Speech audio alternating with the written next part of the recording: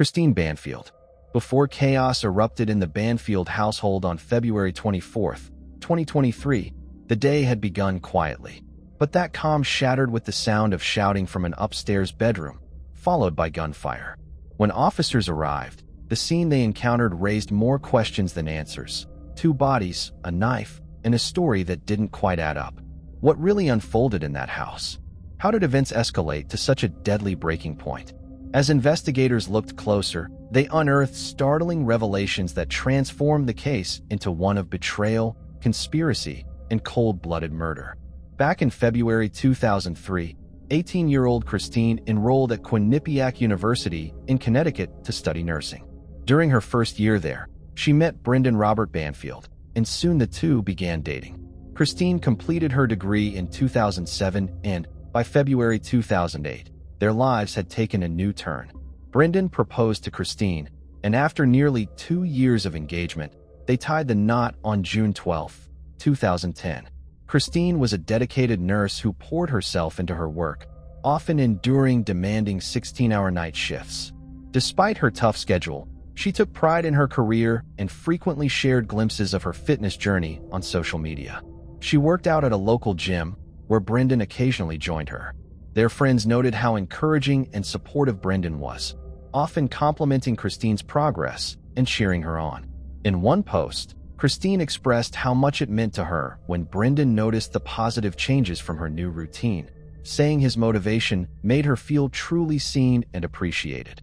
Brendan, in contrast, maintained a low profile online and rarely posted about his personal life. He worked as a federal agent in the tax division, investigating financial fraud and tax evasion. Together, they built a life centered on mutual support and connection, spending their time attending football games, hosting gatherings, going on vacations, and exploring the world together. They were the picture of a typical American couple meeting young and dreaming of a bright future together. The couple initially lived in New York before relocating to Herndon. Before I continue, I want to remind you that only a small percentage of people who watch my videos are actually subscribed. So if you enjoy my content, consider subscribing. It's free and you can always change your mind later. Now let's move on with the video. Virginia. Their home, valued at over $1 million, was in one of the city's most desirable neighborhoods, financially stable. Both enjoyed excellent salaries and a comfortable lifestyle. Their jobs sometimes required travel, which meant they were occasionally out for work. In one social media post, Christine mentioned having to leave their dog at a pet hotel because both she and Brendan were traveling for work simultaneously in October 2017. For those who are not familiar, the program facilitates cultural exchange by allowing au pair to live with families abroad, care for their children, and study while receiving accommodations, meals, and a stipend. In April 2019, Amanda, a young Brazilian woman, joined the family through the au pair program. In February 2019, Christine, then 32, announced on social media that she was 3 months pregnant and gave birth to a baby girl on March 30th, 2018. From then on, Christine shared pictures of her family on social media, reflecting her joy as a mother. Amanda grew close to the Fields family and shared pictures of their vacations, festivities, and daily activities, demonstrating their deep bond. Christine went so far as to call Amanda a member of the family. Due to international travel restrictions, Amanda's term with the Banfields ended in 2021, but she stayed an additional 6 months. Encouraged by their great experience, the Banfield looked for another au pair, specifically a Brazilian they met. Juliana Perez Magalhães is a nurse from São Paulo, Brazil, who is 23 years old. Like Amanda, Juliana completed the au pair application procedure and came in late 2021.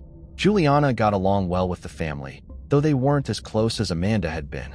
Her bond with the Banfield family appeared to be strong enough for them to let her stay for an additional year, but then everything changed. A brief 911 call was placed from Juliana's phone at around 7:50 a.m. on February 24, 2023, but it ended abruptly 13 minutes later. Juliana reported that a friend had been hurt. Brendan then took the phone and informed the dispatcher that he had found his wife, Christine, with stab wounds in their upstairs bedroom and had shot a man named Ryan. Police arrived within 10 minutes to find Ryan dead and Christine gravely injured in the upstairs bedroom.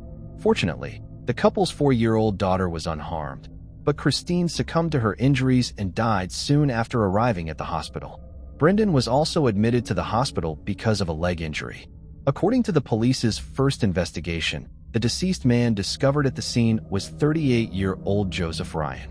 All that was known at the time after Ryan was released from the hospital was that he had broken into the Banfield residence, stabbed Christine, and was shot dead by Brendan shortly after.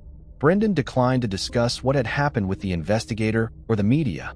Conversely, Juliana complied completely, giving the police her story and making a formal statement.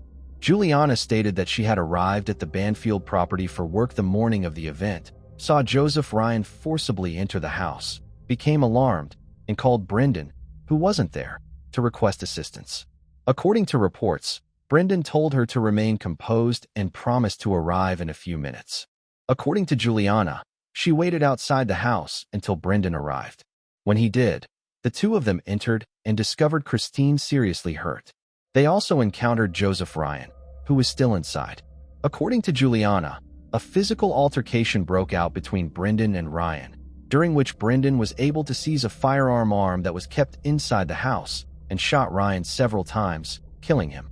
Brendan later confirmed Juliana's story, saying he acted in self-defense. However, Juliana's statement revealed an intriguing detail. She said she arrived at the Banfield home early that morning to begin her work. This raised concerns because au pairs usually live in the homes of their host families, and it was unclear for months where Juliana had been before coming to the house.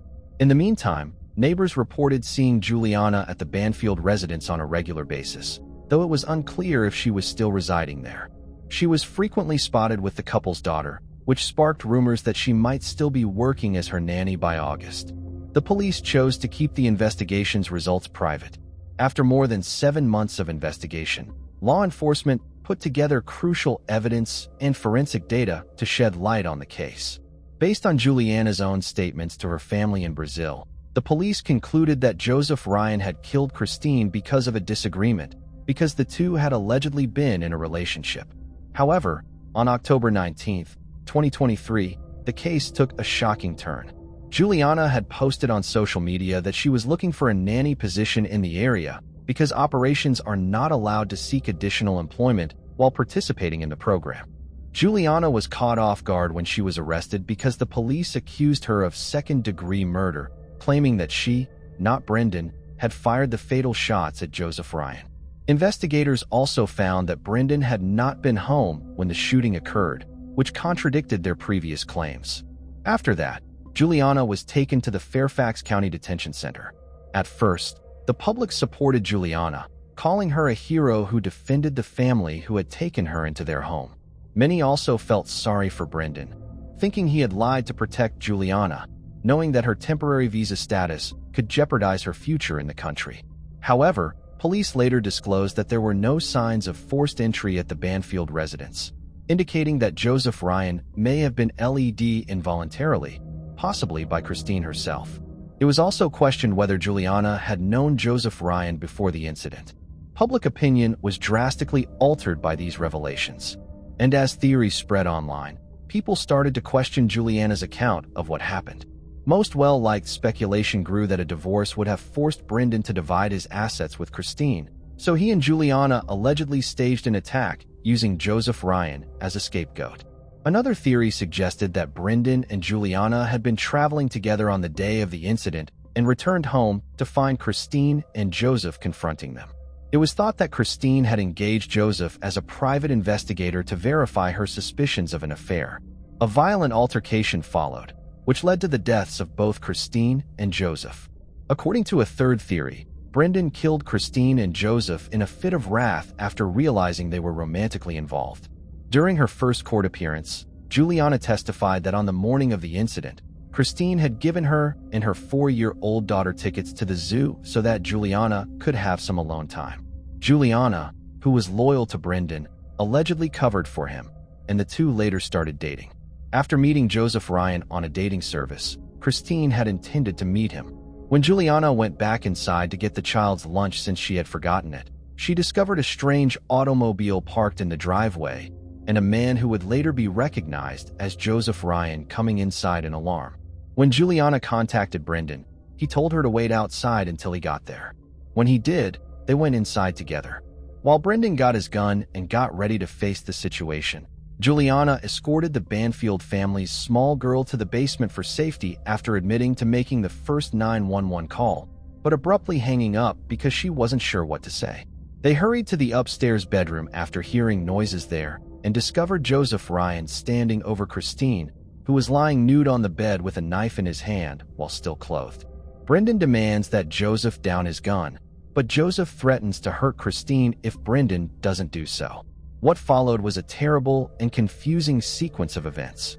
As Brendan fired his gun, most of the shots missed their mark, rendering Joseph incapable of stopping his desperate attacks on Christine. When Juliana returned, Brendan ordered her to get another gun from a safe in the toilet. But instead of giving it to him, she shot Joseph in the heart, killing him and stopping the onslaught. After then, the two dialed 911 to report the incident. The prosecution presented a completely different picture during the hearing, claiming that Brendan and Juliana had been romantically involved for months and that the entire incident had been premeditated. Juliana's defense team based their case on this account, claiming that she acted solely in self-defense. The prosecution contended that Joseph Ryan was lured to the Banfield home under false pretenses, believing he was meeting Christine for a romantic encounter. According to the prosecution, either Brendan or Juliana had created a fake profile of Christine on a dating site, communicating with Joseph to arrange the meeting. Christine's friends and family later described these conversations as strange, claiming the writing style didn't match Christine's. On the day of the crime, Joseph reportedly arrived at the house and was greeted by Juliana, who explained the lack of forced entry shortly after he was ambushed by Brendan. 2 months prior to the crime, Brendan and Juliana had visited the shooting range according to a witness. A month later, Brendan returned by himself to buy a gun, the same gun Juliana used to murder Joseph. Investigators also discovered that both Brendan and Juliana had switched cell phones. Photos of the Banfield home taken after Juliana's arrest revealed significant changes just 4 days prior to the incident, which prosecutors saw as additional proof of premeditation. The room that had once belonged to Juliana was empty, and her belongings, including clothing, makeup, and personal items, had been moved into Brendan's bedroom. All photos of Christine and Brendan with their daughter had been removed, and in their place were pictures of Juliana and Brendan, some of whom included the child. Juliana's defense conceded that she may have had a relationship with Brendan, but maintained it was casual, not serious. They argued that both Brendan and Christine had been unfaithful, challenging the prosecution's portrayal of a calculated murder plot. Prosecutors, however, pointed to Juliana's attempt to obtain a new passport after her original had been seized as evidence that she intended to flee the country. During his testimony, Brendan invoked the Fifth Amendment, declining to answer self-incriminating questions and offering limited information. The judge ultimately denied Juliana's request for bail, keeping her in custody until trial. Brendan was released but remained under investigation. Juliana's attorneys countered that applying for a replacement passport was a standard legal move to obtain valid identification, denying any plans to escape. Initially, Brendan took the blame for shooting Joseph Ryan, but later changed his account after forensic evidence identified Juliana as the shooter. As the legal process dragged on for months, Brendan and Christine's daughter was placed in the care of relatives. Eventually, on September 16, 2024, Brendan Banfield was arrested and charged with first-degree murder in the deaths of both Christine and Joseph. Prosecutors claimed he had plotted the killings and carried them out using a firearm at the family's residence.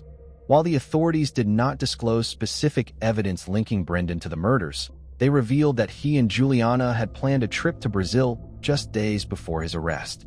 During Brendan's first hearing, it was revealed that his relationship with Juliana began in August 2022, nearly a year after she started working for the family. At the time, Juliana had been in a long-distance relationship with a boyfriend in Brazil. The prosecution presented evidence that a month before the crime, Brendan and Juliana had traveled together to New York, stayed in a hotel, and attended a show on the morning of the incident. Brendan claimed he left home at 7:11 a.m. and stopped at a McDonald's for coffee, a routine part of his commute. He said he received a call from Juliana around 7:37 a.m., reporting that an unknown man had entered the house. Brendan said he rushed home, leaving his breakfast unfinished. However, during the hearing, prosecutors played the recording of Juliana's initial 911 call, which lasted only 8 seconds in the background.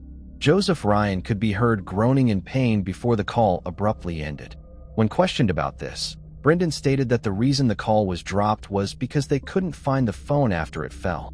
He also acknowledged that he had told Juliana to get the second gun out of the bathroom safe as a precaution, but Juliana used it to shoot Joseph in the heart instead of giving him the gun. The sequence of events raised serious concerns. Joseph Ryan was already hurt when Juliana made her initial 911 call, so authorities noticed a 13-minute lag between the two calls. This led them to wonder why it took Brendan and Juliana 13 minutes to make the second call, which they believe was used. The prosecutors claimed that Joseph had staged the crime scene by moving his body to give the impression that he had been attacking Christine.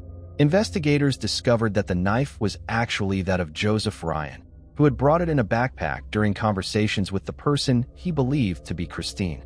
Joseph had been encouraged to bring the knife because of a shared interest in specific fantasies. The website that Christine and Joseph used to communicate was designed for casual interactions and focused on fetishes related to pleasure and pain.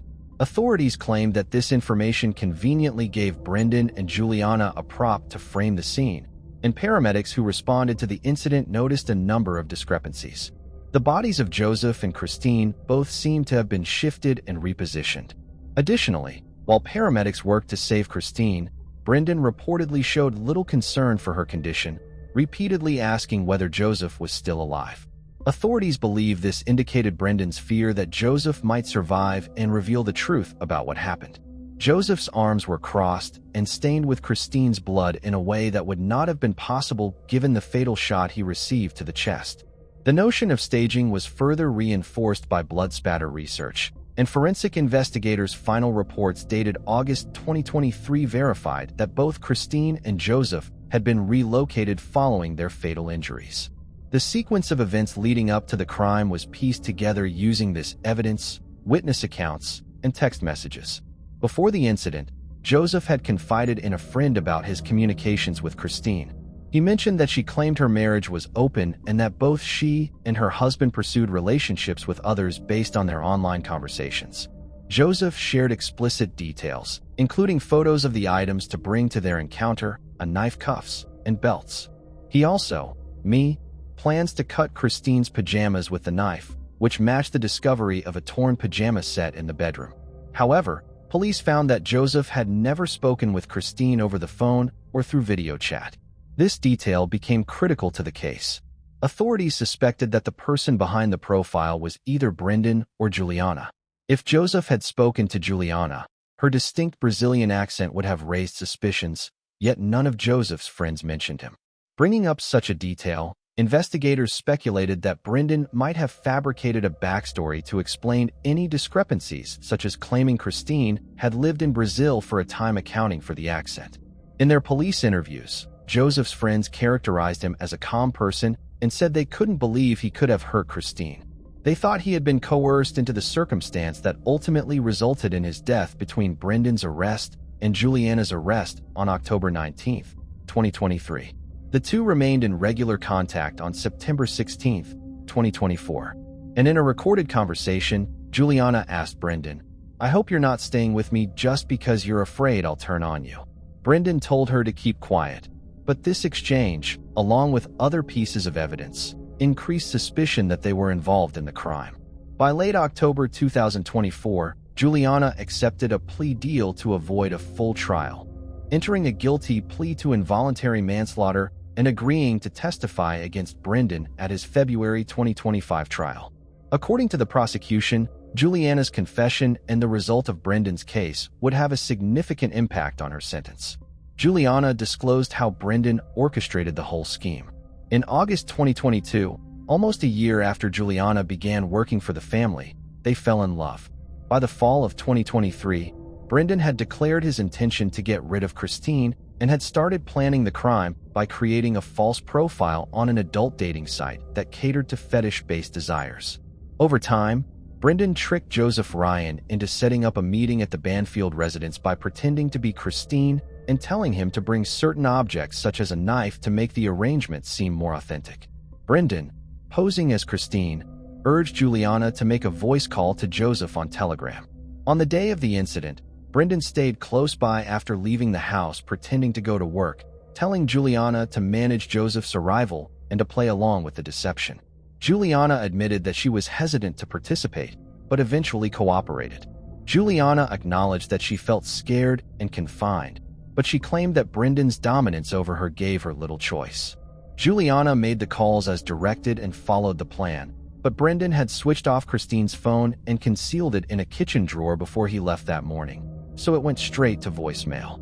After receiving Juliana's call while he was waiting at a nearby McDonald's, Brendan pretended to try to call Christine, knowing full well that it would also end up in voicemail. He then went back to the house, picked up Juliana and the couple's daughter, and went through the basement to the bedroom he and Christine shared. When they entered the bedroom, they discovered Joseph clutching a naked Christine. Brendan called for the police and then shot Joseph in the head, causing him to fall away from Christine. Juliana had the gun that Brendan had given her earlier that morning, and Brendan was carrying his service weapon. Following Brendan's directions, Juliana then placed the initial 911 call, during which Joseph could be heard moaning in agony. After Brendan repeatedly stabbed Christine with the knife Joseph had brought, Juliana abruptly ended the call. The 911 tried to call back, but Juliana did not answer. Then, noticing that Joseph was still moving, Juliana fired the fatal shot into his heart, which the medical examiner later confirmed.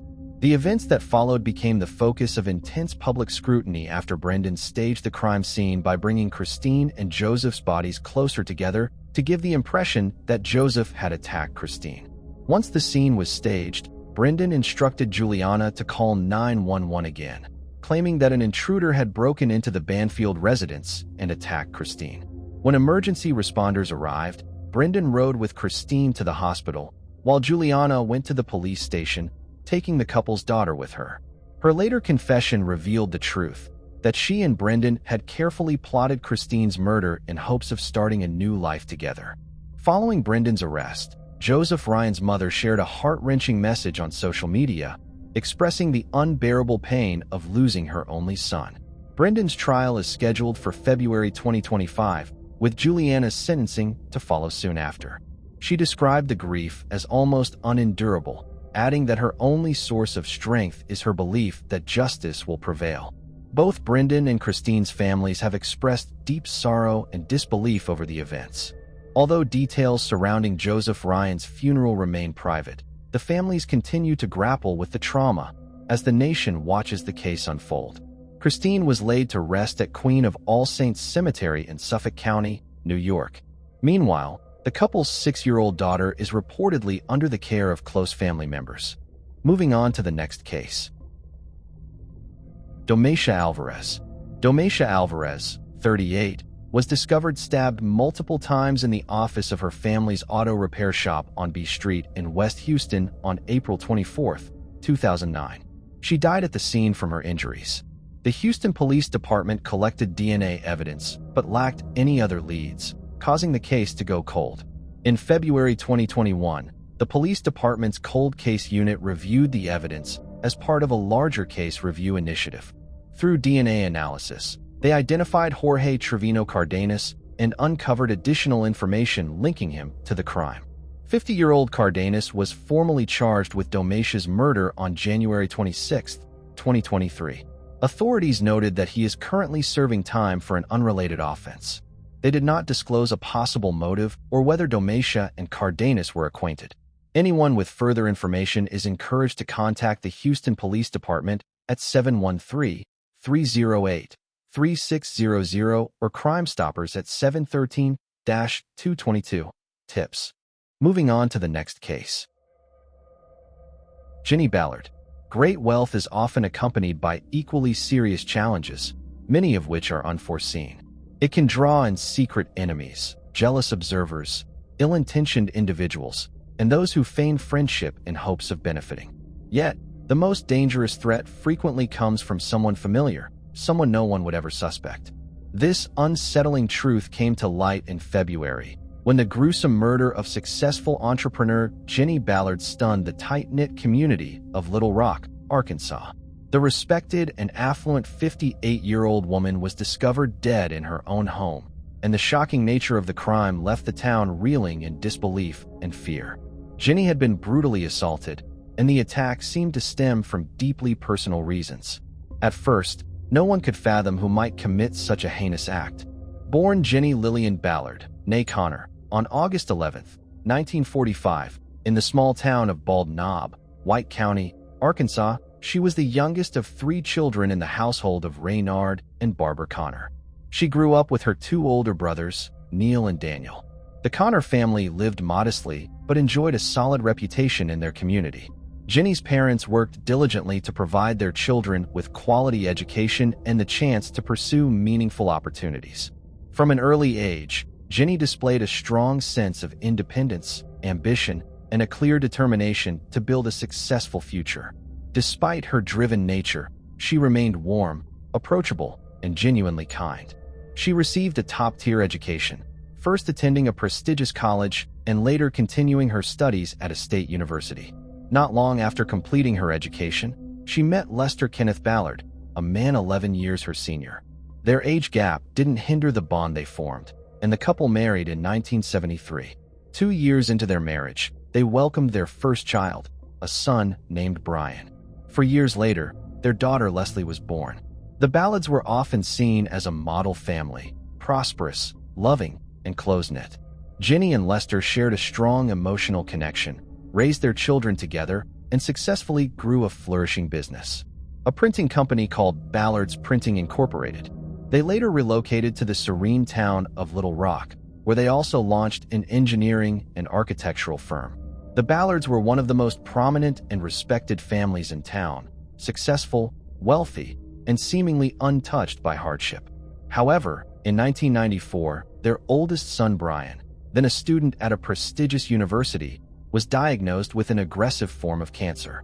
Despite the best treatments at leading clinics, Brian passed away a year later.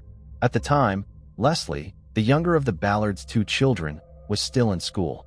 Her brother's death devastated her and left the family grappling with immense grief.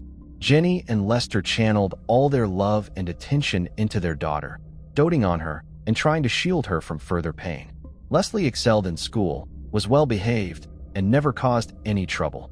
Though she was very close to her mother, many saw her as her father's little girl. After high school, Leslie chose to study printing technology and editing, aiming to contribute to the family business and eventually take it over. Her parents were overjoyed. Not only was their only remaining child taking an interest in the enterprise they had built, but she also showed a real aptitude for the work with a clear vision for its future. Leslie graduated from college and began working at her parents' company in a leadership role. Those who knew her described her as intelligent, responsible, and driven. Neighbors admired the close, loving relationship she had with her parents, often remarking on how inseparable she and Jenny seemed. But by the early 2000s, things began to take a drastic turn. Leslie started dating a young man whom her parents disapproved of, and despite their objections, she married him. Relations between the Ballards and their new son-in-law were strained from the start, and Leslie gradually distanced herself from her parents. The estrangement became so severe that Leslie didn't attend her father's funeral when he passed away unexpectedly from a heart attack in August 2003 at the age of 69. It later emerged that Jenny hadn't informed her daughter about Lester's death.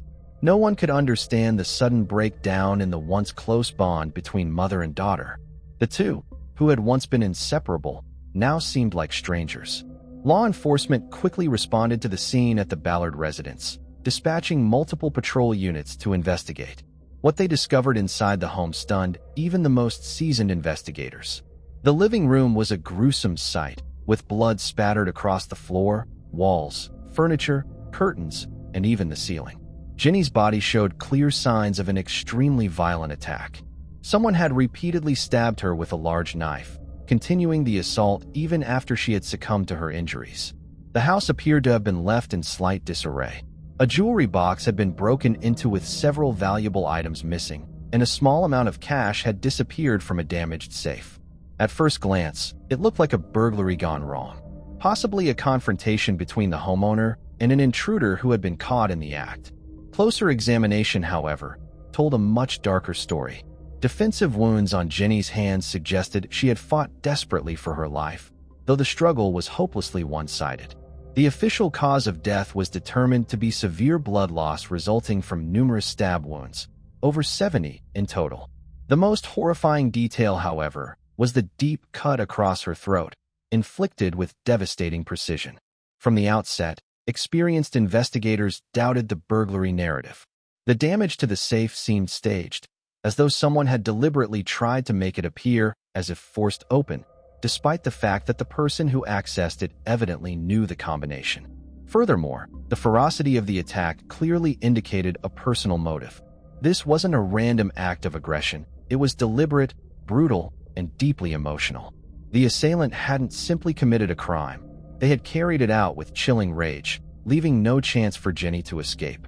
The body was discovered by a man who identified himself as a close friend of the victim.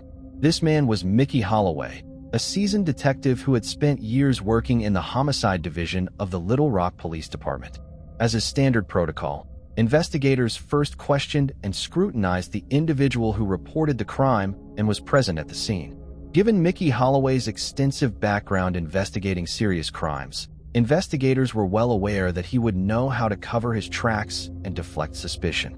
This raised questions about the true nature of his relationship with Jenny Ballard. While Holloway referred to her as a close friend, evidence suggested their connection might have been deeper.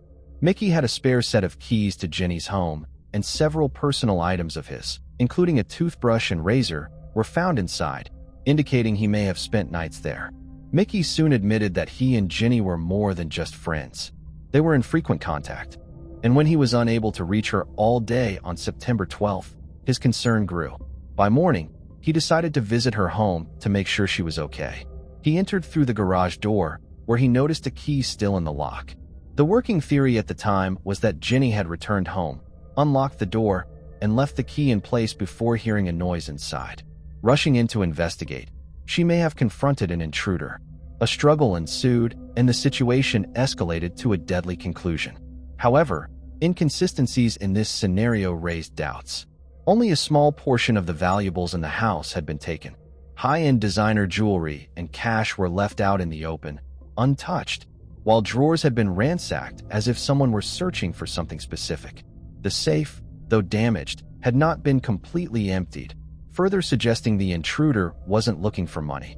Holloway was taken to the police station for questioning. He appeared visibly shaken and grief-stricken, but was fully cooperative throughout the investigation. Mickey gave a thorough account of his knowledge and presented an alibi for the time of the incident.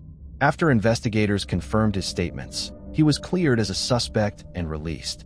Although he had no involvement in the crime, Mickey offered a crucial lead by suggesting that authorities look more closely into Jenny's daughter and son-in-law. At the same time, two of Jenny's neighbors came forward with information about having seen her on September 12th. One neighbor, a friend living across the street, recalled that Jenny had returned home around noon. Detectives needed to locate Jenny's daughter, Leslie, not only to inform her of her mother's death, but also to question her and her husband, Michael, about any potential knowledge they might have. It didn't take long to find their home address, but the McCools were nowhere to be found, and no one seemed to know their whereabouts. Opinions about the couple varied. Neighbors described them as rude and arrogant, a stark contrast to the way Leslie had always been portrayed by her family and friends. This prompted investigators to delve deeper into Leslie and Michael's background. They learned that Leslie had always been a dutiful, well-mannered young woman who excelled in school and followed her parents' guidance. She grew into a beautiful woman, but was often described as shy and lacking confidence. In February 2001, at the age of 22, Leslie began attending a local gym where she met Michael McCool, a fitness instructor. Michael quickly noticed the attractive young woman and offered his services as a personal trainer, to which Leslie agreed. The two soon developed a romantic relationship and began dating. Early on, however, Michael misled Leslie about his age, claiming to be only 13 years older than her, when in reality the age gap was 23 years. Michael came from a wealthy family and had been indulged from a young age. He was described as brash, spoiled, and unpredictable. Over the years, he frequently found himself in trouble, but his parents consistently intervened, helping him avoid consequences. This upbringing instilled in him a sense of impunity. At 18, while intoxicated, Michael got into a physical altercation with a friend, striking him several times in the head. The victim lost consciousness and later passed away from his injuries. Michael was charged with aggravated assault resulting in death, and he faced significant jail time. However, his father used his influence to keep Michael out of prison, arranging instead for him to enlist in the Marine Corps under a contract. After serving 5 years, Michael returned to Little Rock. He married and had 2 children, but the marriage quickly fell apart. Michael's relationships rarely lasted due to his volatile temperament, controlling behavior, and frequent outbursts. Former partners later accused him of cruelty and both emotional and physical mistreatment. Michael's fit appearance and charm helped him land a job as a personal trainer at a well-known gym, where he quickly built a client base. His position also made it easy for him to meet women, often leading to short-lived flings. For Leslie, Michael was her first serious love, and she was completely infatuated with him. Realizing this, Michael began to manipulate her, treating her like his possession. He insisted that Leslie dye her hair blonde, undergo breast augmentation, wear more revealing and provocative clothing, and apply bold makeup at all times. Leslie's parents noticed the changes in their daughter and were deeply concerned. They strongly disapproved of her relationship with Michael McCool and urged her to break it off. However, Leslie not only refused to leave Michael, but secretly married him just a few months after they began dating. This decision caused a major rift between Leslie and her parents, and she all but ceased communication with them, although she continued working at the family business. Ginny and Lester Ballard made it clear to everyone that they did not support their daughter's choice and did not consider Michael a part of their family. They believed he was manipulating Leslie and was only interested in their money and the family business.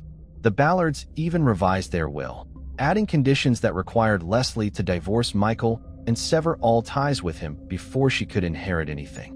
When Leslie discovered the changes to the will, she had another heated argument with her parents, declaring that she would never leave her husband because she loved him. Her absence at Lester's funeral after his sudden passing raised eyebrows.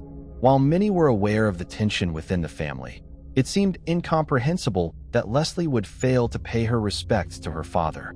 On September 15th, 2 days after Ginny's body was discovered, police returned to Leslie's home. This time, she and Michael were there.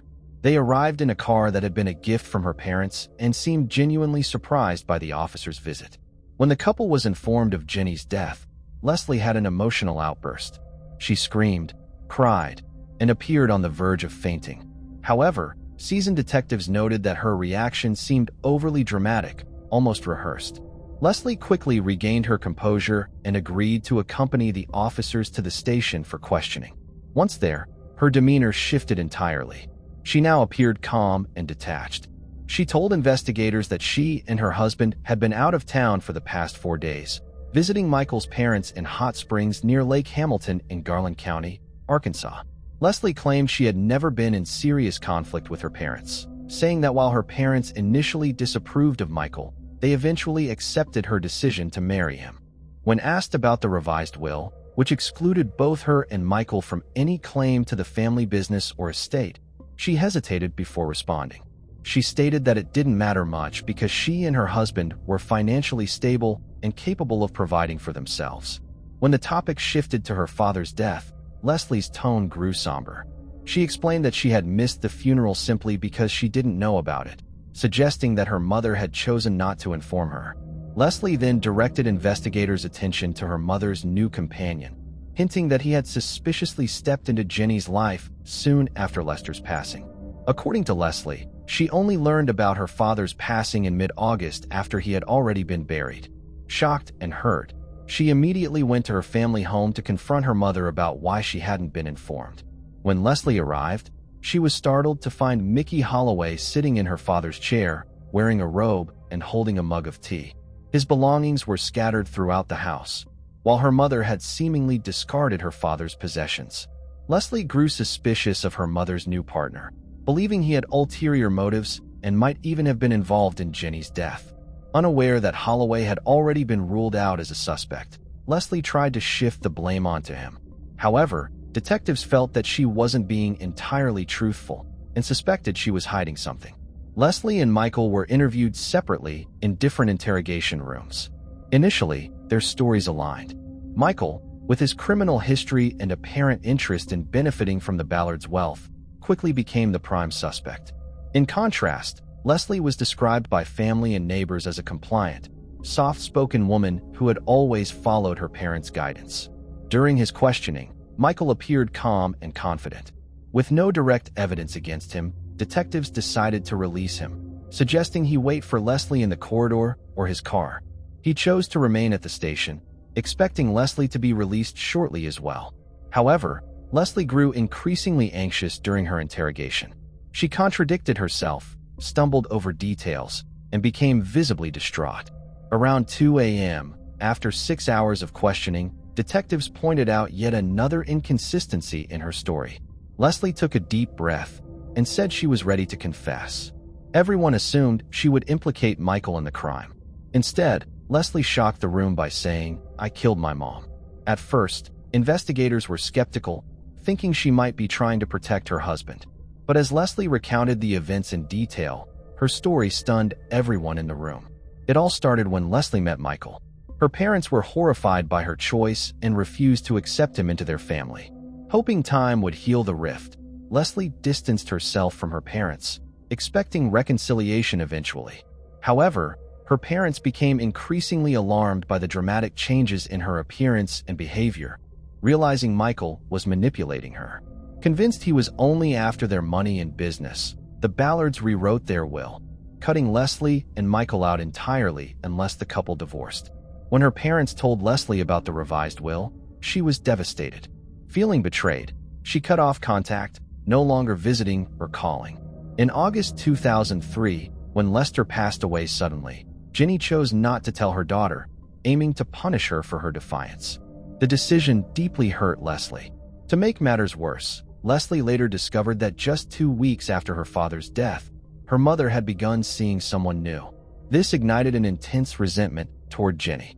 Still, despite her anger, Leslie claimed she had no intention of harming her mother. She insisted that the thought of committing such an act had never crossed her mind. Michael, still determined to gain control of the Ballards' wealth and business, discovered a legal loophole. If both of Leslie's parents passed away within a month of each other, Leslie would inherit everything, regardless of the revised will. With only a few days left in this critical time frame, Michael began pressuring Leslie to act, threatening dire consequences if she refused. He warned her that if she didn't eliminate Ginny, he would do it himself, and then turn his wrath on her. Michael meticulously planned the crime, including the use of a face-covering mask to conceal the attacker's identity while leaving the scene unnoticed. He also devised the fake robbery to make the crime appear plausible, reasoning that a break-in at the wealthy Ballard home would seem entirely believable. On the day of the crime, Leslie dressed entirely in black, put on gloves and a mask, and took a large knife provided by Michael. She drove to her mother's house and waited in the garage for Ginny to return. When Ginny arrived and unlocked the door, Leslie ambushed her, shoving her into the house before she could even remove the key from the lock. The struggle moved into the living room, where Leslie stabbed Ginny multiple times in the back. When her mother fell to the floor, Leslie continued to strike her with the knife, driven by fear and the pressure she felt from Michael. Ginny likely never saw her attacker's face under the mask. After the attack, Leslie ransacked the house to stage the scene as a robbery. She took a few valuable pieces of jewelry and her father's coin collection, which was worth a significant sum. Her primary goal, however, was to locate and steal the will. Once she had what she needed, she damaged the safe to make the crime appear more convincing and fled the scene in her mother's car. She later abandoned the vehicle in a parking lot at the city's edge, where Michael picked her up in his own car. While Leslie was confessing, Michael waited in the corridor, seemingly relaxed. When he was called back in for further questioning, he remained composed until detectives informed him that Leslie had admitted everything. At that point, Michael denied any involvement, claiming he was entirely unaware of Leslie's intentions to harm her mother. Michael insisted that Leslie had orchestrated and executed the crime on her own. He admitted only to helping her cover it up afterward, including hiding evidence. He told investigators where they could find the blood-stained clothing, and revealed that the stolen jewelry and coin collection had been taken to his parents' house in Hot Springs. Police escorted both suspects to Michael's parents' house in Hot Springs to recover the evidence. During the drive, Leslie and Michael acted disturbingly casual. They joked with each other and appeared completely unfazed by the situation, showing no remorse for what had transpired. The Ballard's coins and jewelry were discovered in a hidden compartment in one of the rooms of Michael's parents' house. When detectives asked Leslie about the weapon used in the crime, she shrugged and claimed that Michael had taken it. She suggested he might have disposed of it at Lake Hamilton. Experienced divers were immediately called to the scene. Michael smirked, dismissing their efforts as a waste of time. However, his confidence quickly faded when just 10 minutes later, a diver emerged holding a large knife. Forensic analysis later confirmed it to be the weapon used in the crime. As previously noted, the autopsy revealed over 70 stab wounds on Jenny's body. While Michael may have orchestrated the crime, no one could have forced Leslie to inflict so many wounds. This level of violence suggested that Leslie had acted out of deep anger, venting her fury on her mother in a moment of unrestrained rage. Both Leslie and Michael maintained their innocence, attempting to paint themselves as victims. Leslie claimed that Michael had coerced her into committing the crime by threatening her life. She argued that fear for her safety had driven her to follow his plan. Michael, on the other hand, insisted that he had no knowledge of Leslie's intentions and had never believed she was capable of harming her own mother. He confessed only to helping hide evidence. Leslie's trial commenced in February, where she faced charges of committing the crime and tampering with evidence. Her defense team highlighted her previously clean record and presented positive character references from people who knew her well. Despite these efforts, the jury returned a guilty verdict on all charges. Leslie was sentenced to life imprisonment without the possibility of parole. Michael's trial took place in June of the same year.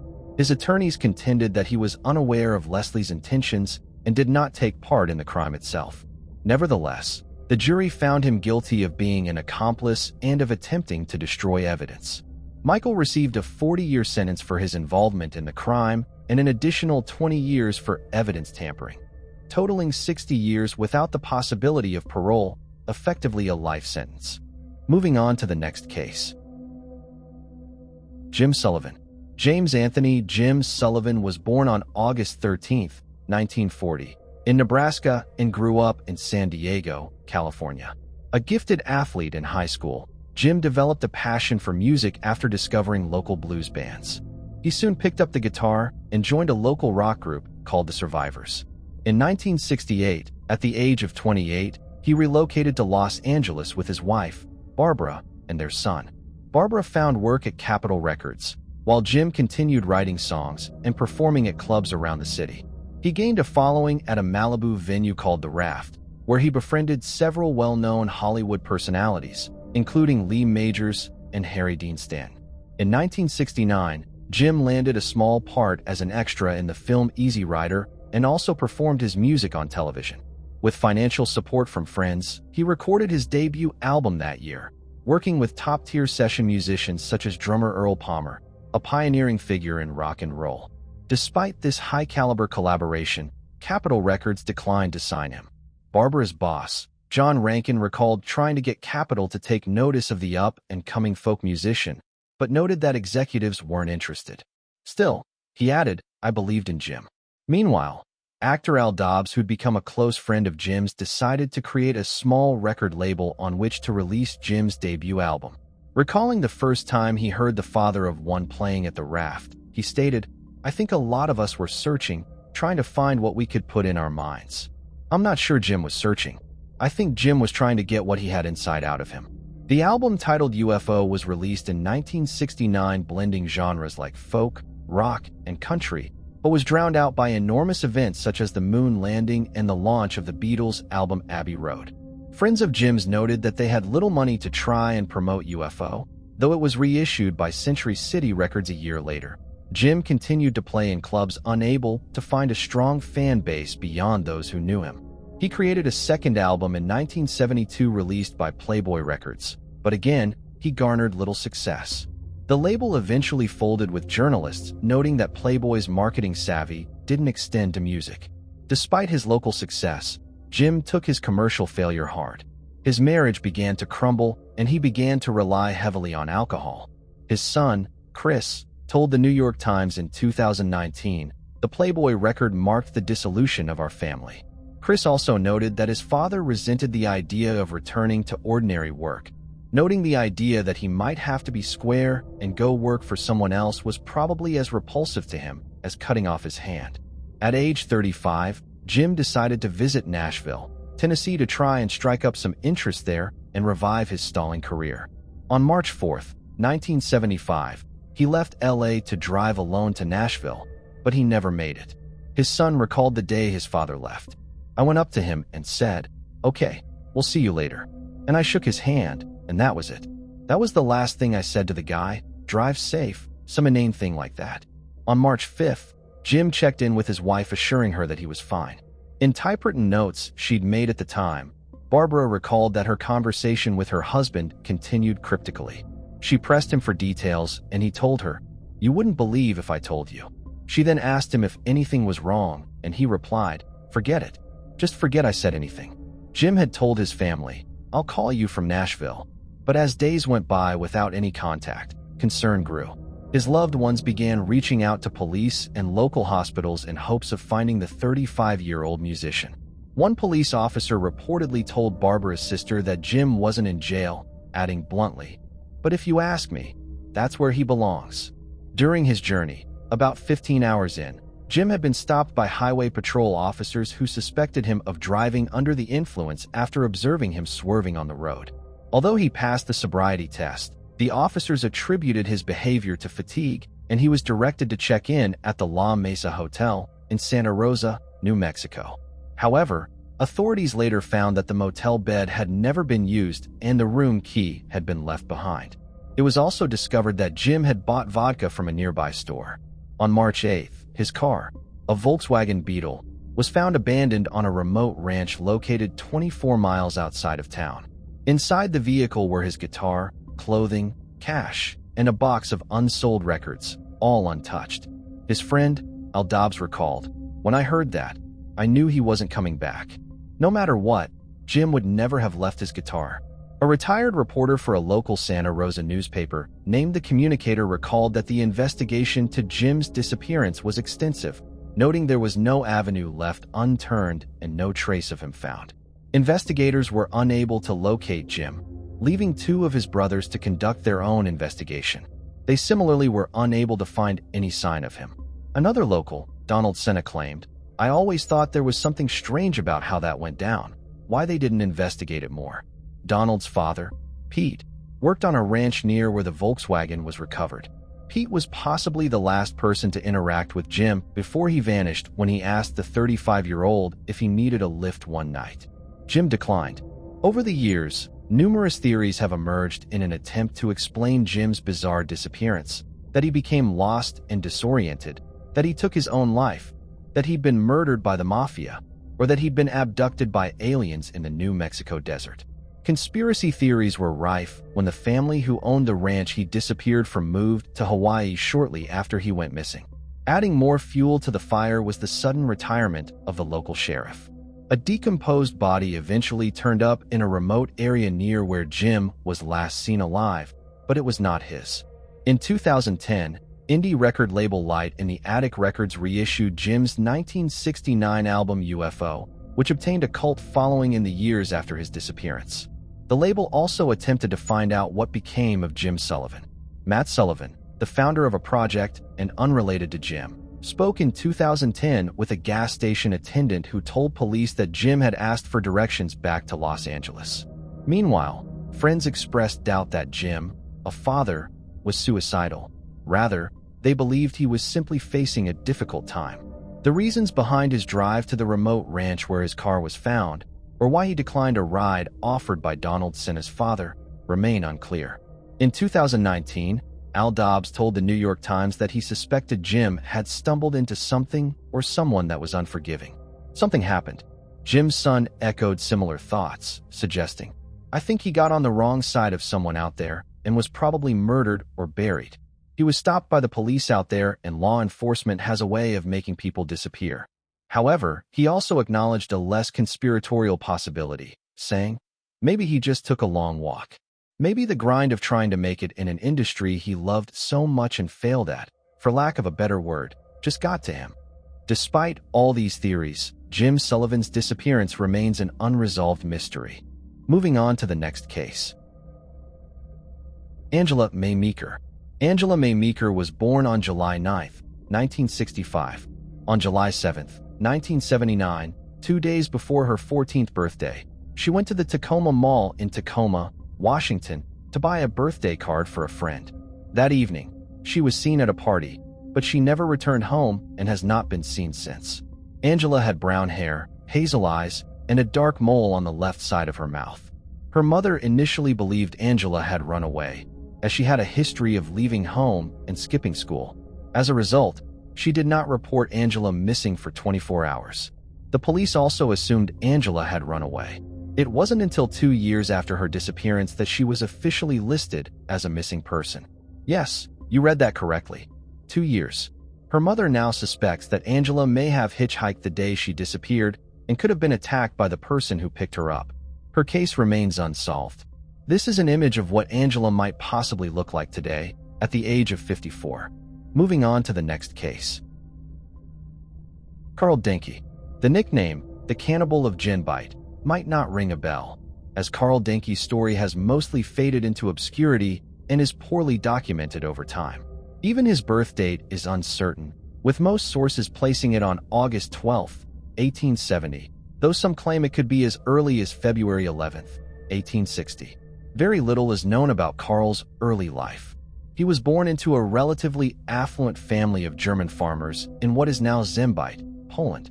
However, he stood out from his siblings by being quiet and less intelligent, often causing trouble. After finishing primary school at age 12, Carl ran away from home and became an apprentice to a gardener who took him under his wing. When Carl was 25, his father passed away. His older brother inherited the family home, while Carl received some money, which he used to buy a plot of land. He intended to follow the family tradition and become a farmer, but he quickly failed. He then sold the land and purchased a house on Stower Street. However, inflation soon forced him to sell that property as well. Instead, Carl moved into a small apartment next to the ground floor of the house and started renting it out. He ran a nearby shop where he sold meat, and he was also known to sell leather goods like suspenders and belts, as well as laces, going door to door. Despite all this, Carl was well regarded in his community of about 8,000 people, seen as respectful, devout, and peaceful. He volunteered as a cross-bearer and organist at his local Lutheran church and was referred to as Papa by locals. Although he later quit his church in 1906, he was not known to socialize with women, avoided alcohol, and would often offer work and lodgings to beggars and travelers. When he could, Carl would travel to what is now known as where he was licensed to sell pork products at the city markets. He would sell them as boneless pickled meat in jars. And overall, his goods were very popular and Carl did well financially. As for his family, they did not often see him, but later noted that he was somebody who never showed fear or disgust, and that he had no violent temper that they had noticed. It seemed for anyone who knew Carl that he was not the type of man who would do anything violent. And yet, here we have a serial killer. The details of when Carl began his spree are hazy. Some reports suggest Carl's killing spree lasted about 4 years, while others place his first murder between 1903 and 1909. In 1903, a woman named Ida Lorna disappeared, and some believe she was Carl's first victim. Alternatively, others point to the 1909 murder of 25-year-old Emma Sander as the starting point. Interestingly, another man, Edward Troutman, a slaughterhouse worker, was initially arrested and charged with Emma's murder. However, he was later released after the connection to Carl was established. Most of Carl's victims were reportedly homeless vagrants or poor travelers, people with no one to report them missing and whose disappearances likely went unnoticed. Beyond the case of Emma Sander, little is known about the other victims. On December 20th or 21st of 1924, a homeless man named Vincent Olivier managed to escape an attempt on his life made by Carl, who slashed the man's scalp with a pickaxe. There are two versions of this story. Either Vincent's went straight to the police station covered in blood to report the crime, or his screams were heard by a neighbor of Carl's who went to investigate. The neighbor then found Vincennes hurrying along the hallway before collapsing, and the authorities were contacted. Either way, the homeless man pointed the finger at Carl, who claimed that he had only attacked Vincennes in self-defense as he attempted to rob him. Still, Carl was taken in for questioning and was placed in a holding cell. 2 days later, he hanged himself. After his demise, Carl's home was searched, leading officers to find a ledger which contained the names of his victims. They also found body parts, and lots of them. The collection was made up of both bones and flesh, including ribs, toe bones, and shin bones. Some articles likened his home to a makeshift meat processing factory. 240 human teeth were recovered from the scene, as well as tubs of fats, dehydrated skin, and blood-stained clothing. This led to the belief that Carl had actually sold parts of his victims through his shop to the unsuspecting public. It is also believed that the laces Carl sold were made from human hair. Carl's ledger revealed a lot to authorities. Carl had at least 30 confirmed victims, but the number may be higher.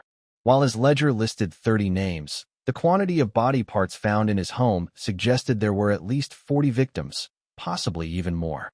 To this day, the full scope of his crimes remains a mystery, as the true number of victims has never been fully uncovered. Along with the unknown extent of his killings, much about his lifestyle, motives, and methods remains unclear. The only known photo of Carl was taken posthumously. In the months after these grim discoveries, the local community was shaken and frightened. Fear of contaminated meat led to the closure of several meat canning factories and processing plants. Over the following decades, more human remains were uncovered on the property, particularly beneath the garden shed. The building where Carl once lived still stands today, though his horrific story has mostly faded from public memory. Moving on to the next case. Kathy Blair. Kathy Blair was born on May 31, 1961, in California and raised in a warm and supportive household alongside her parents, brother, and sister. From a young age, she showed a strong love for the arts, with music capturing her heart above all. Singing wasn't just a pastime, it was her greatest passion. So when it came time to choose a career path, the decision was clear for Kathy.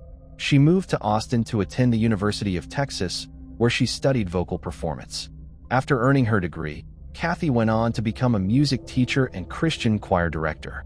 She was deeply devoted to her work, and her students admired her for it. Her enthusiasm for music was infectious, and it left a lasting impression on those she taught. Though she was married twice over the years, both relationships eventually ended in divorce. Kathy was a devoted single mother to 2 children, a son and a daughter, whom she raised on her own. In 2013, at the age of 52, she moved into a new house in a peaceful, safe suburb of Austin. It was the home she had long envisioned, meeting all her hopes and expectations.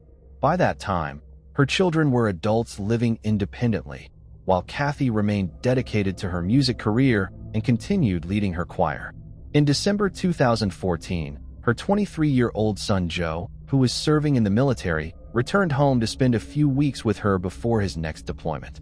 On the night of December 5th, Joe went out to meet some friends and didn't come back until nearly noon the following day. When he entered the house, he called out for his mother but was met with silence. A growing sense of unease led him to check each room, one by one, until he arrived at Kathy's bedroom. What he saw there was horrifying. She was lying on the floor next to her bed, surrounded by a pool of blood. Joe knew immediately she was gone. Panicked, he ran outside and called the police. When investigators got there, they quickly confirmed that Kathy had been dead for several hours, and from the sheer amount of blood at the scene, it was clear this wasn't an accident. This was murder. While the medical experts examined the body, police officers began processing the crime scene. One of the first things they noticed was that the drawers from a large jewelry box in her bedroom had been pulled out and were scattered on the floor. It looked like the killer had taken some of Kathy's jewelry, leading detectives to consider robbery as the primary motive. But something about that theory felt off. For one, the intruder hadn't taken anything else. Valuable items like Kathy's laptop, phone, and other expensive things were left untouched, right out in the open. The house wasn't ransacked, and there was no sign that the killer had searched for anything beyond the jewelry. Then there was the timing. Break-ins at night were pretty uncommon. Most burglars preferred to strike during the day when homeowners were at work. On top of that, this particular neighborhood was considered one of the safest in the city. Crimes like this just didn't happen there. Another strange detail was the sequence of events. It seemed like the killer had murdered Kathy first and only then started searching for valuables. Bloodstains on the jewelry box drawers and other parts of the bedroom suggested that the attack happened before the so-called robbery began. That meant the intruder must have attacked Kathy the moment they stepped into her bedroom. Adding to the mystery, there were no signs of forced entry at the front door, although investigators found that the back door had been left unlocked. When they asked Joe about it, he explained that his mother often left that door open. With all this in mind, detectives started to wonder, was this really a robbery or just a cover-up? What if the killer had planned to murder Kathy all along? And if that was the case, it raised an even more chilling question. Could the person responsible have known her? And if so, did they also know about that unlocked back door? Despite their best efforts, forensic experts couldn't find any evidence that might lead them to the killer. There were no fingerprints, no DNA, nothing that could identify the person responsible.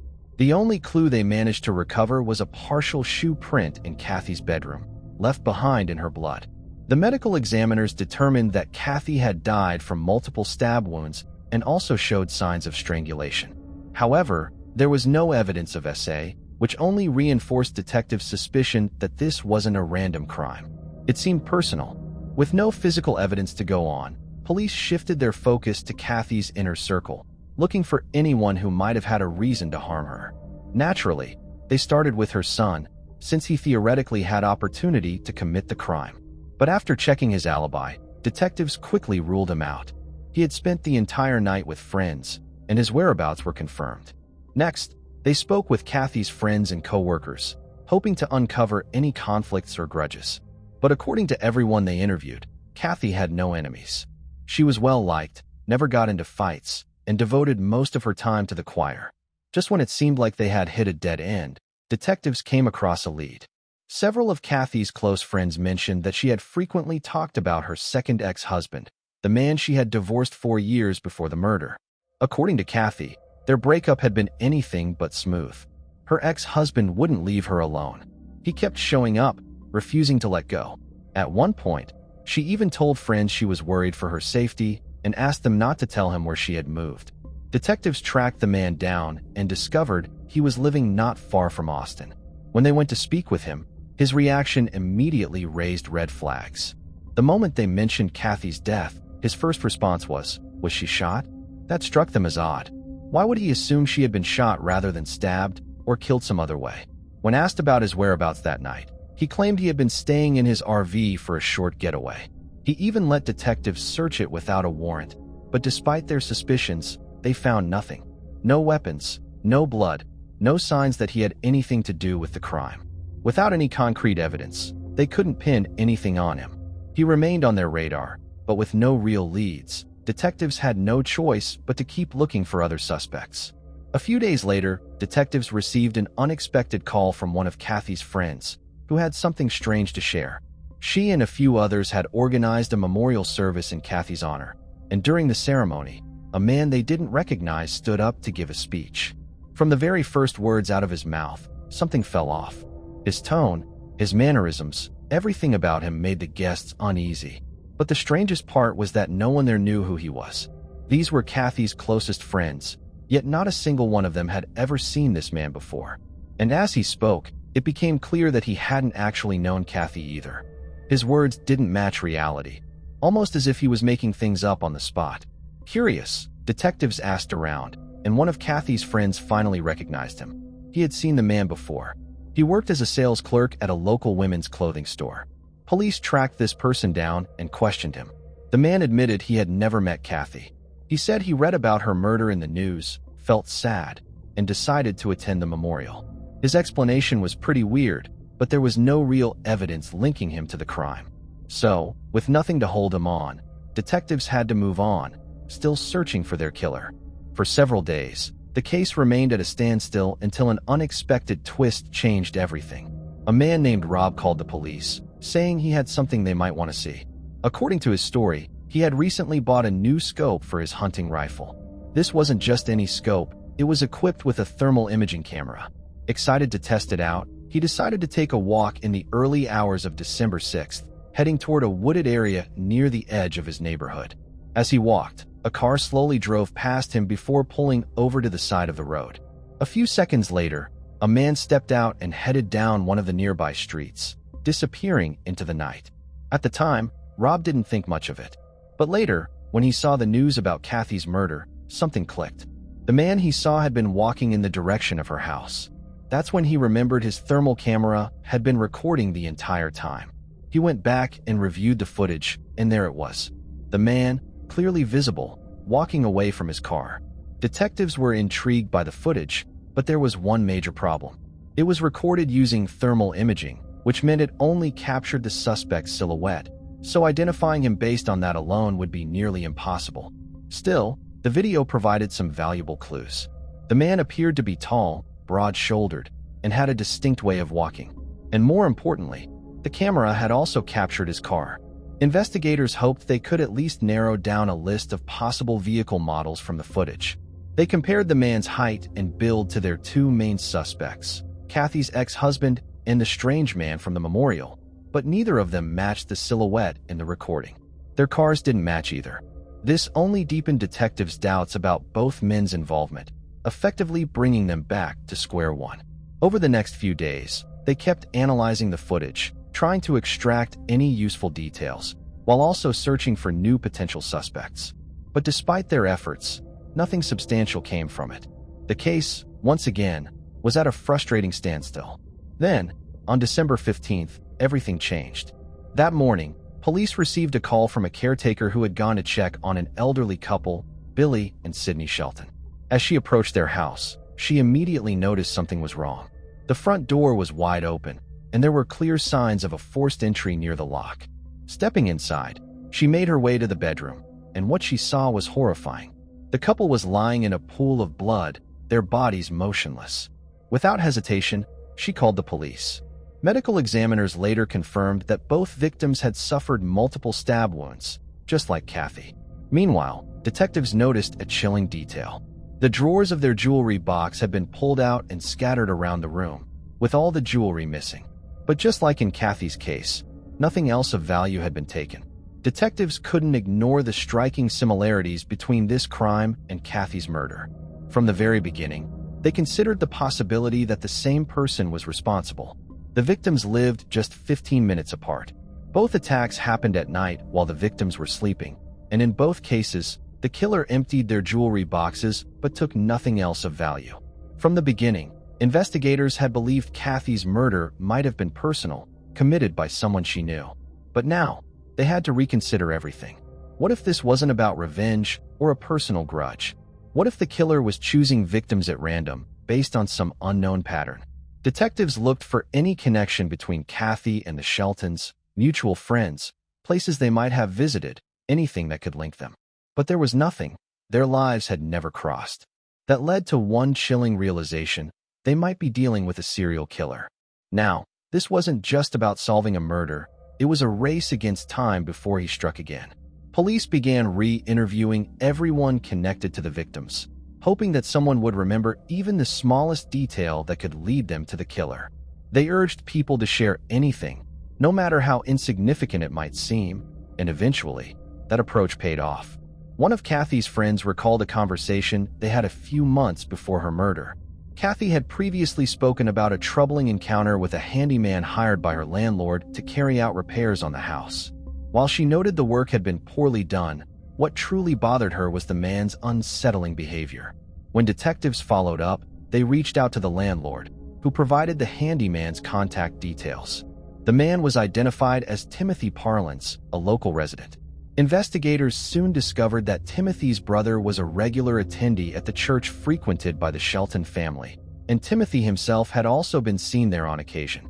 As they delved deeper into his background, detectives uncovered more alarming information. Timothy had an extensive criminal record, primarily involving theft, specifically targeting jewelry. At the time of the investigation, he was out on parole and residing in a long-term stay hotel. Detectives tracked him down and paid him a visit.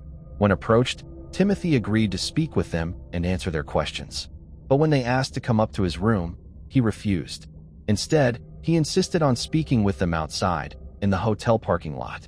At first, Timothy claimed he didn't remember Kathy, but when detectives provided more details, he suddenly recalled doing some repairs at her house. He insisted he had nothing to do with her murder and even said he had an alibi.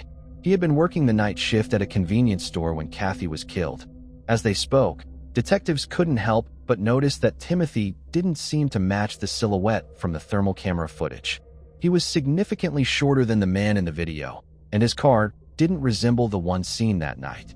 So, with no solid evidence against him, they left empty-handed. But then, something unexpected happened. When they called Timothy's employer to verify his alibi, they learned that he had been fired a week before Kathy's murder, so there was no way he could have been working that night. Detectives immediately rushed back to the hotel, but Timothy was already gone.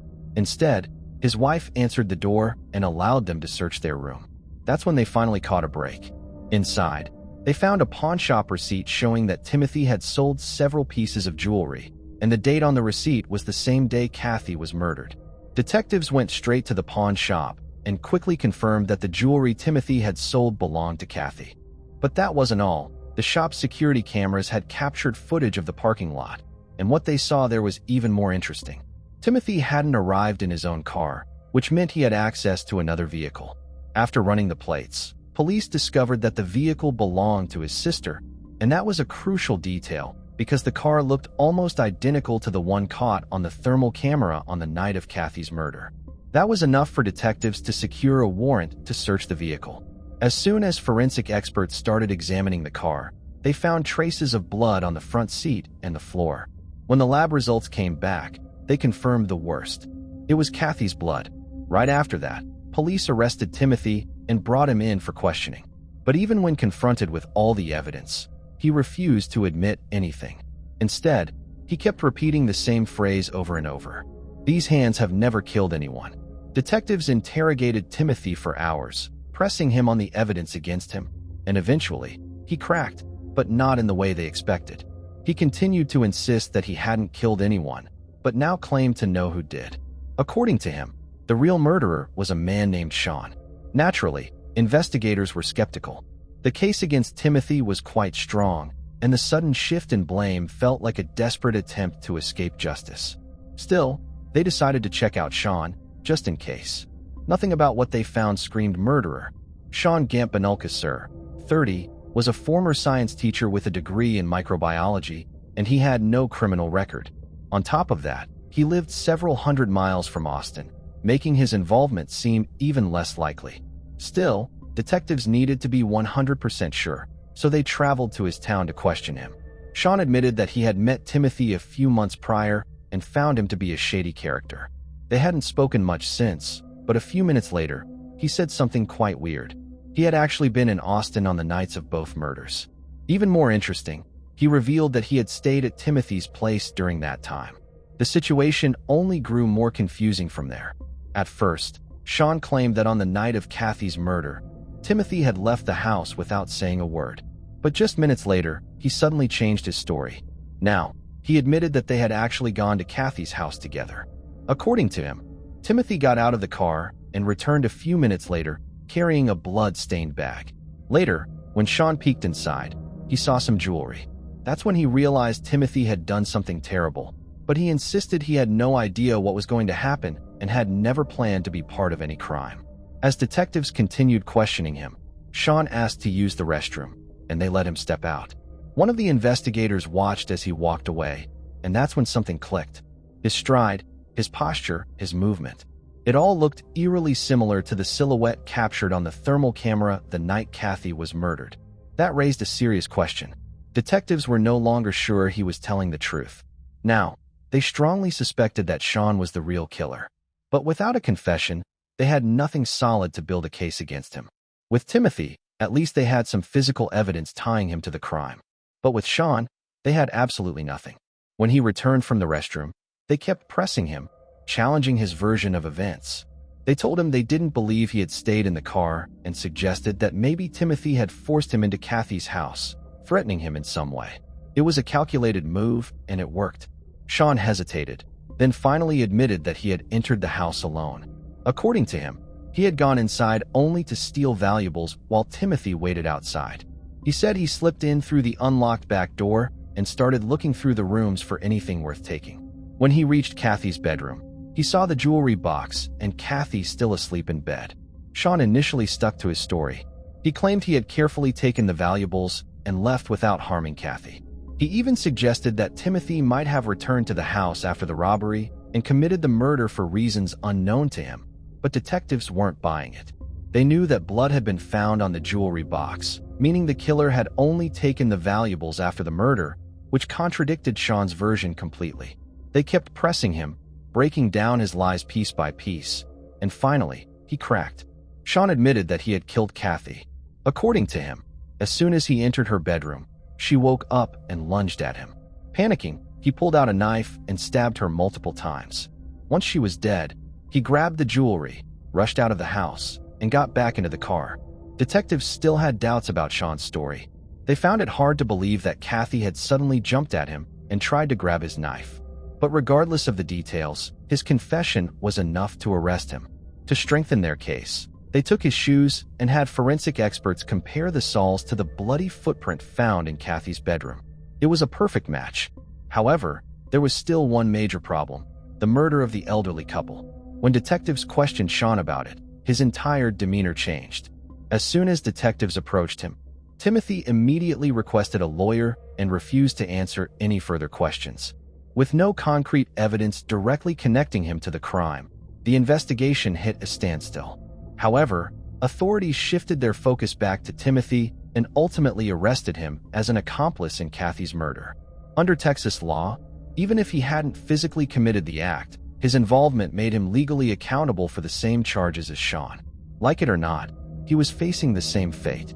Timothy eventually admitted that he had driven Sean to Kathy's home, but claimed he never left the car and had no idea that his companion intended to kill her. Still, he confessed to selling some of Kathy's stolen jewelry, an act that tied him directly to the crime scene. When questioned further about the murder of an elderly couple, he revealed that he and Sean had also targeted that residence for a robbery. Again, he insisted that he stayed in the vehicle while Sean went inside. Despite his claims, investigators weighed the possibility that Timothy might have been telling the truth. The thermal camera footage from Kathy's murder had clearly shown only one person exiting the vehicle. If the same pattern had been followed in the second crime, it was likely that Sean had acted alone once again. In the end, Timothy was charged in all 3 murders due to his role in the crimes, even though he hadn't committed the killings himself. As for Sean, he was officially charged with Kathy's murder, but detectives still weren't able to prove his involvement in the second case, at least not yet. The court ruled that Timothy and Sean would be tried separately. During his trial, Timothy maintained that he had no involvement in the murders and had no idea his partner was going to kill anyone, but that didn't change the fact that he had driven Sean to both crime scenes and profited from selling Kathy's stolen jewelry. In the end, the jury found him guilty, and he was sentenced to life in prison without the possibility of parole. Sean's trial, however, was much more complicated. Unlike Timothy, who was directly linked to Kathy's case by physical evidence, the case against Sean rested mostly on his confession, a shoe print in Kathy's bedroom, and the thermal camera footage. His lawyer immediately went on the attack, claiming that detectives had coerced Sean into confessing and pressured him into taking the blame for someone else's crime. He also insisted that the rest of the evidence was purely as a result. The jury couldn't reach a unanimous verdict, forcing the judge to declare a mistrial. But prosecutors weren't giving up, and a few months later, Sean was back in court for a second trial. This time, the prosecution managed to convince the jury of Sean's guilt, and he was sentenced to life in prison without parole for Kathy's murder. However, despite strong suspicions, he was never officially charged in the killing of the elderly couple. Investigators were certain he had committed those murders as well, but without solid evidence, they couldn't make the charges stick. In the end, both men faced justice, but there were still unanswered questions in the case. Detectives were never able to determine why Sean had killed his victims. If Kathy had really woken up while he was in the bedroom, he could have simply run away. It was pitch dark, and she wouldn't have been able to identify him. The only thing they could reasonably conclude was why Timothy had chosen Kathy as a target for the robbery. It seemed likely that he had held a grudge against her ever since she complained to her landlord about his poor quality repairs months earlier. That complaint had affected his paycheck, and he may have resented her for it. Whether that resentment played a role in what ultimately happened that night, no one could say for sure. But one thing was clear: what started as a simple burglary had ended in cold-blooded murder. As for the elderly couple, detectives had no solid theories about the motive behind their murders. Investigators considered the possibility that Timothy may have interacted with the victims at church and that some unresolved conflict could have fueled his resentment, similar to the situation with Kathy, but this remained purely speculative. As for Sean, authorities couldn't dismiss the chilling idea that he may not have had any motive at all, that he simply had a desire to kill. If that were true, there was every reason to believe he would have continued his violent spree had he not been apprehended. A critical turning point in Sean's second trial was the prosecution's emphasis on thermal camera footage. That single piece of evidence proved decisive in securing a conviction. If a neighbor hadn't happened to test his new thermal scope in the middle of the night, and if he hadn't recorded the exact moment Sean stepped out of his vehicle, the entire case might have unraveled. Without that footage, Sean might very well have walked free. Moving on to the next case. Keely Bunker. In February 2019, 20-year-old Keely Bunker was brutally murdered in Tamworth, England. Her body was discovered just hours after she was last seen with a man she trusted. The investigation initially ran into multiple dead ends, as misleading statements and false leads diverted detectives from promising avenues. This misplaced trust only deepened the anguish and confusion for those who loved her. Although the early stages of the inquiry showed hope, it took considerable time before the truth finally emerged. So, what really happened to Keely, and how did misplaced trust complicate the investigation? Let's uncover the full story. Keely Bunker was a young woman with a bright future ahead. Born and raised in Tamworth, Staffordshire, she was known for her warmth, kindness, and a personality that could light up any room. Keely had a natural gift for connecting with others, whether chatting with friends, sharing laughter, or lending a helping hand to those in need. Her family, friends, and everyone who knew Keely spoke warmly of her kind and caring spirit. As the youngest member of her family, she was surrounded by the love and encouragement of her parents and siblings. Keely's ambitions reflected the strong family values instilled in her from an early age. From childhood, she had a clear goal: to work with children. This wasn't just a fleeting interest, but a heartfelt passion that motivated her to pursue a career as a classroom assistant. Keely cherished the idea of helping young minds flourish, nurturing and supporting their growth every step of the way. Those close to her believed she was destined to make a meaningful impact, especially in the lives of children. Beyond her career goals, Keely had a deep love for music and enjoyed spending time with her friends. She often went to concerts and kept up with the latest music trends. Her vibrant energy and zest for life made her a cherished member of her social circle. On the evening of September 18, 2019, Keely was excited to celebrate a significant milestone, which was her 20th birthday. She had planned a night out in Birmingham with her close friend, Monique Riggin, who was a friend who had been by her side for years. The pair attended a concert at the O2 Institute in Birmingham, where they were able to enjoy a live performance by the rapper H. The atmosphere was electric, and Keely was filled with joy. She enjoyed the music and celebrated her big day with her best friend. Her spirit was high, and she was looking forward to all the opportunities that lay ahead in life. After the concert, Keely and Monique, joined by Wesley Street, who was a childhood friend of Keely's, decided to extend the celebration further. The three of them made their way to a nightclub in Birmingham called Snobs. This was a popular venue known for its lively crowd and energetic atmosphere. The trio enjoyed dancing and socializing into the early hours of the morning and was completely immersed in the festivities. Throughout the night, Keely and Monique remained in touch and made sure to check in on each other and ensure they were both okay. As the night wore on, Keely Bunker, Monique, and Wesley left Snobs nightclub and made their way toward a taxi. Keely and Monique had planned to head back to their hometown of Tamworth. After the taxi dropped Monique off first, Keely and Wesley made a fateful decision that would have tragic consequences. Though Keely had been drinking, she was still aware of her surroundings and felt safe with Wesley because he was a longtime friend she had known for years. Keely reassured Monique that everything would be fine and told her that she would be walking home with Wesley. Before parting ways, Monique had offered Keely to stay at her house for the night, but Keely politely refused and explained that she needed to go home to prepare for an important job interview the next day. Her home was about 20 minutes away from Monique's, which was a short enough distance that Keely felt comfortable walking with a trusted friend. At that moment, it seemed like an innocent and harmless choice. Keely trusted Wesley completely, and there was no sign of any danger.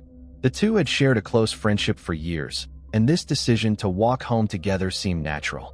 But this would, tragically, be the last time anyone would see Keely alive. After Monique was dropped off, Keely and Wesley began walking towards her home, which was just a short distance away. The night continued on like any other, the atmosphere casual with no indication of the terrible events that were about to unfold. However, Keely never made it home. The next morning, she failed to show up for an important job interview she had been eagerly anticipating. Her family immediately knew something was terribly wrong. Keely had never gone missing before, and her absence for such a long time was completely out of character for her. Her father was filled with fear and desperation and contacted the police. He was convinced that something serious had happened to her. Keely's sudden disappearance triggered immediate panic, as her family struggled to come to terms with the uncertainty of the situation. They knew something was terribly wrong, but with so few details, the unknown only deepened their sense of dread. The realization that Keely was missing created an unbearable feeling of fear and helplessness. As the police investigation into Keely's sudden disappearance began, their attention inevitably turned to the last person known to have been with her, who was Wesley Street. Wesley was immediately questioned by the police, and his statement of the night's events quickly raised suspicions. He claimed that after parting ways with Keely near a telephone box, he had gone home, leaving her to walk the rest of the way alone. According to him, he had no further involvement in her disappearance. However, this version of events didn't seem to align with the evidence that would later come to light and cast doubt on his story. While the investigation into her disappearance continued, Keely's family was persistent in their search for her. Days turned into weeks, and hope began to fade as no trace of Keely could be found. Then one day, a heartbreaking and disturbing discovery was made that changed everything. Keely's uncle, named Jason Brown, was walking through Wigginton Park when he made a grisly find that would ghost him for the rest of his life. Hidden in a small brook, partially submerged and covered with branches, was Keely's lifeless body. The discovery was not only devastating for her family, but also a horrifying confirmation of their worst fears.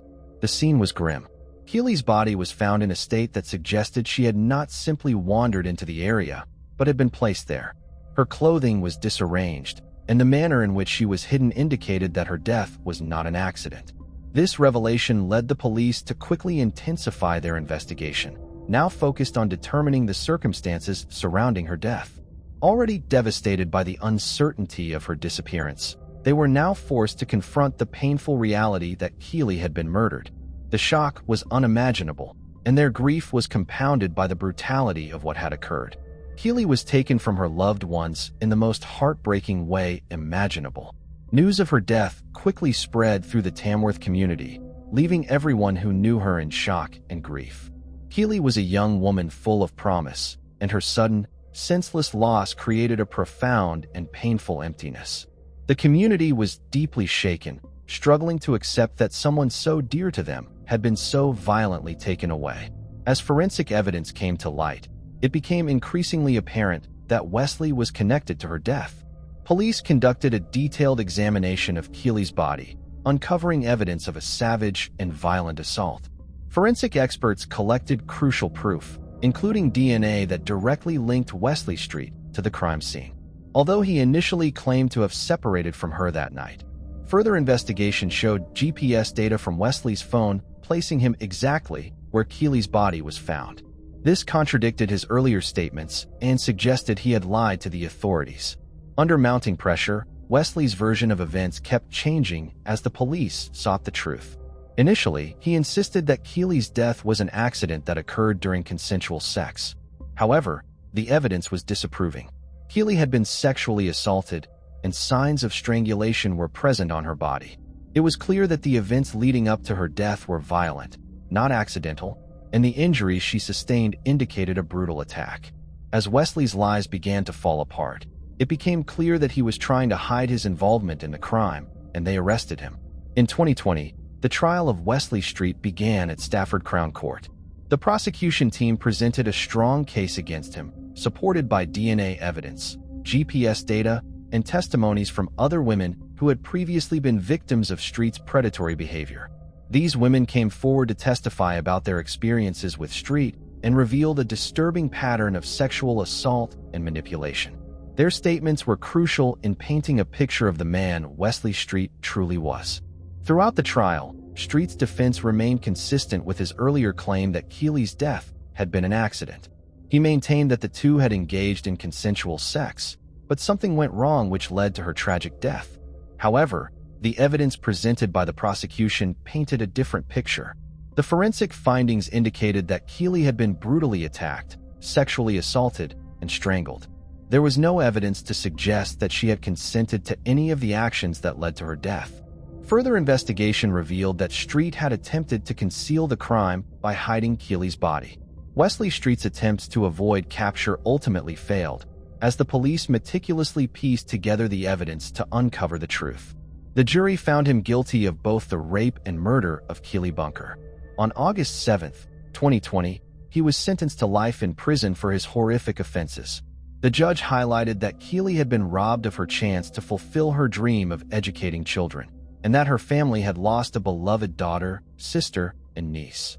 While the minimum sentence was set at 30 years, it was reduced to 29 years and 46 days, accounting for time already served. Following the conviction, Keely's mother spoke openly about the profound pain of losing her cherished daughter, and her sister remembered Keely as a vibrant, loving, and beautiful spirit. The judge warned Wesley that he might never be released unless the parole board deemed it safe, and if released, he would face lifelong recall conditions. Keely's tragic death had a deep impact on the Tamworth community, inspiring local vigils and memorials in her honor.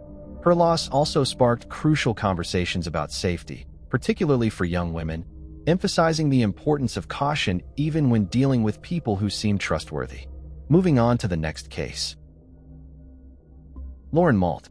Addiction to alcohol and illicit substances remains one of the most severe and life-threatening conditions, not only endangering the individual, but also profoundly impacting their loved ones. Families often make desperate efforts to intervene, yet the consequences can be devastating. Such was the heartbreaking case of Lauren Malt, a young student whose tragic fate in Norfolk County in 2022 shocked the nation. Her father, long battling addiction, displayed increasing aggression toward his wife and 4 children. Despite the turmoil, the family held on to hope, believing they could help him, none more so than Lauren. Even after her parents separated due to the ongoing chaos, Lauren remained in contact with her father, driven by loyalty and a sincere desire to see him recover. Tragically, her devotion cost her everything. The Malt family's history begins with Karen Malt, née Nabenson, who was born and raised in the small town of Westwich in Norfolk County, England. Coming from a modest, middle-class background, Karen excelled in her studies and later pursued a college education, aspiring to build a career in economics and finance. During her time as a student, Karen met Nigel Malt, a young man a few years her senior. Their slight age gap was never an issue, and a romantic relationship quickly blossomed. Karen's parents supported her choice, seeing Nigel as intelligent, ambitious, and athletic, qualities that painted him as a reliable and promising partner. Just 6 months into their relationship, Karen discovered she was pregnant. The couple hastily married and relocated to King's Lynn, a port town in western Norfolk, where Nigel had secured a well-paying job. Karen left her education behind with the intention of resuming it once their baby was older. On April 8, 2002, they welcomed their first child, a daughter named Lauren. The young couple was overjoyed, pouring their energy into creating a loving and stable home. Around this time, Nigel had just been promoted and was earning enough to comfortably provide for the family. However, Karen's plans to return to school were derailed when she became pregnant again, and then again, making her role as a full-time mother permanent. In short order, the Malt family welcomed 3 more children, all sons. After that, Karen devoted herself entirely to motherhood, raising their children and managing the household. The family moved to a larger home where each child had their own room, and Nigel's income allowed them a comfortable life, living under the same roof as a monster. On the surface, the Malt family's life looked perfect in every way. Loving spouses, a big cozy home, financial security, and 4 cherished children born every few years. Nigel was climbing the career ladder, the family was comfortable, and they seemed genuinely happy. In fact, the early years of the Malt's marriage were indeed filled with happiness. It all started when Nigel, back in his college days, began experimenting with various prohibited substances. This habit ultimately ended his potential career in sports. Many once saw him as a promising soccer player. At first, he only used light substances, which helped boost his mood and productivity, but didn't have a noticeable impact on his behavior. Since he only used these boosters occasionally, most people close to him were completely unaware. Karen learned of her husband's habits only after their marriage, but at the time, she didn't see it as a serious issue. Nigel assured her that he could stop anytime, claiming he wasn't truly dependent, and young naive Karen believed him. However, over time, Nigel not only began using substances more regularly, but also started increasing the dosage. As he advanced in his career and more money started flowing in, Nigel lost control and went to extremes. He experimented with everything he could buy, mixing various types and dosages, and began heavily abusing alcohol. He even stocked an entire cellar with different types of liquor. Nigel's personality and behavior deteriorated gradually. So at first, it didn't seem like a significant issue. It started with minor irritations, nitpicking, and frequent arguments over trivial matters. Karen understood what the real problem was and repeatedly suggested that her husband seek professional help. But these conversations always ended in heated arguments, which soon escalated to physical aggression. The situation worsened when Karen was expecting their second child, but she hoped that the arrival of their son would inspire Nigel to change. However, after their son was born, things only got worse and continued to spiral downward, even as they welcomed 4 children into the family. Karen kept silent and tried not to discuss what was happening at home, even with her own parents. Yet soon, people around them began to suspect that things weren't right in the Malt household. The young mother frequently appeared with large bruises on her face and body, which she often dismissed as accidents due to her own clumsiness and lack of attention. Nigel's descent into darkness. Under the influence of alcohol and prohibited substances, Nigel began to turn into a different person. A person who was fierce, unpredictable, and even dangerous. It had been a long time since his aggression was limited to verbal insults. Now he let his fist do the talking. After the effects of substances and alcohol wore off, however, he would beg his wife to forgive him, promising that it would never happen again. Once their eldest daughter started school, she too became a target. During episodes of aggression, Lauren would try to protect her mother, but her father's anger spared no one. She was deeply afraid of him, yet she continued to love him, clinging to the hope that he would return to the caring father she once knew. Karen often thought about leaving, taking the children, and filing for divorce to get away from her unpredictable and dangerous husband. However, as a mother of several children with no education or work experience, she was financially dependent on him. Leaving would mean dividing the house, the family's possessions, and most importantly, the children's custody. Nigel could afford a good attorney, which might enable him to take custody, just to spite her. And memories of the good years they had shared in the beginning were still fresh, keeping alive her hope that he might once again become the man she had fallen in love with, hitting rock bottom. As the years went by, Nigel's addictions became impossible to hide. He began drinking and using prohibited substances at all hours, sometimes even at work. Since he was a respected employee, his company initially attempted to help by arranging for him to attend a private rehab program, but he flatly refused. Nigel's productivity dropped to almost nothing. He caused constant problems and financial losses for his employer, who eventually demoted him in the hopes it might serve as a wake-up call. However, When he failed to improve, they ultimately let him go. Once an ambitious, successful professional, he barely managed to secure a low-paying job with no prospects, one that hardly kept him afloat. From that point on, he began spending the family's savings, which had been set aside for the children's education. He instigated arguments daily, physically attacked Karen, and blamed her for all his misfortunes. Occasionally, the children bore the brunt of his anger too. But in rare, sober moments, Nigel would once again plead for forgiveness, promising to turn his life around. In the spring of 2021, Karen brought up the topic of divorce once again, feeling that she couldn't endure their situation any longer. Her husband initially tried to gain her sympathy, promising to change and seek help, but Karen held firm in her decision. Nigel then flew into a rage, throwing and smashing everything in his path.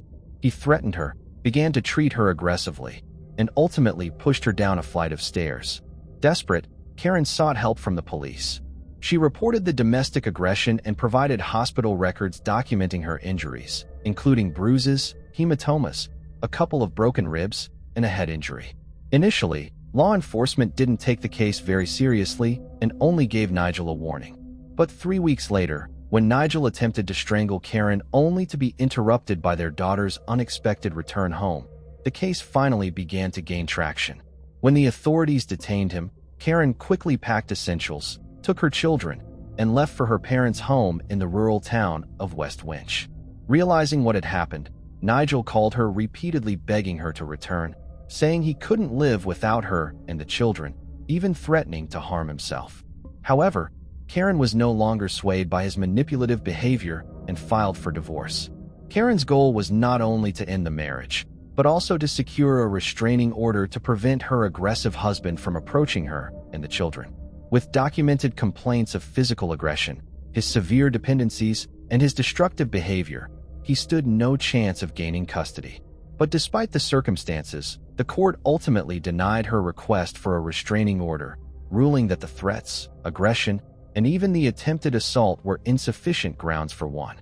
Meanwhile, Nigel was released on bail, leaving his family feeling unsafe even in another town, the compassionate daughter.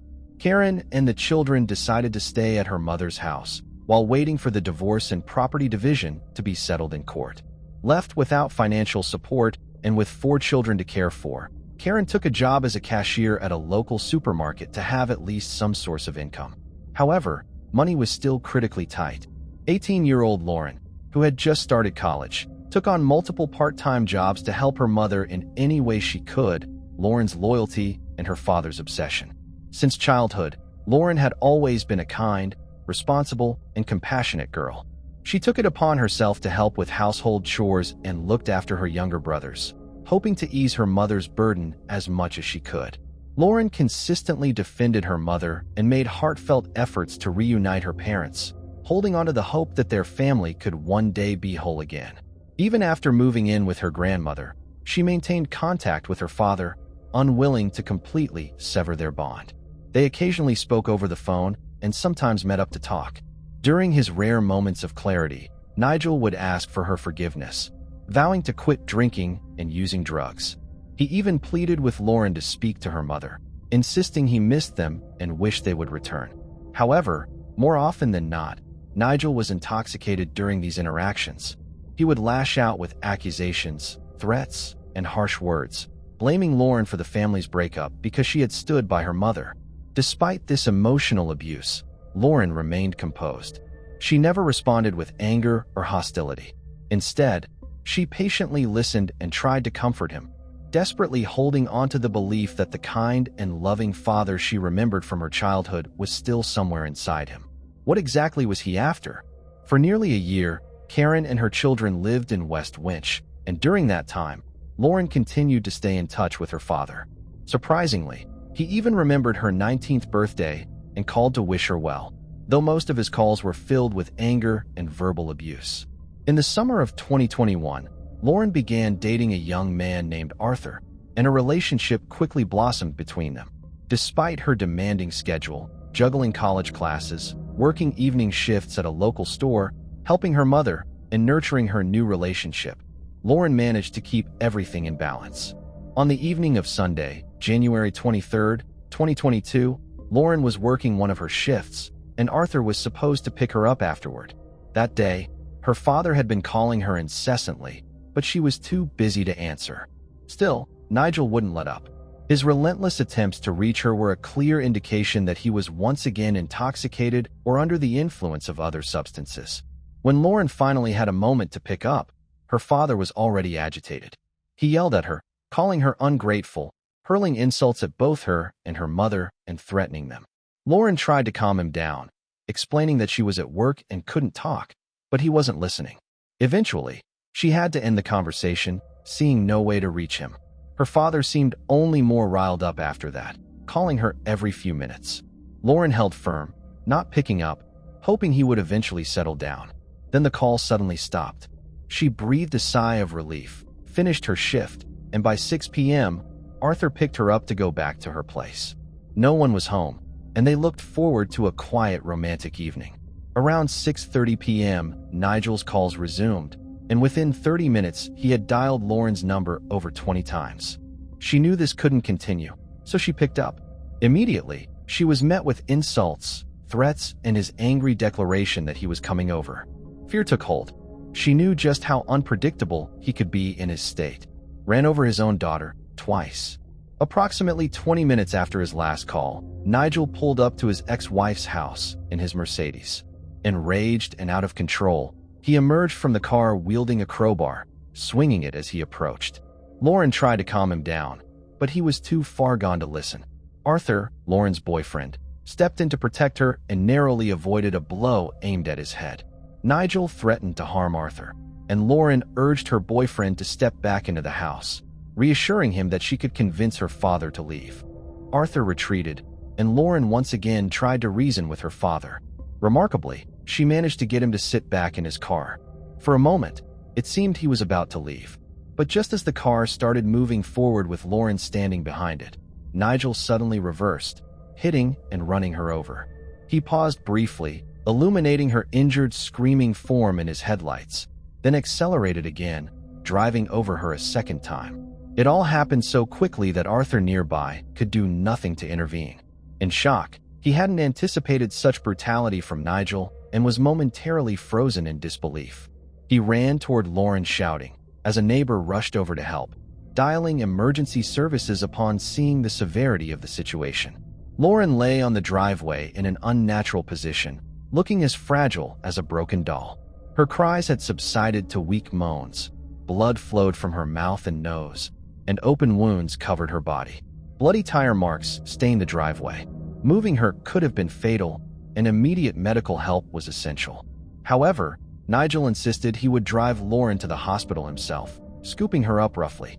Her boyfriend and the neighbor, afraid to struggle with him while he held her, stood by, worried about causing further injury.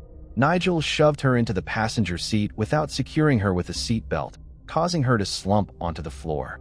He continued to mutter assurances, insisting he'd get her medical help and that everything would be fine. Without waiting, Nigel jumped behind the wheel and sped away from the scene. She had no chance of survival. Of course, Nigel had no intention of taking his dying daughter to the hospital. Instead, he called his ex-wife, who was still at work, and informed her that there had been an accident involving Lauren, but assured her that everything was fine and that he was bringing their daughter over. His speech was slurred and incoherent, immediately signaling to Karen that he was heavily intoxicated. At first, she didn't feel overly alarmed, assuming nothing too serious had happened, but as he rambled on, a growing sense of dread took hold, and she began to fear for her daughter. Nigel arrived directly in the parking lot of the supermarket where Karen worked. She stepped outside to meet him, unprepared for the horrifying sight before her. On the floor of the car, Lauren lay crumpled in an unnatural position, seemingly unresponsive. Her clothes were soaked in blood, a broken bone protruded from her forearm, and her overall state was catastrophic. Karen tried to lift her daughter, but was unable to move her. She immediately called emergency services, and medics arrived within minutes. Tragically, there was little they could do. Lauren was quickly rushed to the hospital, taken straight to the operating room in critical condition. But within minutes, doctors pronounced her dead. An autopsy later revealed that Lauren's injuries were so severe, she had virtually no chance of survival. She had suffered a double spinal fracture with spinal cord damage, ruptured internal organs, massive internal bleeding, and a chest crushed to the point where broken ribs had punctured her lungs. This was in addition to broken limbs and a traumatic brain injury. The disturbing crime scene. Law enforcement was immediately dispatched to Karen's home, where the traumatized witnesses, Arthur and a neighbor, were already waiting. Bloodstains and tire tracks still marked the driveway, and both men confirmed that Lauren's intoxicated father had run over her twice. Investigators took tire impressions to match with Nigel's car as a formal procedure, though the truth was already apparent. Both witnesses were shaken by what they had seen, convinced that Nigel had acted deliberately, intending to harm Lauren by running her over twice. Arthur, retelling the events through tears, blamed himself for being unable to intervene and save his girlfriend. The story, according to the father, Nigel was arrested that same evening, but due to his extreme intoxication from alcohol and prohibited substances, he was unable to provide coherent testimony. He was taken for a medical examination, which confirmed his blood substances he'd taken had made him highly aggressive. His primary concern seemed to be the possibility of losing his driver's license, with little, if any, apparent remorse for his daughter's death. It took more than a day for Nigel to regain enough awareness to understand what had happened and the gravity of the situation he was facing. When he finally did, he concocted a bizarre, implausible account of events, claiming it had all been a tragic accident, insisting he would never harm his daughter intentionally. According to his story, he was indeed very angry that evening because Lauren wasn't answering his calls. He decided to drive over to her house to talk in person, only to find her with her boyfriend, Arthur, which allegedly led to a confrontation. Nigel claimed that Arthur had told him to leave in a rude manner, and while he intended to comply, he backed up abruptly and felt himself hit something. He supposedly didn't realize what it was and, after driving over it, decided to move forward to clear the obstacle, unaware it was his daughter. Nigel insisted that he only understood something was wrong when he heard Arthur's panicked screams. When he saw Lauren lying in a pool of blood, he decided he could get her to the hospital faster on his own, but thought it best to stop by Karen's workplace so that she could be with their daughter. The trial and verdict. Nigel's account of events failed to convince anyone, especially as multiple witnesses testified that the act had been intentional and violent. His impaired state, intoxicated by both drugs and alcohol, only underscored the gravity of the crime. The entire incident had been caught on a nearby surveillance camera, and the footage left no ambiguity about the purposeful nature of his actions. During police questioning, Nigel appeared composed and self-assured, persistently claiming it was nothing more than a tragic accident. Yet, throughout his interviews, he spoke negatively about both his ex-wife and his deceased daughter, placing the blame for his life's problems squarely on their shoulders. The judge ruled that Nigel be held in custody without the option of bail until his trial. While behind bars, his health rapidly declined, and by the time court proceedings began in September 2022, the 45-year-old needed crutches to walk, his body weakened from prolonged alcohol and drug abuse. Ultimately, the court convicted him of the calculated and savage murder of his daughter, sentencing him to life in prison with the possibility of parole only after 18 years. Though Karen found some closure in the verdict, she pledged to attend every future parole hearing to ensure that the man who took their daughter's life would never be released. Moving on to the next case. Rachel Zenaas. On January 18, 1981, two newspaper delivery boys, aged 9 and 14, discovered the body of a woman in Camarillo, California. The victim was identified as 20-year-old Rachel Zenaas, whose body was found in a carport located just across the street from the apartment she shared with her brother and her two young daughters, aged 1 and 2. Rachel was attending community college at the time. An autopsy revealed that she had been sexually assaulted and strangled. Investigators found out that Rachel had gone out that evening and had arranged for babysitters to watch her daughters. After returning home, she gave the babysitters a ride back to their house. Authorities believe she was attacked and killed shortly after returning and trying to get out of her car. The sheriff's department pursued the case, but after exhausting all available leads, it eventually went cold. Then, just 11 months later, A remarkably similar crime occurred not far from where Rachel had lived. On the night of December 11, 1981, 21-year-old Lisa Gondek, a retail worker living in Oxnard, California, about 10 miles west of Camarillo, attended a club at the Port Huame Naval Base. After going to a disco together, Lisa's friends dropped her off at her home around 1:30 a.m. At 3 a.m., Lisa's neighbor called law enforcement to report a fire coming from her apartment. After members of the Oxnard Fire Department extinguished these smoldering fires, Lisa's body was discovered in the bathtub. Like Rachel, she too had been strangled and assaulted. The cases were investigated separately from one another until February 2002, when a new look at the suspect's DNA from Rachel's crime scene was submitted to the FBI's combined DNA index system. The search yielded no results, but in February 2004, investigators looking into Lisa's case notified the Ventura County Sheriff's Office, announcing they had linked both cases to a single suspect using DNA testing. But once again, unfortunately, the DNA returned no results for a suspect, and the case went cold. In December 2019, Ventura County's Cold Case Unit stepped in and opened a line of inquiry using genetic genealogy, the now common practice of identifying possible biological relatives using advanced DNA testing. The investigation provided new leads. Further DNA testing confirmed Tony Garcia of Oxnard was the man responsible for taking the lives of both Rachel Zenaas and Lisa Gondek. 68-year-old Tony Garcia was arrested on February 7, 2023 in Oxnard, California. Sheriff Jim Fryhoff stated that Garcia was born in Roswell, New Mexico, but was enlisted in the U.S. Navy and stationed at Point Mugu near Oxnard. He was discharged in 1980, but remained in the area where he became a karate student and instructor for many years. The fact is this suspect has been hiding in plain sight for over 40 years, said Sheriff Fryhoff. Chief Benitez mentioned that investigators had identified several key similarities between the suspect and the victims, but chose not to disclose specific details. He shared that Lisa had traveled from Connecticut to Oxnard for a planned 2-week visit with a friend serving in the U.S. Navy, eventually deciding to relocate to Oxnard several months before her death. It remains uncertain whether Lisa and Garcia knew each other or if he was the friend she initially came to visit. Ventura County District Attorney Eric Nazarenko stated that after more than 40 years, justice is finally being served for the families of Rachel Zenaas and Lisa Gondek. He emphasized that this case illustrates how criminal charges can be filed at any time, as there is no statute of limitations for such crimes. Authorities expressed their gratitude to the Ventura County Sheriff's Office, the District Attorney's Bureau of Investigation, and the Oxnard Police Department for their relentless pursuit of justice in the deaths of Rachel and Lisa. Investigators are now exploring whether Garcia could be connected to additional crimes and are asking the public for assistance.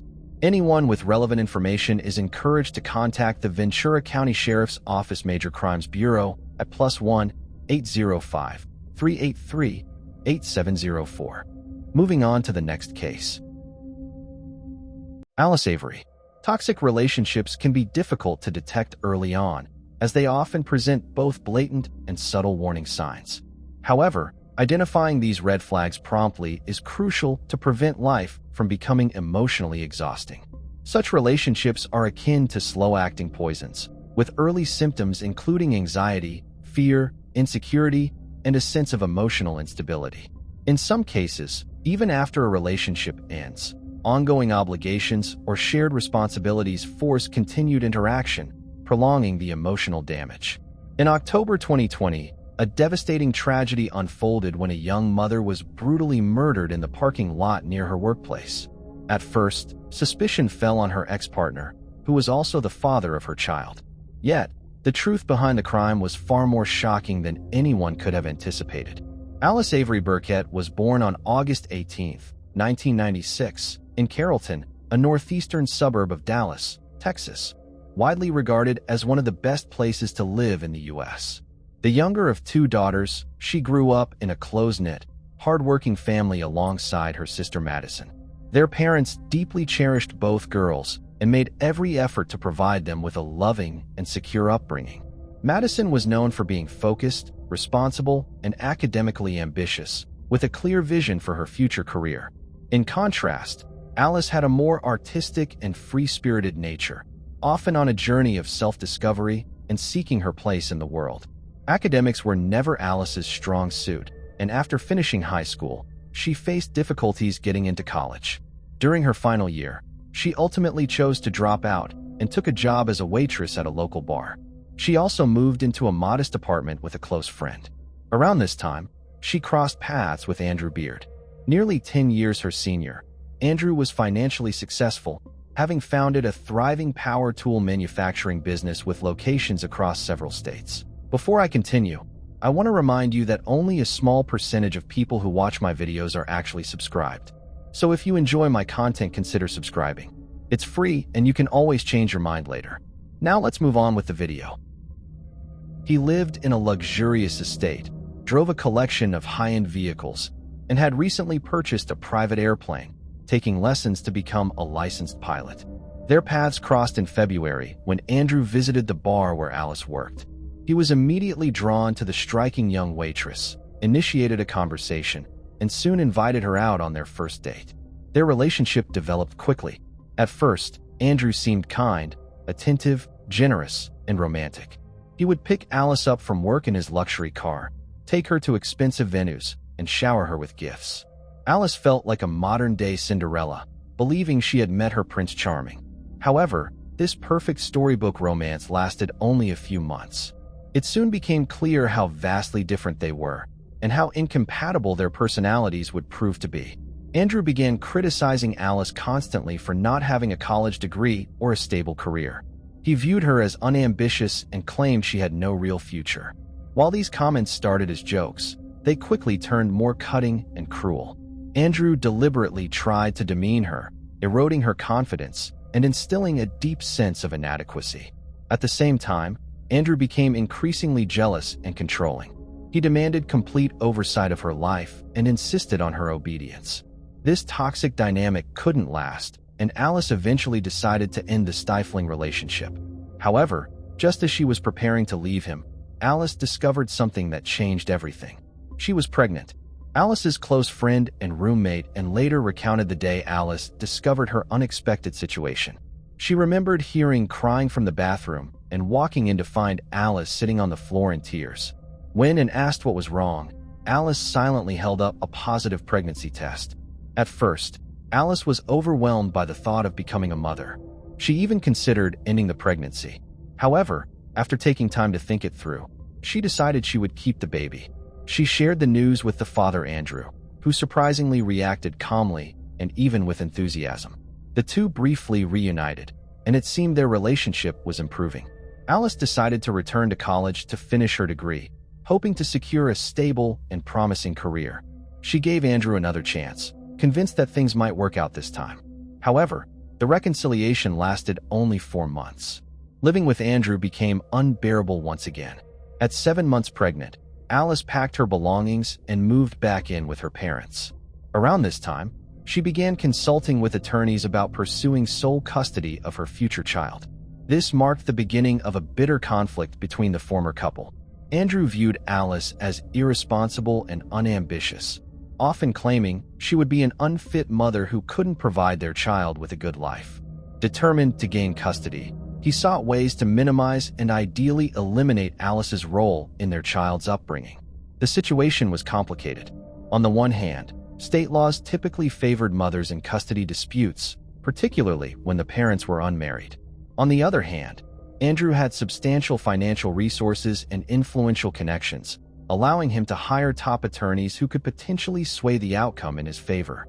On July 23, 2019, Alice gave birth to a baby girl, whom she named Willow. By that time, Alice had completed her college degree and was actively seeking employment. Her parents provided invaluable support, helping her care for Willow, while Alice landed a position as an executive assistant at a real estate company. The job paid well enough to cover her expenses and provide for her daughter, if not for the exhausting custody battle that loomed over her life. Andrew was relentless in his attempts to gain sole custody of Willow. He frequently took Alice to court, arguing that she was an unfit mother while claiming he could offer their daughter a more stable and comfortable life. The constant legal battles forced Alice to spend a significant portion of her salary on court fees, leaving her family's finances strained. Alice couldn't understand what was happening. It felt like her ex-partner was simply trying to make her life miserable. She made repeated attempts to negotiate a peaceful arrangement for co-parenting their daughter, but nothing seemed to work. A court order eventually established a visitation schedule for Andrew, but he frequently ignored it. When Willow was 6 months old, it seemed her parents had finally reached a mutual understanding, and their interactions became calmer.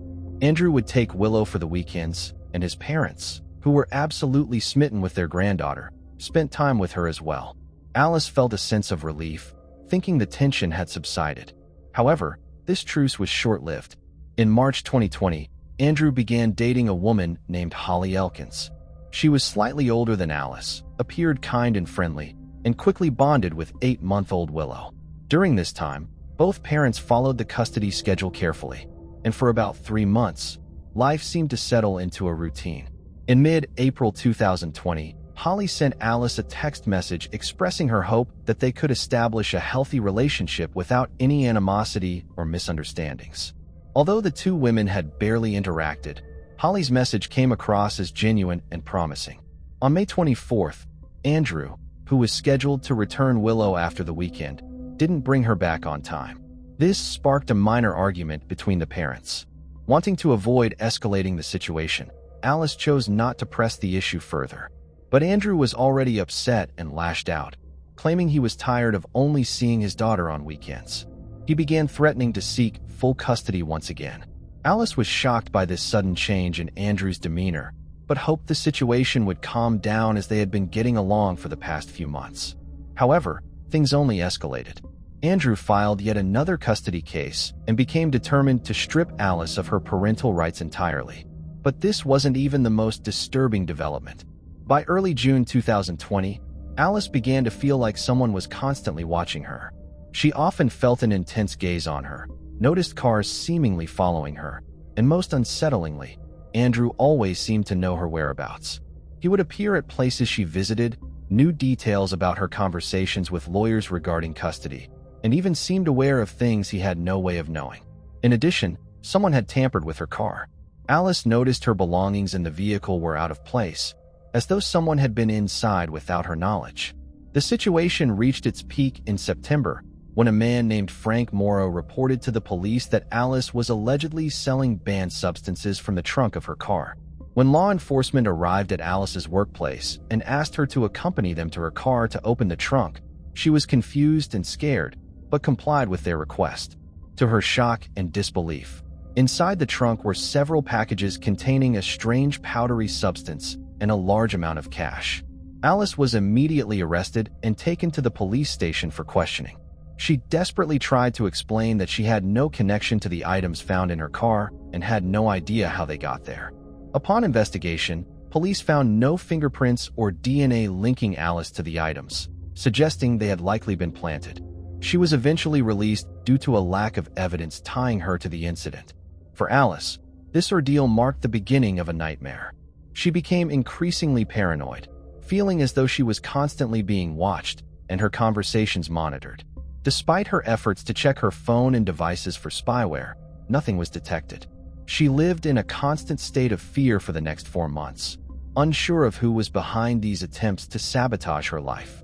On the morning of October 2nd, 2020, Alice arrived at the parking lot of the office building where she worked. She parked in her usual spot and was preparing to exit her car when she noticed a large black SUV, a Ford Expedition, parked nearby with heavily tinted windows. She had never seen the vehicle before, but didn't think much of it. Suddenly, a man stepped out of the SUV. He was described as a black man with a beard, dressed in black clothing with a hood covering his head. He approached the front of Alice's car, pulled out a handgun, and fired a single shot through the windshield, striking her in the head. The bullet hit Alice in her left eye, yet miraculously, she didn't die instantly. She remained conscious, opened her driver's side door, and began screaming for help, even attempting to get out of the car. The attacker, who'd started driving away, noticed Alice's movements and stopped the SUV. He got out again, this time wielding a large hunting knife. He approached Alice, who was bleeding heavily, and began brutally attacking her. He repeatedly struck her in the neck, head, chest, and abdomen. At least 10 witnesses, including office workers watching from nearby windows, saw the horrifying scene unfold. Paralyzed by fear of the armed man, none of them intervened. Several called emergency services, reporting the attack to both the police and paramedics. The assault lasted only a few minutes before the attacker jumped back into the SUV and sped away from the scene at high speed. When law enforcement and medical responders arrived at the scene, it was tragically too late to save Alice. Her injuries were catastrophic, and she succumbed to massive blood loss. The level of brutality at the scene left investigators stunned. Veteran forensic experts admitted that, in all their years of work, they had never come across a case like this. The autopsy revealed not only a fatal gunshot wound to Alice's head, but also 44 stab wounds scattered across her body. The brutality of the attack made it clear there was no chance she could have survived. It was evident that the crime was driven by intensely personal motives. Alice's family, who lived nearby, arrived on the scene just moments before police and emergency responders. Her co-workers had immediately contacted them after the incident. When investigators asked who might have held such hatred toward Alice, her parents did not hesitate. They pointed directly to her former partner, Andrew, the father of her daughter. Just the day before the murder, Andrew and his wife, Holly, had taken Willow into their care, raising fears among Alice's parents that he might try to flee with the child. With Andrew quickly becoming the primary suspect, authorities issued a statewide alert to locate him. Within hours, Andrew, Holly, and Willow were found in a car driving toward Andrew's home. Both Andrew and Holly were brought in for questioning. From the start, they appeared calm and cooperative, seeming genuinely confused about the situation. They answered all questions without hesitation, giving the impression that they had nothing to hide. A search of Andrew's vehicle revealed no weapon, blood evidence, or any other incriminating items. Despite protests from Alice's family, Andrew was released as investigators had no concrete evidence against him. He was even allowed to take Willow home, as he hadn't violated any custody arrangements set by the court. However, Andrew was temporarily barred from returning to his house while a search warrant was obtained. By the evening of the same day, the warrant was issued and detectives began combing through his property. Meanwhile, Andrew, Holly, and Willow checked into a nearby hotel. Almost immediately, investigators found several unusual items in Andrew's home. He owned multiple registered firearms, none of which matched the weapon used in the attack on Alice. However, a silencer was discovered that didn't fit any of these firearms. In the garage, they found an empty sheath for a large hunting knife, but it couldn't be definitively linked to the weapon used in the crime. The most damning evidence was found on Andrew's personal computer. Detectives uncovered spyware programs designed to intercept and record all calls and messages from Alice's phone. Another program tracked her movements via GPS. As Alice had suspected, a tracking device had been installed on her car, allowing Andrew to know her location at all times. Further investigation uncovered a direct connection between Andrew Beard and Frank Morrow, the man who had reported Alice to the police for allegedly having illegal substances in her car. It turned out that Andrew had provided Morrow with detailed instructions, a duplicate keyless entry device for Alice's car, and a significant payment to take care of everything. Andrew's plan was to frame Alice, send her to prison, and gain full custody of their daughter. While authorities still lacked sufficient evidence to charge Andrew with Alice's murder, he was arrested and charged with illegal surveillance after the spyware and tracking device were discovered. However, he was released the following day on bail and under a travel restriction order. Andrew returned to Holly, and Willow continued living with them. On October 4th, a black SUV matching the description of the killer's vehicle was discovered abandoned in a remote area outside the city. It was confirmed to be the same vehicle used during the attack. Investigators learned it had been rented the day before the crime under a fake identity using forged documents. Inside the SUV, forensic experts found traces of blood later confirmed to belong to Alice. They also discovered a bottle of dark foundation makeup and a fake black beard stained with the same makeup. These items were evidently used to disguise the assailant as a black man. Most critically, DNA found on the fake beard matched Andrew Beard. This was undeniable evidence linking him to the crime. Andrew was promptly rearrested and charged with first-degree murder. On the same day, custody of Willow was transferred to her maternal relatives. Those close to Andrew were in disbelief, refusing to accept that he could be capable of such an act. Many emphasized obsession with gaining sole custody of Willow. While it appeared he and Alice had worked out a stable arrangement, Andrew had grown increasingly fixated on taking Willow away from her. Holly expressed deep concern about the allegations, but remained adamant that Andrew was innocent. During questioning, she insisted that her fiancé would never commit such a crime. She refused to testify against him and stated she would not cooperate with the prosecution. Andrew maintained his innocence as well, even presenting an alibi, which quickly fell apart under scrutiny. He was held in custody while the investigation continued, but Holly was released due to a lack of evidence linking her to the crime. Andrew Beard spent over 18 months in jail before finally deciding to confess. Voluntarily requesting another interrogation, he revealed the full story from the beginning. While he admitted there had been significant tension between him and Alice, he claimed their animosity escalated only after Holly entered his life. According to Andrew, it was Holly who devised and meticulously planned every step of the scheme to eliminate Alice. Holly Elkins was known for her controlling and manipulative nature. With her deceptively angelic appearance, she had a way of charming men and getting them to do whatever she wanted. Andrew Beard caught Holly's attention with his wealth and his willingness to yield to her influence, leading her to believe he would be the perfect partner. Due to a medical condition, Holly was unable to have children of her own. She fixated on Andrew's daughter, Willow, imagining her as part of a perfect family she envisioned with Andrew. However, there was one major obstacle: Willow's mother, Alice, who was deeply devoted to her daughter and would never give her up. Initially, Holly devised a plan to strip Alice of her parental rights by discrediting her character. She hoped to have Alice imprisoned for years, gain custody of Willow, adopt her, and eventually move with Andrew and Willow to another country. However, there was another complication: Alice's parents, who could also petition for custody of their granddaughter. Just 2 days before Alice's car was planted with illegal substances, another incident occurred. Andrew and Holly were picking up Willow from Alice's parents' house when Holly provoked an altercation with Willow's grandparents. She screamed at them and tried to escalate the situation into a physical fight. Afterward, Holly called the police claiming she had been attacked and her life had been threatened. Holly even presented bruises on her arms and back as evidence of the alleged assault. However, police determined that the injuries appeared inconsistent with her claims and posed no actual danger to her life. Holly was also the mastermind behind the plan to plant illegal substances in Alice's car. She believed this plan was foolproof, as Texas law imposes severe penalties for such offenses.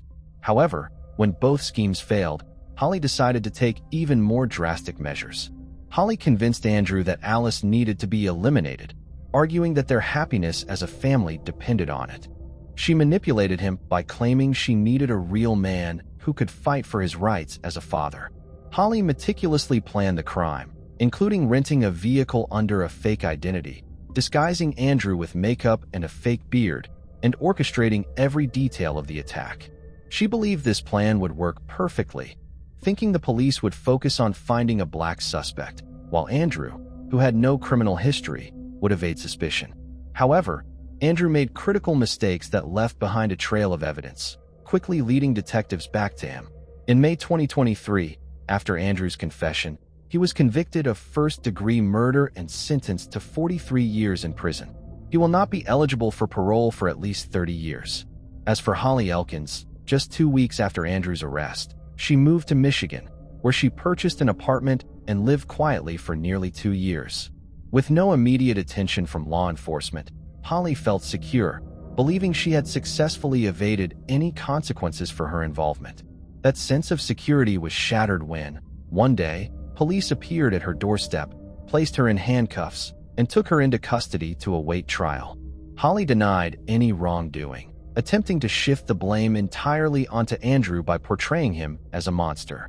She claimed that she had known about Andrew's intentions but was too frightened to act, fearing he might inflict the same violence on her. However, forensic analysis of data from her phone and computer revealed her active role in orchestrating the crime. Investigators found that she had conducted the online searches and made the purchases for both the knife and the firearm used in the attack. In August 2024, Holly Elkins was convicted of incitement, conspiracy, aiding and abetting the crime, and evidence tampering. She received 2 consecutive life sentences without the possibility of parole. Willow's maternal grandparents were permanently granted full custody of the child. Moving on to the next case. Angie Barlow. Angie Barlow, 23 years old at the time of her disappearance, may not have been a believer in the paranormal, but she did send a joking text to her best friend of 11 years, one that became unsettling after she vanished and remained missing for months. That message, once lighthearted, took on a tragic weight. For 8 long months, the case remained stagnant. What made it even more frustrating was the belief among some that they knew who was responsible, but lacked the evidence to prove it. Could it be that whoever harmed Angie managed to get away with it all these years? Let's uncover the story. Angie Barlow was born on August 21, 1993, in Denver, Colorado. Her parents, Stephen Barlow and Christina Kramer, raised her alongside her 3 sisters, Wendy, Jessica, and Zariama, with whom she shared a close and loving bond. As the eldest sister, Angie was both protective and playful. From a young age, she stood out, fierce, loyal, and deeply loving, shaped by her strong emotions. Her mother, Christina, described her as a stubborn child who was determined to see things through to the end. Angie completed her high school education, earning her diploma from the Career Center later on. She was talented in sports during her school years, enjoying many games, with softball being her favorite. Bowling was another passion of hers. Angie truly embodied joy and spirit. People like her like to discover new things, leave their comfort zones, and try new things. As an adult, Angie and her best friend Mona Jackson moved from Muncie, Indiana to Indianapolis. They even found an apartment together. Mona said that Angie was more like family to her than a friend, and that they did everything together. It was clear that Mona and Angie would help each other no matter what if they were in trouble, and Mona would show that in this case. Angie didn't know what she wanted to do after high school, so she got a job as a dancer at Club Rio on West 38th Street in Indianapolis. Angie really liked her job, even though it was an interesting choice. She liked being artistic and expressive, and it was clear that the money was nice. Christina, Angie's mom, didn't like her job, though. Christina never stopped Angie from doing what she wanted, but she would rather her daughter did something else. In a talk, Christina said she liked what she did. I didn't, though. To be clear, I don't think any parent likes that. No matter what, Angie felt safe. She wouldn't have done it if she didn't, and she thought this was just a short-term plan. She was putting money away and even thinking about stopping dancing to do something more stable and well-paying in the future. Angie got paid to dance, and she would also do private house parties as part of her job.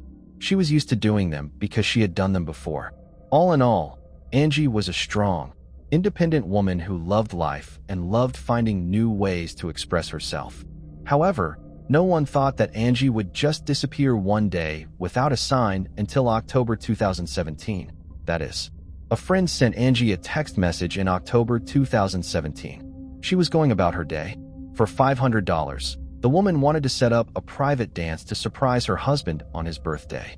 It was an interesting birthday present for a married man, but it was fine.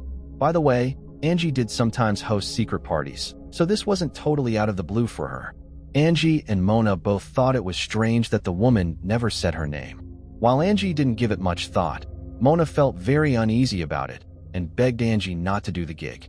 At first, Angie also said no to the offer and went on with her life, but the strange client kept calling her. Angie felt like she had to say yes at some point. Angie was already living a good life, but in a big city like Indianapolis, it's always nice to have a little extra cash on hand. Plus, Angie needed the cash to pay her bills at one time. In the end, Angie agreed to do the gig and was getting ready for it. Soon after, the client texted Angie the address of the apartment and the door code to the front door. The party was planned to take place at Landmark Apartments and Townhomes of Indianapolis. Again, Angie didn't know where this place was either. Angie was also told to wear either black or red underwear to the job. Now it's October 26th, 5 days before Halloween. Angie is getting ready for the gig. And just to be safe, she texted Mona the address and door code. Angie used to tell people where she was when she was having secret house parties with Mona. This way, someone close to her always knew where she was. Angie left the house once she was ready and sent Mona a text message that said, "Having a private party at this address, just in case I go missing LOL." So this message doesn't seem scary at first glance. Instead, it looks like a funny talk between friends. But, unfortunately, this was the last time Angie would talk to Mona. Angie shared a picture on Snapchat around 11:45 p.m. after a few hours had passed. It looked like she was getting ready for the party in the bathroom of the house where the party was being held. The picture was happy, and Angie was thrilled. Aggie didn't look upset, scared, or anything else. She looked like she was ready to start the party. But night came and went, and Angie wasn't heard from when the sun came up. She never came home, so Mona stayed up all night to wait for her. While this was going on, Angie's mom, Christina, was also beginning to worry about her. She kept calling, texting, and leaving voicemails for her, but no one answered. Keep in mind that Angie had a Yorkie named Pablo as a pet. She would always come home after a gig to feed Pablo and take him for a walk or to go to the bathroom. The flat of Angie, on the other hand, was empty when Christina got there, and Pablo was eagerly waiting for Angie to return home. Angie wasn't the kind of person who would just up and leave. Angie's family and friends were very worried about this, and it made them sad. When Mona hadn't heard from Angie in a few hours, she chose to go to her house where the party was being held. There was no one there when she went to the house and rang the bell. This made Mona feel very uneasy, and because she was a good friend, she let her gut take over. Mona climbed over the gate and opened the door to her apartment. When she looked inside, she saw a scary scene. There was no noise in the room, and everything was clean. It was very strange, and Angie wasn't there. Christina, Angie's mother, went to the police office and said that 23-year-old Angie Barlow was missing. The police were called right away because this was not normal at all, especially since Christina had said that Angie would never leave her dog alone for so long without food or water. The cops were told where Angie was last seen, and they also went to the apartment where she was working at the party. The CCTV video was looked at right away by investigators in the hopes of finding any clues, which they did. See, there was a CCTV camera right outside the apartment. When the detectives watched the video, they saw Angie's car, a blue Pontiac G6, leave the building around 3:30 in the morning of October 27th. That wasn't the only strange thing, though.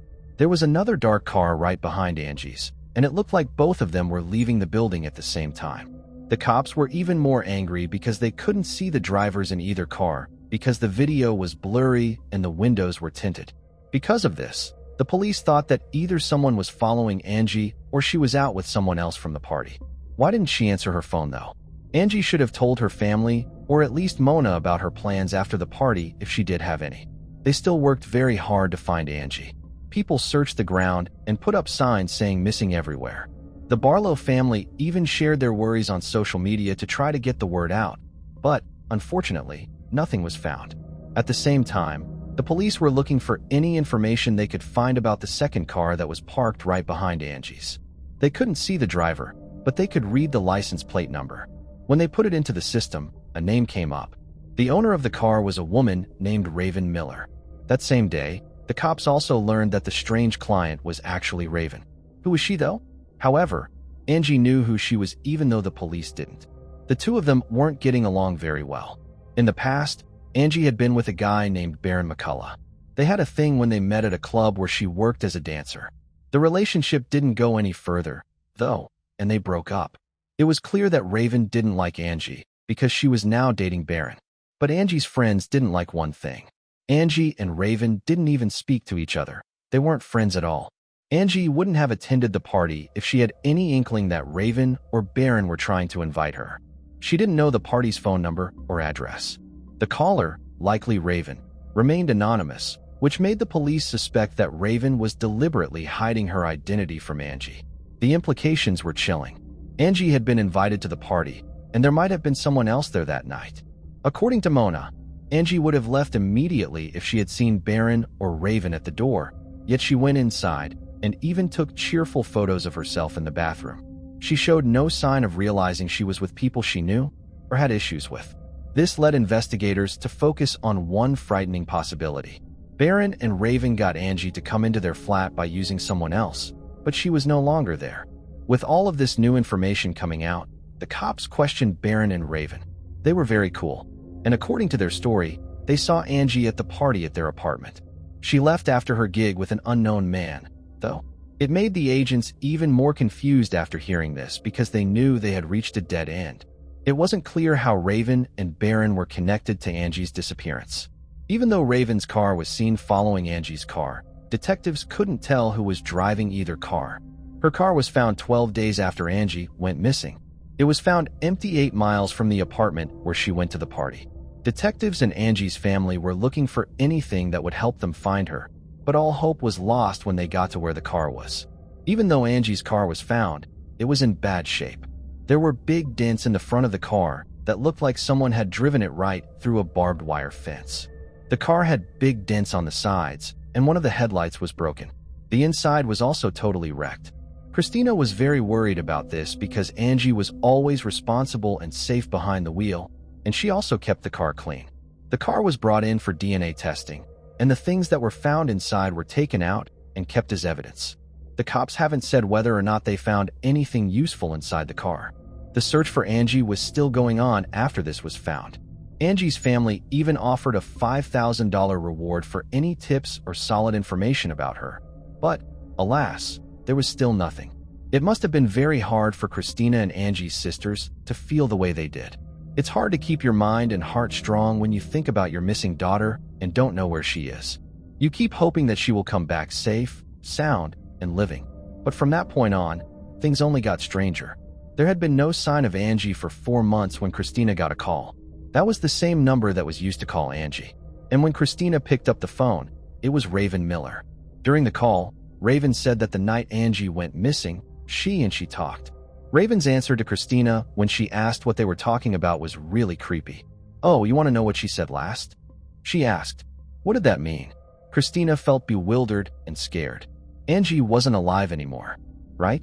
What did Raven say, and why was she so sure of what she said? If that wasn't enough, Raven and Barron moved away from Indianapolis and settled in Arizona. If anything, that made the pair even more suspicious. But even at that point, there was no proof to hold them accountable for Angie's disappearance, which is so frustrating. 7 long months had passed since Angie's disappearance, and even though her family was still hoping for a miracle to find Angie alive, needless to say, it was getting harder and harder to keep their hopes up, which is so heartbreaking. But something did happen at that 7-month mark. An arrest was made, although it was unrelated to Angie's abduction, but not completely. See, someone had made an $8,000 exchange. You might be thinking, well, what does any of this have to do with Angie? Well, it doesn't have anything to do directly with Angie, but the account belonged to Angie's grandma. Someone had information about Angie's grandmother's account and had taken money from her account. Now this was concerning for the cops because what were the chances of Angie's grandma getting robbed just months after Angie's disappearance? Since something didn't seem right, the police traced the behavior to a woman named Michelle Brown. It wasn't normal for her to say what she did about the deal. Michelle said that she chose her account number by accident and that she didn't know Angie's grandmother, but you have to accept that this couldn't have happened at a better time. The police clearly didn't believe this story, and 3 more people, DeAndre Twilley, Marquise Bell, and Eric Newton, were arrested on suspicion of theft. However, none of this had anything to do with Angie's disappearance. The police are pretty sure that at least one of these people had something to do with getting Angie to come to Raven's party. But the police had to deal with that later because they got a call almost a month after the crime. Someone gave information without giving their name, and that person said they knew where Angie could possibly be found. Again, both the police and Angie's family were filled with hope and dread. Christina believed that Angie would be found living and well. According to the tip, Angie was found in the backyard of a house that hadn't been lived in for a long time. This house was almost 10 miles from where Angie was last seen, which was in the 5300 block of East 43rd Street on the northeast side of Indianapolis. Soon, CSI teams and cadaver dogs were all over the place, and the cops were really scared of what they would find. When the dogs led the agents to a spot in the backyard, they started digging. They were only a couple of feet deep when they hit something terrible. When the body of a woman was found in a shallow grave, detectives had a creepy feeling that it might have been someone they knew. Even though the body parts were broken down, there were still tattoos on some of them that could be used to identify the person. That's when the police knew Christina had to help them figure out who the body belonged to. Christina was initially hopeful when she got the terrible phone call from the cops, but as soon as she heard the words coroner's office and identifying a body, her heart sank. This is the call that every parent dreads.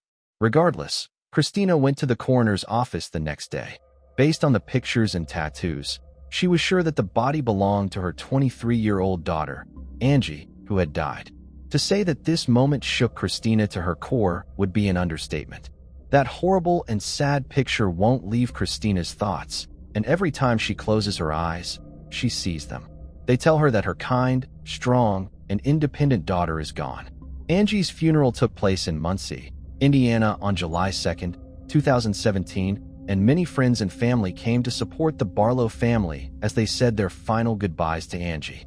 She was buried, and Angie's family did everything they could to help her. Christina made sure that Angie's final moments before burial were as perfect as possible. She knew she would never get to see Angie plan a wedding, spoil her grandchildren, or celebrate birthdays and milestones again. This was the Barlow family's way of giving Angie everything she ever wanted, even if she wasn't there to experience it. Watching Angie's family endure so much pain is truly heartbreaking. Despite losing their eldest daughter, the most painful part is that those responsible for her death remain free, uncharged, even though the police believe they know who did it. These cases are difficult to comprehend because no one can be convicted without solid evidence. Still, it's hard not to be suspicious of Raven and Barron.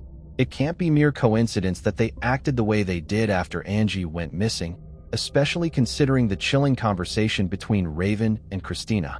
Raven asked Christina if she wanted to hear Angie's last words. If that's not an admission of guilt, it's hard to say what is.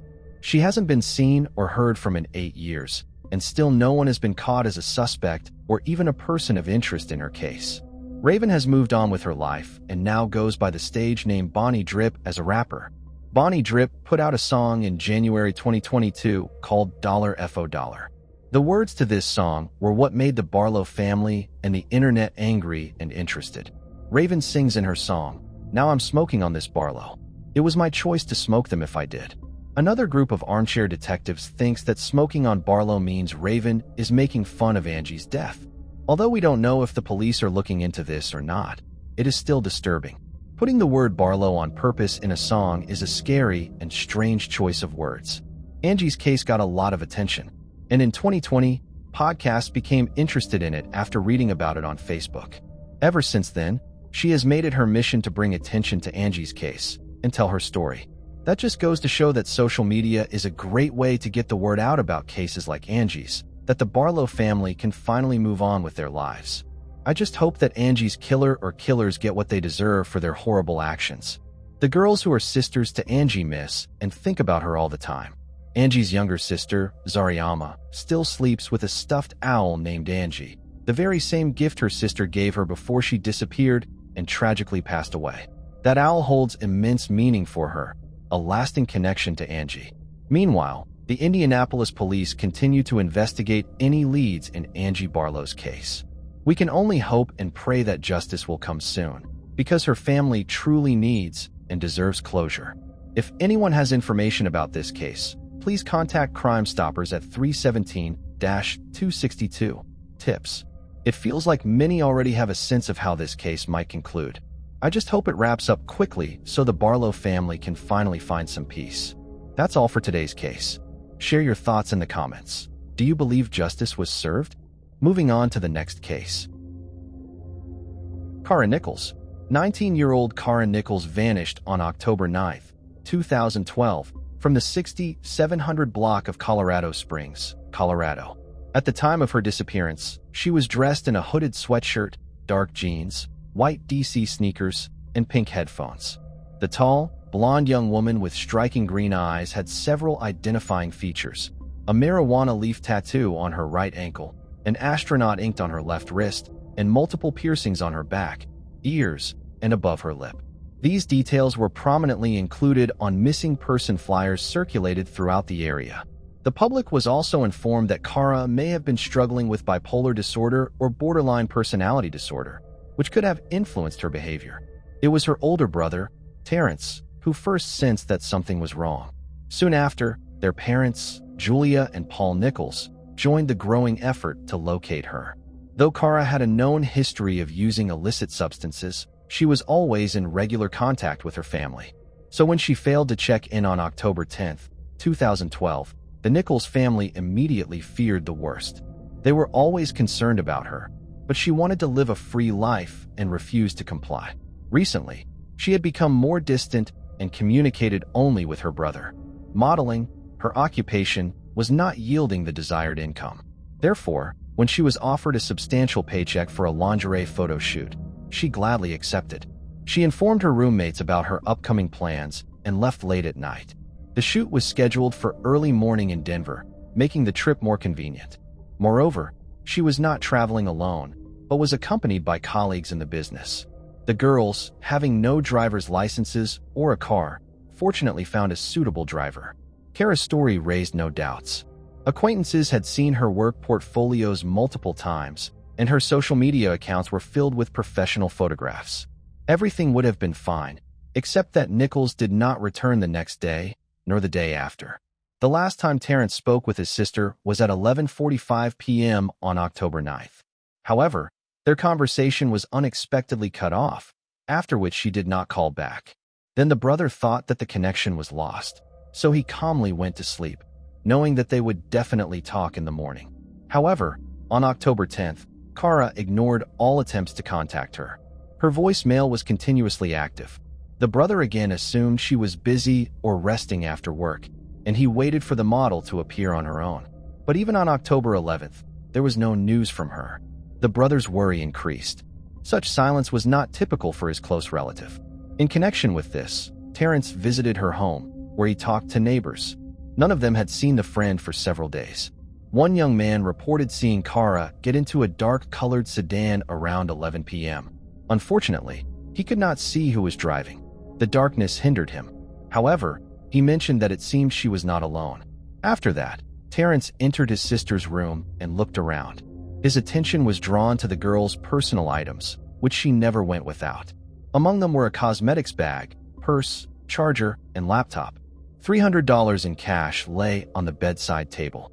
Clearly, Cara had not planned a prolonged absence. Then the brother turned on her laptop. It became clear that she had not been online for more than 2 days. This was out of character for the aspiring model who promptly kept up with job offers. Convinced that his concern was not in vain, Terrence decided to report to the police. At the station, he recounted everything in order. However, the law enforcement officers were not in a hurry with the search. The officers claimed that Cara was old enough. She was not obligated to report her whereabouts to everyone. The police suggested that the girl might have been delayed at the shoot or went somewhere else. Maybe she had a boyfriend that no one knew about, and she was spending time with him. Nevertheless, the police's arguments did not satisfy the applicant. He knew his sister well. No matter what happened, she would have definitely made contact by now. Terrence insisted that something bad had happened to her. Nevertheless, the police did not take the boy's words seriously and advised him to come back later.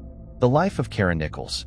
Cara Nichols was born on May 20th, 1993, and was the middle child in her family.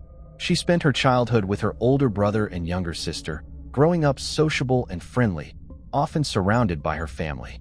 Cara excelled in school and had a keen interest in art, particularly painting. As a talented child, she won several art competitions and was predicted to have a promising future. Yet, she was sensitive, deeply feeling the pain of others as her own. During her teenage years, her behavior shifted. Cara became introverted and her academic performance declined. At 13, she was arrested for shoplifting, which resulted in a sentence of community service. Her parents were baffled by the sudden change, as they had always been attentive and loving.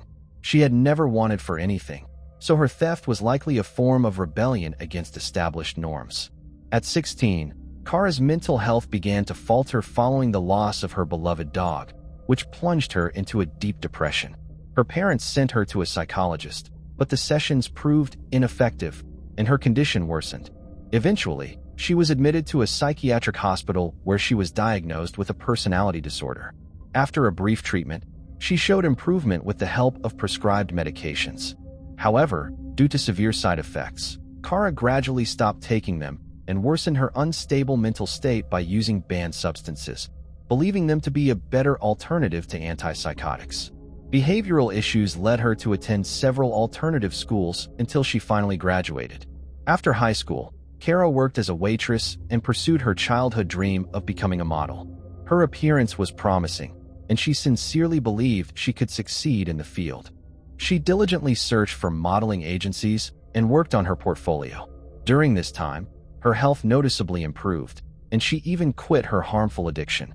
However, as time passed, she realized that beauty alone was insufficient for a successful modeling career.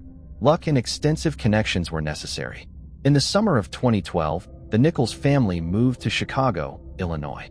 However, the new city did not welcome Cara, and her depression returned.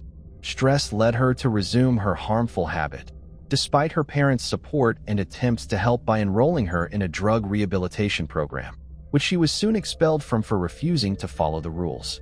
The Nichols were at a loss on how to guide her and were deeply concerned about where she was getting the money for her addiction, since her small waitress salary was clearly insufficient. After discontinuing her treatment, Cara's parents became disillusioned. Her psychological state fluctuated daily. After brief discussions, she decided to return to her hometown, believing that familiar surroundings and social circles would help restore her to life. Her family disliked the idea, but could not persuade her to stay. Eventually, Cara returned to Colorado Springs. Terrence promised to look after her, and their open and warm relationship somewhat reassured the parents. However, Cara wanted independence and did not stay with her brother, only visiting him occasionally. She rented an apartment with other male tenants, shocking her parents when they learned she was living under the same roof with 3 men. They demanded she find other housing, but she refused, explaining that she had no better options and had found the men to be harmless. Gradually, everything went back to normal. Cara returned to her previous job and continued modeling work by creating a profile on Model Mayhem. Over time, she received more offers, but they did not lead to the expected results. Breaking into the desired world among thousands of profiles was challenging. Later, Cara faced problems. She fell behind on rent and even borrowed food from her roommates. She discussed these issues with her brother, who also supported her financially. Thus, she was determined not to miss the opportunity presented to her on October 9th. However, no one expected that night to be her last. Investigation. After being turned away at the police station, Terrence reached out to his parents. The eldest son recounted what had happened and asked for help, knowing that in such cases, collective pressure was necessary. As soon as the family learned of their daughter's disappearance, they immediately flew to Colorado Springs. Cara's cell phone was still turned off, and it was also discovered that she had not shown up for the job she valued so much, confirming their worst fears. Convinced, the Nichols family as a whole went to the police. Law enforcement was compelled to respond to their report. Eventually, the El Paso County Sheriff's Office acknowledged that the circumstances of her disappearance raised questions. Detectives reached out to local residents asking for any information about the girl's whereabouts. At the same time, the parents allowed investigators access to her cell phone data. Experts confirmed that the last message Cara sent was to her brother. Based on cellular provider data, it was known that on October 9th, her mobile device was indeed headed north, but was then turned off. Friends and acquaintances also joined the search efforts, distributing flyers throughout Colorado Springs and Denver. After talking with her close contacts, investigators examined other means of communication used by the girl, particularly her laptop. Thus, early in the investigation, a secret the girl had closely guarded from her family was revealed. Some of her modeling work posted on websites served as a cover for the escort services she had been involved in since she was 17.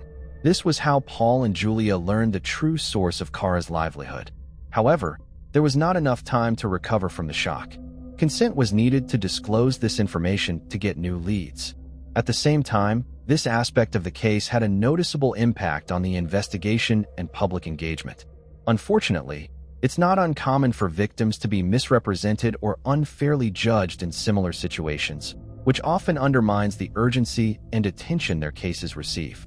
Though the Nichols family preferred to keep their private struggles out of the spotlight, they eventually felt compelled to reveal personal details in the hope of breaking through the indifference.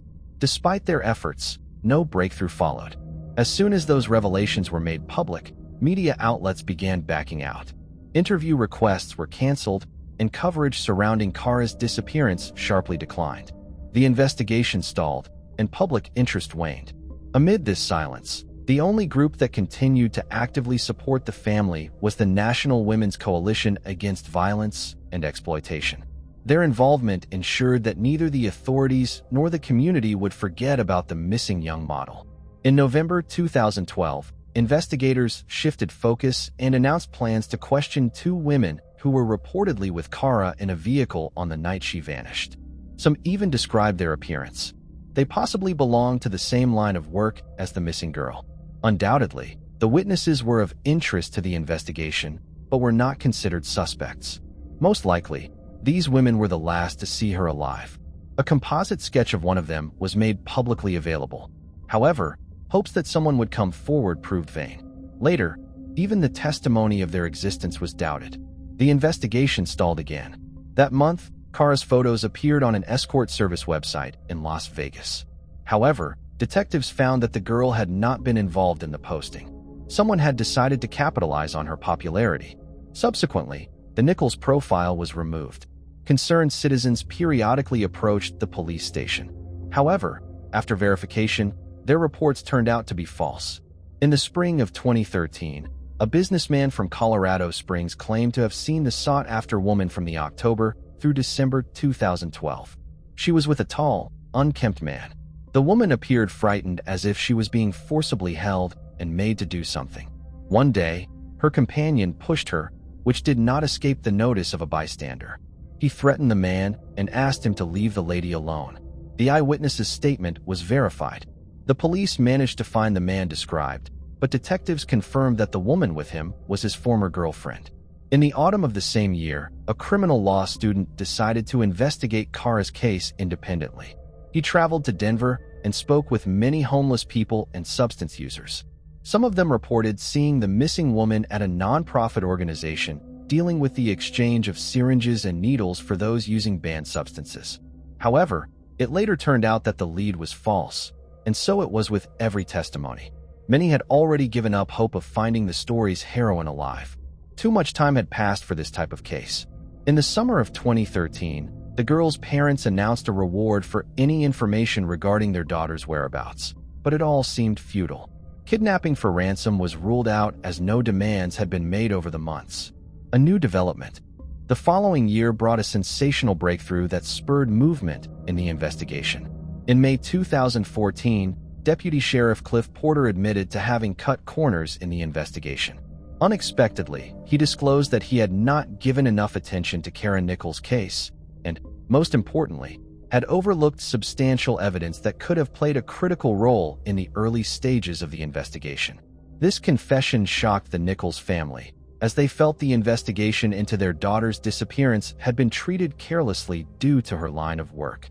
The inadequate handling of cell phone records called into question the entire office's conduct.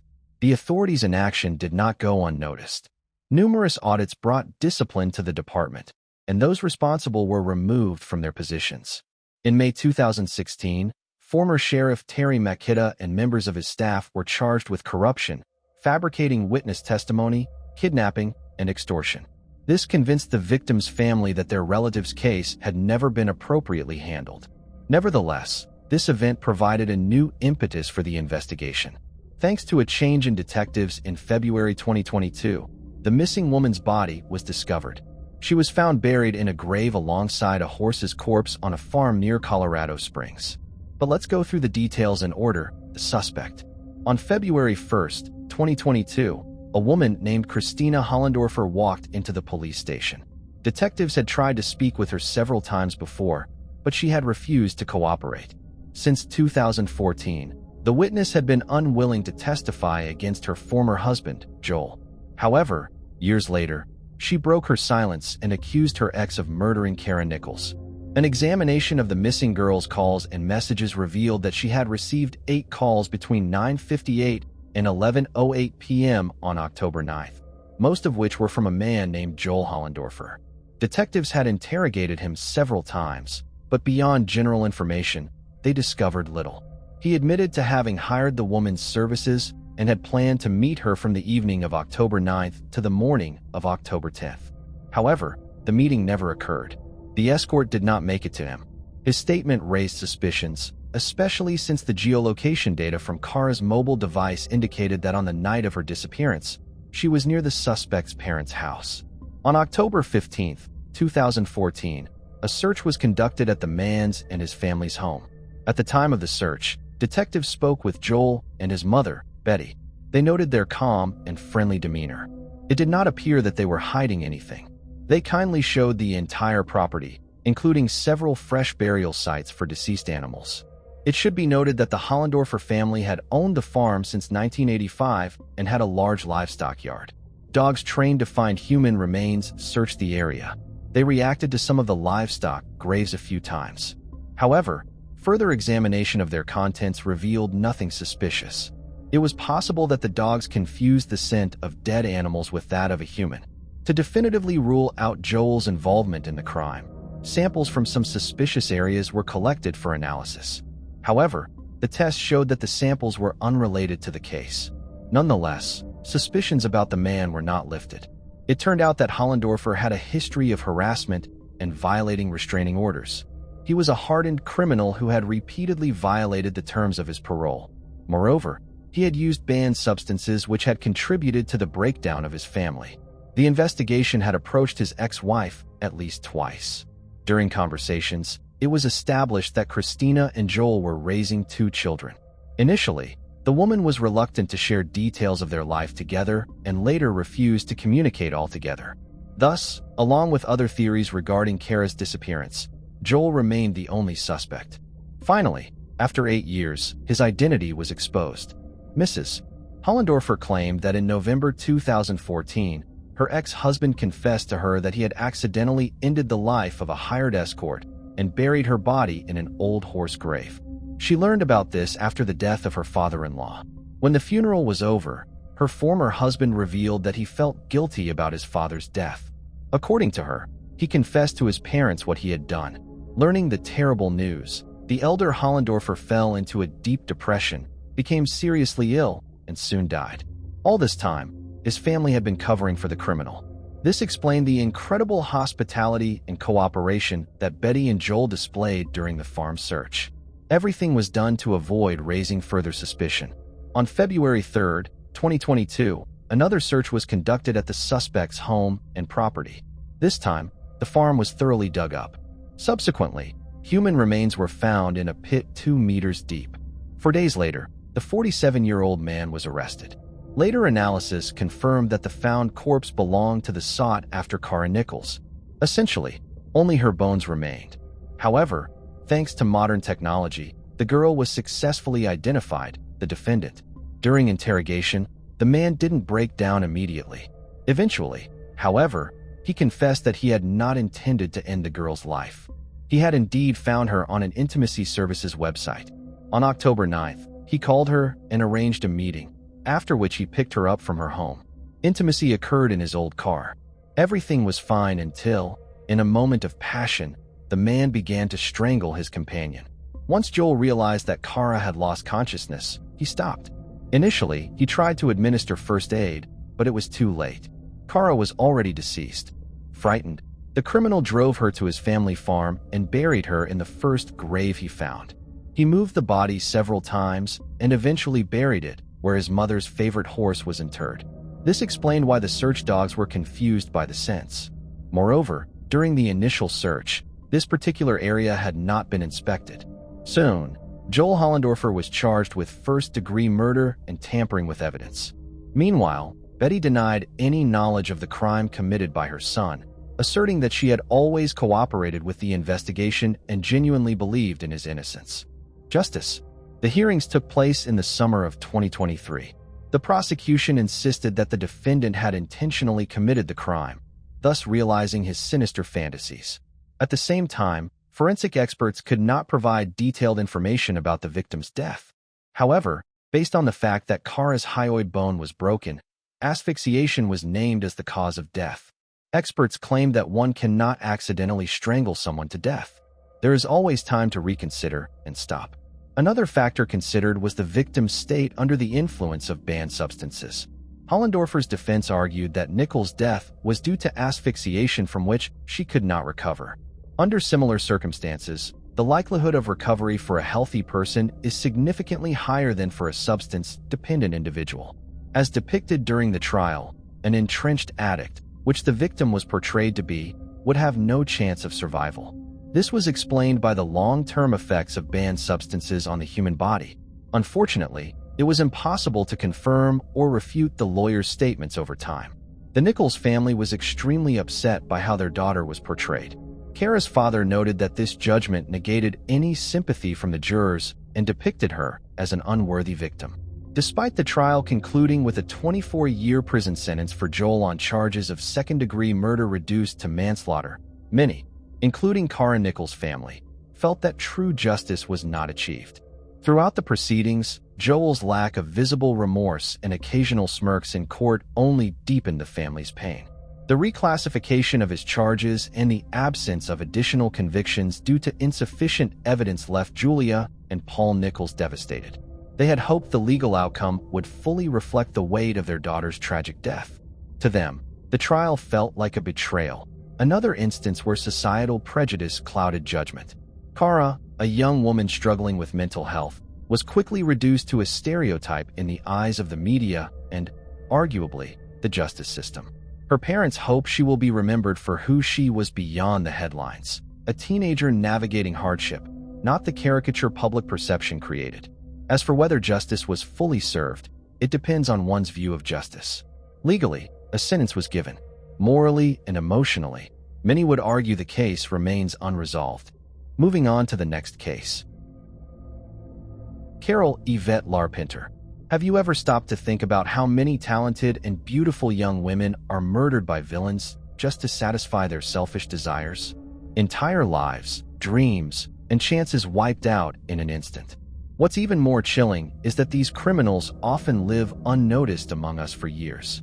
Today, we're heading to Arkansas, in the southern U.S., to explore a case that officially remains unsolved. Our story starts at the University of Louisiana, where a young music student named Carol Yvette Larpenter fell in love with her professor, Paul Dirksmeyer. Imagine that their marriage was happy and strong, lasting for years and blessing them with a beautiful baby girl named Nona. On December 26, 1985, in the small Louisiana town of Zachary, Nona Carol Dirksmeyer was born.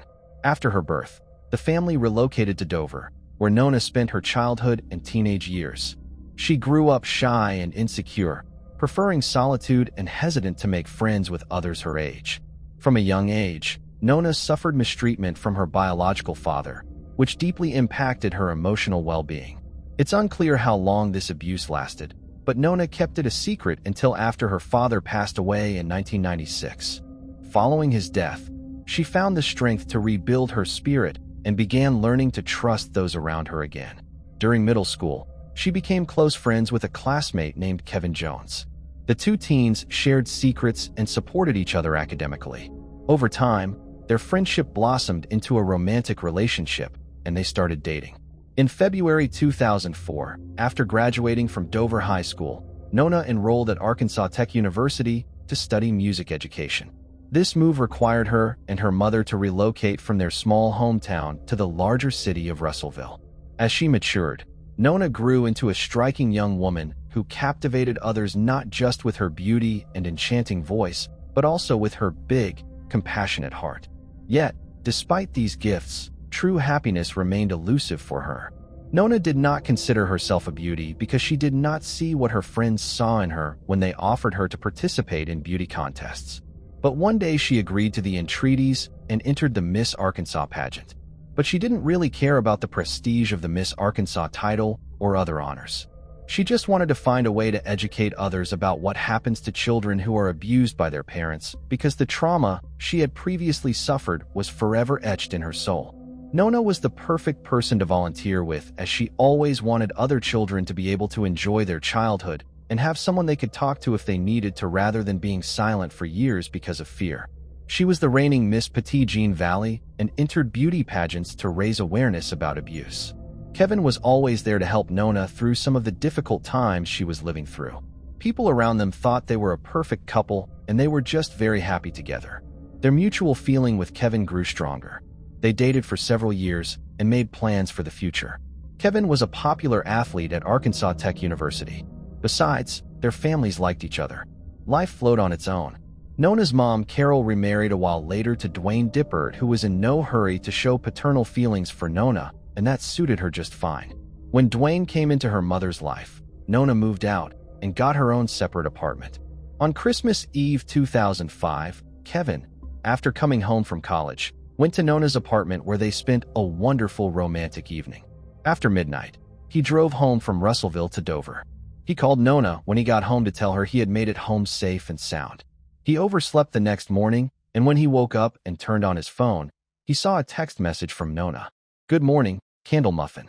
I love you and hope you have a great day." Kevin knew that Nona had plans for December 15th, so he didn't bother her with a return message. Nona was working at a volunteer organization that day, and Kevin had invited his mother Janice to a Christmas party for teachers. But on the way to the party, Kevin told his mom that he was a little worried about Nona since she hadn't returned any of his calls during the day. He thought it was very strange that Nona hadn't returned his calls because in 4.5 years we had developed a certain stereotype, and they were sure to return each other's calls. He sent her a text message, "Are you alive?" But there was no response. But where was she, and why wasn't she answering? In his haste to leave the party, Kevin called his friend Ryan, who worked as a pizza delivery guy. He asked him to stop by Nona's house and check on her since his delivery area was near her house. Standing outside Nona's house, Ryan informed Kevin that the light was on in her apartment, but no one opened the door. Overcoming the rising tide of panic, Kevin and his mother hurried to Nona's apartment. On the spot, he realized he didn't have the keys to the apartment with him. So he and Ryan started knocking and ringing the doorbell, but no one opened. Panic was building, and Kevin felt like he was going crazy with worry. He knew the apartment had another sliding glass door in the back, and they ran to it. Kevin didn't think he could get in through that door because he knew Nona always kept a stick in the handle to keep that entrance securely closed, but the stick wasn't there. As he reached the door and grasped the handle, Ryan touched it and shrieked. "There she is. Can't you see her?" Inside, there was Nona lying on the floor naked and motionless. Kevin ran into the apartment, flipped Nona over, and hugged her. He yelled that she needed to be taken to the hospital right away. He wiped the blood from her face and tried CPR, but her eyes were closed and blood was flowing from the head wound. Kevin's mom, who went up to the apartment after the boys called emergency services. She said, "My son's friend, I think she's dead. There's been a terrible accident." While waiting for help, Kevin picked Nona up in his arms and cradled her as if to keep her warm. His hands were covered in her blood. He was crying hard, but he couldn't wipe away the tears. A few minutes later, paramedics and police arrived. Nona was stripped naked, an empty condom wrapper lying on a table a few feet away. But there was no physical evidence that she had been raped. Her head had been crushed probably by the heavy base of the lamp lying next to her. And whoever had delivered the fatal blow had first struck her in the face with a fist and then stabbed her several times with a knife with shallow cuts on her neck and shoulders. Before swinging the lampstand, the perpetrator strangled her with such force that he broke the hyoid bone in her neck. It became obvious that this was indeed a murder. Kevin was taken to the station to ask only a few questions about Nona. As a result, for more than 3 hours at the station, Kevin was interrogated about his relationship with Nona, how it happened that he was the one who found her body, and where he spent the whole day. According to Kevin, it was not an interrogation but a conviction on the part of the police officers that he was involved, accompanied by shouting and saying that they knew he did it. So from being Nona's boyfriend, Kevin Jones turned into a suspect in her murder. Kevin denied his involvement, and when he was asked to take a polygraph test, he agreed. During the lie detector, he was worried, sometimes hesitated over the answers. In the end, he was informed that he failed the test, which meant that it was Kevin who killed Nona. But the guy continued to deny his involvement in the tragedy. Nona and Kevin were high school sweethearts who had been dating for 5 years. There was never anything in their relationship that could hint that Kevin had a temper or was crazy. But immediately, all suspicions fell on him. But why didn't the police look more closely at other possible suspects? The police said they checked the alibis of all the potential suspects, thus settling on Kevin. On December 22, 2005, The state medical examiner's office determined that 19-year-old Nona Dirksmeyer died from multiple blunt and acute injuries that included stab wounds on the back right side of her neck and superficial cuts on the front and right side of her neck, shoulder, and ear. You won't believe how unfortunate the crime scene was, and you'll be shocked when you hear that the person who could have done this was lurking in the shadows all along. But it begs the question that if it wasn't Kevin who did it, and why. But let's continue in order. The investigation was initially assigned to Detective Mark Frost, who had never investigated a murder before. From the very beginning, the investigation ran into numerous issues. First, Kevin seriously contaminated the crime scene by touching Nona's body, hugging her, and holding her as he desperately tried to revive her. Then, several paramedics and police officers arrived and also handled or moved potential evidence. Crucial items like the condom wrapper, a lamp, and Nona's cell phone were shifted multiple times, but no records were kept of their original positions. Regarding the condom wrapper, police failed to recover any fingerprints that could identify its owner. Despite these setbacks, within just a week, the police declared the case solved and the perpetrator identified. Naturally, the prime suspect was Kevin. Investigators believed he had orchestrated an elaborate cover-up, involving his mother and a friend to help discover the body and divert suspicion away from himself. He allegedly planted the condom wrapper to mislead investigators into thinking a stranger had assaulted and murdered Nona. The supposed motive was jealousy, tied to news Kevin supposedly received about Nona's infidelity days before her death, yet no arrest was ever made. Despite the fact that the police believed Kevin was guilty, the investigation of the crime, led by Mark Frost, eventually took several months. During that period, from Nona's death to Kevin's arrest, rumors abounded around town. The police told Nona's mother, who had once loved Kevin, that Kevin was responsible for her daughter's death. They told her that he went on a rampage and killed Nona when he entered her apartment and saw a condom wrapper. That Nona was with another man. They believed he had staged the crime scene. On March 31, 2006, police finally announced the arrest of Kevin Jones for the murder of Nona Dirksmeyer. A whole new reality had set in for Kevin. The publicized evidence included what seemed to be irrefutable proof. Kevin's palm print was on the very lamp used to kill Nona. The murder of 19-year-old Nona Dirksmeyer came as a terrible shock to the city of Russellville, so it received more statewide publicity than any criminal case in years. Before the trial began, the defense asked for a change of venue as the public was adamant about their suspicions and rumors, and the defense felt that Kevin would not get a fair trial. The request was granted, so the trial began in Ozark, which is almost 30 miles from Russellville.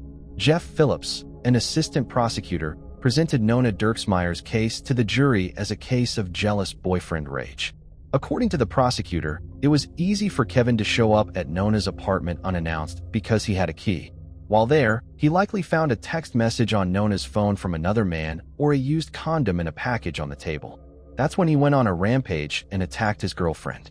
He beat her, slashed her with a knife, and finally stabbed her with a heavy lamp base, leaving a bloody palm print on the bulb itself.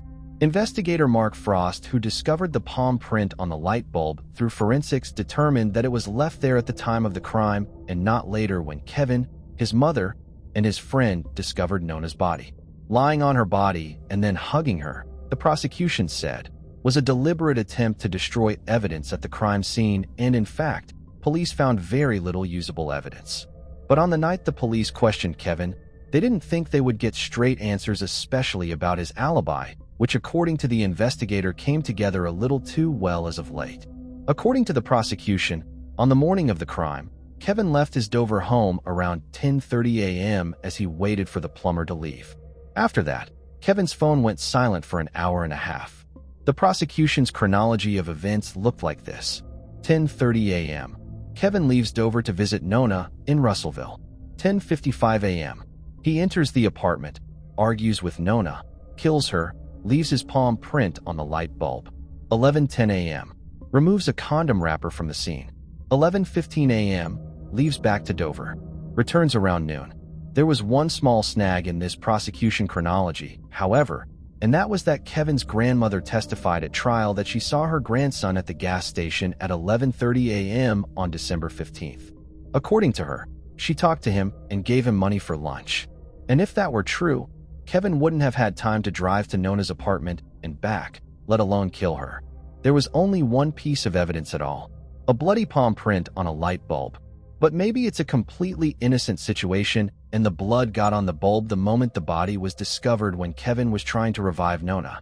He could have just accidentally touched the light bulb. The EMT said the light bulb was about a foot away from the body. While they were digging into the case, attorneys said, they kept finding strange things in the investigation by first homicide detective Mark Frost. The only place where fingerprints were lifted appeared to be the area around the body. The police officers who inspected Nona's apartment after the attack did not pay proper attention to the blood near the front door, the blinds which were also covered in blood, nor did they examine the bathroom for possible fingerprints. Nothing was done except in the area around the body. The bloody palm print was not the only evidence on the lamp. It turned out that later on the police did manage to lift some fingerprints from the base of that lamp as well. And the prints that were on the working part of the murder weapon, the rod and the base, did not belong to Kevin Jones. They belonged to an unidentified person. The court learned that in addition to Kevin, Janice, and Ryan entering the apartment, so did several paramedics and police officers go around the crime scene, and some evidence was touched and moved. As for Kevin's palm print on the lamp, the same lamp that police said was the murder weapon, the defense argued that the palm print was on the lamp, and it could indeed have been when Kevin found Nona's body. Nona's cell phone was also found in the apartment, but it was not tested for fingerprints or DNA. Kevin's lawyers fought hard for his good name, proving to the court that there was no evidence against him at all. The defense used the testimony of Kevin's grandmother, which showed that he didn't have time to drive to and from Nona's apartment. The defense also told the jury that the perpetrator had several cuts and bruises on his hands and body after beating Nona. Police took pictures of Kevin, the front and back of his hands and his body, when they spoke to him on December 15th, and there were no bruises, scratches, or any abrasions on his body. Then there was a strange story about Nona's cell phone. It was at the scene, but the battery was missing. The perpetrator must have touched the phone since he removed the battery, the defense said, but the phone was never checked for fingerprints. The defense had been asking for months to take a look at the phone, perhaps to check its electronic history to see who Nona was texting or talking to. But when they finally got the phone and turned it over to a forensic scientist for information, they found that the device's memory had been wiped. The state then admitted to giving the phone to Nona's stepfather Dwayne Dipert, stating that no more information could be obtained from it. The loss of the phone's memory was a blow because while phone company experts were able to recover messages sent to Nona, her responses, which could have identified the suspect, were lost forever. Remember the polygraph test? In court, the defense said it had checked the polygraph examiner's file, and the person who administered the test was not a certified polygraph examiner. This was an attempt to pressure Kevin into confessing. There was an entire town watching who were largely convinced of Kevin's guilt. But was he guilty? The 5 jurors were very enthusiastic about the case. After 8 hours of deliberation, they returned to the courtroom, and they found Kevin Jones not guilty of the murder of Nona Dirksmeyer. An emotional dam burst in the courtroom after the acquittal was handed down. The decision devastated those who loved Nona and thought Kevin was at fault. But those who thought that was the end of it were very much mistaken, for this was only the beginning. Prosecutors were forced to say that the acquittal came after a botched police investigation. In the months that followed, Kevin and his family assigned Todd Steffi, a part-time police officer, to investigate the murder. Todd immediately sent the condom wrapper to be analyzed, and the lab found several traces of male DNA on it. Since this DNA did not belong to Kevin, authorities began looking for a needle in a haystack until an unrelated arrest forced Gary Dunn to visit the local police station. It was then that Todd Steffi was able to obtain his DNA and find a match to the one on the condom wrapper. On top of that, Todd also noticed that Gary had been out shopping on December 13th, not December 15th as he had reported in the first interview, which put a hole in his alibi. After prosecutors announced on February 6, 2008 that the DNA on the condom wrapper matched Dunn's DNA, the prosecution team focused its attention on him. Gary Dunn was arrested and charged with first-degree murder. The prosecution alleged that he either took advantage of Nona or attempted to do so before beating her to death. Gary Dunn and his wife lived in the same apartment complex as Nona. A police investigation later proved that Gary had been stalking the 19-year-old beauty Queen 24/7 as his window was directly across the street from the victim's home. Interestingly, Other residents of the complex insisted that Gary had recently moved into the neighborhood and said little about their new neighbor. He kept mostly to himself and rarely had friends in his apartment. In addition, several residents also mentioned that Gary had a troubled relationship with his wife. It remains a mystery how Gary Dunn was able to get into the apartment, as Nona's friends claimed that she always kept the door locked. The prosecutor suggested that Dunn might have knocked on Nona's door and introduced himself as her neighbor who came to ask about her cat. Because Nona's love of animals was known to others, and with Gary's daily surveillance, it would have been easy for him to find out. And indeed, at the scene a bag of cat food was found on the floor which had not been opened. When questioned, Gary's wife confirmed that he had been peeping on Nona for a long time in order to study her lifestyle. The girl pitted stray cats, taking them from the street, and it became a great excuse to get into her apartment. On December 15, 2005, a neighbor knocked on her apartment under the pretext that he brought her stray kittens, and Nona opened the door. Then he broke in and attacked the girl, but Gary pleaded not guilty.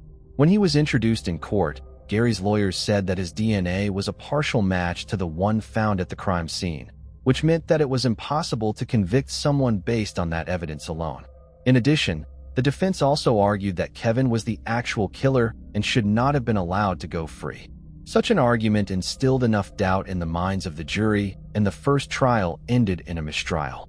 During the second trial, the court heard that Gary had previously been convicted of assaulting a woman back in February 2002. It transpired that he had previously been charged with attempted murder and second-degree battery after he attacked a female jogger in Russellville.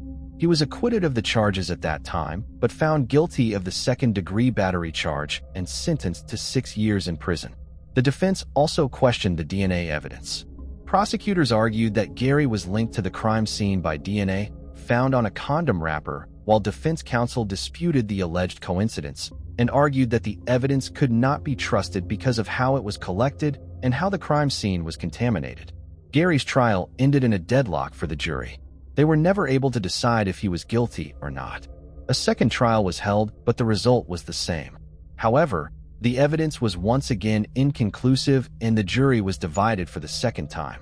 Although the second trial forced authorities to release Gary, he was sent to jail on a separate weapons charge before being arrested and convicted of kidnapping, attempted kidnapping, and indecent exposure for 2 unrelated incidents in February 2019. Gary pleaded no contest to those charges and was sentenced to prison. So today, Gary, who was sentenced to 15 years, is in custody at the Arkansas Department of Corrections office in Wrightsville, where he will remain at least until his parole eligibility date. Prosecutors had planned to try Gary a third time, but decided against it and instead asked the judge to dismiss the charges against him. Despite this, the charges could be refiled. Kevin Jones was able to persevere through the unjust charges and sued the police who investigated the situation for ignoring the facts and being irresponsible with the evidence. In February 2010, Kevin began studying law. Today, he works as an attorney dedicated to advocating for those who have suffered due to police negligence or incompetence. He lives in Little Rock, happily married, and deeply committed to his work, which has become his passion.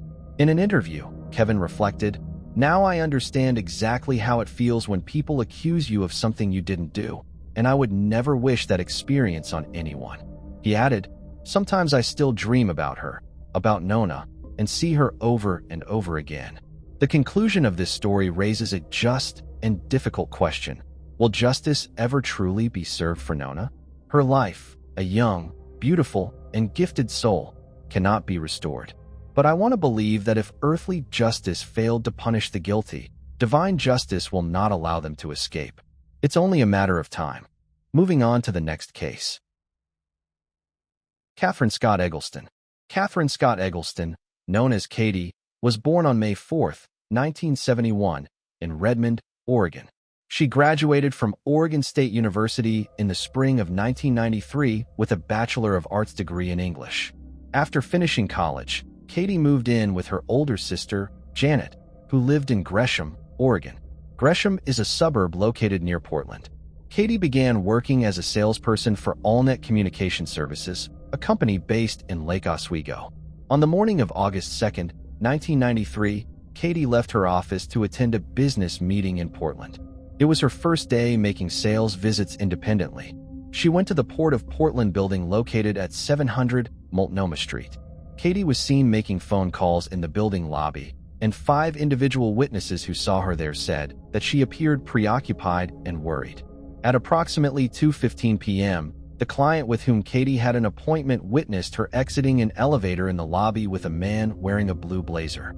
The client described the unknown man as having dark hair and a dark complexion. This would be the last confirmed sighting of Katie Eggleston. Her absence was first noted when she failed to return to Olney's Lake Oswego office, where she was supposed to meet an advisor at 5 p.m. When Katie failed to return home, her sister Janet notified their father, who traveled to the Portland area. In the early morning hours of August 3rd, the day after Katie was last seen, a security guard at an industrial complex located at Northeast 120, 2nd Avenue, and Airport Way discovered Katie's Volkswagen Golf parked in the lot. This location is about 9 miles from the Port of Portland building, where Katie and her car was last seen. The doors of the car were unlocked, and all the windows were rolled down with the keys still in the ignition. Her purse and its contents were still in the car. The only thing missing was her passport. Katie's parents told investigators that Katie retrieved her passport from their home in Redmond while visiting 10 days prior. This made investigators believe that Katie might have disappeared on purpose. Her family disagreed. On August 6, 1993, volunteers searched nearby fields as the investigation into Katie's disappearance gained momentum. Various theories circulated at the time. Katie's parents suspected her boyfriend might have been involved, but law enforcement ruled him out after confirming he was in Central Oregon when she vanished. Another theory suggested Katie had run away, possibly to avoid testifying in a court case against her sister Janet related to tax evasion. Janet and her husband, Jeff, faced accusations of failing to report approximately $190,000 in business income between 1986 and 1987. By October 1993, police had received hundreds of tips, but none led to significant breakthroughs. When authorities reiterated their belief that Katie had run away, her family hired a retired Oregon State Police detective to pursue the case further. This new investigation uncovered several leads, including one involving a security guard who had keys to the Port of Portland building's parking garage. To further find leads, Katie's employer, Allnet, funded a tip hotline dedicated to tips in Katie's disappearance. Flyers were also distributed in Oregon and Washington area, hoping someone with useful information would come forward.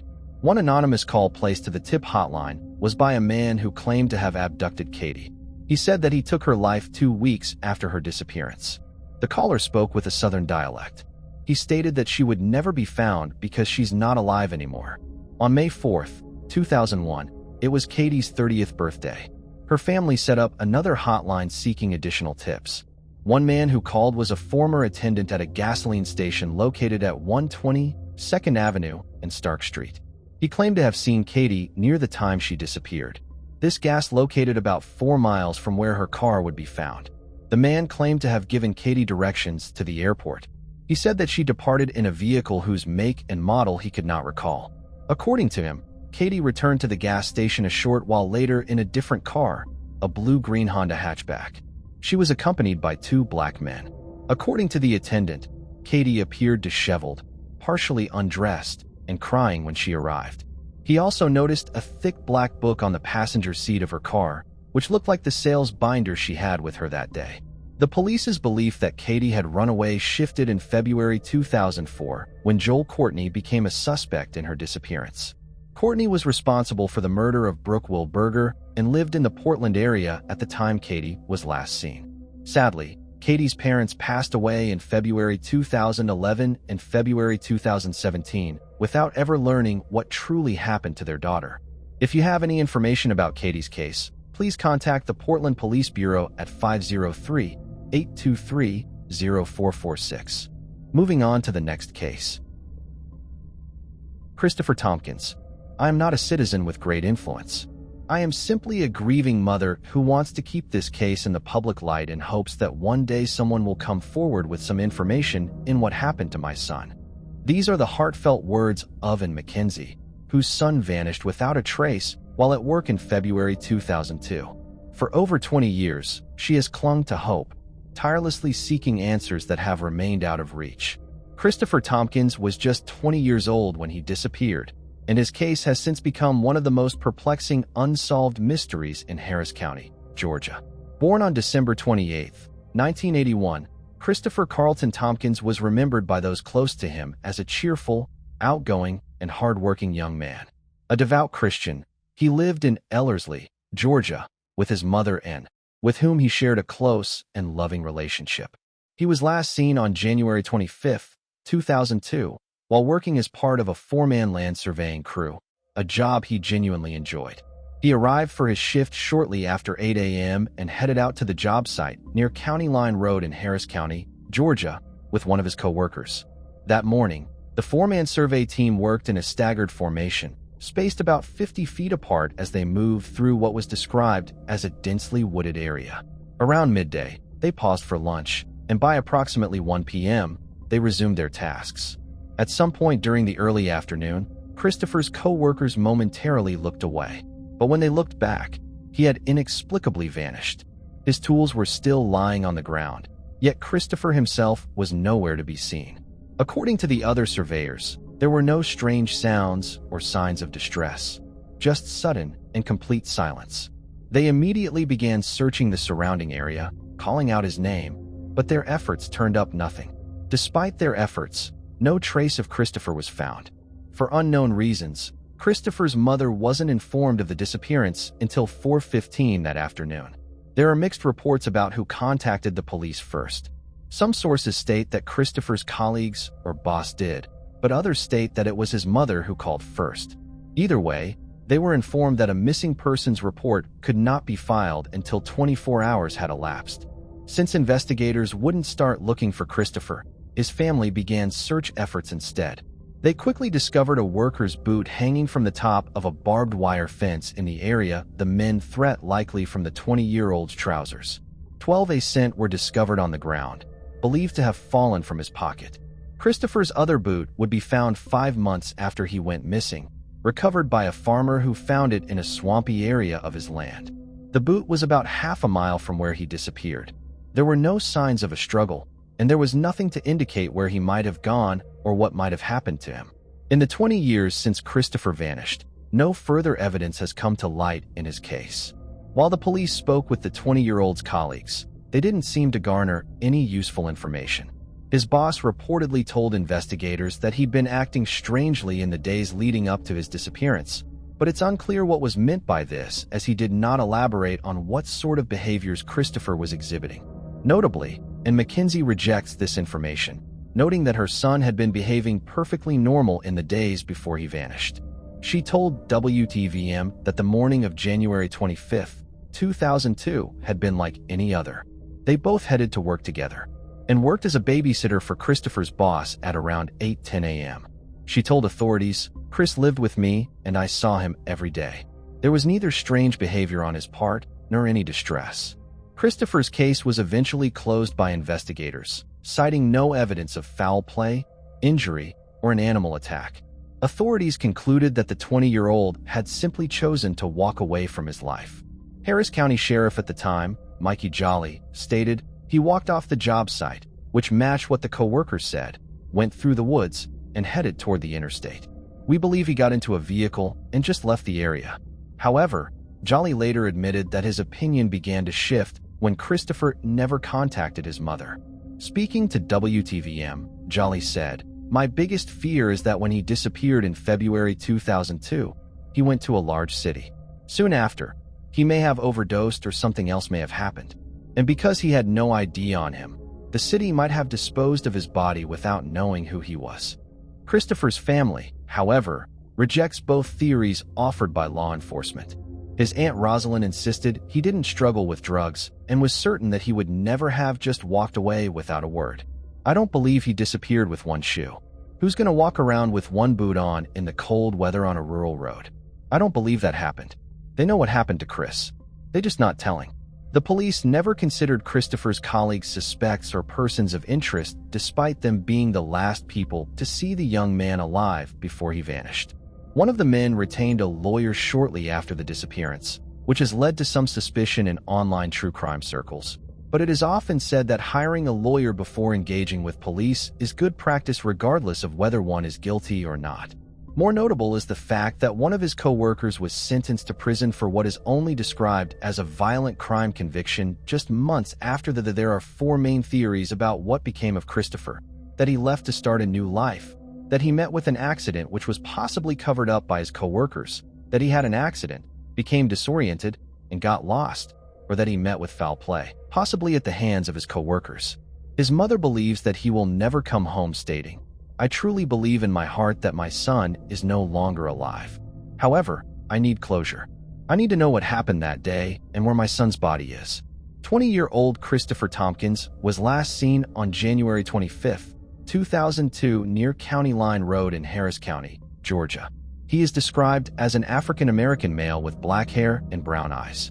At the time of his disappearance, he weighed 130 pounds, and his hair was braided. He may have a mustache, beard, or goatee, and his height is between 5'7" and 5'9". Christopher has a distinctive tattoo on his right arm, a design of an ice cream cone with the name Chris written vertically inside it. The cone's opening features the head of a joker wearing a hat. At the time of his disappearance, he was dressed in a black shirt, a blue and gray plaid jacket with a gray hood, navy blue Dickies work pants, tan Fubu UBU work boots, a black skull cap, and a black watch. If Christopher is still alive, he would turn 43 years old this December. If you have any information about Christopher Tompkins' disappearance, please contact the Georgia Bureau of Investigation's Greenville office at 706-655-5842 or call the GBI tip line at 805-978-477. Moving on to the next case. Cody James and Gary Harker. One day in December 1979, Cody James and Gary Harker, both 30 years old and longtime high school friends, were working on a painting project in Cody's woodworking shop in Illinois. Later that same day, they set out in Cody's black 1965 Chevrolet pickup truck to deliver an air compressor to Rock Island, Illinois. The owner of the service yard where the compressor was left later stated in an interview that he hadn't purchased the item, but someone had taken it away. Afterward, the two planned to travel to Davenport, Iowa to collect $500 for their job. However, neither Cody nor Gary ever arrived to collect their payment. In fact, they never returned home and vanished without a trace. Months later, on February 22, 1980, Cody's Chevrolet pickup was discovered parked on the 600 block of Iowa Street in Davenport. The truck bed was filled with grass, benches, snow, and other debris, leading police to classify the vehicle as abandoned. On March 3rd, the truck was towed to the Road and Wrecker Services yard in Davenport. The truck was set to remain at the yard for at least 40 days before the police planned to auction it off. A letter addressed to Cody, the registered owner, was sent but came back unopened. Several months later, on April 24th, two brothers named James and Richard Sperling happened to drive past the auction yard and spotted the black Chevrolet truck. At their father's farm in Muscatine County, they had a similar truck needing repairs and thought this Chevrolet could be used for parts. They bought the pickup for $1.40 and took it back to the farm. A few hours later, the older brother James noticed a foul odor coming from the truck. Seeing the muck and debris still in the truck bed, he decided to drive it out to a field to clean it. As James shoveled out the waste, he suddenly saw a boot sticking out from the pile. Trying to pull it free, horror struck him when he realized it was attached to a body. Looking closer, he spotted another pair of boots lying beside the one. Alarmed, he ran back to the house to call the authorities. The victims in the truck were identified as two missing 30-year-old men, Gary Harker and Cody James. Davenport police estimated that the bodies had been in the truck for around 60 days. It is unclear how accurate this estimate is, however, because if Gary and Cody had been missing since December but had only been dead for 2 months when they were found in April, then that leaves a rather large time frame in which the two men might have been alive but hadn't spoken to or seen their families. It is possible the authorities were off with their guess. Perhaps the cold winter slowed the rates of decomposition. It was determined that both Cody and Gary had been struck on the head with a wedge normally used for tree cutting. A month later, Authorities announced they were looking for 3 people who they believed were involved in the double homicide. They also stated their belief that the incident was drug-related and was possibly linked with the sale of amphetamines. Police spoke with Gary's wife, Marie, who was still living in the home she shared with him in Rock Island. She had reported her husband missing on Christmas Day. She told authorities that she knew the pair were setting up drug deals for other people, but specified that her husband was not directly involved in the deals themselves. She had apparently made it very clear that she didn't want him dealing due to the risk involved. Neighbors of Gary's claimed that the 30-year-old had been dealing out of his wood carving shop, but Marie denied this. It also became clear to law enforcement who spoke with witnesses that Cody's truck bed had been emptied out on the morning of their disappearance, suggesting that all the debris found later had been placed there intentionally to hide the bodies. Progress in the case moved slowly from here. It was decades later, in February on the 20th of their disappearance, that there was finally a break in the case. Detectives announced they would be looking into the murders again with fresh eyes. This came on the back of the discovery of new evidence. A friend of the 2 men came forward earlier in the year and handed investigators a roll of film which had been entrusted to them by Gary and Cody shortly before their deaths. Reportedly, the 2 men knew they had enemies, and so they left the roll of film with a friend and told them, quote, "If anything happens to us, develop the film." After developing the images, police came to believe that the photos contained their suspects. The photos were thought to have been taken near Bolanos, a small coastal village over 18 miles north of San Francisco. Gary and Cody apparently traveled here often to gather drug supplies, and authorities believe the men lived here. The images of the unidentified men were published in local papers with the hopes that someone would recognize the 2 and alert the authorities. They hoped that the passage of time would mean that less people would be fearful of the repercussions of coming forward. However, no one did ever come forward with the men's identities. There was little forensic evidence found at the scene. A soil sample was collected from the truck and tested in 2004 in order to determine if it came from the suspected murder site. Police wouldn't disclose the specific area this was, however. A single fingerprint was also discovered on evidence inside the truck, likely belonging to one of the perpetrators. Several news reports have hinted that the police knew where Gary and Cody went after dropping off the air compressor, but this information has never been made public. It's been noted that many of the people the 2 men associated with were involved in drugs. Authorities suspect a drug dealer was involved and believe multiple individuals were responsible for the murders. This theory is based on the fact that Gary and Cody were known to put up a strong fight and were described as not wimps, implying it would have been tough for a single person to overpower both. The investigation into the killings of Gary Harker and Cody James has stretched across 5 states and several decades, but no suspects have yet been identified. If you have any information about the case, you can reach out to the Davenport Police at 563-326-7979. Moving on to the next case. Li Ping Chow. In Australia, in February 2011, Li Ping Chow, a woman originally from China, born on August 2, 1969, was living a life largely shrouded in mystery.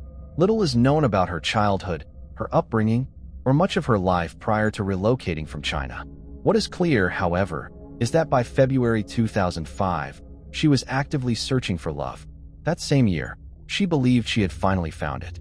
While browsing the internet, she connected with Klaus Andreas, a 65-year-old Australian resident.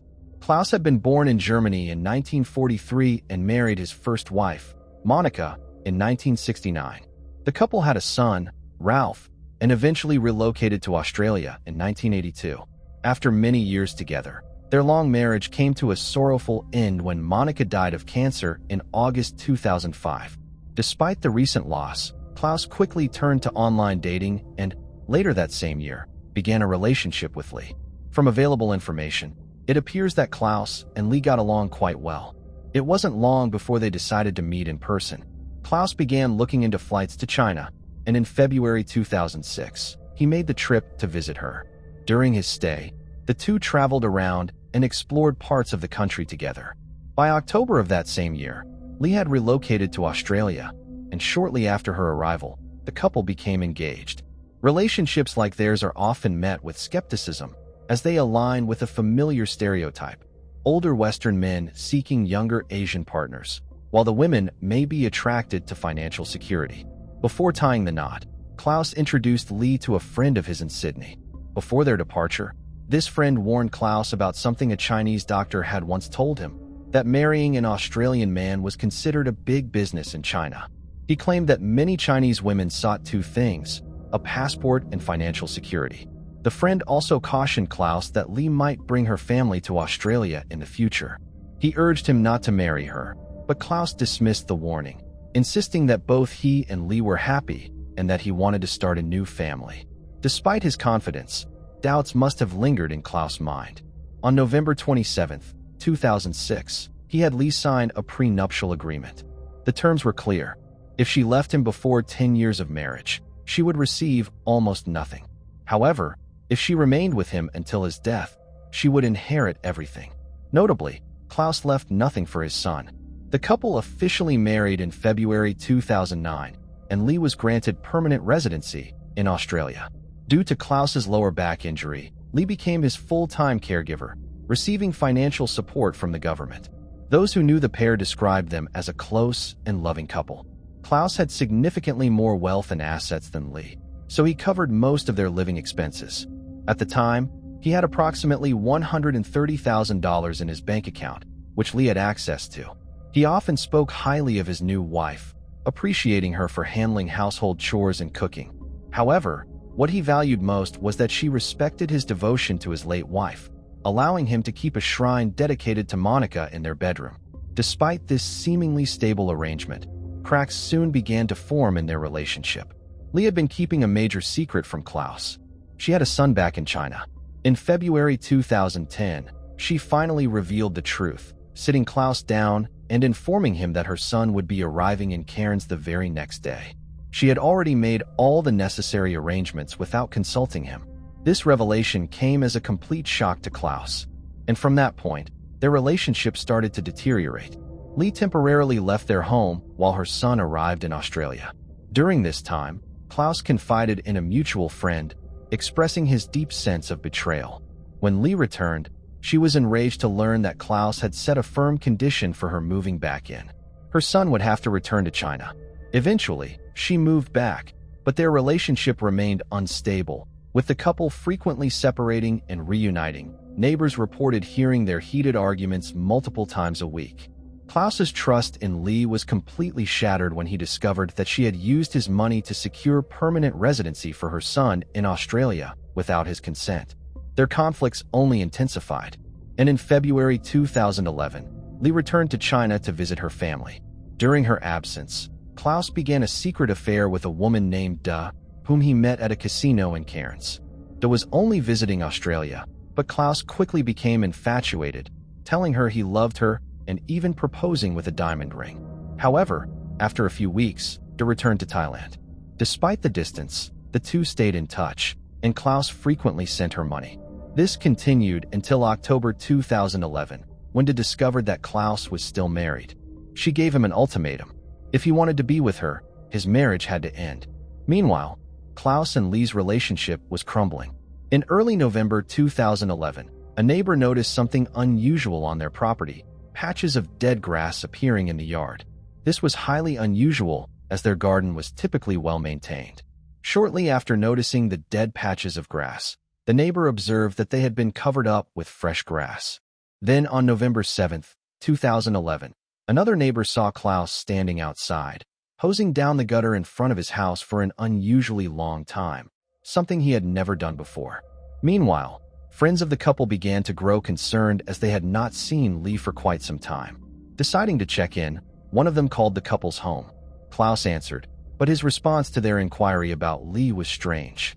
He claimed that Lee had accused him of having another woman and insisted she had proof of his infidelity. According to Klaus, she also accused him of having HIV. He explained that they had argued, spent the night in separate rooms, and that by morning, she was gone. He insisted he hadn't seen her since. Another friend, Mr. Noble, also became alarmed by Lee's absence. He went to Klaus's house and knocked on the door. When Klaus answered, he appeared nervous and unsettled. Mr. Noble also noticed that Klaus had blood on his lip. Klaus dismissed it, saying it was just an ulcer. He then repeated that Lee had run off with another man and had likely returned to China. However, none of it added up. The more days passed with no sign of Lee, the more worried her friends became. They repeatedly tried to contact her, but every attempt failed. As they talked amongst themselves, one friend recalled noticing scratches on Klaus's face around the time Lee disappeared. As their concerns escalated, they decided to take action. Fearing that something terrible had happened to Lee, they went to the police on November 9, 2011. The last confirmed sighting of her had been on October 29. Officers were sent to Klaus's home to question him about Lee's whereabouts. He repeated his story, but added that Lee had been demanding a divorce and wanted half of his house. Other than that, he claimed he had no idea where she was. However, while speaking with Klaus, officers detected a strong chemical odor inside the house, particularly in the garage. Something felt off.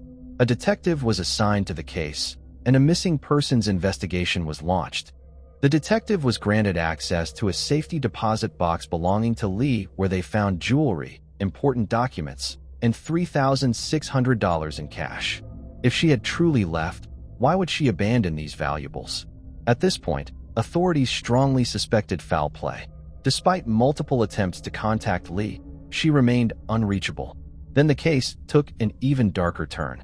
The same officer monitoring Klaus's home took note of the large patches of dead grass that had been recently covered and observed a strange white fatty residue on the surface of a garden bed. Investigators soon uncovered another disturbing piece of evidence. Klaus had recently purchased a strong acid. Cairns was a small community where rumors spread quickly, and whispers of an elderly man killing his wife began circulating. Feeling the pressure, Klaus decided to address the speculation directly by giving a media interview. In the interview, Klaus appeared to be smiling, which many found unsettling. When asked to introduce himself, he failed to mention that he was Lee's husband, something he only acknowledged after a journalist prompted him. Following this media appearance, public suspicion grew, with many speculating that Klaus might have been involved in Lee's disappearance. On November 20th, 2011, Klaus was brought in for questioning. He remained composed, providing explanations for everything.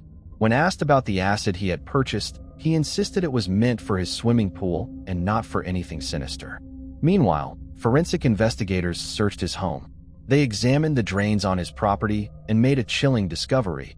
A bridge containing 6 porcelain teeth later confirmed to belong to Lee. Further excavation of a nearby storm drain uncovered 2 additional human teeth, which were also linked to her. As the investigation continued, officers searched the bedroom and found the shrine Klaus had dedicated to his first wife. Next to it was an urn containing her ashes. Inside the urn, they discovered something unexpected, a mobile phone, later identified as Lee's. With mounting evidence against him, Klaus was arrested. The police urged him to tell the truth, and at that point, he finally began talking, offering his own version of events. Klaus claimed that on the morning of October 29, 2011, Lee discovered emails he had been exchanging with his new girlfriend, Dar. She confronted him, accusing him of infidelity, but he denied everything and quickly deleted the messages. Then, noticing an ulcer on his lip, she accused him of having AIDS. In response, Klaus alleged that he turned the accusation back on Lee, suggesting she had a boyfriend in China. Their argument quickly escalated, with Lee demanding half of his house as security for her future. According to Klaus, Lee lashed out, scratching his face with her right hand before attacking him with a kitchen fork, causing a small cut on his finger. In an attempt to defend himself, he claimed he pushed her away. He then turned to grab a kitchen towel for the blood on his hand. And at that moment, he heard a loud thud. When he looked back, Lee was on the floor, unresponsive. Klaus insisted that he tried to rouse her, asking if she needed help, but she did not respond. He observed that blood was trickling from her ears and checked for a pulse, only to find none. Realizing she was no longer breathing, he claimed he briefly considered calling emergency services, but ultimately chose not to, believing they wouldn't be able to do anything. Klaus insisted that Lee's death was accidental, the result of a fall rather than foul play. After her death, he said he left the house for a walk and stopped to get ice cream. Later that evening, he returned home and went to bed, leaving his wife's body lying in the kitchen. The following morning, he woke up, showered, shaved, and got dressed before returning to the kitchen, where where Lee's body still remained. Afraid that someone might show up unannounced, he panicked. Rather than notify the authorities, Klaus chose to dispose of her body in an effort to avoid repercussions. What followed was an unthinkable course of action. Investigators later suggested that his method for dealing with Lee's remains may have been inspired by an episode of the television series Breaking Bad. He dragged her lifeless body into a yellow wheelie bin from the garage, then purchased a large quantity of hydrochloric acid. Over the following days, he dissolved her remains inside the bin, waiting as her body disintegrated. Once the process was complete, he flushed her flesh and bones down the outdoor drain, disposing of any larger fragments elsewhere, though their exact location remains unknown. Night after night, Klaus slept while his wife's body was slowly dissolving inside his home, a thought that is deeply disturbing. Afterward, he gathered Lee's clothing and shoes and discarded them in various charity donation bins. To cover his tracks, he began telling people, including the police, that she had left for China and that he had no knowledge of her whereabouts. Klaus later admitted to killing Lee on October 30th, 2011, confessing that he had lied to authorities during earlier questioning to avoid accountability. His admission stunned the police as he had portrayed himself as a man who acted out of fear and desperation following an unintended event. However, investigators weren't convinced that he was telling the whole truth. They suspected there was more to the story and were determined to uncover the full extent of his actions to bring him to justice. Their suspicions were soon validated when they discovered Klaus's involvement with another woman, his Thai girlfriend, Da, whom he had been secretly seeing. Investigators examined his email exchanges with Dar, uncovering a significant number of affectionate messages, frequently expressing love. Among these emails, one message hinted at what appeared to be a pressing issue he needed to manage and fix as quickly as possible. This problem was clearly Li. A particularly damning email dated October 2011, the day before Lee's death, revealed Klaus's true feelings.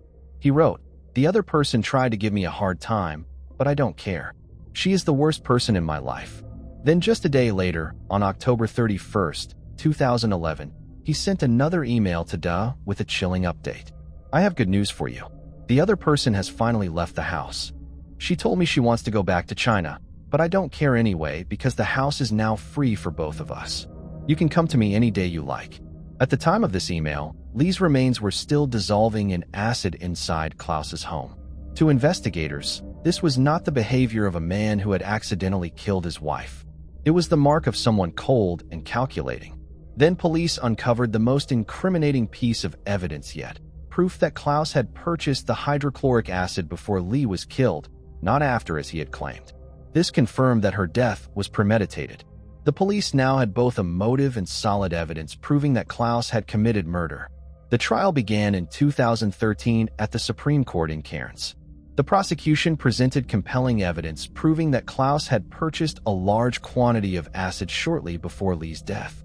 More significantly, the amount he bought far exceeded any typical household use, strongly suggesting that he had planned to use it for body disposal. This was a key piece of evidence against him. Testimonies from acquaintances and neighbors painted a clear picture of a volatile relationship filled with frequent arguments. Witnesses also confirmed that Lee had expressed a desire to leave Klaus, return to China, and take a portion of his assets with her. This established a potential motive. Her departure would have resulted in financial loss, or at the very least, a long and contentious divorce. In addition to this, Klaus had fabricated a story about Lee's disappearance, systematically destroyed evidence, and disposed of her body in a calculated manner, all of which pointed to premeditated murder rather than an accident. The prosecution also emphasized his disturbingly composed behavior following her disappearance.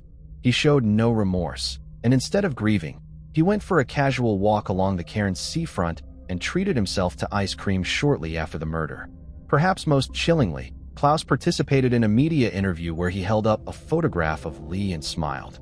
Despite having already dissolved her body in acid, many viewed this as a display of dubious delight, suggesting he may have believed he was getting away with the crime. Despite overwhelming evidence against him, Klaus maintained that Lee's death was accidental, though he provided little proof to support his claim. After reviewing the case, the jury reached a unanimous verdict in December 2013, finding him guilty of murder. He was sentenced to life in prison, a relatively rare sentence in Australia. This was largely due to Queensland's no body, no parole law, which prevents convicted murderers from being eligible for parole unless they disclose the location of the victim's remains.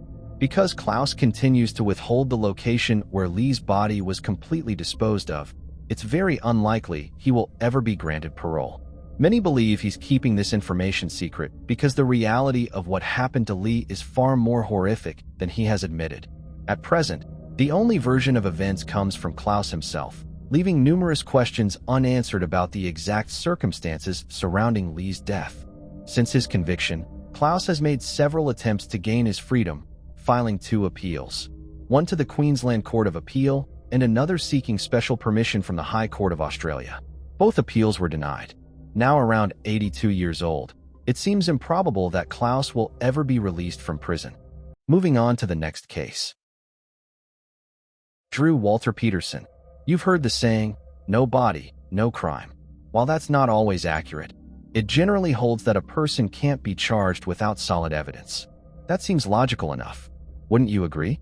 Similarly, a trial without witnesses might seem pointless. But in this situation, things aren't playing out as usual, far from it. The police are at a loss, unsure of where to begin after a young mother disappears without a trace. Did she escape on her own? Was she somewhere by choice? Or did something terrible happen to her? For a while, no one knew. That changed when someone was brought in for questioning, and when what looked like an accident turned out to be a murder. Suddenly, the puzzle pieces started to fit. The Stacey Peterson case is steeped in mystery, bizarre developments, and twists no one could have predicted. Usually, I begin by focusing on the victim's background. But today, we're approaching things differently. Let's start with Drew Walter Peterson, the man at the center of it all. He was born on January 5, 1954, in Bolingbrook, Illinois, to Betty Morphy and Donald Peterson. Drew was the oldest son. His sister and brother were younger. Drew's dad was in the Marines. And as you might guess, things were very strict in the Peterson home. Because one parent was in the military, everyone in the house had to follow his rules, like going to bed and getting up at the same time every day.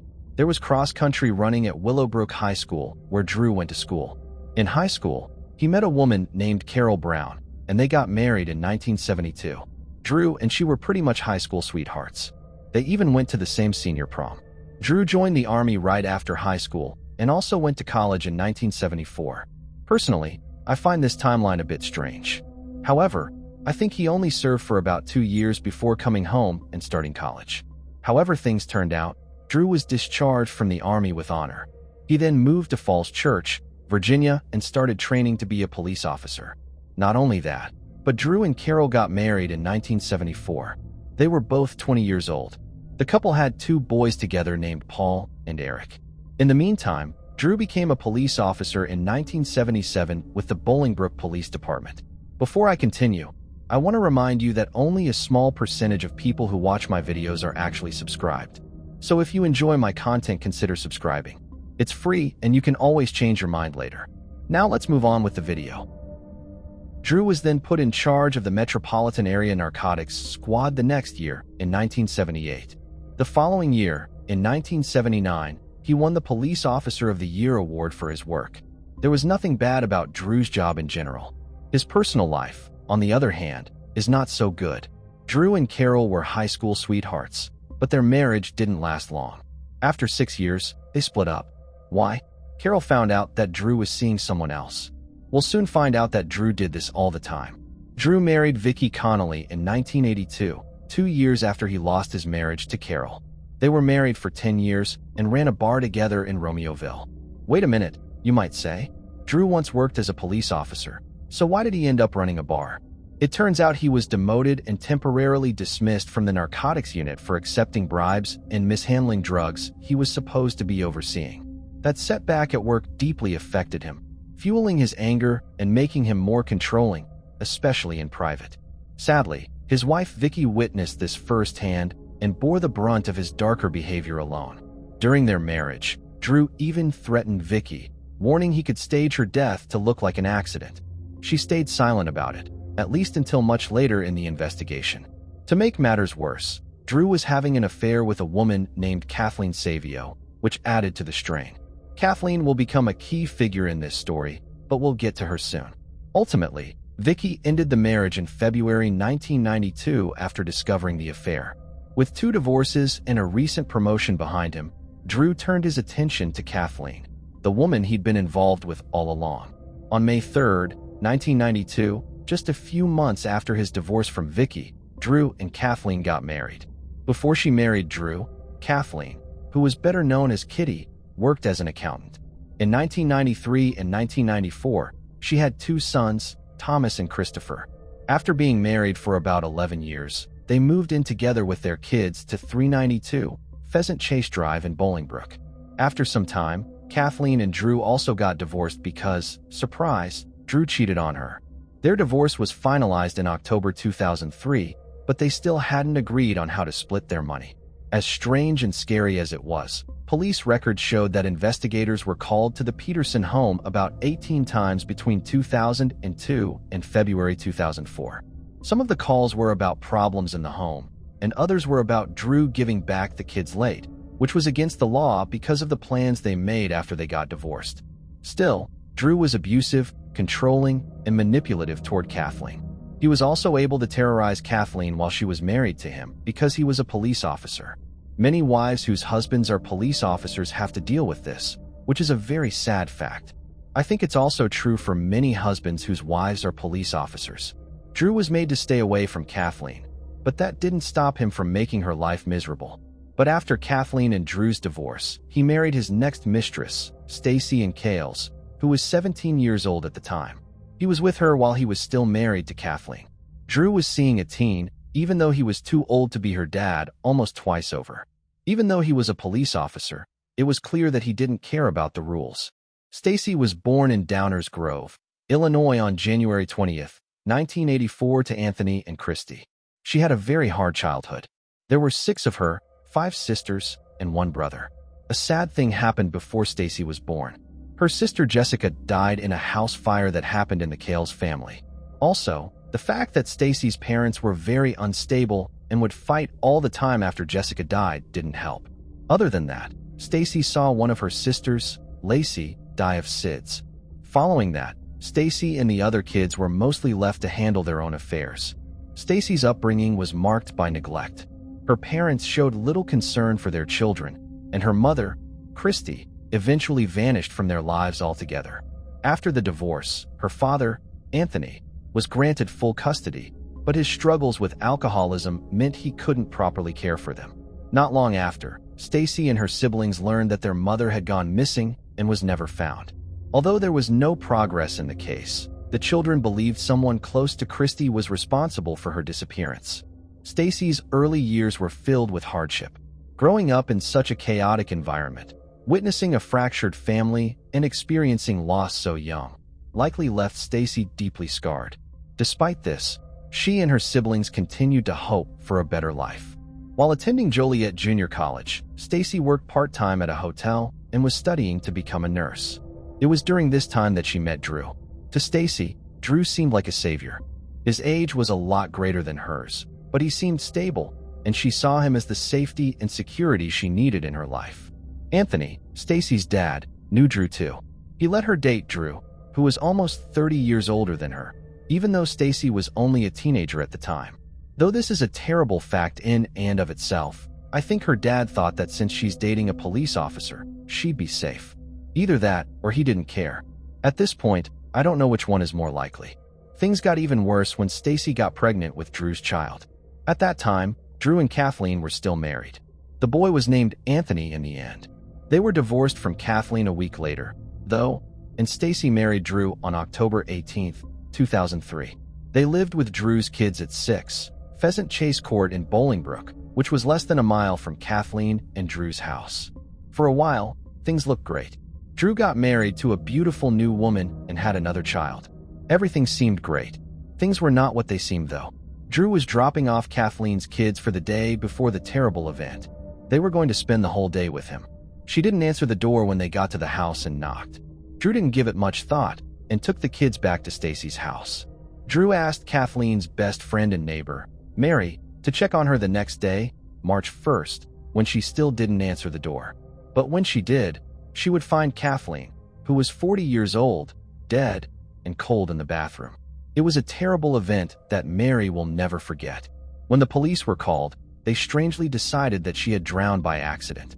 Even though the bathtub was empty, it looks like they didn't even think about the bruises on her body and the serious wound on the back of her head. As if that wasn't strange enough, Drew sold Kathleen's house less than a month later and conveniently left out the fact that his ex-wife had died inside. In some states like Illinois, you don't have to say things like that though. Drew had a story for when the police asked him about it, and it was his fourth wife, Stacy. Since he spent the whole day with her and the kids, he couldn't have killed Kathleen. So Kathleen was buried without any explanation, and her death was seen as a scary and strange event in the community. All of it was called some kind of strange accident, and that was pretty much the end of it. 3 years later, though, something strange would happen again, and this time, Stacy would be on the scary radar.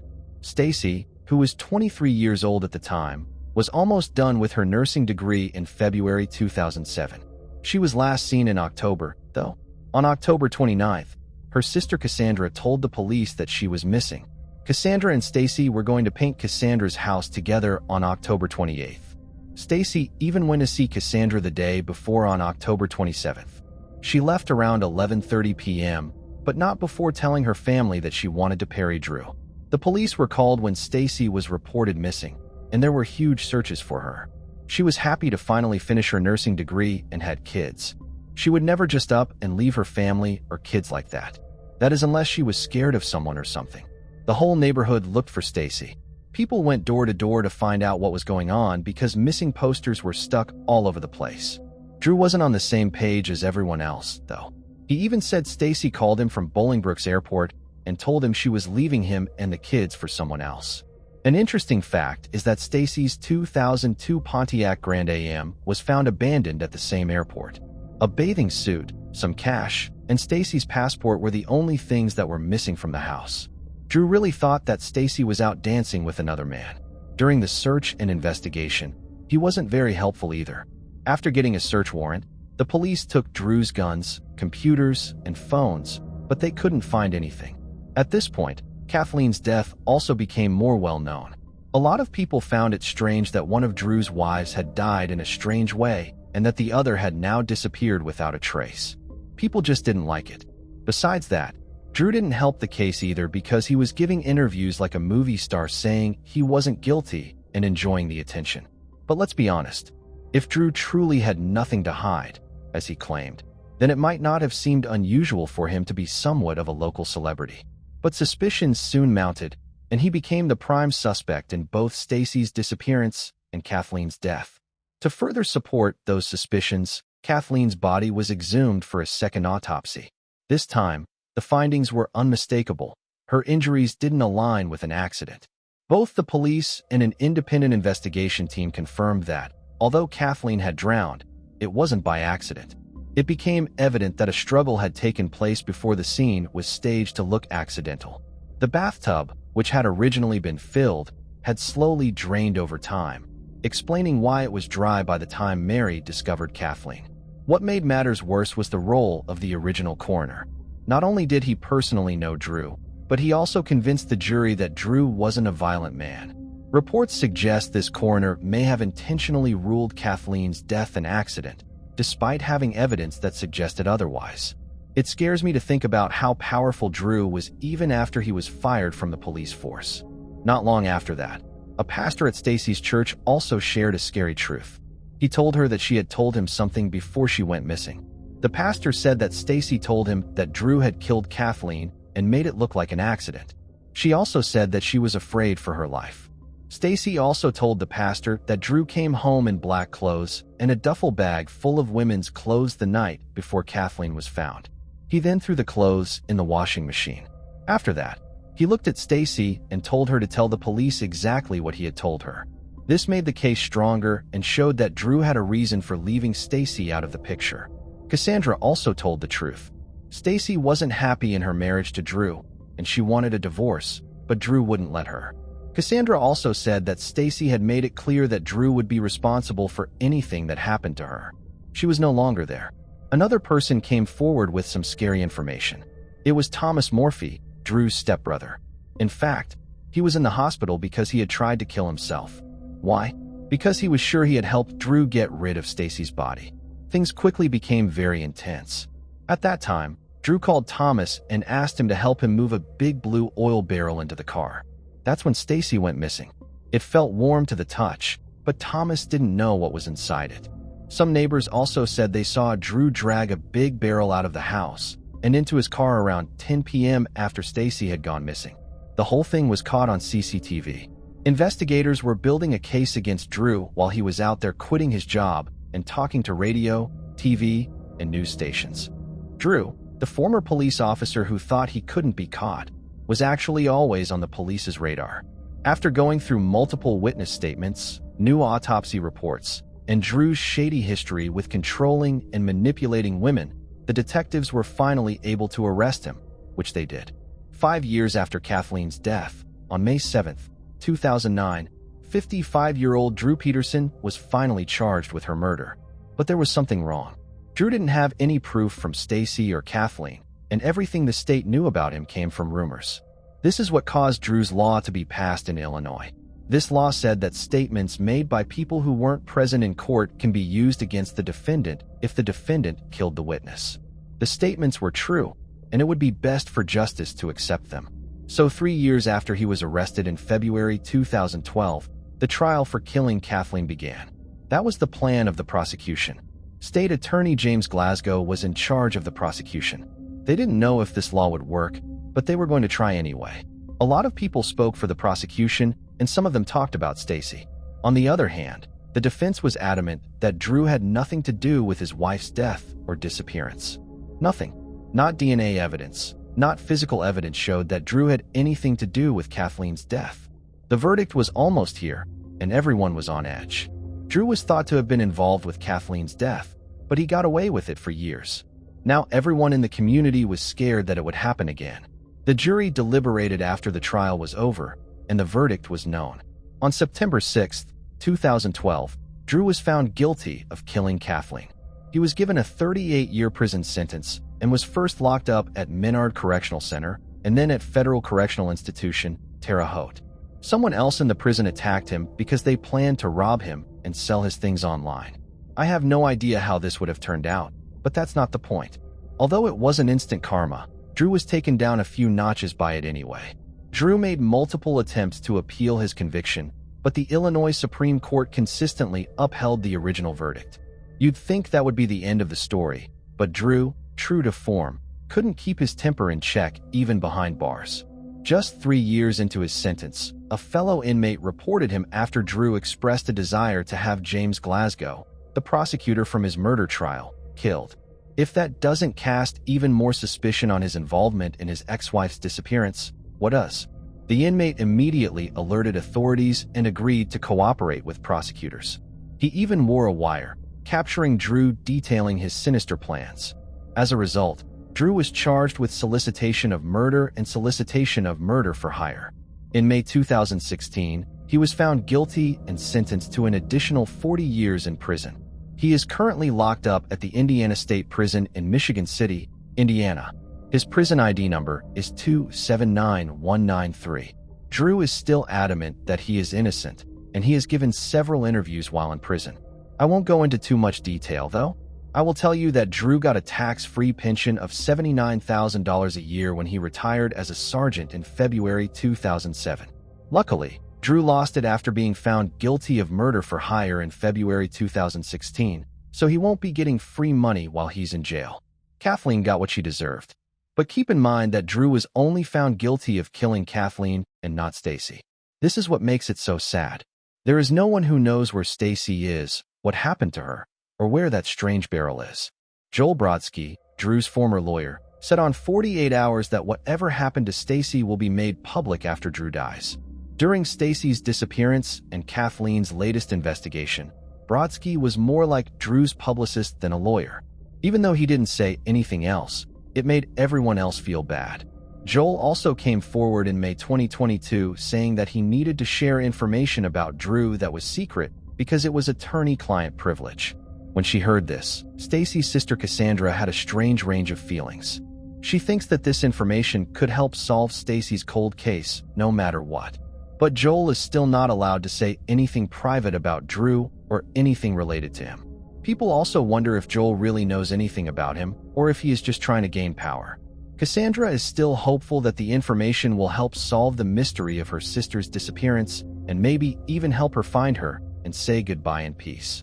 But while we're talking about finding Stacy, Cassandra has been working hard to find her sister since she went missing. Not anyone else has been looking for Stacy since February 2007, and she has used a lot of different tools to try to find her and bring her back home.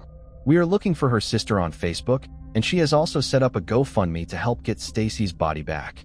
Late last month, in April 2024, Cassandra thinks she found Stacy's body in an Illinois canal. The team led by Cassandra used sonar to find a body in a canal that they had narrowed down by talking to many witnesses. Since February 2009, Cassandra has been keeping an eye on this strange body. Not long ago, a video was posted on Stacy's Facebook page showing that a ROV found pictures of her body on the riverbed. A skull, rib cage, and lower leg bones can be seen after the image has been changed and cleared. If you remember back to February 2008, Cassandra told the police about this discovery, but they didn't do anything to get the bodies back. Because of this, Cassandra had no choice but to keep working to find better ways to get the bodies out of the water. She rented good gear from Alaska and even went back to the investigators. This time, the police did check the area, but all they found was a rock, and the rest of the area had already been cleaned up. Cassandra was sure that the investigators wouldn't do anything about what she had found after reading this. This is probably because they are all friends with Drew. After a while, she decided to start a GoFundMe page to help raise money for better equipment and for divers to go into the canal and get whatever the ROV picked up. Adventures with Purpose would be a great group to take on this case. I might even email them about it to see if they're interested, and you could do the same if you want to. It is always worth a shot. It's been 17 years since Stacy went missing. Drew should be held responsible even though he is in prison if he hurt Stacy and caused her death. But Drew can't be tried for what he did to Stacy because there is no body and no solid evidence. This entire situation is heartbreaking, especially for Stacy's sister, Cassandra. She continues to search for the right people who can help locate and recover what she believes might be her sister's remains. Cassandra's goal is simple: to find out the truth and, if the remains are indeed Stacy's, to finally lay her to rest. She wants a proper burial, a place where she can grieve, remember, and talk to her sister in peace. The bodies can be tested once recovered, but until that happens, the mystery remains. At this point, no one knows whose remains lie beneath the water. The emotional toll of this case has been immense. It's disturbing to think that someone who once wore a badge could so thoroughly abuse the trust and power that came with it. All we can do now is hope and pray that Cassandra finds Stacy. After 17 long years, she deserves closure and the chance to heal. It's time for the pain to end. Moving on to the next case. Frank Spencer. The tragic events that unfolded in February in Millville, Pennsylvania, gripped not only the local community, but resonated across the entire state. The shocking death of 46-year-old Frank Spencer left a lasting mark, not merely because a man lost his life at the height of his vitality, but due to the grim and almost surreal nature of the circumstances. The incident tore apart a family. One man was killed, his former wife landed in prison, and her father disappeared and remains a fugitive. This case is a stark reminder of how quickly a trusted loved one can turn into a bitter enemy. Frank's story began in Bloomsburg, Pennsylvania, where he was born on November 10, 1965, to Cyrus and Madeline Spencer. As a child, he showed a deep love for physical activity and sports, which helped him develop both strength and resilience. In high school, Frank stood out as a key member of the wrestling team, earning admiration for his discipline and drive. He also had a sharp, inquisitive mind and aspired to follow in his family's footsteps by joining and expanding the auto parts business. After graduating from high school in 1984, Frank enrolled at a local university and completed his studies successfully by 1988. Following his father's passing, he inherited Spencer's auto parts and used cars, a business cherished by the community. A pivotal moment in Frank's life came in 1997 when fate introduced him to Maria Zanuti. From the moment they met, there was an undeniable attraction between them. Maria was known for her fiery spirit and bold personality, her intense emotions leaving a strong impression. Frank's friend, Paul Siciliano, once remarked that Frank was always drawn to passionate, untamed women, and there was a bit of wildness in Frank himself, making them a fitting match in many ways. So when they met, they had fun, he recalled. However, not everyone was pleased with the relationship, especially the lovers' parents. Rumor has it that Anthony, Rocco Franklin, Maria's father, was associated with a gang and even had a reputation as a hired criminal. He took an immediate dislike to his daughter's suitor. For some time, he even tried to obstruct their union.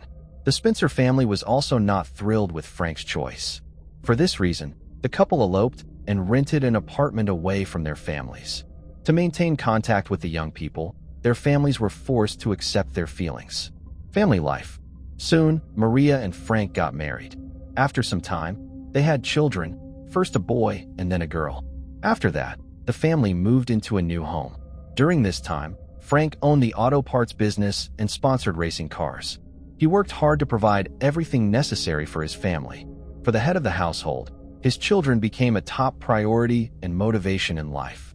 Initially, Maria tried to manage the children and household chores. However, later, despite her law degree, she began coaching her daughter's soccer team. According to friends, unlike her husband, she was not as warm to the marriage. She seemed all over the place and a bit out of this world. Domestic chores and responsibilities did not interest her. What really worried her was money. She greatly enjoyed spending what Frank earned, but what was more striking was her coldness towards the children. Gradually, Mrs. Spencer's behavior led to problems in the marriage. Her husband became dissatisfied with her selfishness and eccentricity. He felt that, having become a mother, she should have matured and thought of others. However, Maria did not change. In February 2006, the man initiated a divorce. He was finally tired of the constant scandals and inappropriate behavior of his wife. Sometimes, she behaved so unreasonably that Frank feared for the children's health. At that time, the idea of divorce seemed to be the only correct solution. However, after deciding to separate, the relationship between the former spouses became even more strained, the confrontation. Spencer wanted to keep the children with him. He didn't trust his ex-wife and was convinced that she couldn't properly care for them. Not everyone in his circle agreed with his stance. For example, his friend, Ron, asserted that for the children's normal development, both parents were necessary. He strongly recommended that his friend negotiate with Maria and share custody equally. Apparently, Frank knew more than his friends did, so he continued to insist on sole custody. In retaliation, the woman did the same. Moreover, she was counting on substantial child support payments. This conflict intensified over time.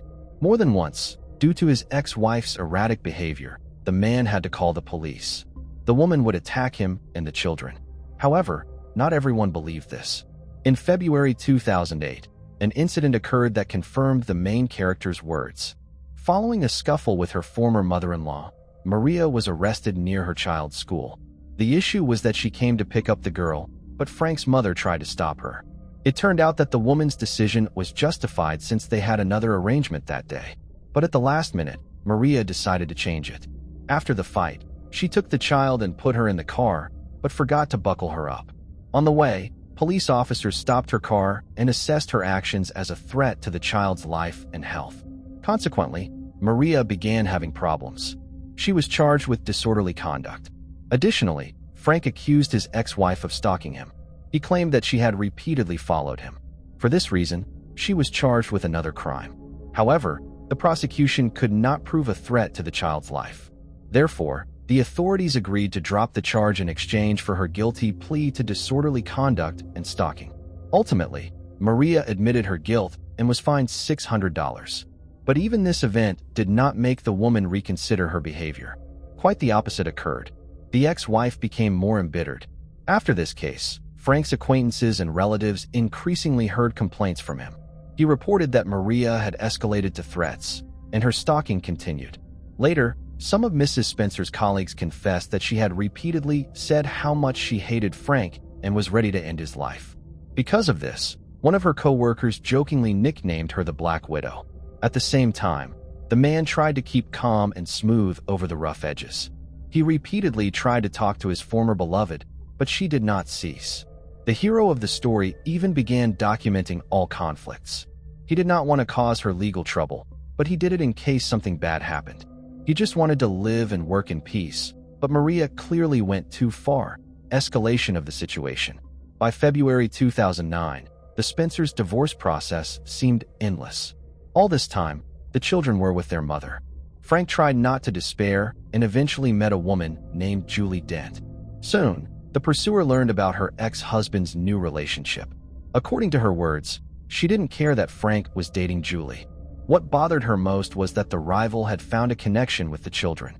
However, the man thought otherwise. He knew that the cause of all the troubles was his ex-wife's intense jealousy. After this event, Maria became completely enraged. In February 2009, she sent a voice message to Julie warning her not to come near her children. However, the situation truly escalated when the main character's father-in-law was released from prison. After 5 years of incarceration for fraud, the criminal's reputation had only worsened. For Frank, this meant more trouble since he knew the fierce temperament of his former relative well. Many believed that Maria had inherited her character from her father. At this time, Spencer's circle noted that he had become pensive and worried, and not without reason, the first crime. After Rocco's release, a robbery occurred at Frank's office. Important documents that could have influenced the divorce proceedings were stolen. The next day, Maria called her ex-husband and mentioned that she found a trash bag with interesting contents on her porch. Frank understood what she was referring to and advised her to return what was taken. Additionally, he reported the break-in to the police. However, proving anyone's involvement in the incident was unsuccessful. According to detectives, no traces of the perpetrators were found. Nevertheless, everyone understood Maria and her father's interest in committing the crime. The investigation also considered the ex-wife as a suspect. Ultimately, the case investigation was discontinued. At the same time, thanks to the efforts of law enforcement, Maria handed over the acquired documents to the owner. Most likely, they simply contained nothing substantial that could be used in court. Thus, the lack of evidence was perceived by Spencer's pursuers as a license for impunity. The situation continued to escalate, the limit of patience. Subsequently, threats from the former beloved followed on social media. Maria remained unhappy about the children's ongoing contact with Julie. Unlike Maria, Julie was calm and level-headed, embracing her time with Frank and his kids without stirring conflict. She made an effort to stay out of the tangled dynamics between the former spouses. Yet, Maria's thirst for revenge blinded her to her duties as a mother, which deeply angered those around her. Tensions between them simmered on until 2010, when Frank's patience finally snapped. Unable to tolerate the ongoing hostility any longer, he approached the police, presenting them with threatening messages exchanged by Maria as evidence of her alarming behavior. However, Maria claimed that this was just her way of communicating and that she meant nothing reprehensible by it.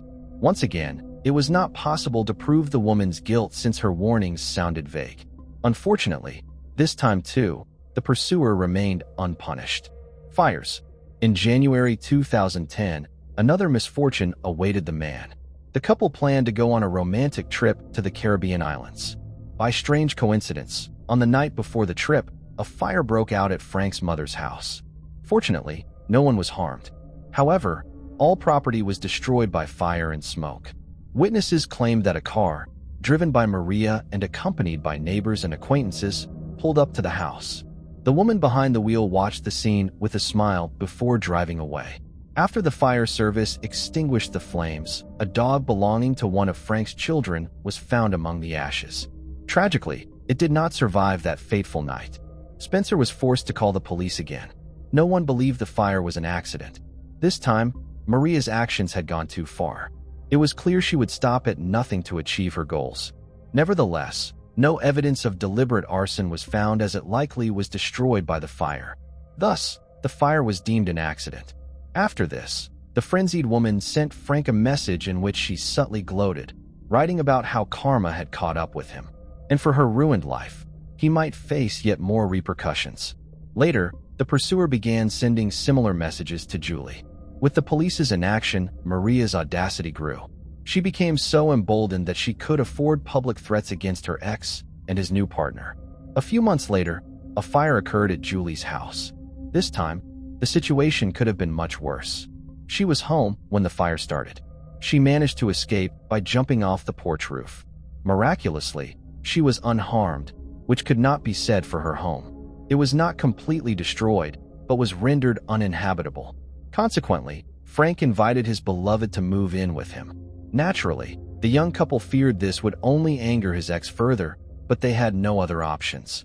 At the same time, the cause of the fire was being investigated. The similar modus operandi made it clear whose handiwork it was.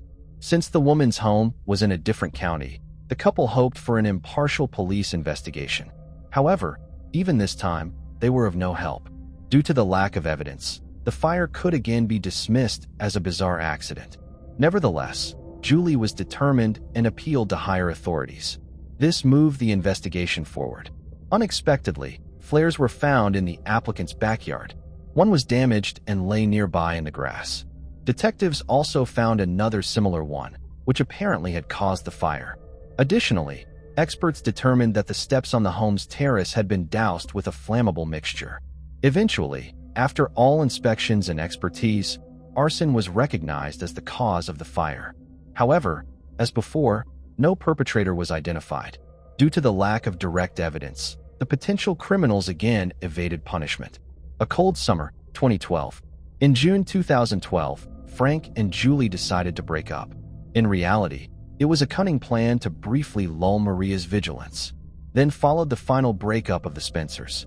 Unfortunately, the long-awaited peace did not come. Just a few weeks later, Frank was found deceased. On July 3rd, Joe, a friend of the main character, decided to visit his friend. There had been no word from him lately, which surprised no one. The man had recently gone through a divorce and wanted some solitude. However, there was urgent business. The friends had spent many years karting with their children.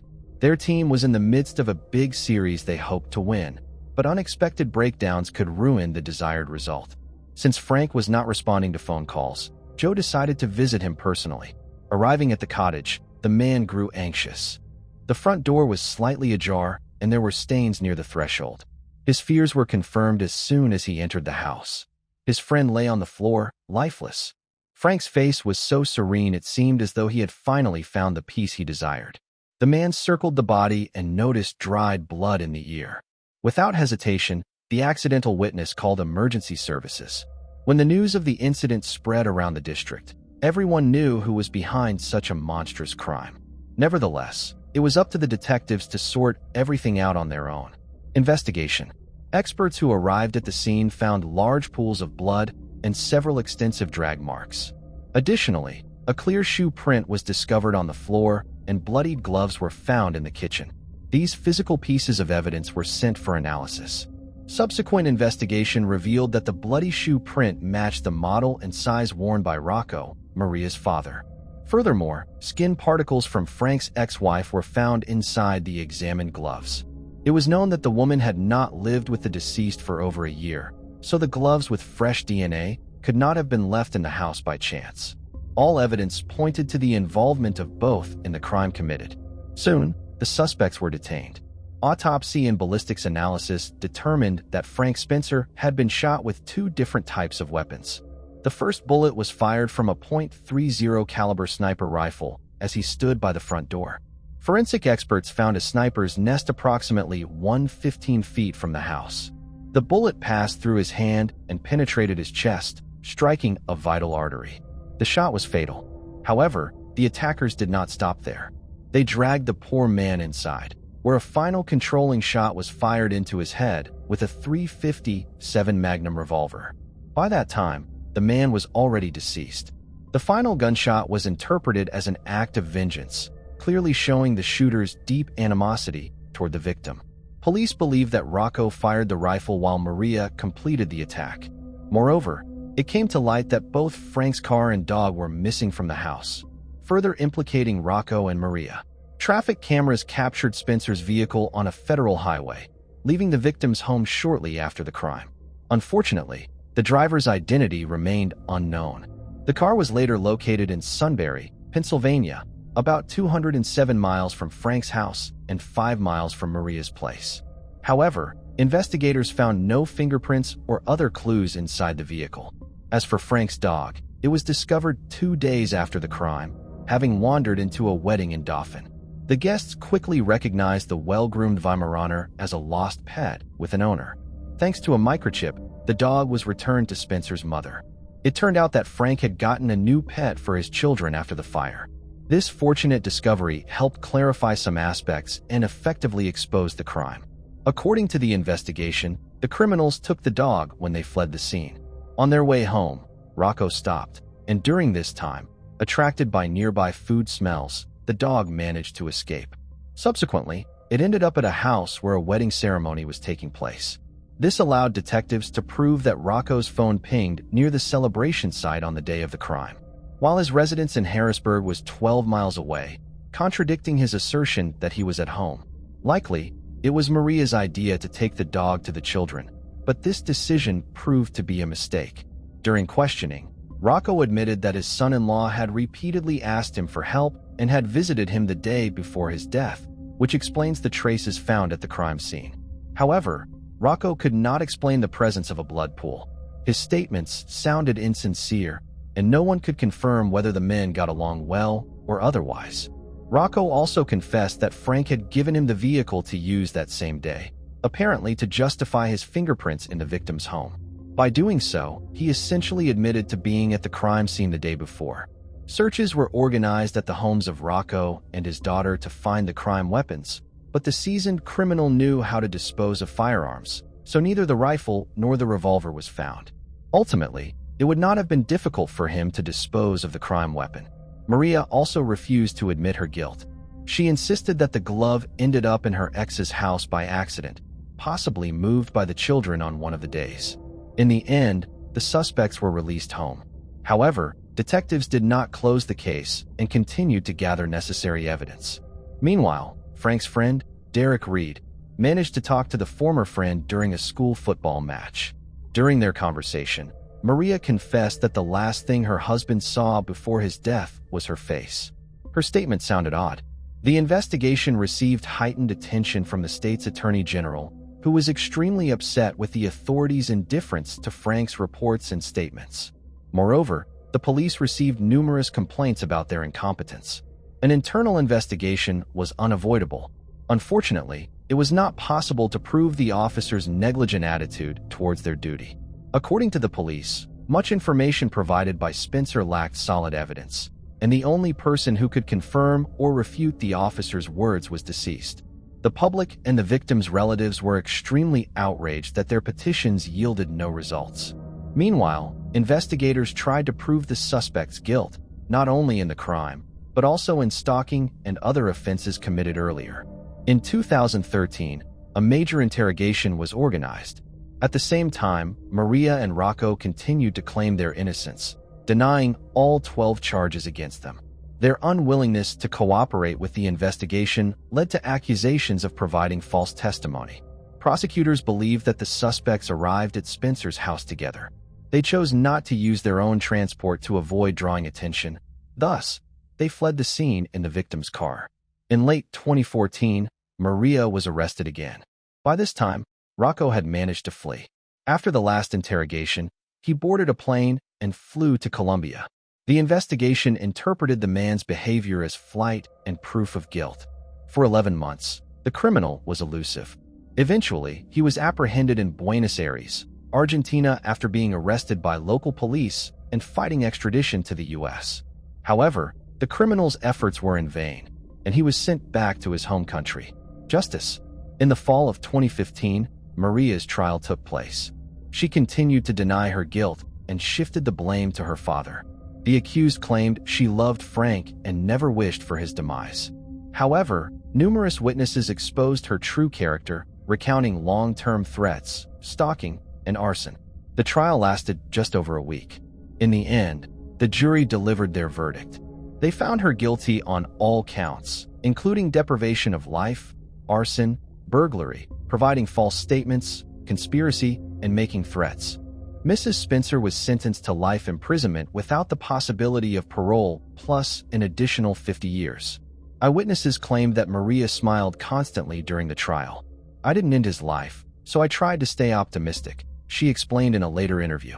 A few years later, trials began for Rocco. He was extremely displeased with his daughter's accusations. The defendant insisted he was merely helping her, but was against violence. It was Maria who insisted on the crime. However, physical evidence suggested otherwise. Finally, in the fall of 2018, Anthony Franklin was found guilty of deprivation of life, as well as robbery and arson. He received a life sentence without the possibility of parole, plus an additional 45 years. When sentenced, the 77-year-old man blew a kiss toward the prosecutor and lead detective, then cursed the judge. Years later, Rocco sought a retrial, arguing that his defense lawyer was ineffective and caused his conviction. Maria also tried to appeal her case, but both their attempts failed. Divorce always brings negative effects.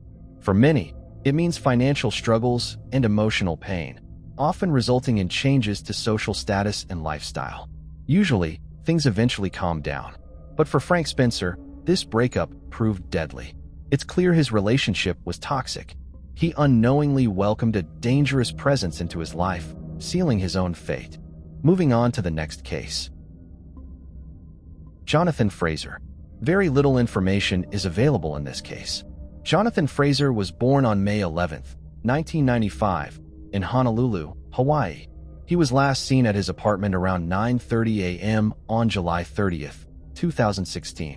9 days later, on August 8, his gray two-door, 1994 Honda hatchback, with Hawaii license plate SXCO21, was discovered near the intersection of Summer Street and Kuleana Road.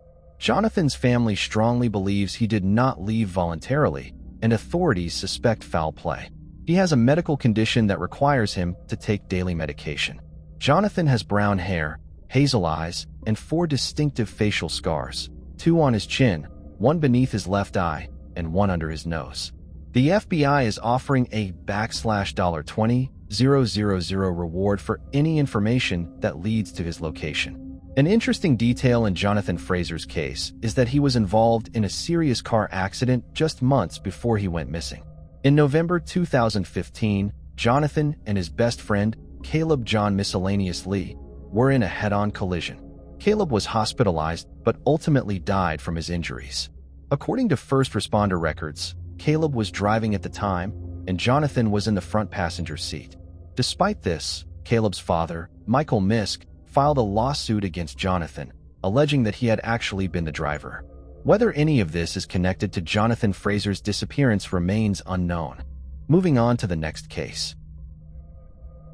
Kelsey Smith. Kelsey Smith went out shopping for a gift and disappeared without a trace. It's a troubling reminder of how laws created at the state level, or policies set by companies meant to protect people and make life safer, can sometimes do more harm than good. In this story, a mobile phone company refused to share the location of a missing girl, citing privacy laws. In reality, this refusal hindered the investigation and caused delays. Tragically, it was too late to save Kelsey, but in other situations, quick access to such information could mean the difference between life and death. Kelsey Smith's case, which shook the United States and drew worldwide attention through extensive international media coverage, involved a young woman who was abducted just a month after turning 18. She was taken in broad daylight from a crowded area, and her body, showing signs of violence, was later found outside the city. The search dragged on for nearly a week because authorities couldn't track her phone's signal. This delay sparked widespread debate and led to new legislation named in Kelsey's honor. Let's dive into her story from the beginning to understand how she was kidnapped right outside a shopping center watched by dozens of surveillance cameras, and whether this tragedy might have been prevented. We'll also take a closer look at the abductor's personality, someone whom everyone believed to be a devoted husband and loving father. Who exactly is Edwin Hall? To understand this difficult case, we begin by getting to know the man behind the tragedy. Edwin Roy Hall, known to friends as Jack Hall, was born on April 17, 1981, in Lee's Summit, a small town near the Missouri-Kansas border. He was the second child in a low-income and severely disadvantaged family. Edwin's childhood was tough, even harsh. His parents frequently abused alcohol and drugs, neglected their responsibilities, and mistreated their children. Later, Hall claimed that at age 5, he was sexually abused by his uncle, his father's brother. However, this claim remains impossible to verify. Many believe that this detail was fabricated by Hall's defense attorney to portray him as a victim of circumstance during the trial and potentially reduce his sentence. But be that as it may, and at the age of 6, Edwin found himself in an orphanage after his father was behind bars and his mother was deprived of parental rights. In the following years, the boy changed several foster families. But each time he was abandoned after a while and returned back to the orphanage. This was due to the uncontrolled aggression of the child, as well as his cruelty. From an early age, Paul showed sadistic tendencies towards animals. He liked to torture them and watch the suffering. The boy did not recognize anyone's authority, disobeyed his foster parents, stole, and ran away from home. His last foster family returned Edwin to state custody at the age of 15. This was after the teenager attacked his stepsister with a knife. Then the tragedy was avoided and the boy was pitted and not prosecuted. However, a year later, he again came to the attention of the police when he deliberately hit another orphanage pupil, who was much younger than him, on the head with a baseball bat. As an adult, Hall had no record with the police, and he seemed to have matured, taken charge, and finally reformed. At the age of 20, he married a girl named Alida, who bore him a son a year and a half later. Edwin got an old Chevrolet truck from the 70s on which he worked, transporting various goods. His neighbors knew him as a quiet, humble, and friendly guy, as well as a good family man. However, he also had another secret life, which became known only when Hall found himself in the dock for committing serious crimes. Who was the victim? Kelsey Smith. Kelsey and Smith was born in 1989 on May 3rd, in a place called Overland Park, which ranks as the second most populous city in the state of Kansas. She was the third of 5 children in the large and very close-knit family of Gregory and Missy Smith. Growing up alongside her older brothers Steve and sister Lindsay, as well as her younger siblings Katie and Zach, she was very close to all of them. The family patriarch, Gregory Greg Smith, was a former military man and a veteran of the United States Navy. He had also served in the police force for over 2 decades and was now enjoying his well-deserved retirement. Meanwhile, the mother, Missy Smith, had dedicated her life to health care, having worked for many years at one of the local hospitals. Despite her professional commitments, she brilliantly managed to balance work with raising her numerous offspring and creating a cozy home environment. From a young age, Kelsey was an extremely active, sociable, and theatrical child. She loved to sing and dance, attended a music school where she learned to play several musical instruments, and eagerly participated in school theater productions and choir performances. In addition to this, she thoroughly enjoyed gymnastics and loved soccer, often attending various sporting events with her father and brothers, and she was a fan of the local team. Young Smith had many friends, possessed a great sense of humor, was talented in numerous areas, and knew how to make a good impression on those around her. She also had a profound love for animals from childhood and dreamed of going to college after high school to pursue a career as a veterinarian. In her senior years of high school, Kelsey took a job in the local orchestra where she played the clarinet, performing at various city events. This job allowed her to save enough money in just 6 months to buy her first personal car, a 1987 Buick Regal. Her parents weren't too fond of the fact that her car was older than she was and offered to add some money from the family budget to buy something more recent. However, it was crucial for her to purchase her first vehicle independently with her own money, so she declined their offer. Kelsey's personal life. It's noteworthy that the Smiths went to great lengths to provide their children with the very best, caring deeply for their education and holistic development. However, they also raised their offspring with a strong sense of discipline. There were clear rules in their home that everyone abided by without exception. For instance, all family members were expected to share their plans and always inform each other if they were going to be out late. Kelsey herself was always punctual, never late, and would always tell her parents where she was going and who she was spending time with. During her senior year, Kelsey entered into a romantic relationship with a young man named John Beersmith. According to Kelsey, it was a deep and mutual love at first sight, the kind you read about in books or see in movies. The couple rang in the new year of February 2007 together, and from then on were practically inseparable. Smith's partner, a year her senior, appeared to be a serious young man who treated his beloved with the utmost care and respect. Both sets of parents approved of their children's choice and did not stand in the way of their relationship. In May 2007, Kelsey celebrated her 18th birthday. That same month, she graduated from high school and was thrilled to learn that she had been accepted into a prestigious college in Kansas, where she intended to study veterinary medicine. The following days were, without exaggeration, some of the happiest in the young woman's life. Unfortunately, they turned out to be her last.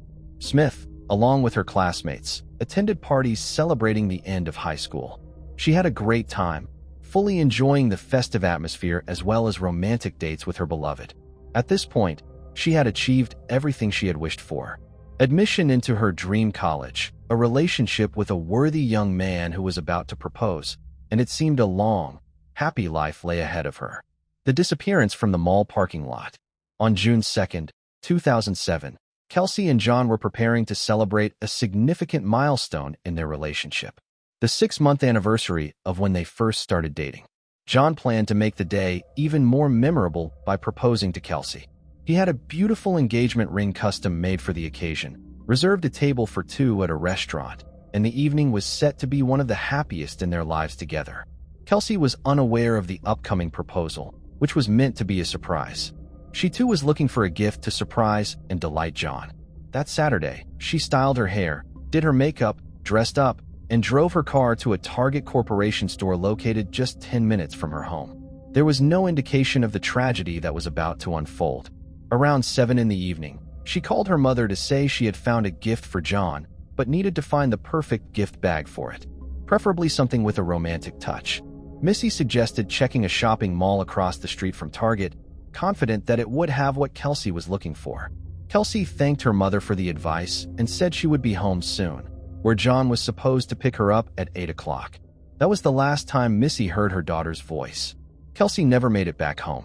When John arrived at 8 with a large bouquet of flowers, he was shocked and frightened to find that Kelsey was not there. Her parents were equally terrified, as it was completely out of character for her not to answer phone calls or texts. She vanished in broad daylight in a busy area, and no one noticed her disappearance. Search and investigation.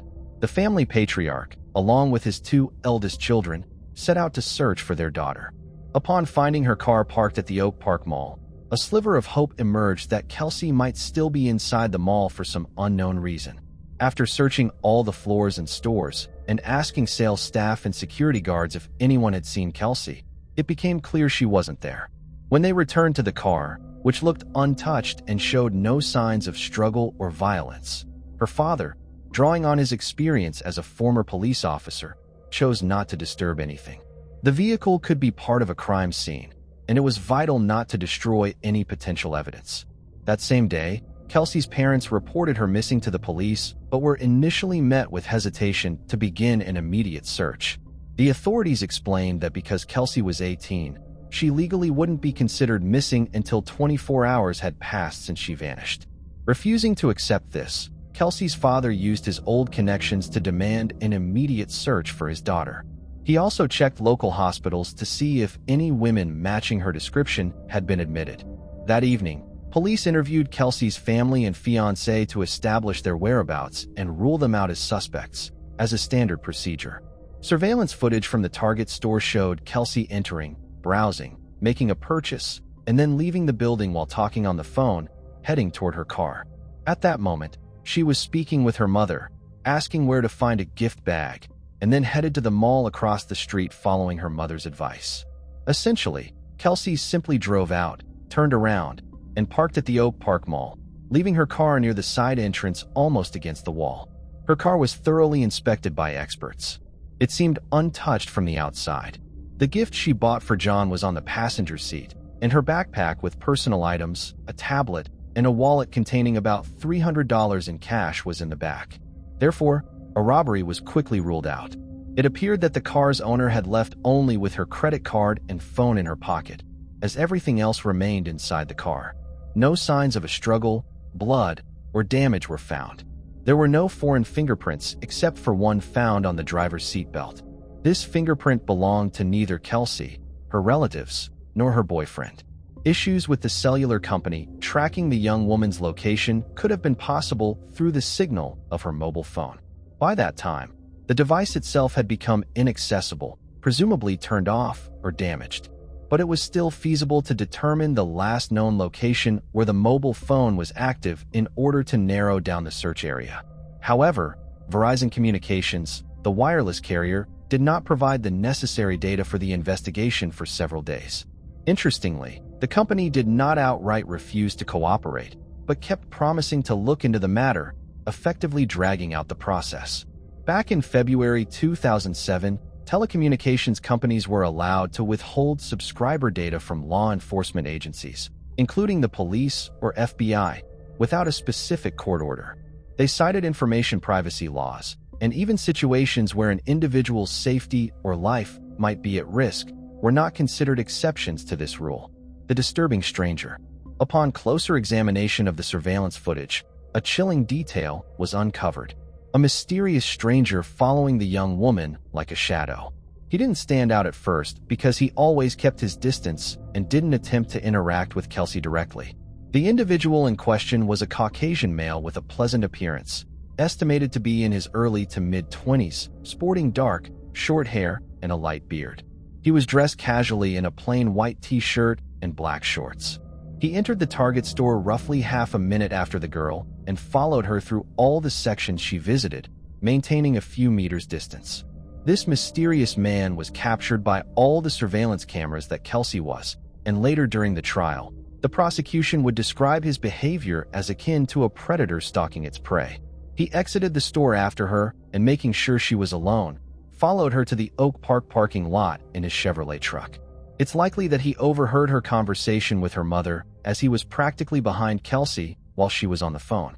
Consequently, he could have learned about her plans to visit the neighboring shopping center. Unfortunately, Smith parked her car in a poorly chosen spot next to a side door near a storage area, where shadows fell on her vehicle, making it nearly impossible to discern the events on the camera footage. While Kelsey was still seated in her car, the truck parked beside her, and a figure in a white t-shirt and black shorts emerged. The stranger approached her from the driver's side door, and then she, presumably under the threat of harm, got behind the wheel of his Chevrolet, and the truck drove off in an unknown direction. Media attention and alert viewers. From the outset, largely thanks to the connections and experience of Gregory Smith, the media were enlisted to cover the investigation. Smith knew that the louder the outcry, the broader the coverage in the press, and the more attention it garnered, the higher the chances of finding their daughter and bringing the responsible party to justice. The story was covered not only in national, but also in international media, including on the popular show America's Most Wanted. When surveillance footage revealed the mysterious stranger following Kelsey, the frames showing his face most clearly were broadcasted in the news, urging people to come forward if they recognized the man. That same evening, the police began receiving calls from individuals claiming to have seen the man in various cities and even states. Although most of these reports were mistaken, each one was investigated. On June 6th, a Mrs. Miguez called in stating she recognized her neighbor Edwin Hall in the footage, but had hesitated to report it initially due to doubt. However, seeing the information about the truck removed her last doubts, as Hall also drove an old 1970s Chevrolet. Horrific discovery at Longview Lake and suspect's arrest. On June 6, 2007, several pivotal events unfolded in the investigation. First, crucial data regarding the last known location of Kelsey's phone signal was finally obtained from Verizon Communications. A specific cell tower was pinpointed, establishing a search radius of 1.1 miles to the north of it. Within 45 minutes of initiating the search operation, the lifeless body of the young woman was found in the brush near Longview Lake, Missouri, approximately 30 miles from where she was abducted. The medical examiners determined that Kelsey had been brutally assaulted and then strangled with her own belt. Her body was discovered without clothing, except for the belt used to strangle her around her neck. After the assault, her body was callously discarded in the bushes, covered only slightly with dry branches. Over the 4 days it lay exposed under the June sun, Her remains were severely disfigured by insects and other wildlife, making them almost unrecognizable. Nonetheless, the examination confirmed that it was indeed the missing young Smith. The second significant event on June 6th was the arrest of the main suspect. When the police arrived at the man's residence, he was completely calm, acknowledged that his friends called him Jack, and agreed to provide a statement at the station. During the interrogation, he identified himself as Edwin Hall. Presented with a photograph of Kelsey, he claimed never to have seen her before. Even when shown surveillance footage from the store showing him following her closely, he insisted he had merely visited Target for personal reasons and hadn't noticed her, suggesting their appearance together in the footage was merely a bizarre coincidence. Irrefutable evidence. Edwin was evidently confident that he had left no trace behind and could not be held accountable. His van was clean. He had assaulted the victim using contraception, leaving no DNA evidence. Therefore, Hall agreed to cooperate with the investigation and even volunteered to provide his DNA sample and fingerprints.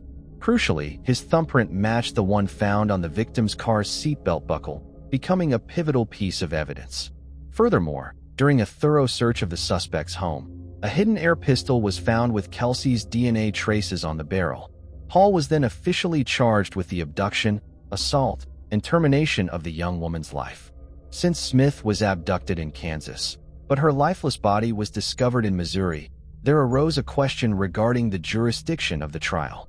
This detail was significantly important as it affected the potential sentence. In Missouri, the perpetrator possibility of capital punishment. Trial and sentence. Hall, realizing the gravity of his situation and after consulting with his attorney, decided to fully admit his guilt and disclose the details and circumstances of the crime in hopes of receiving a lesser sentence. He recounted how he noticed Kelsey as she entered the store and followed her. Indeed, he was close enough to overhear her phone conversation, learning she planned to visit the shopping center across the street. Edwin made sure Smith was alone, followed her to the adjacent parking lot, and was pleased when she parked in a secluded spot near the side entrance.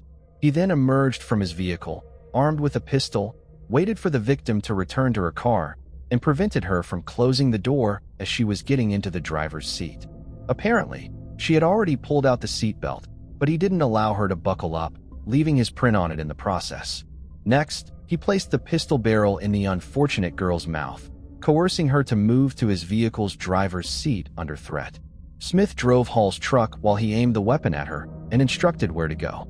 Upon reaching a remote area at the state border, he ordered her out of the truck and led her into the bushes. There, he assaulted her, strangled her with the belt, and covered her body with branches.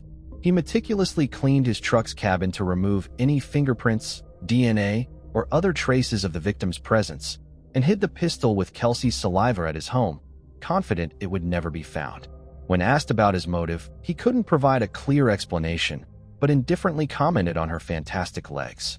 Additionally, during the investigation, several other women and girls victimized by Hall's actions came forward. It was revealed that he had coerced a 14-year-old neighbor into intimacy with threats, harassed a local waitress, and fled a restaurant without paying. As a result, charges of corruption of a minor, harassment, and theft were added to the existing accusations. Hall's lawyer attempted to appeal to the court's sympathy, highlighting his client's troubled childhood, past victimhood, lack of parental care, and upbringing in foster homes. The defense's efforts were in vain, but the lawyer was the only person to speak on the defendant's behalf and support him. Hall's wife was present at all court hearings, but sat quietly in a corner, refusing to defend her husband.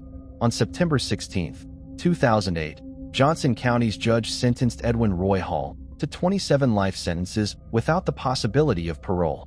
After hearing the verdict, the defendant apologized to the Smith family for his actions and then broke down in tears. He is currently serving his sentence at the Hutchinson Correctional Facility in Kansas. The Kelsey Smith Act. The role of Verizon Communications in this case, which hesitated for 4 days to provide data regarding the last known location of the missing girl's phone signal, drew significant attention. The company's leadership cited privacy laws and the absence of a court order, the issuance of which would take time. Although it was later determined that this information wouldn't have saved young Smith, in other situations, it could help preserve the lives and health of individuals in danger. This led to the enactment of the Kelsey Smith Act by Kansas in February 2009, mandating telecommunications companies to provide subscriber location information when there is a risk of death or serious physical harm to the individual.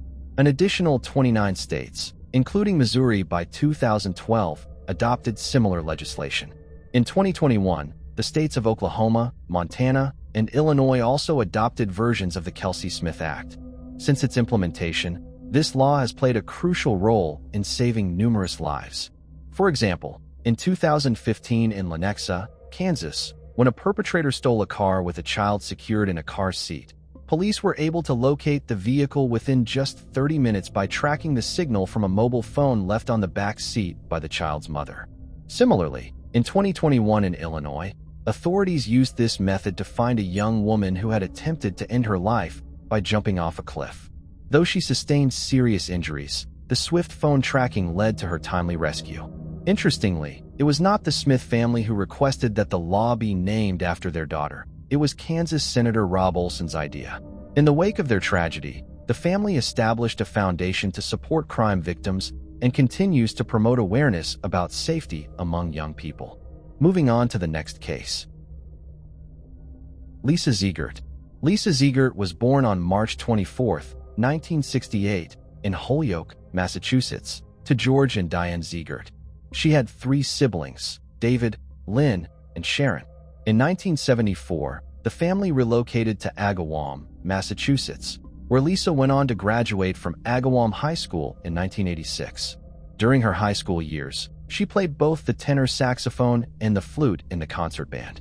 She also served as a drum majorette for the school's marching band for 2 years and contributed to the school newspaper and literary magazine.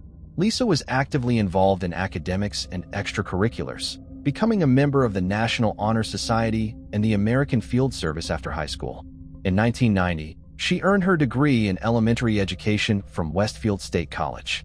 A devoted member of Sacred Heart Church, Lisa also taught Confraternity of Christian Doctrine, CCD, classes there. Lisa had a passion for drawing and often shared her artwork with friends and family as heartfelt gifts.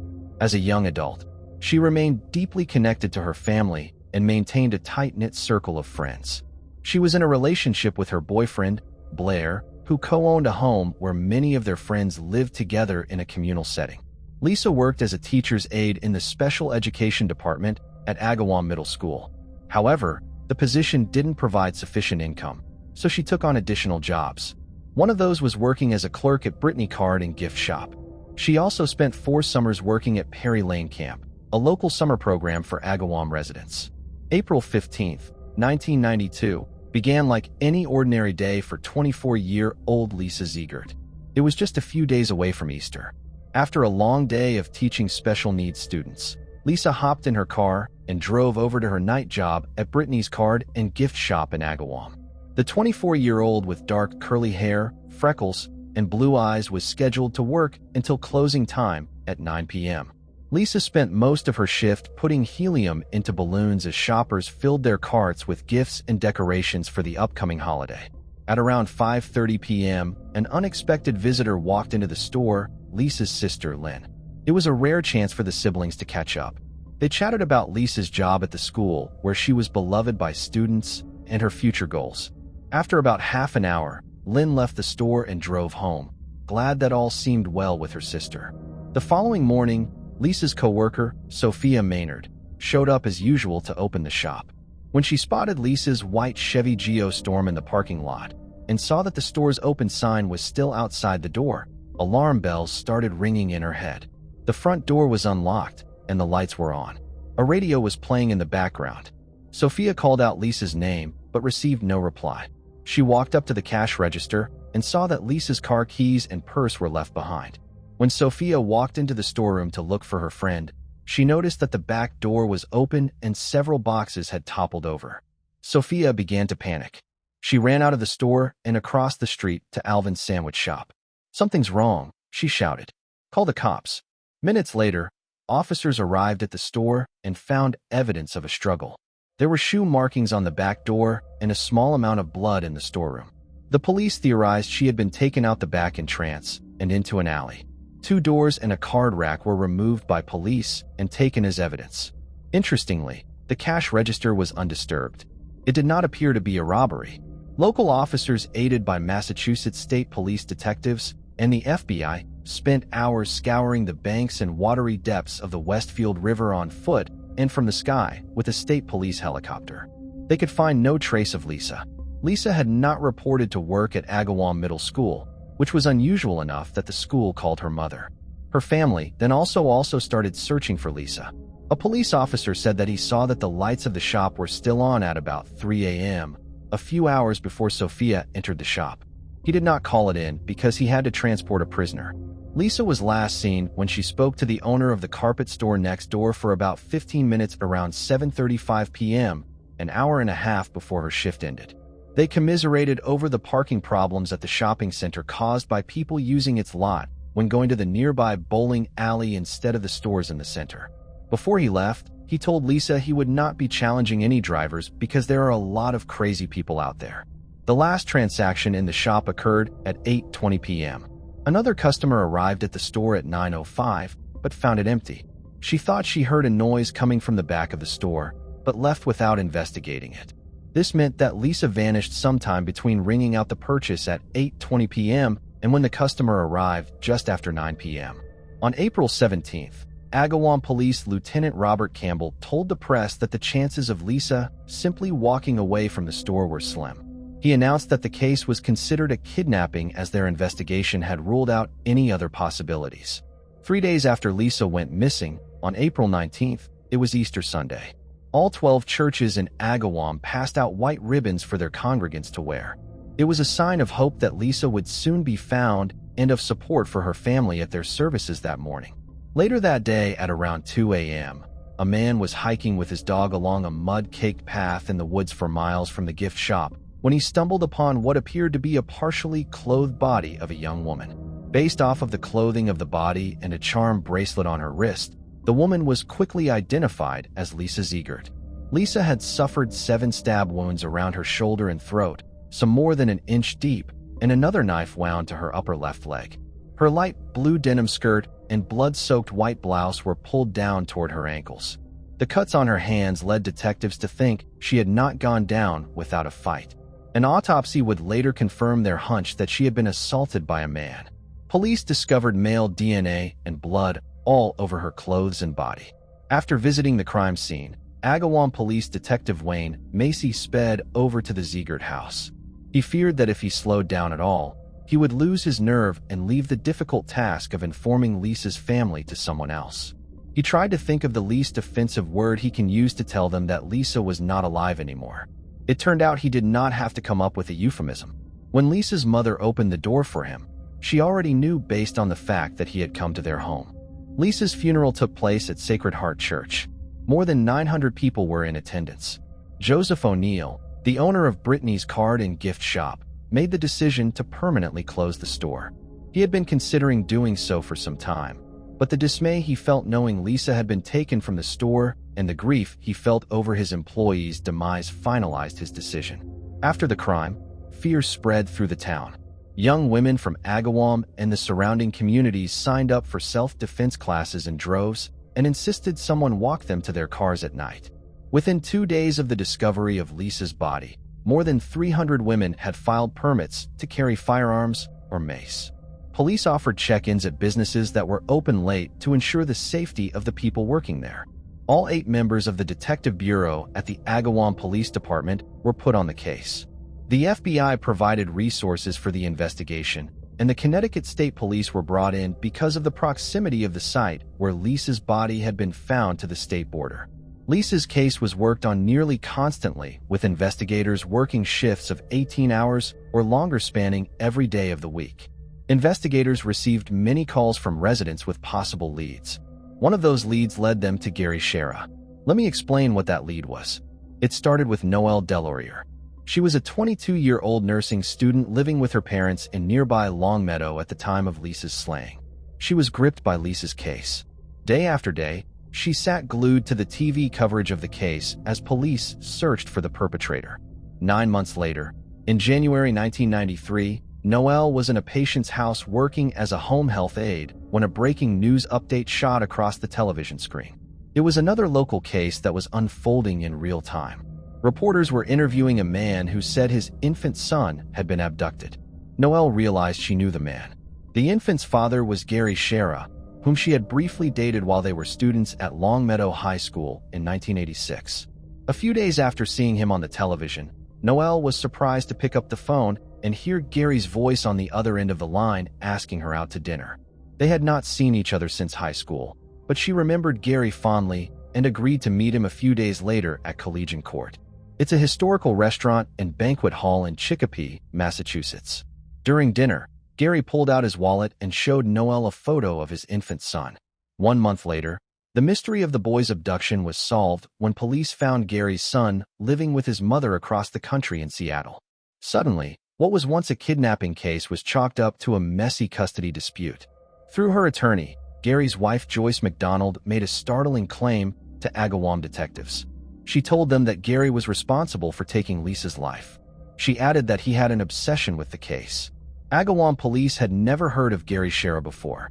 He had no criminal record, and there was not any evidence linking him to the crime. Since the beginning of the investigation, detectives had been flooded with tips from angry former wives and girlfriends who tried to pin the crime on the men who had done them wrong. Detectives were quick to dismiss Joyce's allegations about her ex, categorizing them as unreliable. Even her own family didn't take her seriously, largely due to her long-standing struggles with alcoholism. One relative reportedly believed Joyce was simply acting irrationally while intoxicated. As time passed, there were no clear suspects, and the investigation stalled. As months turned into years without any similar crimes, the community began to let its guard down, seemingly forgetting that Lisa's killer was still at large. Mark Fow had been involved with the case since early on, working as an Agawam police officer in 1993 during a 4 p.m. to midnight shift. During that time, he fielded tips and combed through the extensive case files on Lisa's murder. In February 2001, after being promoted to detective sergeant, Mark took over the investigation following the retirement of the original lead detective. Determined to breathe new life into the cold case, he began meticulously reviewing all the existing records. As a result of Joyce McDonald's claim, Mark asked to interview her former husband, Gary. Gary had declined an earlier request to sit for an interview, but this time, he agreed. When Gary showed up at the Agawam police station a few months later in February 2002, he was polite and cordial. After Mark asked him to submit a DNA sample to clear his name, things turned sideways. Gary refused to give a sample, saying he was scared of being secretly cloned. In the meantime, Lisa's family kept pressuring the police for answers. Her mother, Dee Ziegert, appeared on an episode of Unsolved Mysteries. It led to a lot of new leads, but none of them were fruitful. Lisa's mother also organized charity golf tournaments to raise money for college scholarships and took part in candlelight vigils in her daughter's memory. "We want people to know that we will not forget. We will not give up," she told a reporter. "Someone knows something, and we hope that they will have the courage to come forward." By March 2015, Noelle Delorier found herself alone and struggling through a messy divorce. Heartbroken, she isolated herself for several months until her friend invited her to another high school reunion dinner. Gary Shera was there at the reunion. There, Noelle and Gary talked all night and soon after started dating. Noelle believed she had finally met Mr. Right. Gary had a steady job as a shuttle driver for Enterprise Rental at nearby Bradley International Airport in Connecticut. He loved animals and was especially good with children. Noelle thought he might be overcompensating because he had no contact with his own son, who was living with relatives in Seattle. An orphan like the fictional Bruce Wayne, Gary had a deep affinity for Batman movies. He had a collection of Batman t-shirts. Gary's adoptive parents had taken custody of him as a small child after he had bounced from foster home to foster home in California. The family eventually moved to Western Massachusetts for Gary's high school years. Soon after they started dating, Noelle began to notice odd behavior from Gary. It seemed as if he suffered from anxiety around crowds. When they went to the Boston Marathon, he refused to walk through the police checkpoint, and he was white with fear. As time went on, Noelle began to wonder whether perhaps it wasn't the crowds he was trying to avoid, but police. One day, Noelle recruited Gary to chauffeur her wheelchair-bound patient to the girls' senior prom at a local country club. After the dance, the teen struggled with a disability ramp and nearly fell out of her chair. Gary rushed to the girl's aid and saved her from landing onto the concrete sidewalk. The patient was okay, but protocol required Noelle to call 911. When police arrived, Gary was nowhere to be found. Noelle later learned he had hidden behind the transportation van while the officers interviewed her about the incident. By February 2016, police were solving one cold case after another, thanks to advancements in DNA evidence. With Lisa's case, that meant they were able to put together a digital composite image of the perpetrator, a man of European extraction with some freckling, dark eyes, and black or dark brown hair. District Attorney Anthony Galliani said, "All evidence and leads previously developed in this case are now being evaluated in view of this new forensic development. The technology that we have put to use is at the leading edge of the industry." With their mission renewed, State Police Trooper Noah Pack and Detective Sergeant Mark Fow once again began poring over the stacks of case files. They focused on 11 suspects who matched the new digital composite and had refused to provide a DNA sample when questioned. After taking the case to a grand jury, Anthony Galliani received a court order granting him permission to force any unwilling suspect to provide a DNA sample, including Gary Scherer. On Wednesday, September 13, 2017, Noah Pack visited Gary's residence in West Springfield, Massachusetts. He lived with a roommate in a two-bedroom apartment on the first floor of a large two-family home. At the front door, Noah told the roommate he was there to see Gary. The man told Noah that Gary was not home, but said he would relay the message. Later that day, Gary phoned Noelle and asked if he could spend the night at her place, a request that struck her as unusual. He typically didn't stay over on weeknights when he had work. He explained that heavy traffic near his home, caused by crowds heading to the nearby Big E Fair, might make him late for work in the morning. About 20 minutes later, Gary arrived at Noelle's home, and the two spent a quiet evening together, enjoying dinner and watching TV.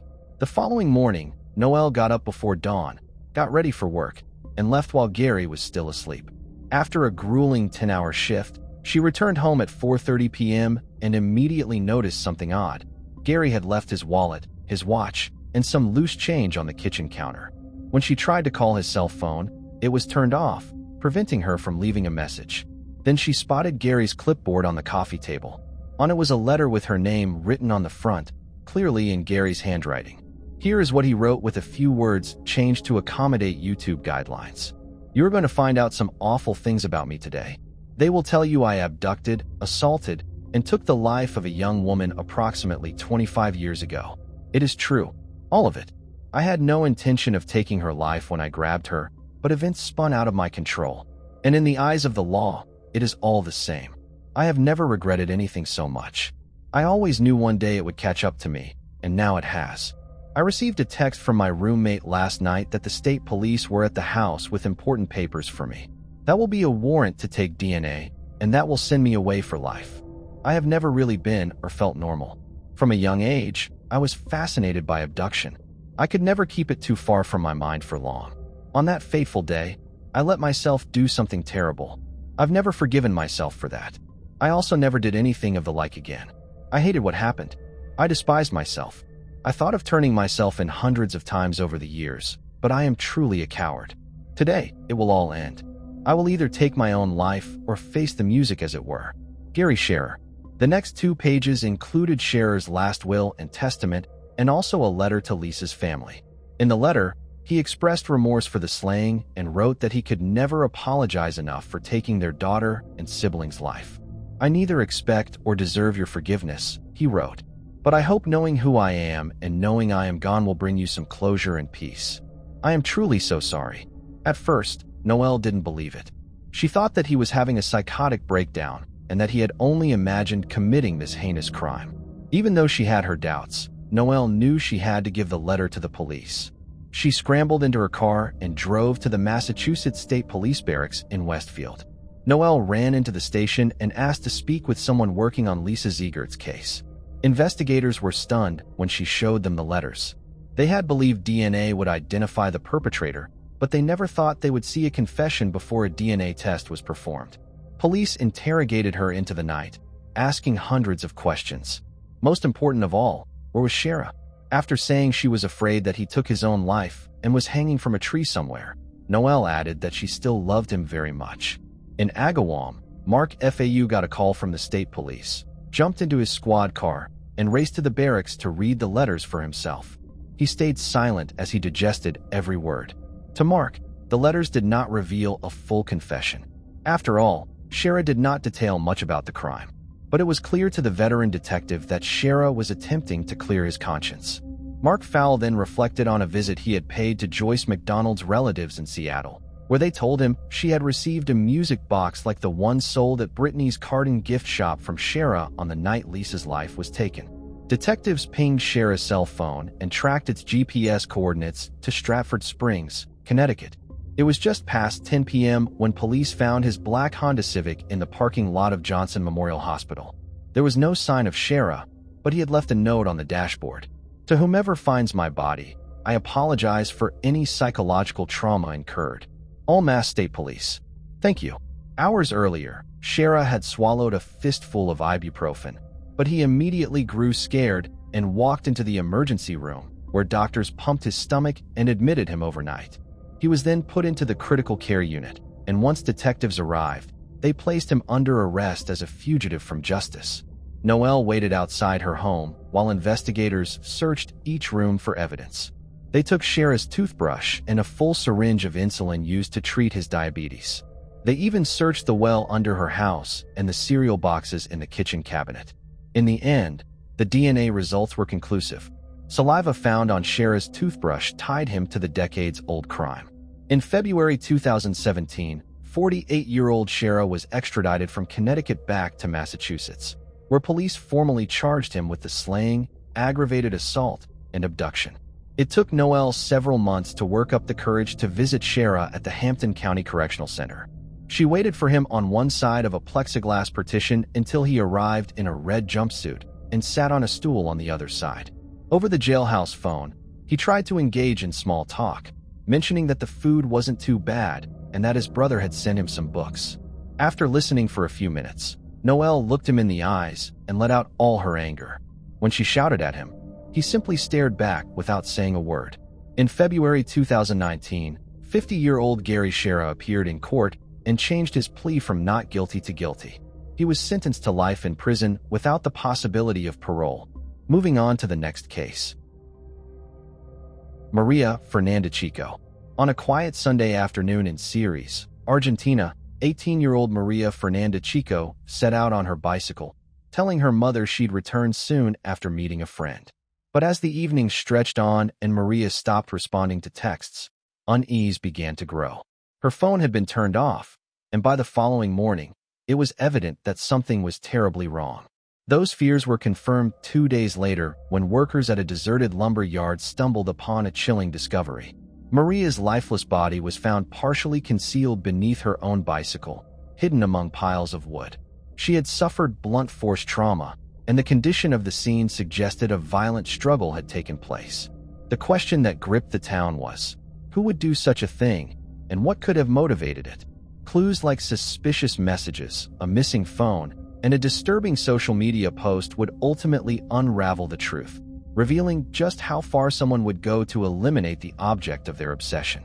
Maria Fernanda Chico was born on April 14, 1997, in the small town of Ceres, Argentina, home to around 20,000 residents. She was one of 4 children in a hard-working family. Her father, Jose Chico, worked as a truck driver, while her mother, Sylvia Leonardos, managed the city's motor vehicle registration office. Those who knew Maria described her as vibrant, energetic, and full of charm. From an early age, she had a passion for physical activity and outdoor adventures, with skating being her greatest love. Knowing she enjoyed trying new things, her parents encouraged her to explore her interests by enrolling her in the Boy Scouts and a local theater group. It was in that small theater troupe that Maria met Alina, who would go on to become her lifelong best friend. The two girls, both around 11 years old at the time, formed an instant bond. They were both friendly, active, and always looking for fun things to do. They played jokes on each other, put on small shows, and shared secrets that went from being whispered as kids to being told out loud as teens. A young man named Rodrigo Gomez met Maria Fernanda when she was 17 years old. Right away, they felt a spark of attraction between them, and it went both ways. Rodrigo, on the other hand, was 5 years older than her and had just turned 19. This made people close to her nervous. The age difference between Maria Fernanda and the man worried her parents right away. They were worried about the lack of experience and understanding between a 14-year-old girl and a 19-year-old man. Even though they didn't want to, they gave in the end. They may have been afraid that banning the relationship would make their daughter hide it. They let Rodrigo come to their house because they wanted to keep some control over the situation.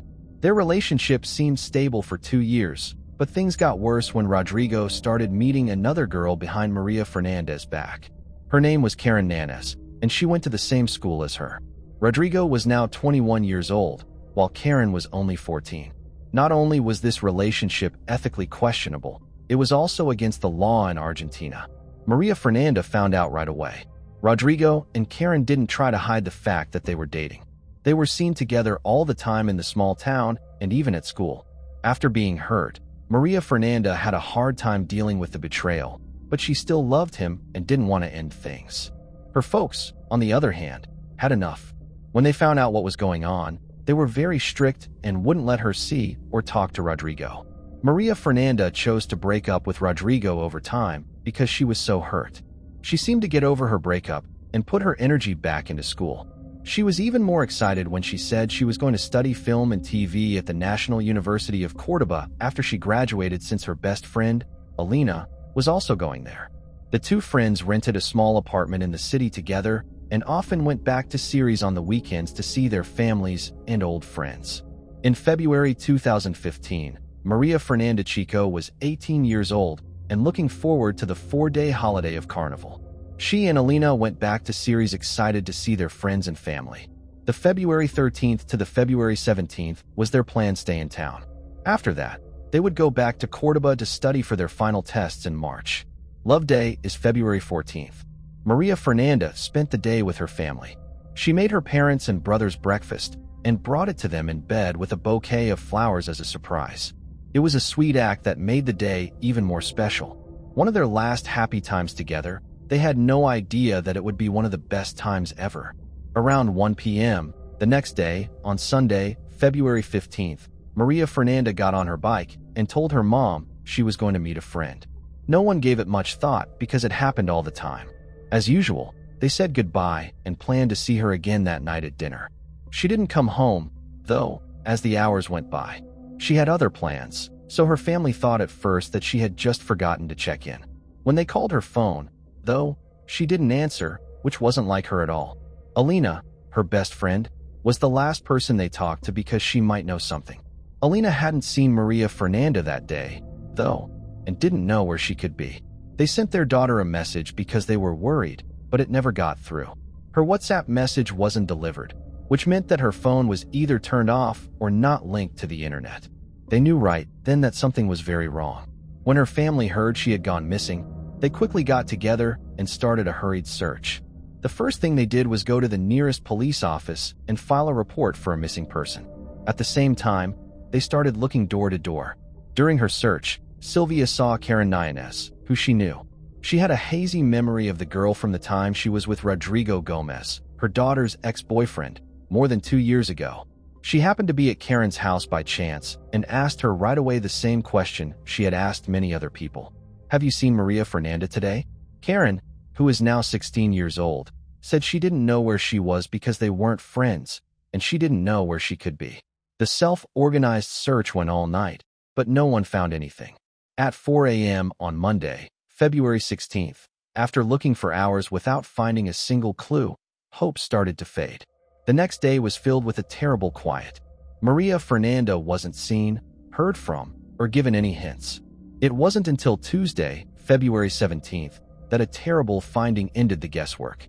A scary phone call was made to the police around 8:30 a.m., almost 48 hours after Maria Fernanda had last been seen. People who worked at a lumber company found a body in the company's outdoor storage area. There was a young woman lying among the stacks of wooden posts. A bicycle covered part of her body. The police rushed to the scene and knew right away what kind of body it was because of how it looked. It fit what was said about Maria Fernanda Chico. Her heartbroken family was told the news, and their worst fears came true. At the scene, forensic experts saw several deep stab wounds and what looked like signs of asphyxiation. Later, an autopsy showed that she had been choked so hard that her trachea had been broken. The stab wounds she got right before she died suggest that if her killer hadn't choked her, she might have died of blood loss in the empty area where she was found. Investigators found barbed wire covered in blood and tissue samples next to the body. The samples were sent right away for forensic analysis. There was no doubt. The DNA on the wire matched Maria Fernanda. The police now had a very important piece of proof that most likely had something to do with her brutal death. Police searched the area, but couldn't find the knife or other sharp item that was used to stab the people. But a forensic investigation showed that the injuries were caused by a very violent attack that came from behind. So Maria Fernanda never saw the person who attacked her before the first blow. But who could have done something so horrible? People who knew Maria Fernanda well were first questioned and given accounts. The police looked for any signs of problems, threats, or enemies, but everyone who knew her said she was a nice, like young woman who had no known problems. But when the police looked into her past relationships, the case took a rather interesting turn. Friends and family had long suspected that Maria Fernanda had resumed contact with her ex-boyfriend, Rodrigo Gomez, despite their reported breakup 2 years earlier.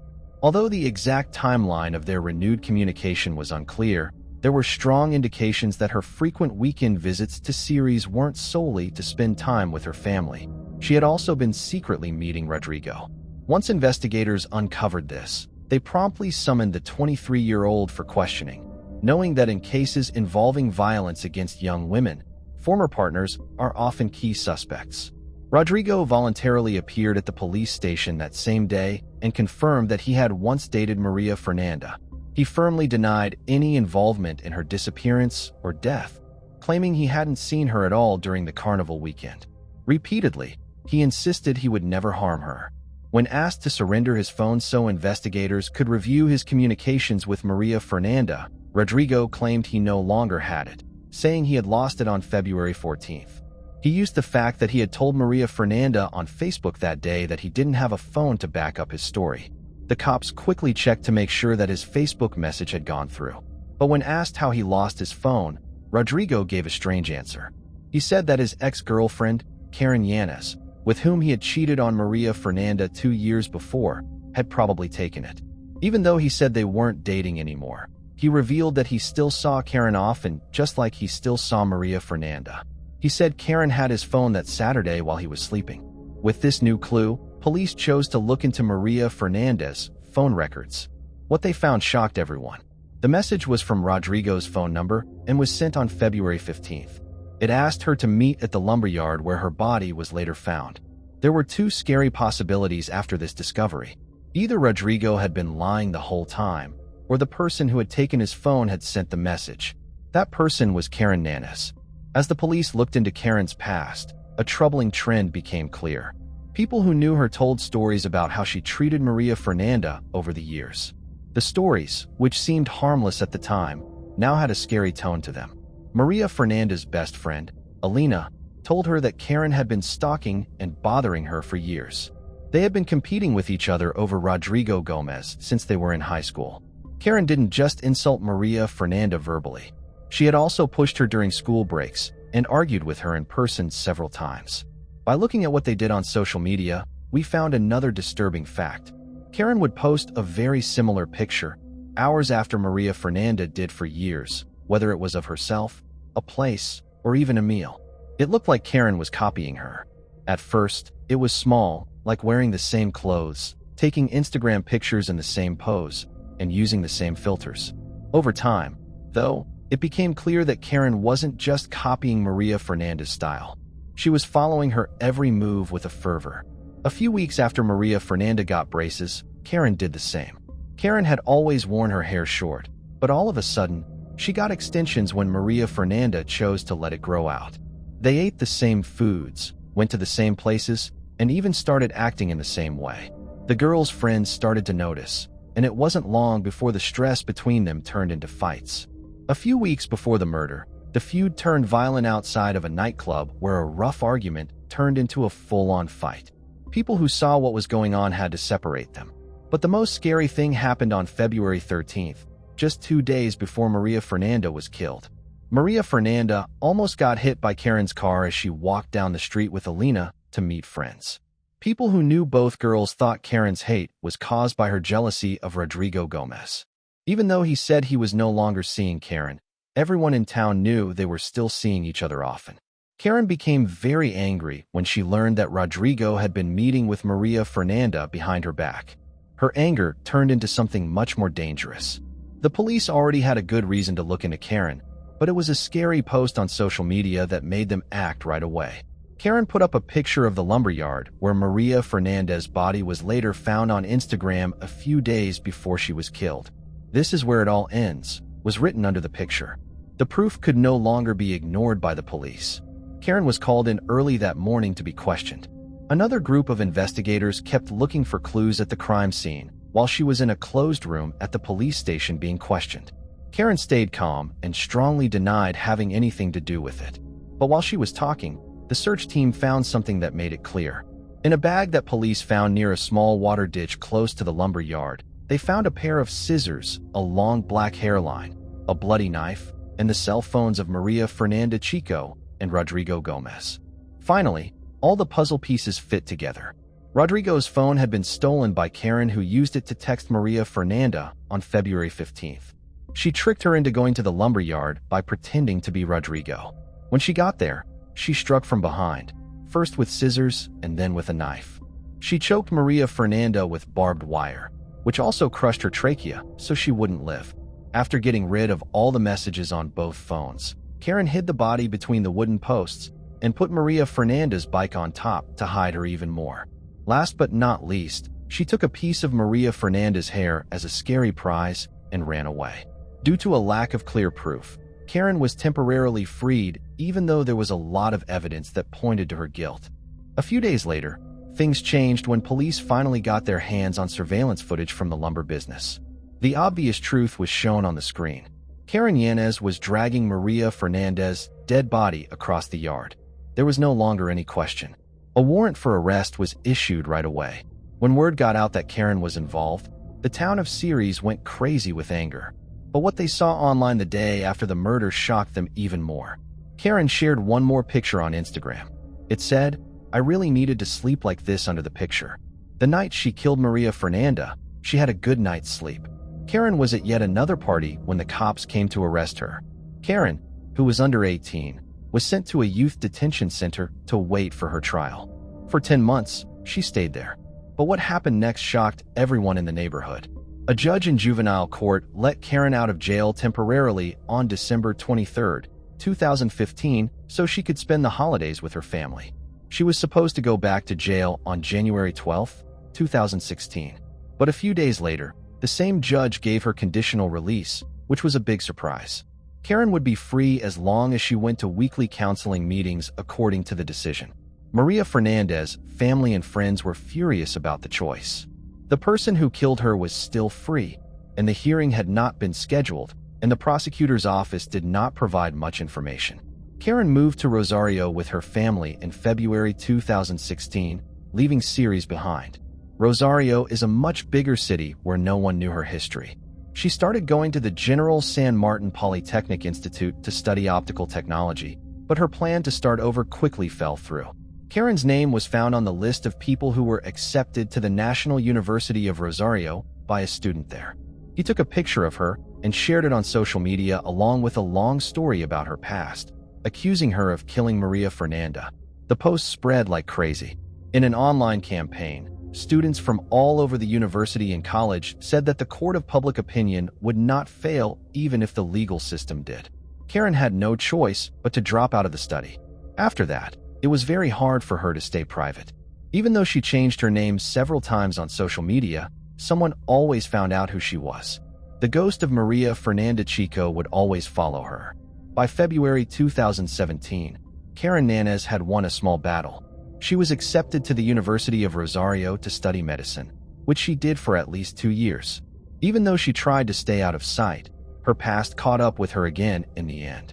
While she was constantly being judged by society, the legal process kept getting stuck. That wasn't until 2020 that Cara Nichols was given a 7-year prison term for the murder of Maria Fernanda Chico.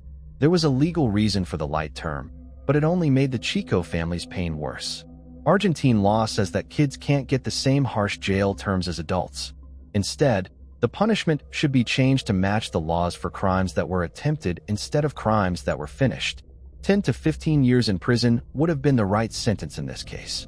Maria Fernandez's family was furious when the judge said Karen would only get 7 years in prison, which was less than the minimum term.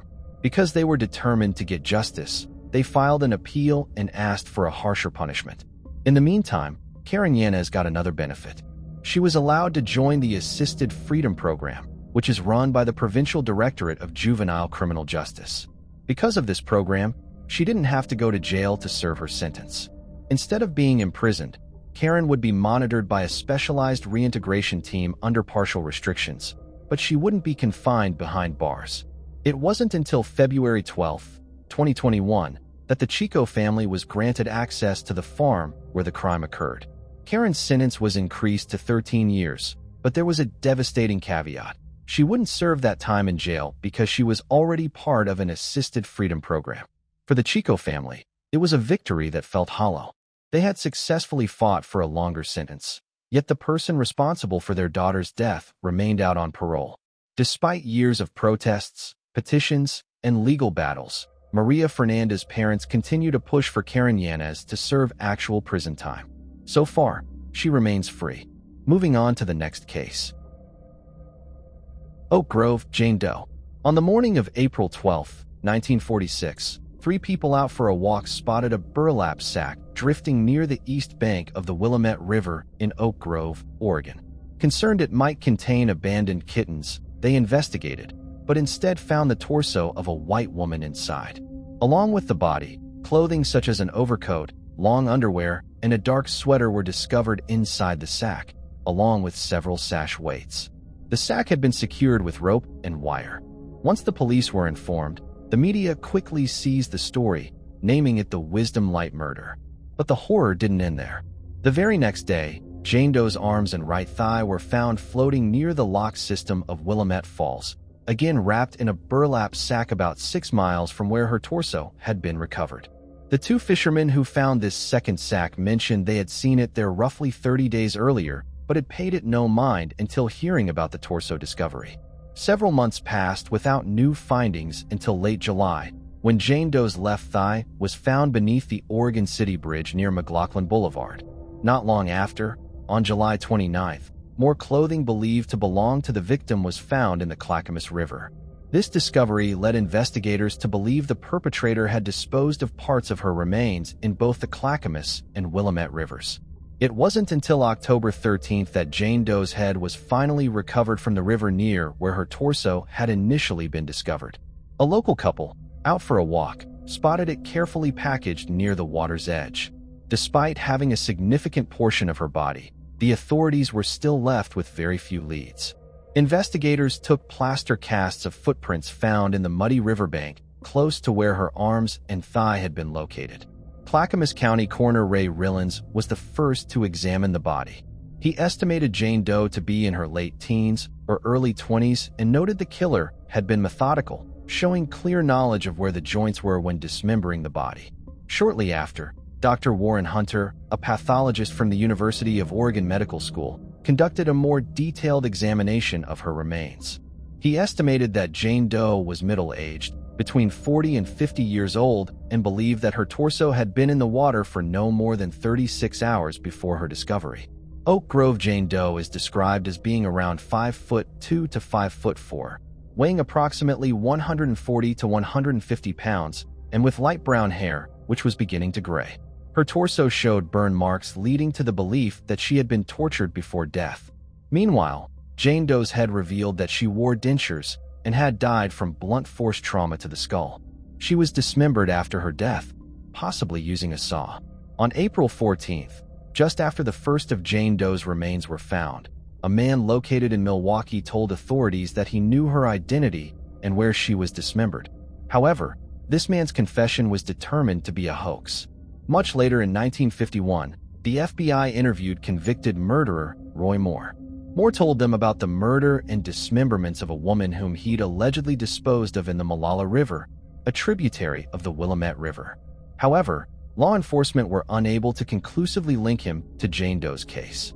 Following the initial discovery of the remains, the police had many potential identities, some of which have still not been conclusively ruled out.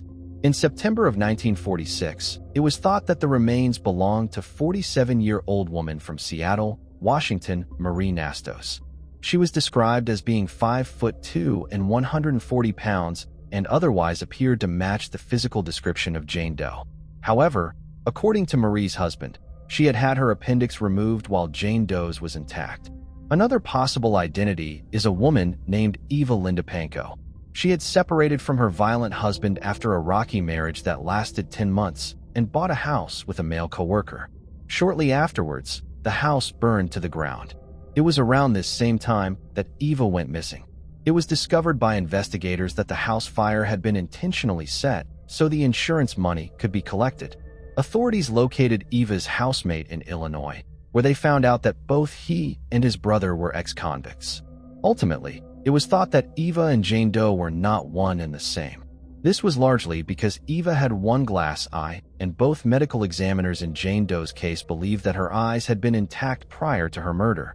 When her remains were recovered, both of her eyes were gone due to decomposition. In September of 1944, Marie Diffin went missing after leaving her husband and running off with 2 men.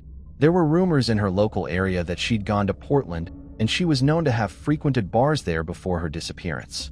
It wasn't until 1950 that Marie's husband came forward with suspicions that Jane Doe might be his missing wife.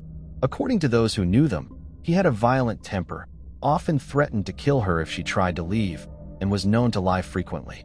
Police tracked down a man Marie had apparently run off with, who said she and he planned to go somewhere remote, possibly Mexico, where they wouldn't be found.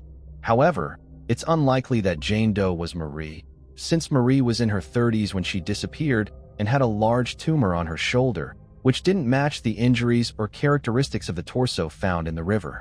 Marie Coffey was last seen on March 18, 1946, reportedly vanishing while her husband was at work. Shortly after the torso was found, on April 16, Marie's husband visited a bar she often frequented, telling the staff and patrons that he believed the body might be hers. Though he denied being abusive, he was known for speaking badly of Marie, often criticizing her love of socializing and frequenting pubs. It was also reported that Marie had undergone partial removal of her uterus due to a tumor.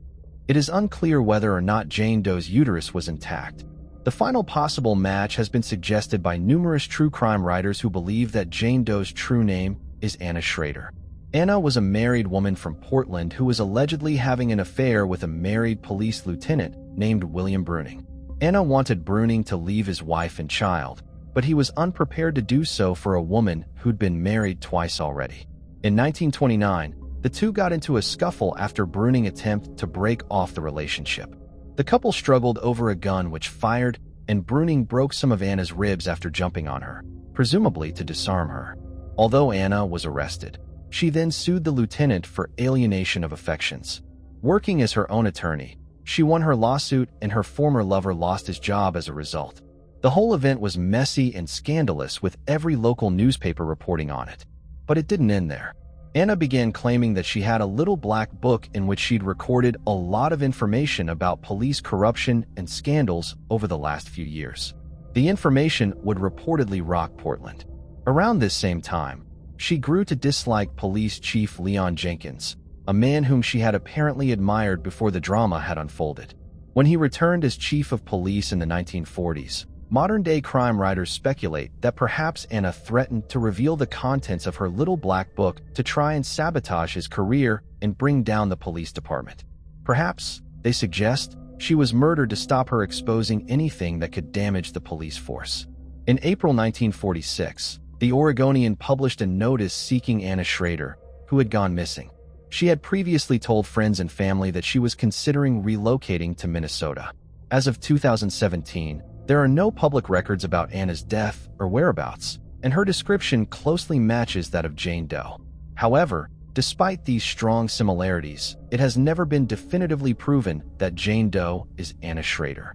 Notably, Jane Doe's hands and feet were never found, and her case remains unsolved even after 75 years.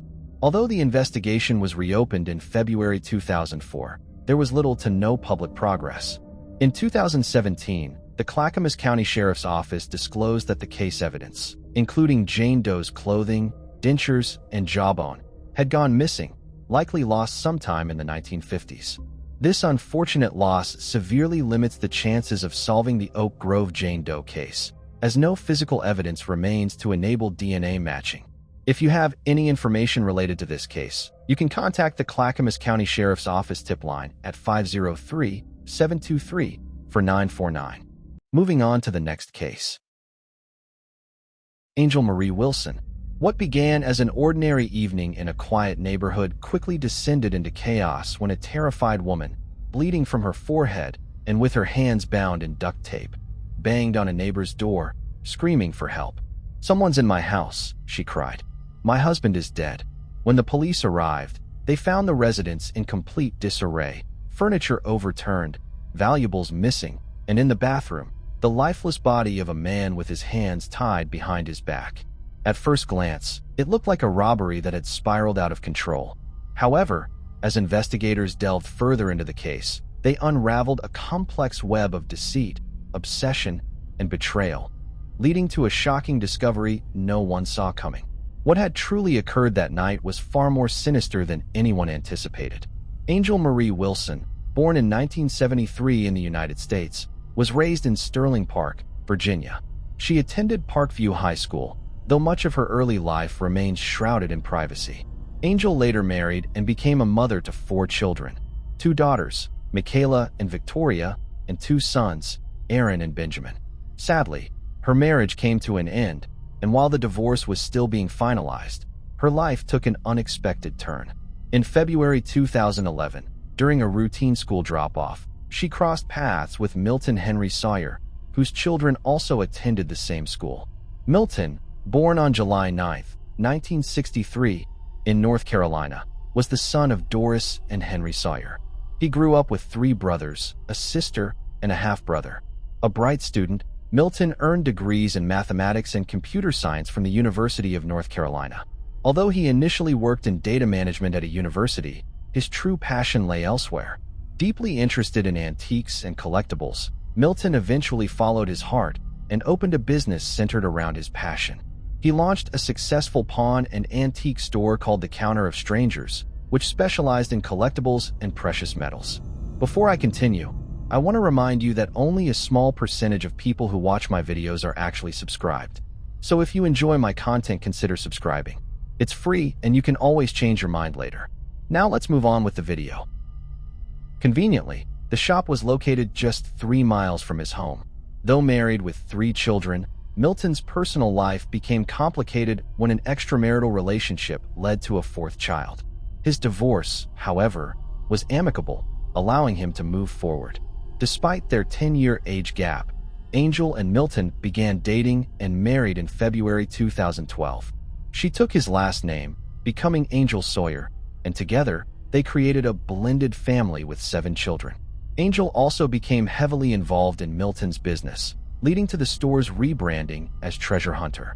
She took charge of inventory management, reorganizing the layout, adjusting prices, and making it more appealing to customers, efforts that Milton greatly appreciated.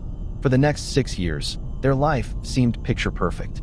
As their older children moved out, the couple eventually shared their home with just their 2 youngest daughters. In February 2017, Angel was involved in a minor car accident that left her with lingering pain in her shoulder and hip. After consulting multiple doctors without finding relief, she was referred to Isaac Melcher, a specialist in dry needling, an alternative therapy similar to acupuncture, but targeting muscles and tissues. Frustrated with conventional treatments, Angel saw this as a potential solution. That fall, she began her sessions with Isaac. Initially, their meetings were strictly professional with discussions focused on treatment and casual topics. Isaac suggested she attend therapy 2 to 3 times a week, and Angel agreed. hopeful that it would ease her chronic pain. However, as time passed, their sessions took a more personal turn. Angel started confiding in Isaac about her marital struggles, portraying her life as one of restriction and control. She claimed that her husband, Milton, was overly domineering, consumed by work and their home. According to her, he prohibited her from socializing with friends or attending church alone, fearing she would interact with other men. Ironically, she also described him as emotionally distant and uninterested, alleging that even if she lay naked beside him, he would ignore her. Her revelations became even more unsettling as she described emotional abuse, claiming that Milton's yelling triggered severe anxiety, leading to vomiting and panic attacks. This deepened the connection between Angel and Isaac. Though Isaac was married and committed to his faith, he found himself drawn to the vulnerable and misunderstood woman before him. Angel's behavior soon turned flirtatious, and in December 2017, she sent Isaac a bold message offering to share a nude photo of herself in a jacuzzi. Despite knowing the risks, Isaac accepted. This moment marked the beginning of their illicit affair. Their first meeting outside therapy was filled with hesitation as Isaac expressed concerns about jeopardizing both his career and marriage. Angel seemed understanding, even offering to walk away from the relationship. However, during their next session, she undressed in front of him, breaking his final resistance. Their affair quickly escalated, with the two frequently communicating through private messaging apps and secretly meeting at the clinic under the guise of therapy. By the end of 2017, they were seeing each other 3 to 5 times a week. In January 2018, Milton began to grow suspicious of Angel's therapy visits. Sensing the danger, she informed Isaac that she could no longer attend his clinic. Isaac took this as a sign to end things, but Angel begged him to continue, even hinting at suicidal thoughts. Whether out of genuine distress or manipulation, her pleas convinced Isaac to keep the affair going. By April, Angel had persuaded Milton to allow her to resume therapy, insisting it was vital for her health. Though her sessions were brief, the affair carried on in secret. Angel frequently expressed fear over what Milton might do if he discovered their betrayal, intensifying the tension between them. Milton's suspicions grew, but things took a dramatic turn over Memorial Day weekend. The two families unexpectedly crossed paths at Janet's Pier, a popular fishing spot. Milton was visibly unhappy to see Isaac, and the encounter left Isaac equally unsettled. Though nothing happened at that moment, the situation escalated days later when one of Angel's daughters called Isaac's employer, warning that Milton planned to confront him at the clinic. Concerned about a possible confrontation, the clinic's management contacted the Elizabeth City Police. Officers were dispatched to speak with Milton, advising him to stay away from Isaac's workplace. Afterward, Isaac reached out to Angel, fearing for her safety and worried that Milton might have harmed her. Angel reassured him that nothing had happened, at least not yet. By June, Isaac's concern for Angel had reached new heights. His fears intensified when she suddenly stopped responding through their usual social media platform. Days of anxious attempts to reach her yielded no success until he finally managed to speak with her over the phone. However, the conversation did little to ease his distress. Angel explained that Milton had taken her phone, leaving her unsure if they could continue their communication, let alone their relationship. As June drew to a close, Isaac became consumed by thoughts of Angel. His obsession grew so strong that he even considered leaving his wife and 3 young children to be with her. He fixated on rescuing her from what he believed was a dangerous situation with Milton. Angel confided in him that she was terrified of her husband and planned to move to Florida once her daughters left for college. The idea of losing her was unbearable to Isaac, so he suggested finding a secure place where they could be together away from Milton, whose suspicions had only deepened. Although Angel repeatedly denied any wrongdoing, Milton remained unconvinced. Tensions escalated further when Milton confronted Isaac at his clinic. Isaac firmly denied any personal involvement with Angel, insisting that their relationship was strictly professional. However, the situation remained volatile. Everything came to a head in the early hours of August 2, 2018. A bloodied and frantic Angel appeared at a neighbor's doorstep, pounding desperately. When the neighbor opened the door, they found her in a hysterical state, blood streaming from a gash on her forehead. Her hands bore traces of electrical tape, and she was visibly shaken. Between sobs, she gasped that someone had broken into her home and that her husband was dead. Alarmed, the neighbor immediately called 911, arrived quickly, treating Angel's wound and carefully removing the tape from her hands for forensic analysis. After administering basic first aid, they transported her to the hospital for further evaluation while sheriff's deputies rushed to the Sawyer residence to investigate her claims. Upon arrival, officers found the front door locked, but the back door was slightly ajar. As they entered the house, nothing seemed out of place at first. However, when they reached the master bedroom, the scene changed drastically. The room was in complete disarray, clothes scattered across the floor, furniture overturned, and drawers emptied as if someone had been searching for something. The most chilling discovery, however, was in the bathroom. There, Milton, 55, lay face down, his hands bound behind his back with electrical tape. He showed no signs of life. His body exhibited early signs of rigor mortis, yet there were no visible wounds indicating how he had died. Blood stains in the bedroom hinted at a struggle, initially leading investigators to suspect a home invasion gone terribly wrong. However, upon closer examination, unsettling details emerged, such as the back door key being left conspicuously on an outdoor table, an unusual oversight for a supposed intruder. As crime scene investigators combed through the house and Milton's body was transported for an autopsy, deputies made their way to the hospital to question Angel. According to her account, only she and Milton had been home that night as their daughters were staying with friends.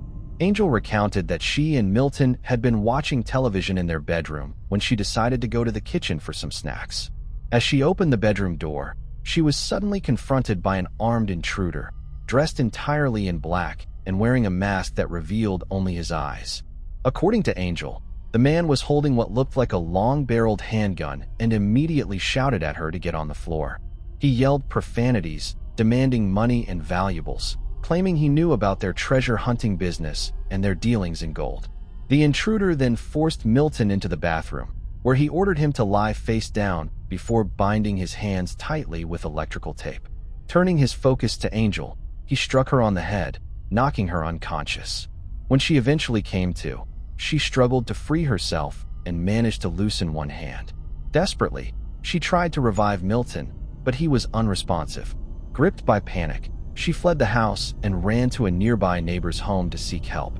In the days that followed Milton's death, the investigation quickly gained momentum. Preliminary autopsy results revealed that he had died from asphyxia due to neck compression. Investigators also confirmed that the intruder had entered through the back door using a key that had been left in an unusually visible spot. With this discovery, Angel was called in for further questioning. During the interview, she repeated that Milton was a jealous husband who rarely let her go anywhere alone.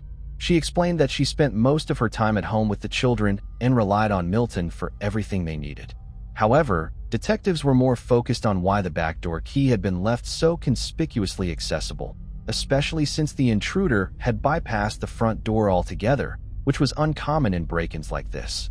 Angel claimed they had multiple children who frequently misplaced their keys, so they developed the habit of keeping the backdoor key in an obvious location for convenience. She then recounted the events of that night, explaining that when she stepped into the hallway, she was confronted by the masked intruder. At the time, she was naked and, fearing for her safety, grabbed one of Milton's shirts before complying with the man's demand to lie on the floor. According to Angel, both she and Milton followed the intruder's orders as he tied their hands and demanded cash, jewelry, and the keys to their store, believing it held gold. However, she struggled to explain how the intruder was able to overpower and restrain Milton, a man standing over 6 feet tall and weighing approximately 220 pounds. At one point, she claimed she tried to escape, but was thrown to the ground, hitting her head against the edge of a table. She also stated that during the chaos, the intruder dropped his phone, and after she helped him retrieve it, he bizarrely thanked God before taking the phone and leaving. Angel described how she freed one of her hands, attempted in vain to wake Milton, vomited from shock, and then ran to seek help. Investigators questioned her multiple times, and during one of the sessions, she suggested a potential suspect, a man named Dylan, who frequently sold stolen goods to their store. However, police quickly dismissed this lead as Dylan had been in custody at the time of the attack. The case took a significant turn when one of Milton's sons mentioned Isaac, Angel's therapist. He revealed that Milton strongly suspected Angel and Isaac's relationship was more than professional, leading to heated arguments in their marriage. When questioned, Angel admitted that Isaac had previously been her therapist, but claimed he later began harassing her, creating fake accounts to send messages after she blocked him. With Isaac now a person of interest, detectives tracked him down. He denied any romantic involvement with Angel, but when asked to voluntarily hand over his phone, he stated that it had been damaged by water and discarded. He further claimed to have purchased a replacement device that very night from a local convenience store, but was unable to provide a receipt as proof. Suspicious, investigators checked the store, but there was no record of such a purchase, nor did surveillance footage show Isaac at the location. As detectives moved forward with the case, they secured a warrant to search Isaac's residence only to discover that he had traveled to Oregon to visit his mother. His wife and children were also reportedly away at the time. Meanwhile, Angel informed detectives that Isaac had contacted her through social media and willingly handed over her phone. However, when police reviewed it, they not only found the message she mentioned, but also a string of conversations that clearly proved a romantic relationship between her and Isaac. When confronted, Angel hastily deleted the messages in front of the detectives, further heightening their suspicions. While in Oregon, guilt weighed heavily on Isaac. He reportedly confessed his actions to his mother, and upon her encouragement, he also admitted the truth to his pastor. Recognizing the gravity of the situation, the pastor reached out to the sheriff's office handling the case. Investigators quickly traveled to Oregon to speak with him, and with his cooperation, they set a plan in motion. At their request, the pastor called Isaac using a secure call application as Isaac had requested. Unbeknownst to Isaac, police were present listening to the conversation on speakerphone.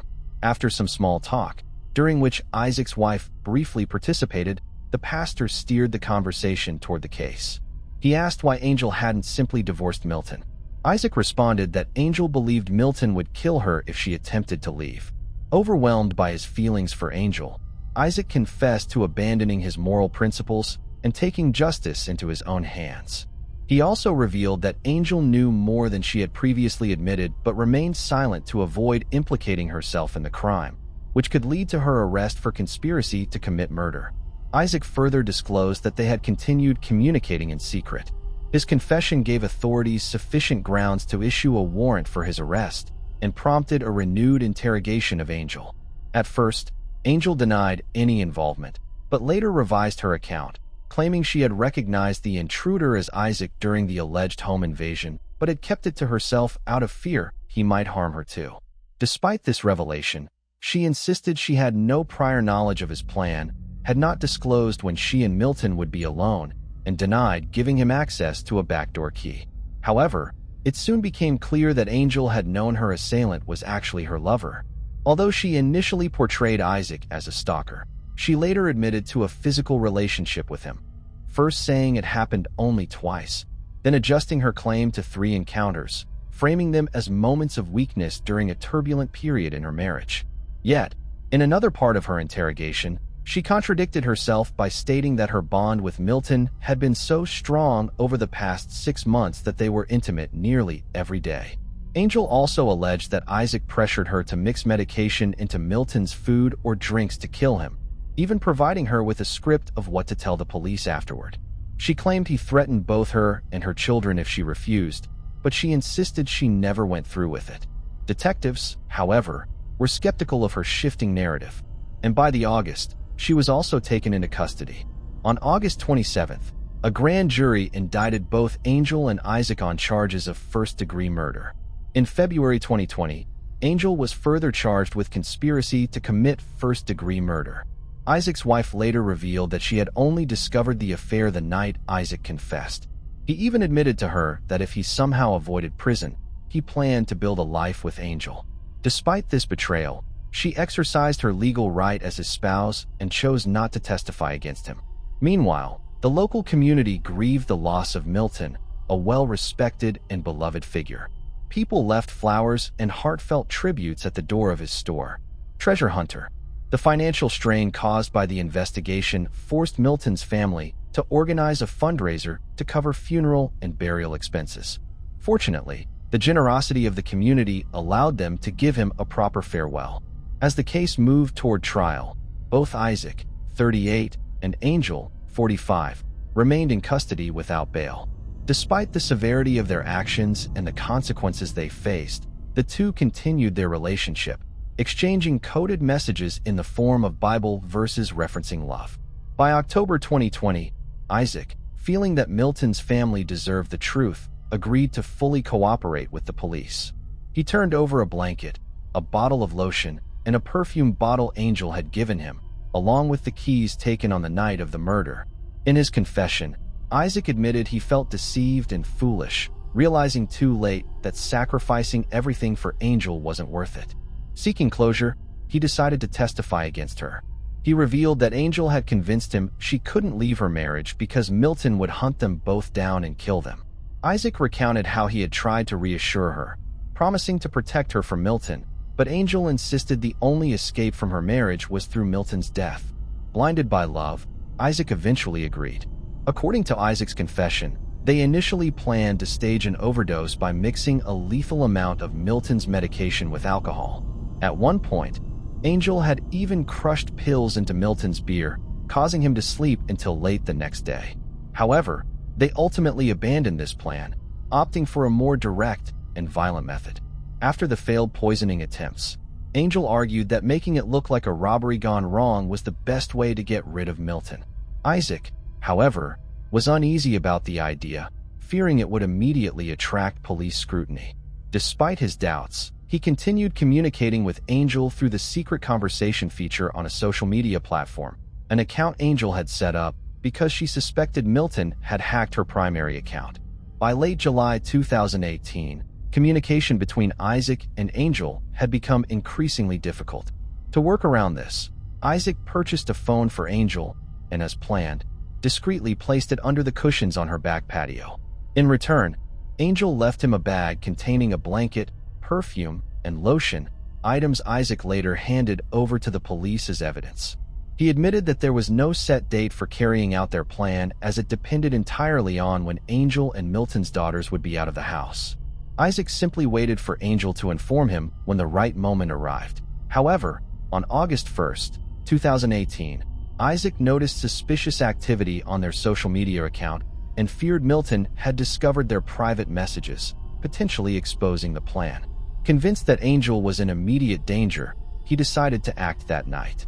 Isaac packed a bag with duct tape, anti-anxiety pills, small bottles of alcohol, and an unloaded handgun, assuming the mere presence of the weapon would be enough to intimidate Milton. Around midnight, he arrived at the Sawyer residence, found the backdoor key where Angel had indicated, and let himself in. Following the sound of voices to the bedroom, he was about to knock when Angel suddenly opened the door. With no way to back out, Isaac proceeded with the plan. Entering the room, Isaac pointed the gun at Milton and ordered him into the bathroom. Once inside, he bound Milton's hands behind his back, placed him in a chokehold, and applied pressure to his carotid arteries until he lost consciousness. To ensure Milton was dead, Isaac tightened his grip. Angel then checked for a pulse and confirmed that Milton had stopped breathing. Together, they staged the crime scene to appear as a robbery, taking cash from Milton's nightstand, emptying Angel's jewelry box, and ransacking the room. At Angel's request, Isaac bound her wrists with duct tape and struck her to make the attack seem more convincing. However, dissatisfied with the injury, Angel intentionally slammed her own head against the surface, creating the gash on her forehead. Isaac then left, leaving Angel to carry out the rest of the plan. The rest of the events unfolded as previously reported. The trial for both Angel and Isaac commenced in September 2021 at the County Superior Court. Angel's legal team sought to have the charges dropped, arguing that the evidence against her was insufficient. However, the court rejected the motion. During the trial, Angel chose not to testify in her own defense, while Isaac took the stand and gave a comprehensive account of the events leading to Milton's death. His testimony played a crucial role in the prosecution's case, though Angel's attorneys attempted to undermine his credibility, suggesting he was manipulating the narrative in hopes of receiving a reduced sentence. The jury deliberated for less than 30 minutes before reaching a unanimous verdict, finding both defendants guilty on all charges related to the murder of Milton Sawyer. Angel was sentenced to life imprisonment without the possibility of parole, while Isaac received a 20-year sentence, with a projected release date in 2042. Angel later filed an appeal to challenge her conviction, but it was denied in March 2023. Although she still has the option to seek review from a higher court, the likelihood of her ever leaving prison remains slim. Moving on to the next case. Anna Repkina. On Easter Sunday in February 2017, while most residents of a quiet Oregon town were preparing for holiday celebrations, Anna Repkina abruptly stopped responding to messages. Her phone went silent, prompting growing concern from her friends and family back in Russia, with whom she always kept in close contact. A co-worker at the local cafe where Anna had recently started working also noticed her sudden absence from a scheduled shift, something completely out of character for someone known to be reliable. All signs suggested that something was seriously wrong. The last person known to have seen Anna was her fiancé, Will Hargrove, a man with a shadowy past and many hidden truths. Anna Repkina's life took a dramatic turn in December 2016 when she traveled to the small town of Halsey, Oregon. Just a few months earlier, she had begun an online relationship with William Hargrove, a 27-year-old security guard from the quiet rural town. What started as casual chatting on a dating site quickly developed into regular video calls and lengthy conversations. For Anna, used to the dynamic, fast-paced environment of Moscow, Halsey, with its tiny population of roughly 150 people, felt uniquely intriguing. At the time of their meeting, Anna was also navigating a difficult chapter in her life. Her long-term relationship had ended suddenly, shattering the future she had once envisioned and leaving her emotionally unmoored. Though her life in Moscow seemed steady on the surface, Anna was struggling with growing inner turmoil. She became increasingly withdrawn, turning to online connections for comfort, one of which eventually brought her to Will. Her trip to the United States was an attempt to escape the weight of her familiar surroundings and rediscover a sense of joy. The 10 days she spent with Will left a lasting impact. He lavished her with attention, bringing her flowers, taking her to local landmarks, and dining out at restaurants. Will appeared intent on painting a picture of an idyllic life together, using his charm to win her heart. Despite their cultural differences and contrasting lifestyles, Anna began to seriously entertain the idea of relocating to the U.S. However, that visit marked only the beginning of a far more tangled story, one deeply connected to the unresolved chapters of her life in Moscow. Just months earlier, Anna could never have imagined how dramatically everything was about to change. After the painful breakup with her long-term partner, whom she had believed was her soulmate, she decided to sign up for dating websites, discovering an entirely new world of connections with people from across the globe. Meeting Will felt like an unexpected blessing. His fascination with Russian culture and ability to speak some Russian helped bridge the gap between them. For Anna, these conversations became more than just a distraction. They gave her hope for a new chapter in her life. Yet her relationship with Will raised concerns among those close to her. Anna's friends and family cautioned her against making impulsive decisions, especially given the significant distance and cultural differences between their lives. They encouraged her to look for someone closer and more familiar. But Anna wasn't willing to listen. She believed there was something truly special between her and Will. Upon returning from her trip, Anna began planning her move to the United States, dismissing the skepticism of those around her. Halsey, with its quiet and secluded atmosphere, started to seem like the perfect place to start over. At the time, she couldn't have imagined that this decision would mark the beginning of even more dramatic events that would drastically alter her fate. Meanwhile, Michelle grew increasingly concerned about Will's behavior. Not long ago, he had been spending more time with her, talking about their future. But by early 2017, things had changed. He started coming up with excuses to avoid staying home, often blaming work or the need to meet with friends. His attitude toward her became more distant, even though he tried to maintain an outward appearance of normalcy. Michelle's suspicions deepened when she came across a conversation on his phone in a language she didn't recognize. Unable to understand Russian, she couldn't grasp what Will was discussing, but her unease continued to grow.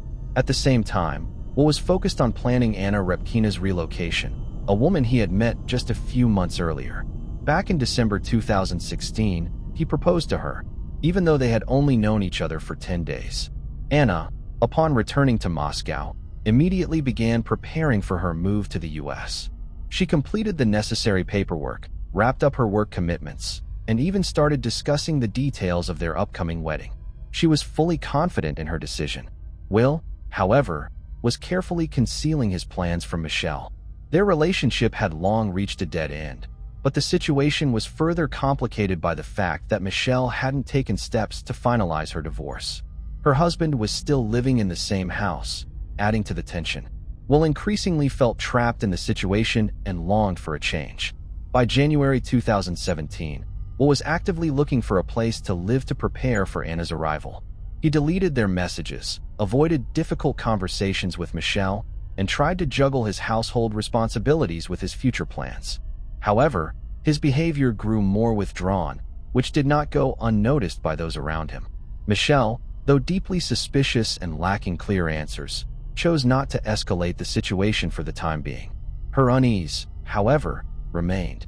Meanwhile, Anna continued to look forward to her new life. She believed that moving to the U.S. would mark the start of a fresh chapter. Her preparations were progressing smoothly, and despite the doubts of her loved ones, she remained steadfast in her choice. Will, for his part, did everything he could to reinforce her confidence, promising that their life together in the U.S. would be happy and fulfilling. However, the tension surrounding them continued to build, setting the stage for events that would soon disrupt their carefully laid plans. In March 2017, when Anna Repkina crossed the ocean to start a new life in the United States, she could never have imagined that her arrival would intensify a long-standing conflict hidden beneath the surface of her fiancé, Will Hargrove's seemingly stable life. Will greeted her at the airport with a smile, but within days, Anna sensed that something was wrong. Their new apartment in Corvallis, sparsely furnished and rented, felt more like a temporary hideout than the start of a shared future. Will was frequently absent, claiming work obligations, leaving Anna alone to adjust to an unfamiliar culture. The issues had begun months before Anna's move. Leading up to her arrival, Will's relationship with Michelle Chavez had become unbearably strained. Michelle, realizing she was losing Will, tried desperately to keep him in the home they shared with her husband. This unusual living arrangement created mounting tension by the day. Will increasingly used work as an excuse to leave, while Michelle tried to exert control over him. She began noticing changes, more frequent phone calls, secretive texting, and Will's sudden need for privacy. When she discovered messages in an unfamiliar language on his phone, she chose not to confront him. Her fear of losing him outweighed her curiosity about the truth. Meanwhile, Anna, still in Moscow, was unaware of these complications. She focused on preparing for her move, inspired by Will's promises of a bright future together. His assurances of a happy life in America felt convincing. Anna completed her paperwork, said her goodbyes to friends and co-workers, and looked forward to starting a new chapter. However, she had already begun noticing Will's occasional emotional distance. His delayed replies to her messages were explained away as busyness, though deep down, she started to feel a growing sense of unease. By the time Anna arrived, the tension in Michelle's home had reached a boiling point. Will no longer hid his intention to start a new life with Anna, though he hadn't officially ended anything with Michelle. He left the house late at night, returned early in the morning, and avoided serious conversations. Michelle repeatedly tried to talk to him, but he reassured her each time that everything was under control. Her unwillingness to sever ties with her husband only added to the already complicated situation. After Anna's arrival, Will quickly rented a place to avoid direct confrontation between the two women. He made no secret of his plans to marry Anna, but his actions seemed disorganized. Anna, trying to acclimate to her new environment, struggled to understand why her fiancé was spending so little time with her. She began asking questions, but Will offered vague answers. He avoided discussing Michelle or the details of his past, leaving Anna increasingly confused. By April 2017, the relationship between Will Hargrove and Michelle Chavez had reached a breaking point. Their communication became filled with demands and threats which had become a routine part of their interactions. Michelle insisted that Will immediately end things with Anna Repkina, who had been in the US for only a few weeks. She gave him an ultimatum: decide by April 19th or their relationship would come to a permanent end. Anna still held on to the hope that her relationship with Will would stabilize. She tried to occupy herself, but the loneliness and growing suspicions began to erode her faith in their future. Before long, she noticed that Will was hiding something important. Will's frequent disappearances and unwillingness to talk openly about their future in America began to sow doubt in Anna's mind. She started to question whether his promises had ever been genuine. Will, meanwhile, found himself caught in a delicate balancing act. On one side, he continued to assure Anna of his commitment, while on the other, he worked to appease Michelle, telling her that he would sort everything out shortly. In truth, he was doing little to actually change the situation. At the same time, Anna was fully immersed in preparing for their wedding. Her dress had already arrived from Russia, and she looked forward to the big day with growing excitement. Unbeknownst to her, Will was still deeply entangled with Michelle, exchanging a flood of messages that only intensified in tone. Their communication had ballooned into tens of thousands of texts, with Michelle sending daily ultimatums, emotional pleas, and threats. In response, Will continued to assure her that everything would soon be different. The situation escalated when Michelle came across photos of Anna on social media. What caught her attention was a ring Anna was showing off in one of the pictures. For Michelle, this was the breaking point. She sent Anna a message revealing that Will was deceiving both of them. Anna was stunned. Will tried to defend himself, claiming that Michelle was his ex who couldn't accept their breakup. He insisted that she was emotionally unstable and was deliberately trying to sabotage their relationship. While Anna initially believed him, her conversations with Michelle left her with lingering doubts. Despite everything, the wedding preparations continued. However, on the day of the ceremony, things took an unexpected turn. Anna and Will, along with their witnesses, arrived at the venue for the registration, but the officiant never showed up. Will pretended to make phone calls to figure out what had gone wrong, but the calls were a facade. It was later revealed that he had been calling arcade centers instead of the county clerk's office and hadn't even applied for a marriage license. The day ended far from what Anna had envisioned. On the way home, still wearing her wedding dress, Anna stopped at a McDonald's. Surveillance footage captured her ordering takeout, a moment that became a haunting symbol of her growing disappointment. Meanwhile, Michelle continued to escalate her pressure on Will. Her messages grew more aggressive, filled with accusations and threats. She demanded that he immediately end his relationship with Anna and come back to her. By April 18th, Michelle once again messaged Will demanding a final decision. He responded by saying everything would be resolved by 6 p.m. the next day. She took his words as a promise that he would make his choice and decided to wait. On April 20th, 2017, something happened in a wooded area near Halsey that shook the small town. While walking along a trail, local residents stumbled upon the remains of a woman. Scattered around her body were black plastic bags, food wrappers, and cigarette butts. A single gunshot wound to the head was determined to be the cause of her death.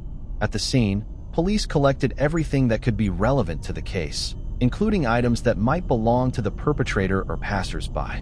The site quickly became the focus of local media and a major criminal investigation. The day before, on Easter Sunday, Will Hargrove seemed to go about a typical day. However, his actions were riddled with contradictions. In the morning, he turned off his phone, cutting off contact with Michelle Chavez. While she was at her mother's Easter gathering, she repeatedly tried to reach him, leaving voicemails that went unanswered, increasing her anxiety. Later in the evening, Will finally contacted her, claiming that his car had broken down and caused a delay. Michelle, although accepting his explanation, noted that he sounded off. His voice was tense and his tone hesitant. After their brief conversation, Will suggested they meet in Halsey. He waited for her in the parking lot of a local store, where surveillance footage captured him purchasing a bottle of Pepsi, a pack of cigarettes, and some candy. When Michelle arrived, their discussion began with her questions. She demanded to know why he hadn't answered her calls and where he had spent the day. Will assured her that everything was taken care of and that Anna Repkina was no longer a part of his life. He claimed that Anna had left after a heated argument and had packed her belongings. Michelle pressed for more details, but Will dodged her questions, repeatedly insisting that there was now nothing standing in the way of their being together. Afterward, they got into Will's car and drove to a secluded spot outside of town where their conversation continued. The night ended with an intimate encounter in the vehicle. Following this, Will drove Michelle back to her car. She returned to her mother's house and resumed the Easter dinner, appearing relaxed and content, as her family members later recalled. That night, Will headed into town, and his actions over the next several hours would become a crucial part of the investigation. Surveillance cameras captured him making a series of stops. At 1 a.m., he withdrew $200 from Anna's bank account. Later, he visited a gas station where he filled his tank and went inside the convenience store.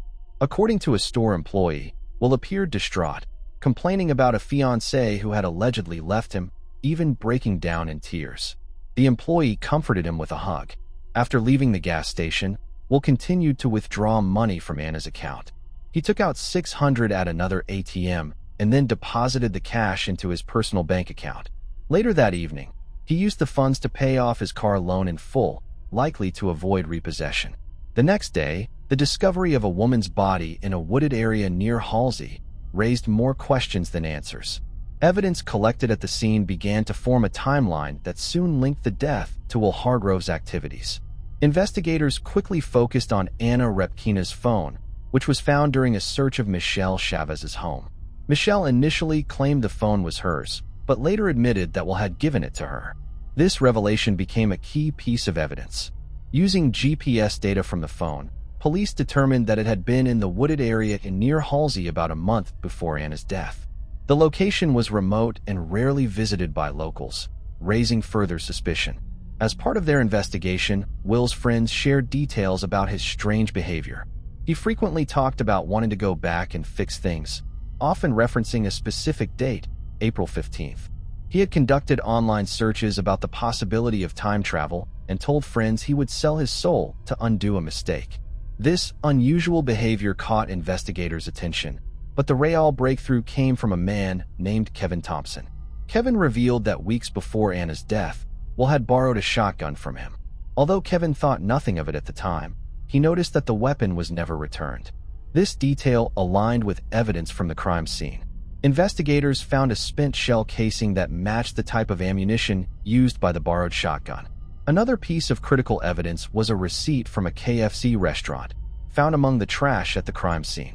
Dated the same day as Anna's death, the receipt revealed two transactions, one paid in cash and another with a card registered to Kevin.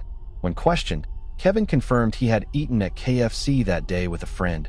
Will had paid in cash, but failed to dispose of the receipt, directly linking him to the area. Meanwhile, Michelle Chavez initially backed up Will's alibi, claiming they had spent Easter Sunday together at a local market. However, during a follow-up interview, she changed her story, admitting she had lied at Will's request. She now claimed she didn't know where Will had been that day. Although Michelle denied any involvement in Anna's death, her confession only deepened the investigators' suspicions. Will, meanwhile, tried to maintain a semblance of concern about Anna's disappearance. He sent messages to her phone apologizing for the fight, hoping to give the impression that he didn't know what had happened to her. However, his behavior became increasingly bizarre. In the days before his arrest, he spent more than $1,000 on video games, candy and toys, including a Lego set. He later admitted to a friend that he did it to take his mind off things. Finally, police officially detained Will. During questioning, investigators presented him with evidence, including trash from the crime scene, surveillance footage from KFC, and Kevin's testimony. Will pretended like he didn't understand anything, but the investigation was already heading toward a denouement.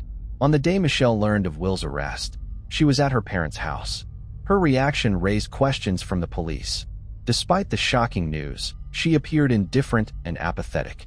This fact did not escape the attention of investigators who began checking her location on the day of the murder.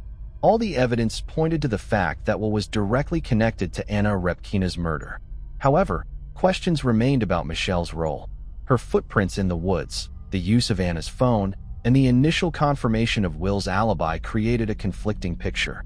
Will's phone geolocation data confirmed that between 4:35 and 4:38 a.m. on April 16th, he was in the area where Anna's body was later found. In addition, At 4:30 a.m., he made a phone call to Michelle. The investigation suggested that this call may have been a signal related to his actions that night. The trial ended in 2020. Will Hargrove was found guilty of murdering Anna Repkina and sentenced to life in prison with parole eligibility after 25 years. Despite pressure from prosecutors, Michelle Chavez was never prosecuted. After the trial, Michelle faced negative attitudes from local residents. Many in Halsey were convinced that she had something to do with the crime, even though she was never proven guilty. This tension drove her to serious mental health issues. In February 2018, she attempted suicide, but the attempt was unsuccessful. Will, while incarcerated, set up a profile on a prisoner messaging site. He described spending much of his time in solitary confinement and expressed a desire to connect with others and share his thoughts. This statement drew mixed reactions from investigators, especially considering that it was through a dating site that he had originally met Anna. While the case ultimately led to a verdict for Will, the emotional toll on everyone involved was profound. Anna Repkina left her home in Russia with trust in Will and dreams of a new beginning, only to find herself caught in a fatal deception. This case underscores the dangers of dishonesty and indecision. Attempting to juggle multiple relationships by manipulating trust inevitably leads to ruin. Transparency and accountability are the foundations of any meaningful relationship. Without them, even the strongest bonds are destined to fall apart. Moving on to the next case. Beauty and the Beast.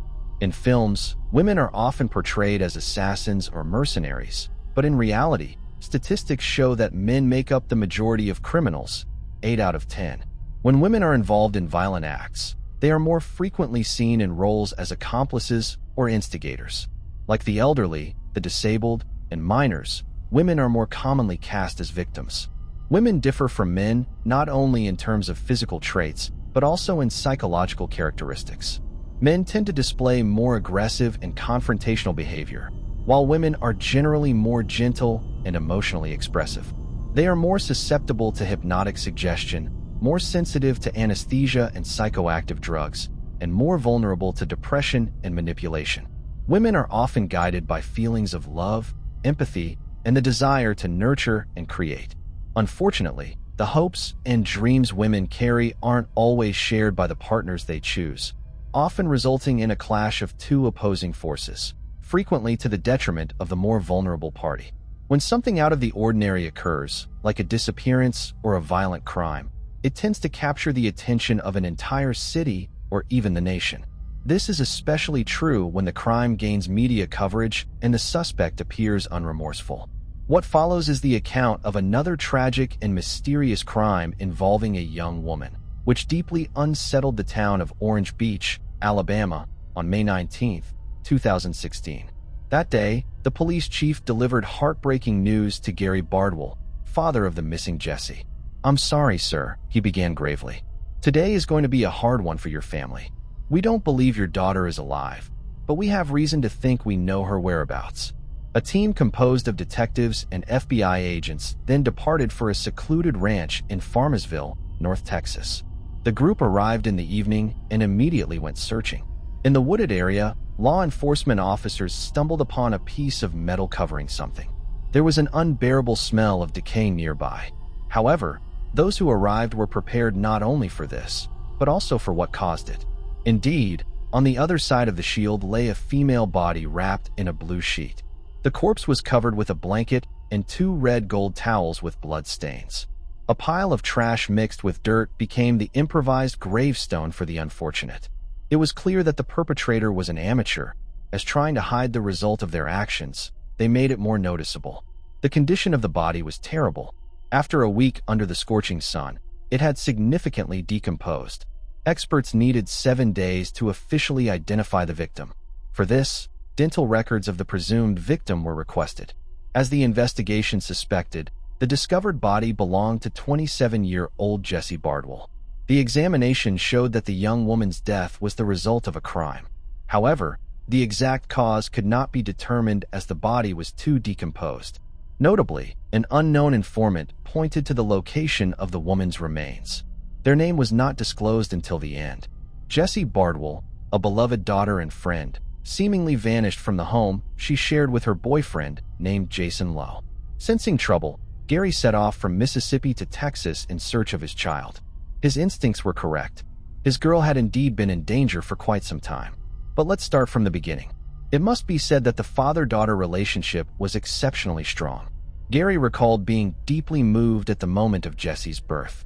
She was so fragile and vulnerable that his heart melted and never belonged to him again.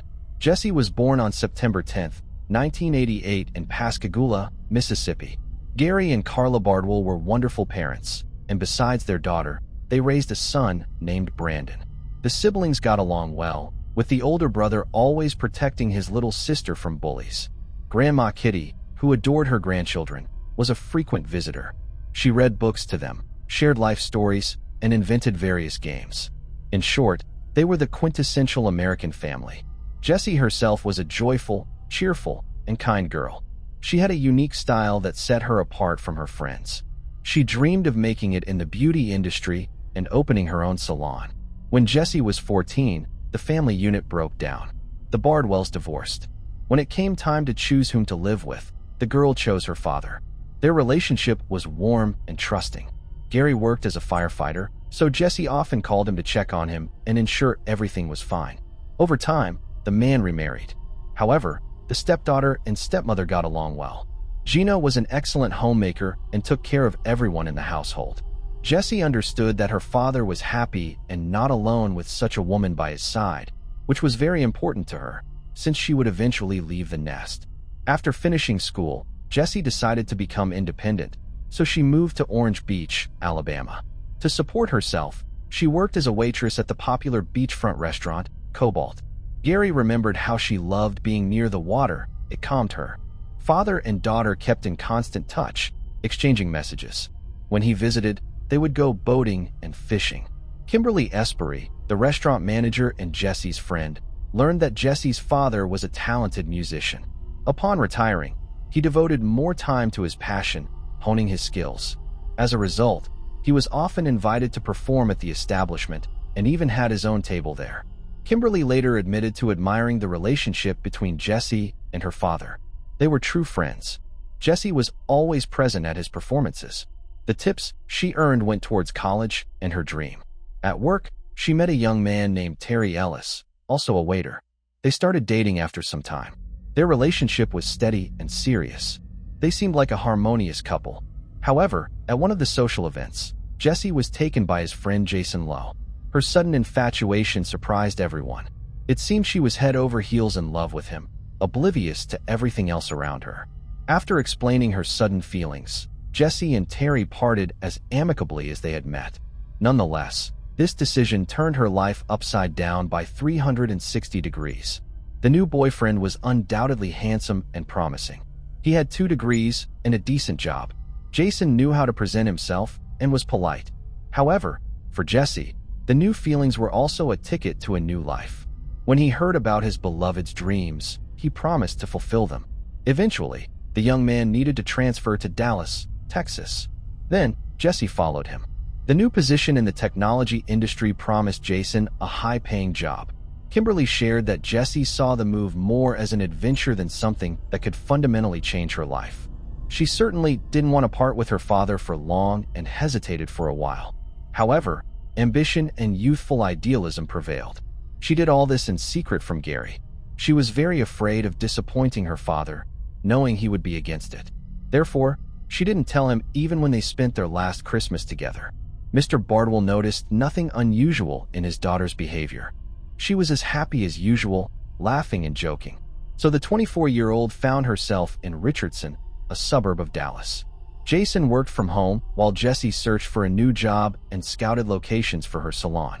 The couple planned to marry and buy a house.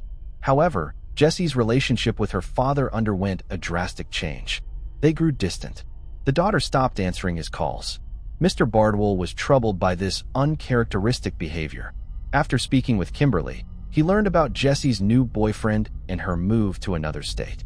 Ultimately, the man accepted the news and tried to re-establish contact. That's when he discovered that Jason controlled all communications.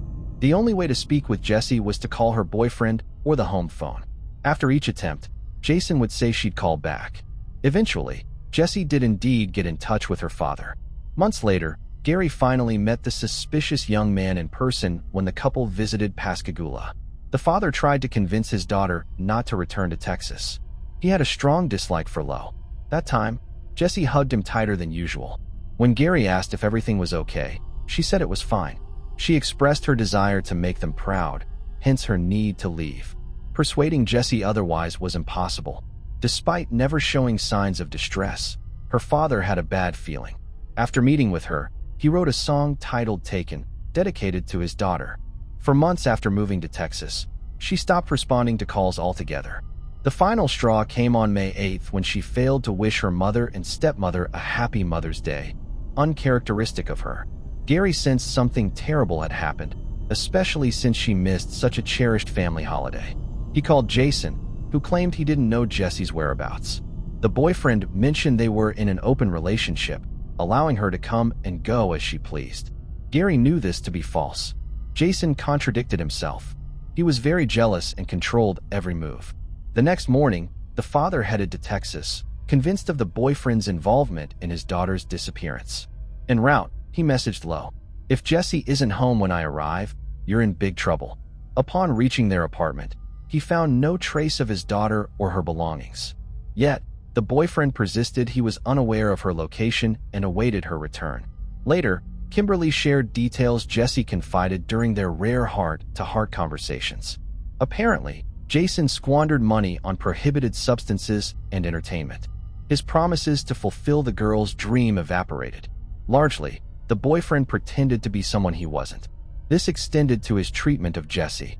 Publicly, their relationship appeared one way. But in private, Jason could be rude and aggressive, leading to frequent conflicts between them. With Jessie missing from the house, Gary filed a missing person report with the Richardson police. Detective Huron Hale, a father of 3 daughters, led the investigation into her disappearance. The man was determined to uncover the truth. Law enforcement officials acted immediately. They spoke with Lowe several times and inspected the house, but found no trace of the missing woman. During the conversation, the young man mentioned that he last saw her on May 8th around 10 a.m., leaving without explanation, possibly to visit her parents. He saw her get into her Acura car and drive away. Jason kept insisting that despite strong feelings, their relationship was non-committal. He claimed he didn't control her or pry into her personal life. However, investigators received information contradicting his statements. It turned out, Jessie had sold her car 3 weeks earlier, a fact he surely knew since he was present at the sale. This raised questions for the investigators, prompting them to interrogate him again. On May 12th, during a follow-up search of Jason Lowe's residence, officers discovered a line of white powder on a kitchen plate.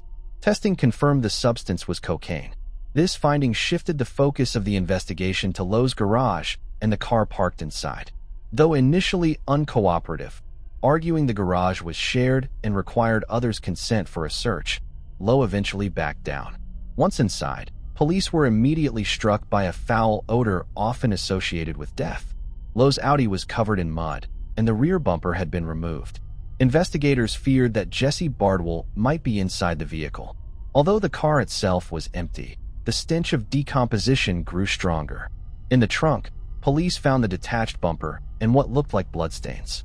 When forensic teams applied a luminol-based solution, the cargo area glowed blue, revealing the presence of blood, presumably Jessie's. Jason explained he got stuck in the mud while searching home. Experts concluded the amount of blood in the trunk indicated the woman was deceased. Given the circumstances, the case was reclassified as a homicide.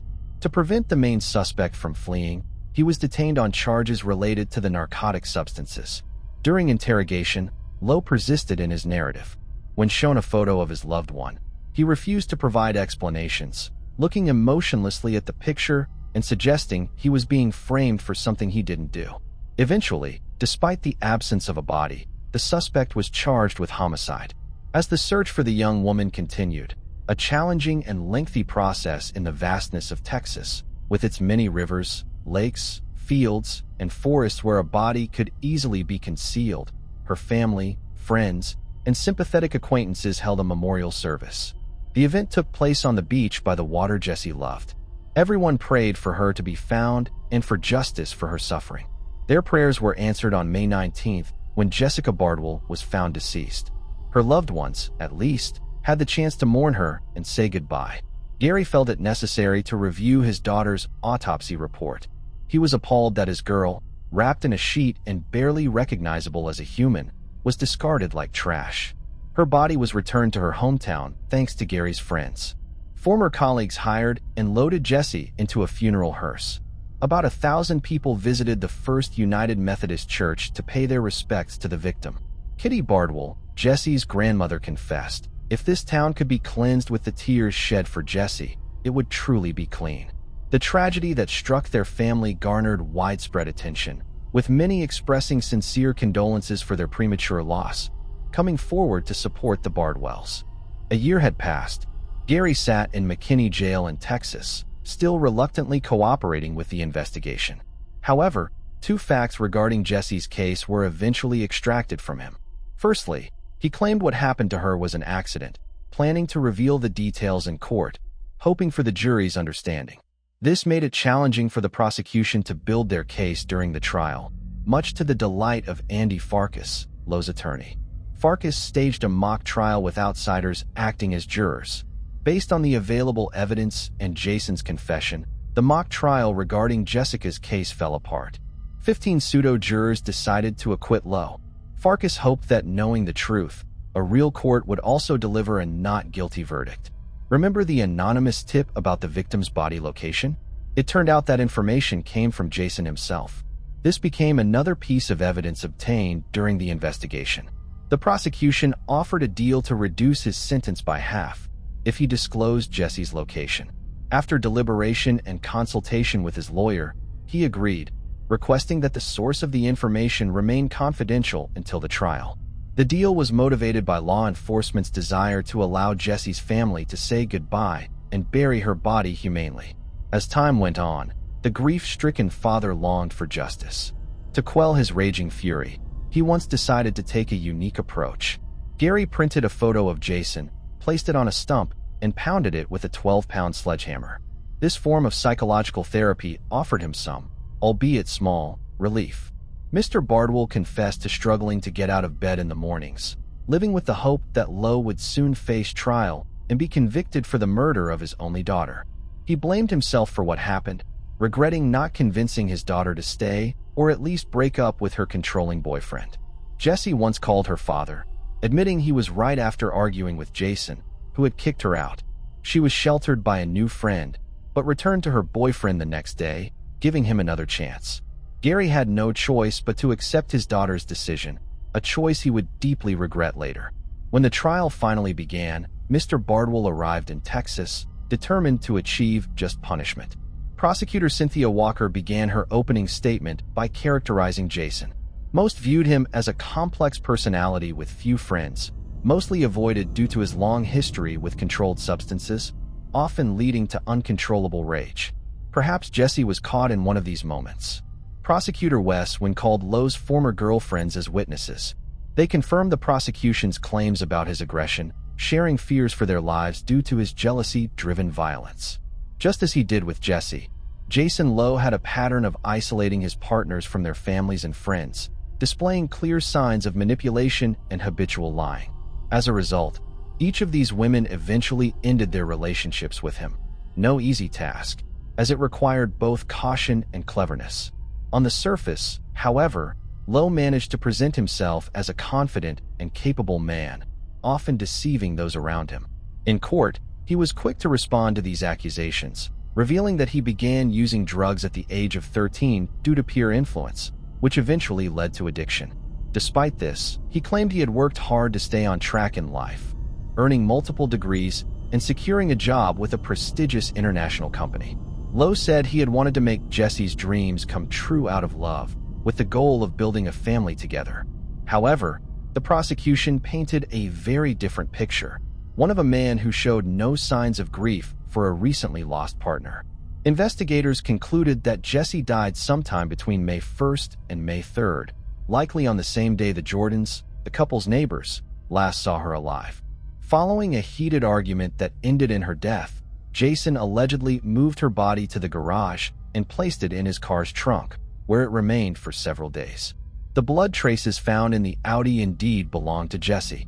He later transported her body to a remote farm and concealed it in the nearby woods. It was established that the sheet wrapping the body was part of Lowe's bedding set, which was still found in his home. Fearlessly using it even after Jesse's death, while her body was decomposing in the car, the accused continued to see other women. His phone was filled with corroborative messages and intimate photos, which he sent to these women before meeting them at his apartment. Jason explained that he was trying to distract himself and forget, often indulging in substance use, claiming it made dealing with reality easier. The investigation learned of Jason's presence at Jesse's time of death through a clever manipulation. As the suspect had long denied involvement, detectives asked Tommy Jordan, an acquaintance, to speak with Jason. During their monitored conversation, Lowe admitted he messed up and made a mistake, confessing to an unfortunate accident with Jesse and his guilt, albeit for criminal negligence. Law enforcement took this as a confession. Realizing the investigation was on to him, Jason struck a deal with the prosecution and disclosed the body's location. At the trial, he finally shared his version of events. That evening, he and Jesse took pills that enhanced libido and then became intimate in the shower. At one point, Jason slipped, followed by Jesse, who hit her head on the porcelain bathtub. She then sat down, complaining of feeling hot and dizzy. Jason claimed he offered to call an ambulance, but Jesse refused, suggesting rest and sleep would suffice. However, he found her unconscious the next morning, lying on his chest without breathing. Despite his attempts to revive her, Jesse was dead. Fearing being accused of homicide, he hesitated to call the police and decided to act on his own, initially leaving the body in his car. Days later, he resolved to hide the body on a remote farm, where he carelessly disposed of his former lover in a pile of trash without a proper burial. His story might have been believable if not for the defendant's character and the forensic medical examination findings. The woman had suffered cranial injuries, which couldn't have resulted from slaps to the face, indicating Jason attempted to conceal evidence of a beating. Thus, his entire narrative was fabricated. After a 6-hour deliberation, the jury found him guilty. Judge Scott Becker sentenced the criminal to 50 years in prison. The term could have been longer, up to 99 years, but was reduced due to Jason's deal with the prosecution as agreed. Lowe won't be eligible for parole until at least February 1941. At the verdict announcement, Gary was relieved justice prevailed. Yet, he saw no remorse in the young man's eyes. Standing with the victim's father were Jason's ex-girlfriends. Chrissy Chambers, one of Lowe's former partners, shared that if she could say anything to Jesse, it would be, run. Just save yourself. Despite his conviction, Jason Lowe continues to deny responsibility for the murder, claiming it was an accident. While the woman he called the love of his life decomposed in his car, he carried on with life, seemingly unaffected. Sadly, Jesse Bardwell discovered Jason's dark side far too late. Having grown up with a father like Gary, an example of honesty and tenderness, Jesse hadn't yet understood how manipulative and cruel some men could be. Unfortunately, individuals like Lowe often possess a deceptive charm, skillfully twisting the truth or presenting a polished image to win others over. This tragic case serves as a warning. A woman must always choose herself, her safety, her autonomy, above all else. Failing to do so can result in a devastating outcome, not just for her, but for those who love her most. Moving on to the next case. Colonial Parkway Murders. Nestled in Virginia, the Colonial Parkway is a historic road that links Jamestown, Williamsburg, and Yorktown, stretching 22 miles and maintained by the National Park Service.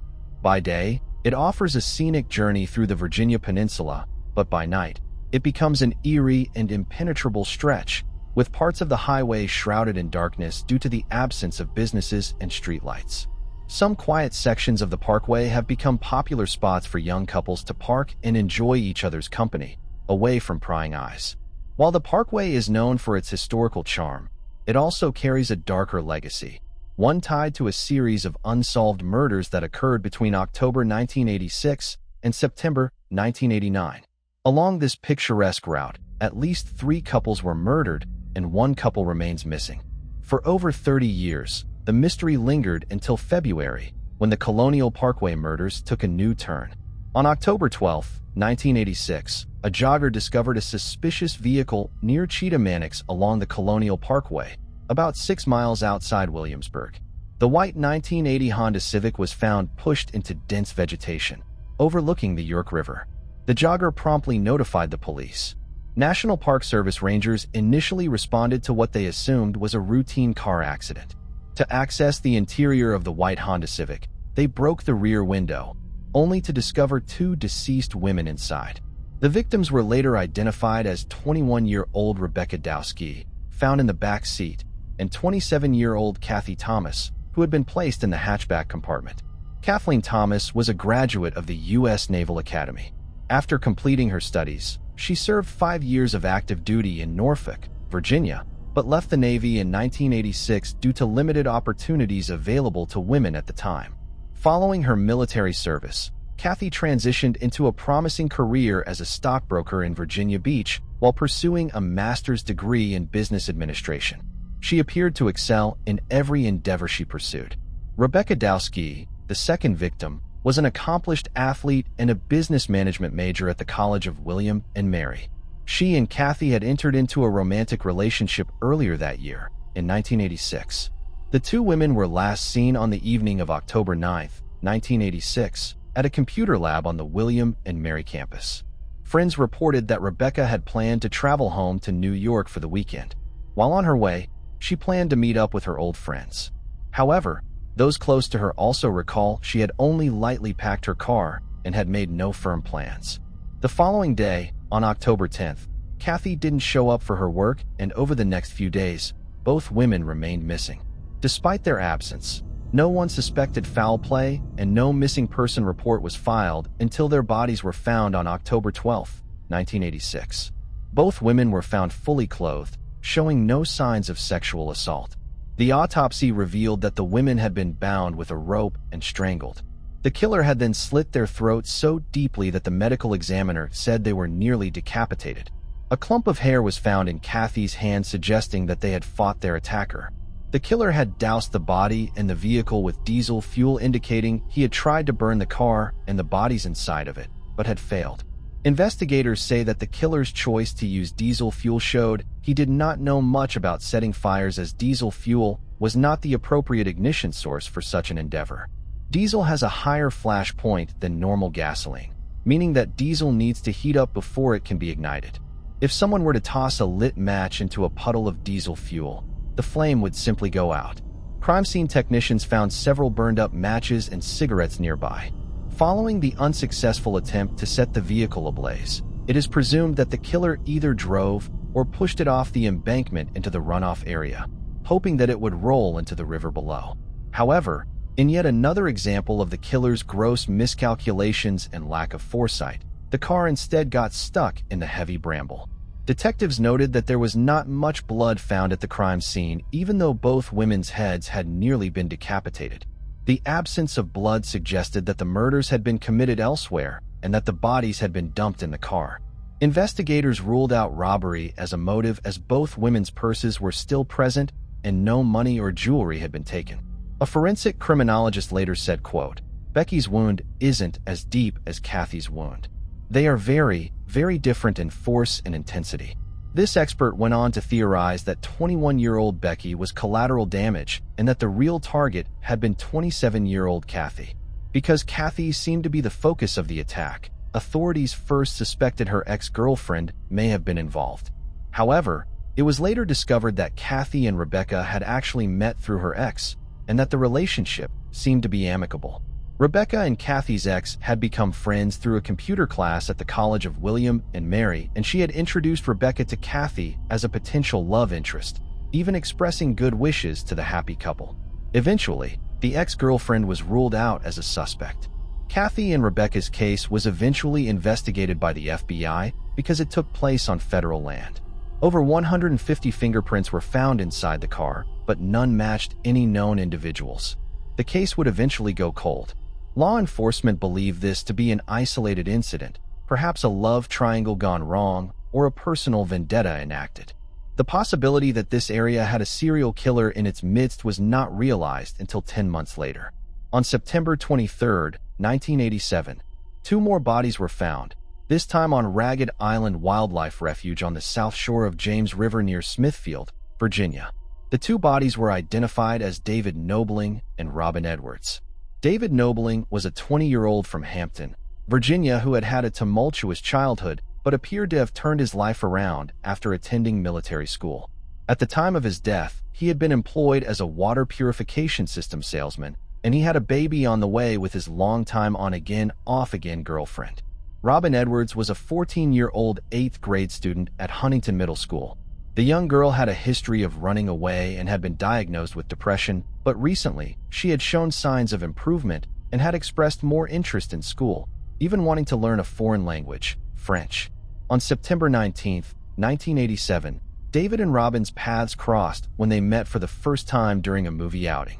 David was taking his cousins Jason and his younger brother Michael to a movie as their mother had a migraine. Robin had been accompanying them, invited as Jason's date. However, the movie was sold out, so the group decided to go to an arcade instead.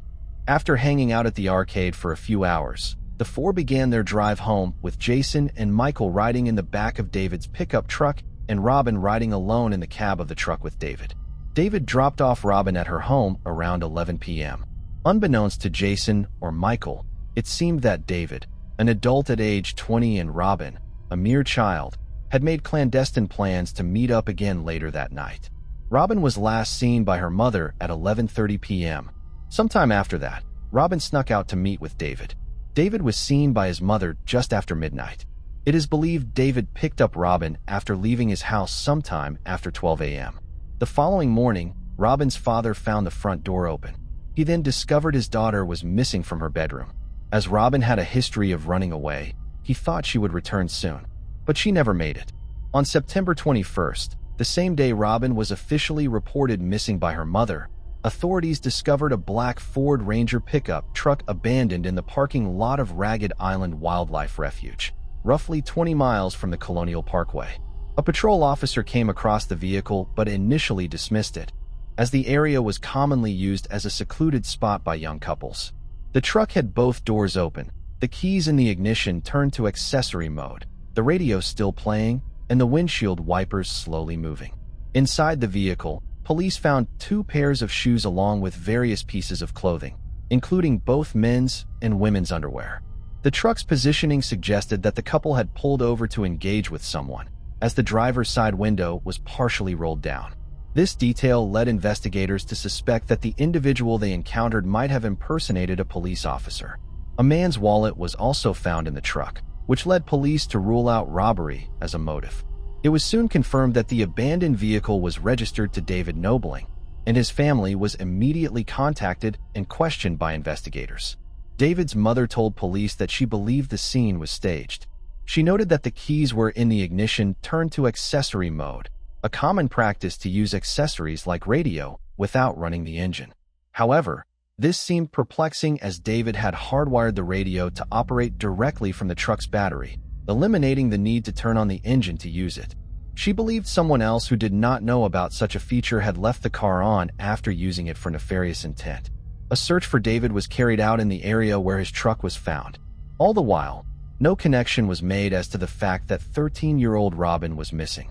2 days later, on September 23rd, a jogger found a pile of clothes along the James River. Upon further inspection, he realized it was not a pile of clothes, but the body of a young girl. He immediately notified police.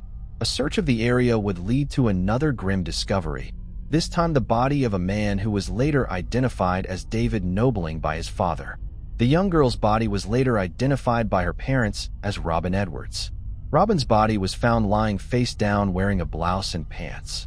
Her pants were unbuttoned and her blouse was around her neck. David's body was found tangled in tree roots and wearing only pants. Both had been shot to death.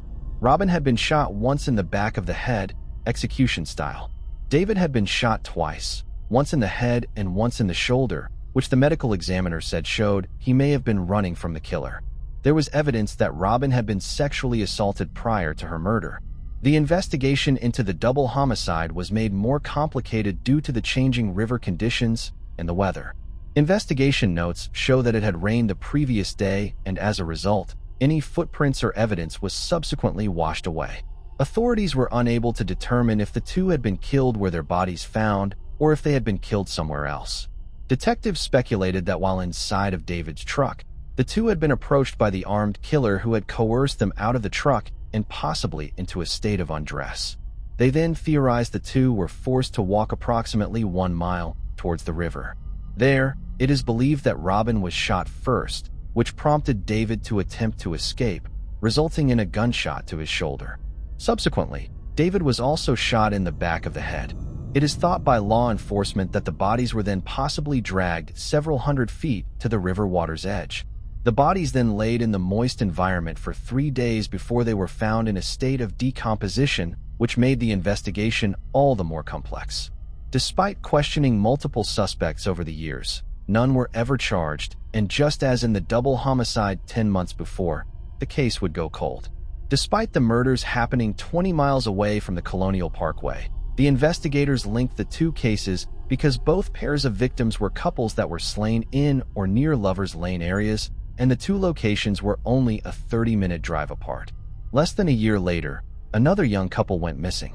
On April 9, 1988, two college students, 20-year-old Richard Keith Call, known simply as Keith, and 18-year-old Cassandra Lee Haley, also called Sandra, went out on what would be their first date. Keith, recently out of a relationship, was eager to re-enter the dating scene. That evening, he picked Sandra up from her home with plans to see a movie. However, along the way, they decided to attend a party instead. At the gathering, witnesses observed that Keith and Sandra didn't appear to be romantically involved. They spent most of their time mingling separately. The exact time they left the party remains uncertain, but given Sandra's 2 a.m. curfew, it's assumed they departed around 1:30 a.m. Neither returned home that night. Concerned when Sandra failed to come home the next morning, her family promptly reported her missing. The same morning, Sandra was reported missing on the April 10th at around 7:15 a.m. Keith's father, Richard Call, was driving to work when he noticed his son's red 1982 Toyota Cecilia parked alongside the Colonial Parkway. Curious, he pulled over and inspected the car. Inside, he saw Keith's wristwatch and Sandra's purse along with a couple of empty beer cans.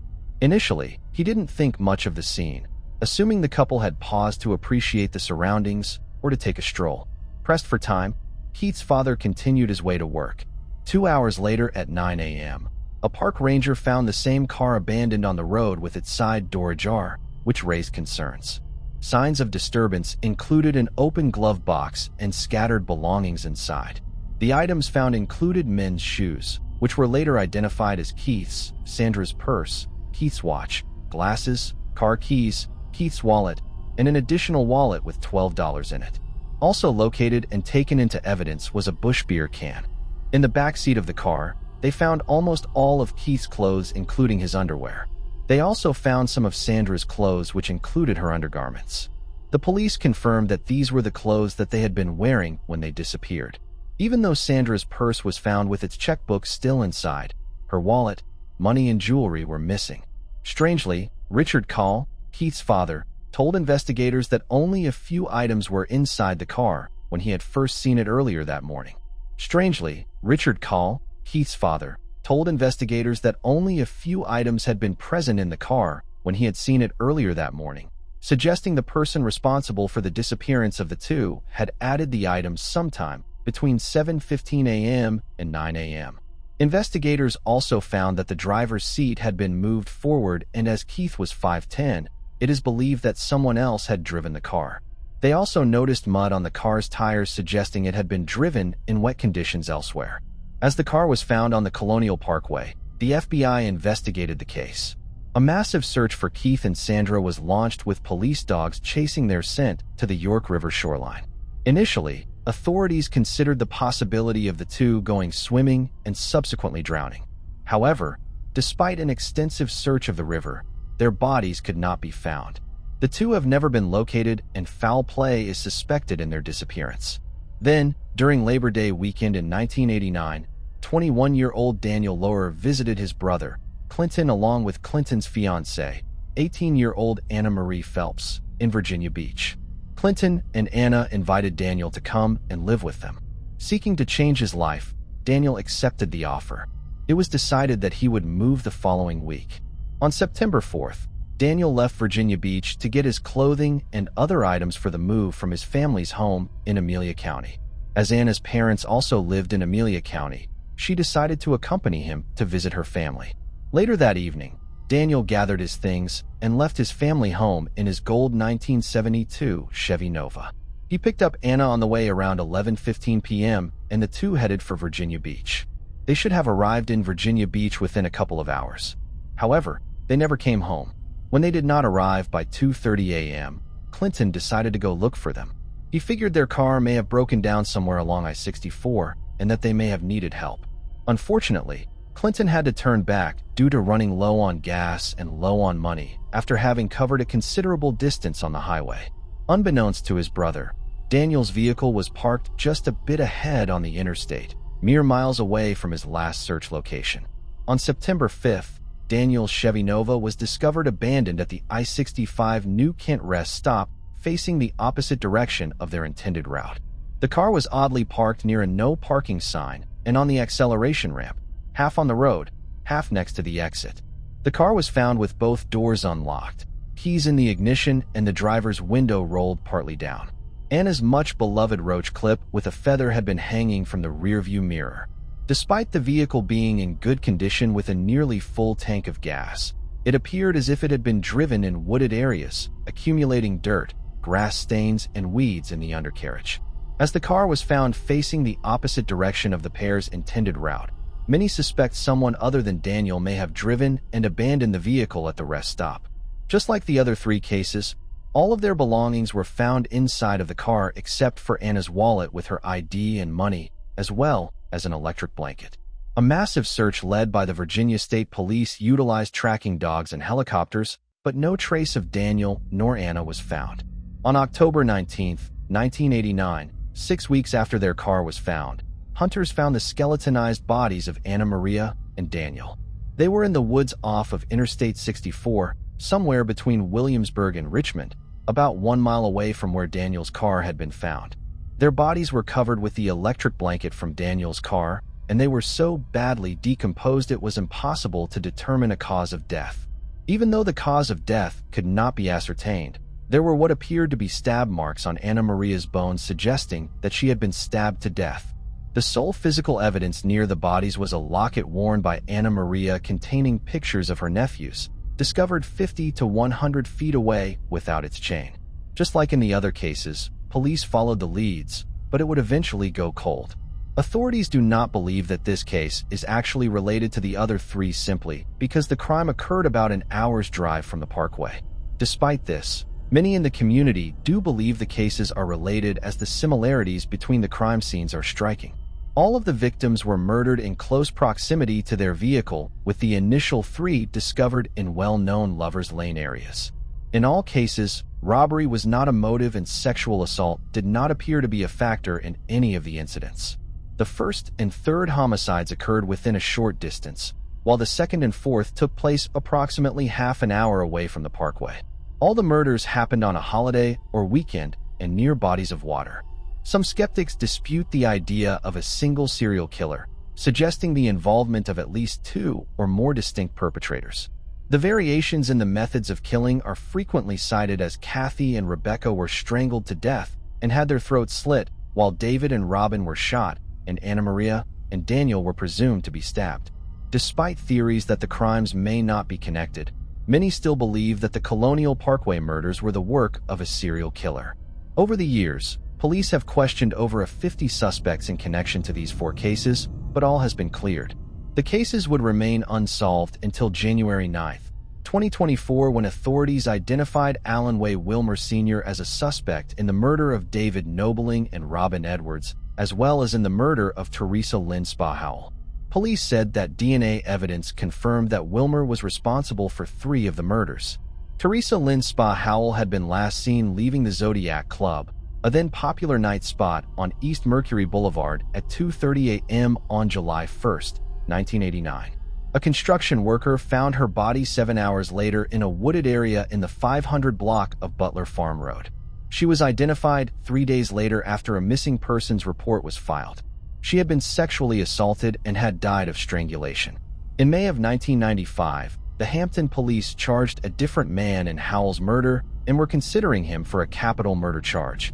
The 32-year-old man spent about 4 months in custody before being cleared on DNA evidence. The case then remained unsolved for the next 28 years until January of 2024. The suspect, Wilmer, was described as a sandy-haired, blue-eyed, muscular man, about 5 feet 5 inches tall and 165 pounds. He had a commercial fishing boat named the Denny Wade, and during the 1980s made his living as a fisherman farming clams and oysters.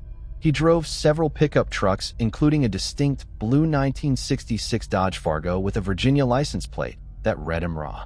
State police also say he owned a business called Better Tree Service and was an avid hunter. Wilmer had no criminal record. As such, his DNA was never entered into any law enforcement databases. Wilmer died alone in his Northern Neck home in 2017. Nobody found him for weeks. A delivery driver finally spotted an open door to Wilmer's home on December 15, 2017, and walked in the entrance only to see the dead body and call police. The 63-year-old suspect had died of hardening of his arteries. Once his DNA was entered into law enforcement databases, it was linked to one of the Colonial Parkway murders, that of David Nobling and Robin Edwards. Prior to this breakthrough, in 2021, investigators had already connected their deaths to the murder of Teresa Lynn Spa Howell from Hampton, establishing that the same individual was responsible for both crimes. At that point, however, the identity of the killer remained unknown, with only a DNA match tying the cases together. Though Alan Wade Wilmer Sr. is now believed to be responsible for the murders of David and Robin, he has not been officially connected to the other Colonial Parkway killings. Authorities continue to investigate those cases and have not ruled out the possibility of Wilmer's involvement. Detectives are currently working to piece together Wilmer's whereabouts and interactions throughout his life. The FBI urges anyone who may have known, worked with, or had any information about Alan Wade Wilmer Sr. to come forward by calling +1 to 800 FBI. Moving on to the next case. Nancy Hazel. Born on November 4, 1905, in Anniston, Blue Mountain, Alabama, Nancy Hazel was one of 5 siblings, 3 sisters, and 1 brother. As an adult, she earned the nickname the Giggling Grandma, though this was misleading since she was actually a very dark and malevolent woman. Some media outlets referred to her as Arsenic Annie, a much more fitting and succinct nickname for the notorious serial killer. After her arrest, Nanny Doss told interviewers that her life had been a constant quest for the real romance of life. Tragically, the cost of this endless search was the lives of 4 of her husbands, 2 of her children, her 2 sisters, her mother, her nephew, and her infant grandson. There is speculation that her murderous tendencies may have stemmed from a childhood injury.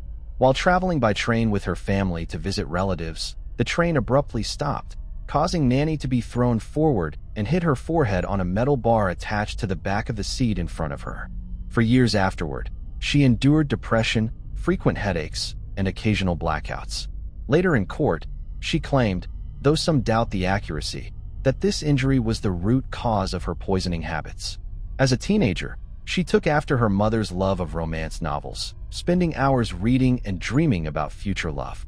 Her father, strict and controlling, forbade Nanny and her sisters from wearing makeup and kept them inside as much as possible in an effort to separate them from the dangers of the public and the men that populated it. But his attempts would be in vain, as Nanny recalls that by the time she was 16, she had been sexually abused by several older men. Her first official romance was found in the arms of her first husband, whom she met at the young age of 16 and married after knowing him for only 4 months. Husband number 1 was named Charles Braggs, and with him Nanny had 4 children. In the span of time from 1923 to 1927, these very children would become her first victims. Over time, due somewhat in part to a horrendously controlling and abusive mother-in-law who dominated the lives of the couple, Annie developed a drinking problem and would often chain smoke cigarettes and drink from sunup until sundown, and throughout the evening hours well into dawn. In this time, she was hostile to her spouse, and neighbors spoke of late-night quarrels over each spouse's perceived infidelity, with Charles disappearing from the marital home for days at a time. In 1927, Nanny's husband suffered the pain of discovering the victims of Nanny's first set of murders, as twice within a period of months upon returning home from work, he would find one of his daughters, his second and his third eldest child, dead, both times apparently from accidental poisoning. In both cases, he recalled that the child cried upon his leaving and that Nanny would tell him later they died while having convulsions. After the first, and more so after the second death, Nanny's husband was highly suspicious of her story. He eventually would leave his wife and took with him the couple's firstborn daughter, Melvina. He would cut all contact with Nanny, who was still at home with her mother-in-law healing after having given birth to her newest child, Florine, who was a newborn at the time. Today, criminal profilers wonder if postpartum depression may have played a role in the poisoning of her two children, but at the time such afflictions were not spoken of, and there was no investigation into the supposed accidental deaths of two innocent children which occurred so closely together. After her two children's untimely passing, Nanny received 2 life insurance payouts and ended up moving to Cedartown, Georgia, where she would meet and marry her second husband, Robert Franklin Harrelson, in 1929. Less than 18 months after her second wedding, Nanny would abandon her youngest child, Florine, only 2 years old at the time, alone in the couple's home, and would take to the road with her new husband, unencumbered by the innocent children she had previously brought into the world. Neighbors of the newlyweds were able to save the child by tracking down her father, Charles Braggs, and he was able to come get her. She was not permanently harmed from the ordeal, at least not physically. In this period of time, Nanny continued her murder spree. According to family members who were present at the birth of her granddaughter, Nanny Doss was reported as having brutally murdered her own newborn granddaughter in the very hospital she was born in. This so-called giggling grandma was said to have done this by taking a sharp hairpin and sticking it in the baby's fontanelle, also known as its soft spot, a part of the skull not fully closed off from the brain after birth. Later in 1945, Nanny's daughter, Melvina, would entrust her mother with care of her own toddler, Nanny's grandson, 2-year-old Robert Lee. He would stay with his grandmother for only 3 days before accidentally ingesting rat poison and passing away. After the child's death, his grandmother, the consummate griever, collected a $500 life insurance policy that she had taken out on him, roughly equivalent to $7,800 in today's money. Frank Harrelson, Nanny Doss's second husband, also died in 1945 on September 15th, the same year that Doss killed her own grandson. Although it was reported that Doss's second husband died suddenly from an unexpected illness within a week, the truth was far from it. Nanny had secretly poisoned his corn liquor with odorless and tasteless arsenic. From his death, she collected $2,000 in insurance money, which is roughly equivalent to $25,000 today. With this ill-gotten sum, Nanny bought 10 acres of land in Jacksonville, where she built a new home to continue her deadly activities. Her third husband, Arlie Lanning, whom she met through the newspaper's Lonely Hearts column and married after only 3 days, died in Lexington, North Carolina, in 1952. Shortly after his death, their home mysteriously caught fire. Besides collecting $1,500 from his life insurance, she also received an additional $1,000 from the fire insurance settlement, totaling nearly $27,000 in today's money for the ever-grieving widow. Just months later, in January 1953, Nanny killed her own mother while acting as her primary caregiver during her recovery from a broken hip.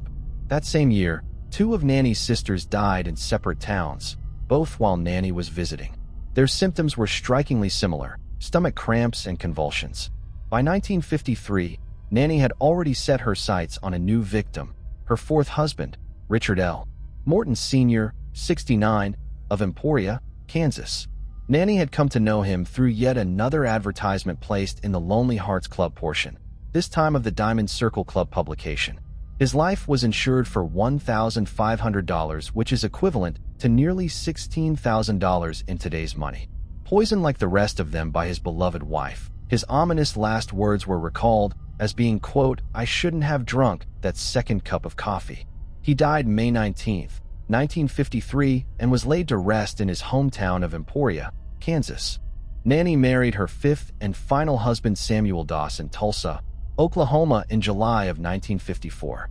Just 1 month later, on October 10, 1954, he too would pass away from mysterious yet strangely familiar circumstances. Nanny mixed her poison of choice in with her fifth husband's daily bowl of prunes and his cup of coffee. He sure did love those stewed prunes, Nanny wistfully recalls about him after his death. After his surreptitious death, the on-call doctor, possibly already suspicious of Nanny Doss, ordered an autopsy, and the toxicology report later revealed that Samuel Doss's body contained enough arsenic to kill 20 men. At the same time that she was in the process of killing her fifth husband, Samuel Doss, the repeat grieving widow-to-be again was reportedly setting her sights on her sixth husband, a dairy farmer from North Carolina. Reports detail that she had already begun cooking homemade meals for him as she had mailed him a cake. Those who knew the farmer say that he was eager to meet the woman he thought he might eventually marry. After seeing the toxicology results of Samuel Doss, authorities promptly arrested Nanny, and on May 17, 1955, she pleaded guilty to the murder of her husband Samuel, and while she was sentenced to life in prison by the state of Oklahoma, she was not given the death penalty due to her gender and the politics surrounding that issue at the time. It would not be for many years that Nanny would admit that she had also ended her third marriage by putting rat poison in Harrelson's corn whiskey, which he kept buried underground between swigs. At the same time, Nanny claimed that her 2-year-old grandson might have gotten hold of some rat poison. Overall, she confessed to murdering 4 of her 5 husbands, her mother, her sister, her grandson Robert Lee, and her mother-in-law, who was the mother of her third husband. She maintained that money was never the motive behind her crimes, explaining that when it came to her husbands, she was simply influenced by the stories she adored in her true romance magazines. "That's about it," Nanny told her interrogators. "I was searching for the perfect mate, the real romance of life." However, this explanation doesn't account for the numerous life insurance payouts she collected, which were far from romantic. Nanny Doss ended up serving 10 years of her life sentence before passing away from leukemia in 1965 at the age of 59. Moving on to the next case. Rosa Maria Peral.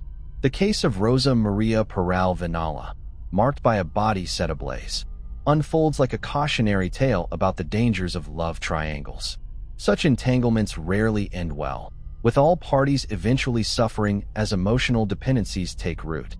The introduction of a third person often disrupts the balance in a relationship, signaling deeper issues between the original couple.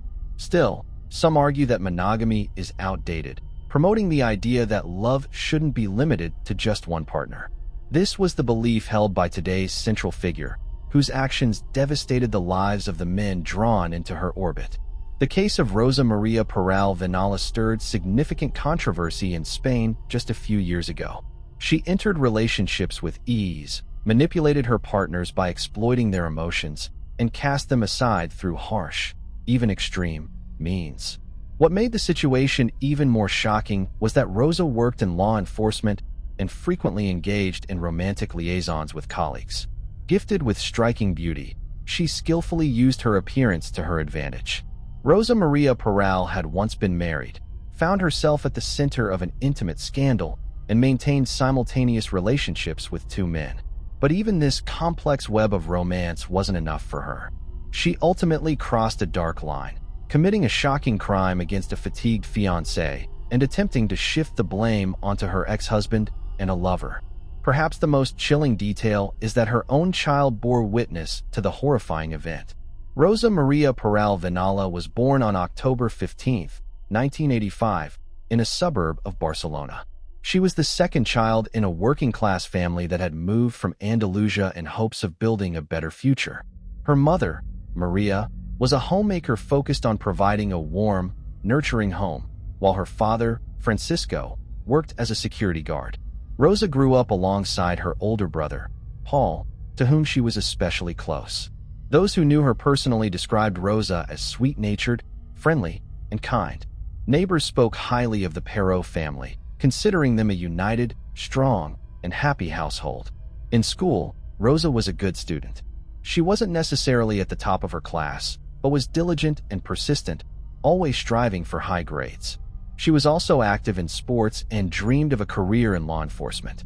After graduating from high school, she enrolled at Pompeu Fabra University in Barcelona, while simultaneously preparing for the exams and tests required to enter the police academy in Avila. Rosa was strikingly attractive and possessed a powerful charisma, which attracted many admirers from a young age. She skillfully leveraged her allure. During her college years, she worked as a waitress in one of the popular nightclubs, earning a decent salary and tips that allowed her to pay for her education independently.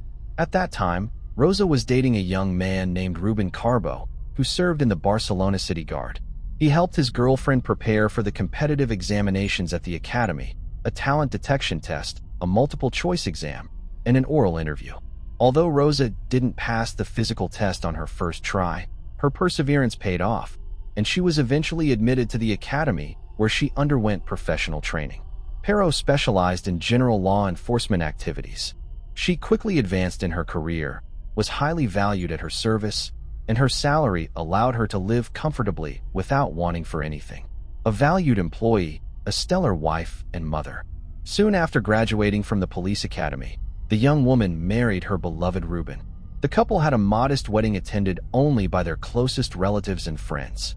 The newlyweds moved to Barcelona, where they soon welcomed 2 daughters, one after the other. At work, Rosa was regarded as a responsible, disciplined, and promising employee. Her attractive and approachable appearance often led to her participation in social media videos broadcasted on local television. In these videos, she encouraged residents and visitors of the city to behave lawfully and with integrity. She even gained some popularity, with people sometimes recognizing her on the street. Rosa was successful in her career, respected and valued as an employee. And at the same time, she was a loving wife and a caring mother to her 2 children. She had an impeccable reputation, inspiring genuine admiration and even envy among those around her. However, no one could have imagined the double life she was leading until one incident. An intimate scandal and the collapse of a reputation.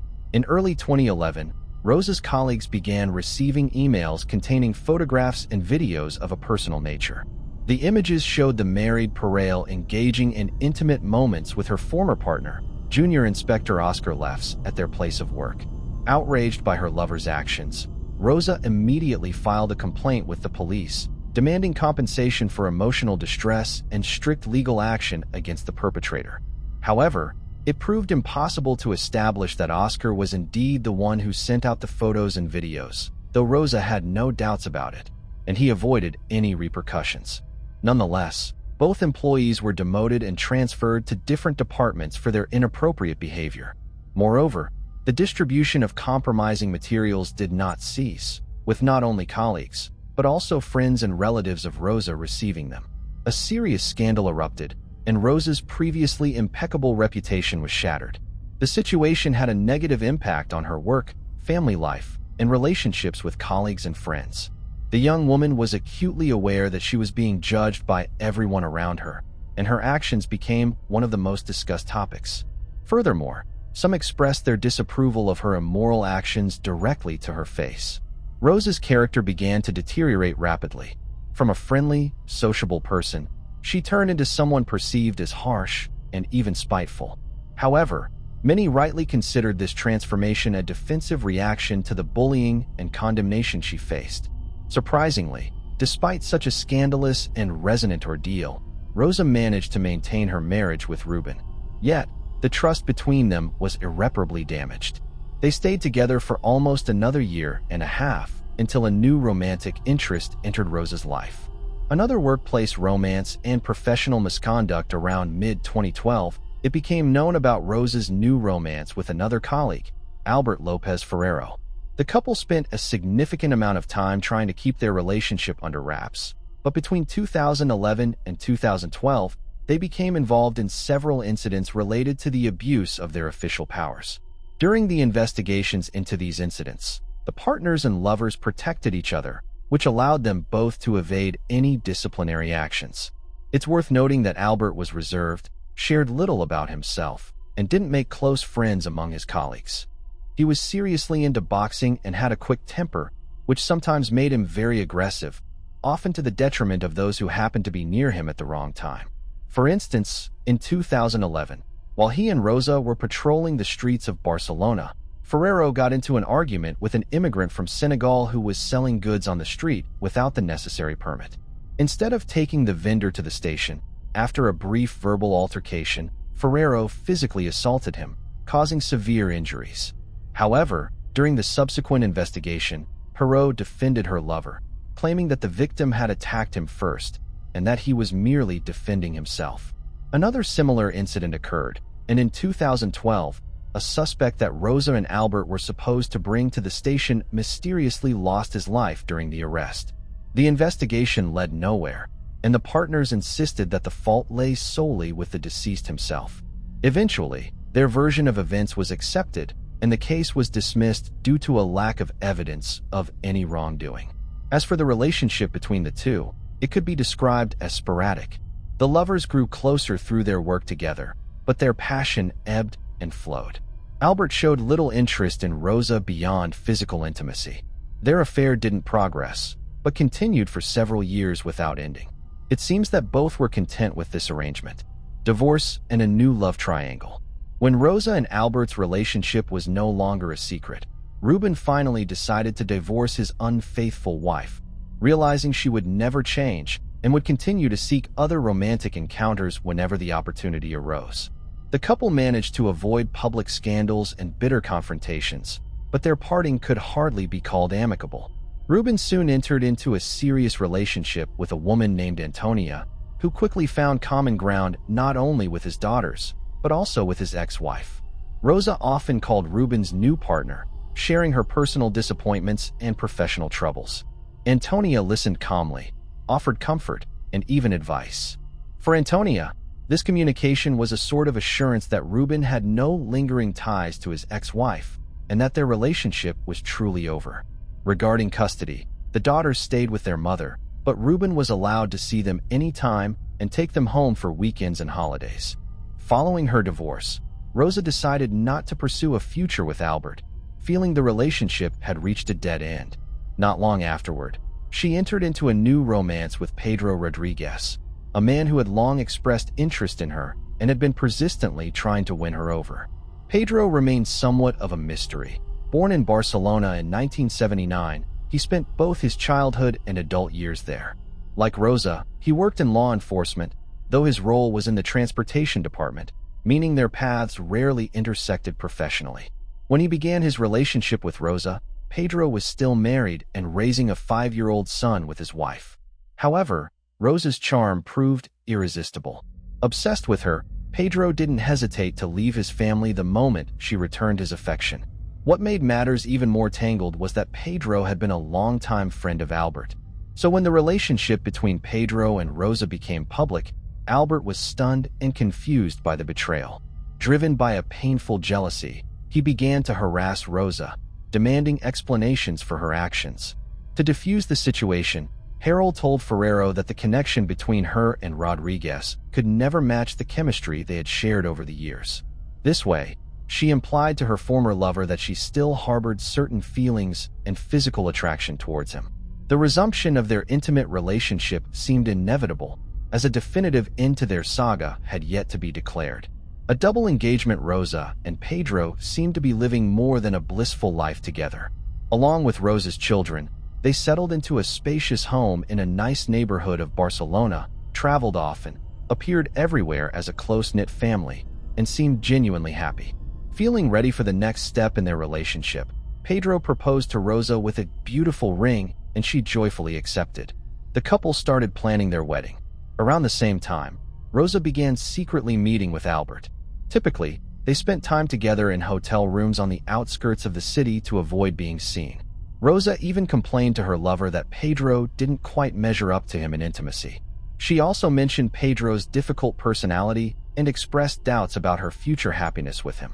In January 2017, Albert, previously indifferent to serious commitments, unexpectedly proposed to Rosa, presenting her with an expensive ring.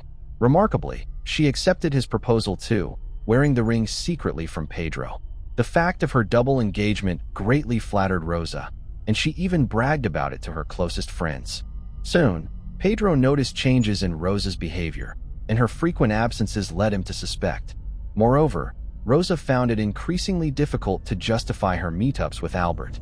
This strained Rosa and Pedro's relationship significantly. They argued often, and Rosa's increasingly aggressive and unpredictable behavior alarmed Pedro, making him fear for his safety. Eventually, Albert disclosed his affair with Rosa to his former friend, sparking yet another scandal. Rosa admitted to the betrayal, but assured Pedro it was a one-time incident, driven by threats and pressure from Albert. Pedro pretended to believe her, not wanting to end their engagement, still hoping for a future of happiness together. However, from that point on, he began to monitor her every move, or at least that's what she told everyone. Pedro's fate-sealed Rosa claimed that her fiancé's jealousy was unbearable. He scrutinized her phone calls, monitored her social media interactions, and restricted her from spending time with friends. This behavior infuriated her, and any affection she once had for Pedro had vanished. Instead of confronting him or ending the engagement, Rosa devised a drastic plan to eliminate her troublesome fiancé. She decided to end his life, with Albert playing a pivotal role in this scheme, ready to be the fall guy if anything went awry. In mid-April 2017, Rosa confided her plans to her lover. She outlined that Pedro needed to be removed in such a manner that Ruben would appear to be the primary suspect. This was Rosa's way of retaliating against her ex-husband, who was still fighting for custody of their children. Notably, at this time, her fiancé was undergoing rehabilitation from a complex spinal surgery, during which a titanium plate had been inserted. The conspirators meticulously prepared for their heinous act. Rosa purchased a disposable phone, which she planned to dispose of immediately after the deed was done. They also pre-discussed the details and alternative plans in case any part of their original scheme proved unfeasible. Lovers and accomplices. On the night of April 30th, Rosa prepared a farewell romantic dinner for her fiancé. They spent the evening together with Pedro blissfully unaware that he had less than a day to live. The following day, Sunday, they went shopping together, visited Rosa's parents, and then headed to her ex-husband's house to pick up the girls who had been staying with him for the weekend. At home, Rosa fed the children and then sent them to their room on the second floor, asking them to stay upstairs. The exact moment Albert entered the house remains unclear, as the accounts from those involved have repeatedly changed and contradicted one another. It is known that Rosa drugged Pedro with an unidentified substance mixed into a water-diluted medication he was taking post-surgery to alleviate pain. Shortly after consuming this mixture, Pedro's reaction became significantly delayed. He struggled with spatial orientation, moved slowly, and had poor cognitive function, making him an easy target. The exact method by which the lovers ended Pedro's life remains unclear, but one of Rosa's daughters who ventured downstairs amidst the noise claimed she saw her mother push him down the stairs. However, the court chose not to consider the statements made by the 6-year-old girl. Regardless, after the murder, Rosa and her accomplice placed Pedro Rodriguez's body in the trunk of a rental car they had secured earlier, intending to dispose of it later. Some speculated that Pedro might have still been alive during the transport. The pair drove the vehicle to an isolated marshland outside the city, placed his body in the driver's seat, soaked the car with a flammable substance, and set it on fire. In a calculated move, Rosa left Pedro's phone at the scene. Once she returned home, she began calling the phone repeatedly and sent emotional messages begging for forgiveness and asking him to come back. The next morning, Rosa called her father, Francisco, crying and claiming that she and Pedro had a heated argument. She told him that Pedro had broken off their engagement, said he no longer wanted to see her, and drove off in his car without revealing where he was headed. Rosa also contacted several of Pedro's friends and relatives, asking if they had seen him. To everyone, she shared the same tearful story about their fight and his sudden departure. For 3 days, there was no word from Rodriguez, but on the afternoon of May 4th, a young cyclist riding outside the city stumbled upon a burned vehicle containing human bones. He immediately reported his find to the police, and soon an investigative team was at the scene. The car contained severely charred human remains that were unidentifiable. However, a titanium plate recently implanted in the man's spine helped in identifying him. This implant had a unique serial number, which was used to confirm the remains were Pedro's. Based on the car's location and the nature of the fire, investigators concluded that the vehicle had been intentionally set ablaze and the driver had either been prevented from escaping or was already deceased at the time of the fire. Given these circumstances, the case was classified as a deliberate act of ending a life. An investigation was launched, the details of which were kept confidential until the trial. Investigation and suspects.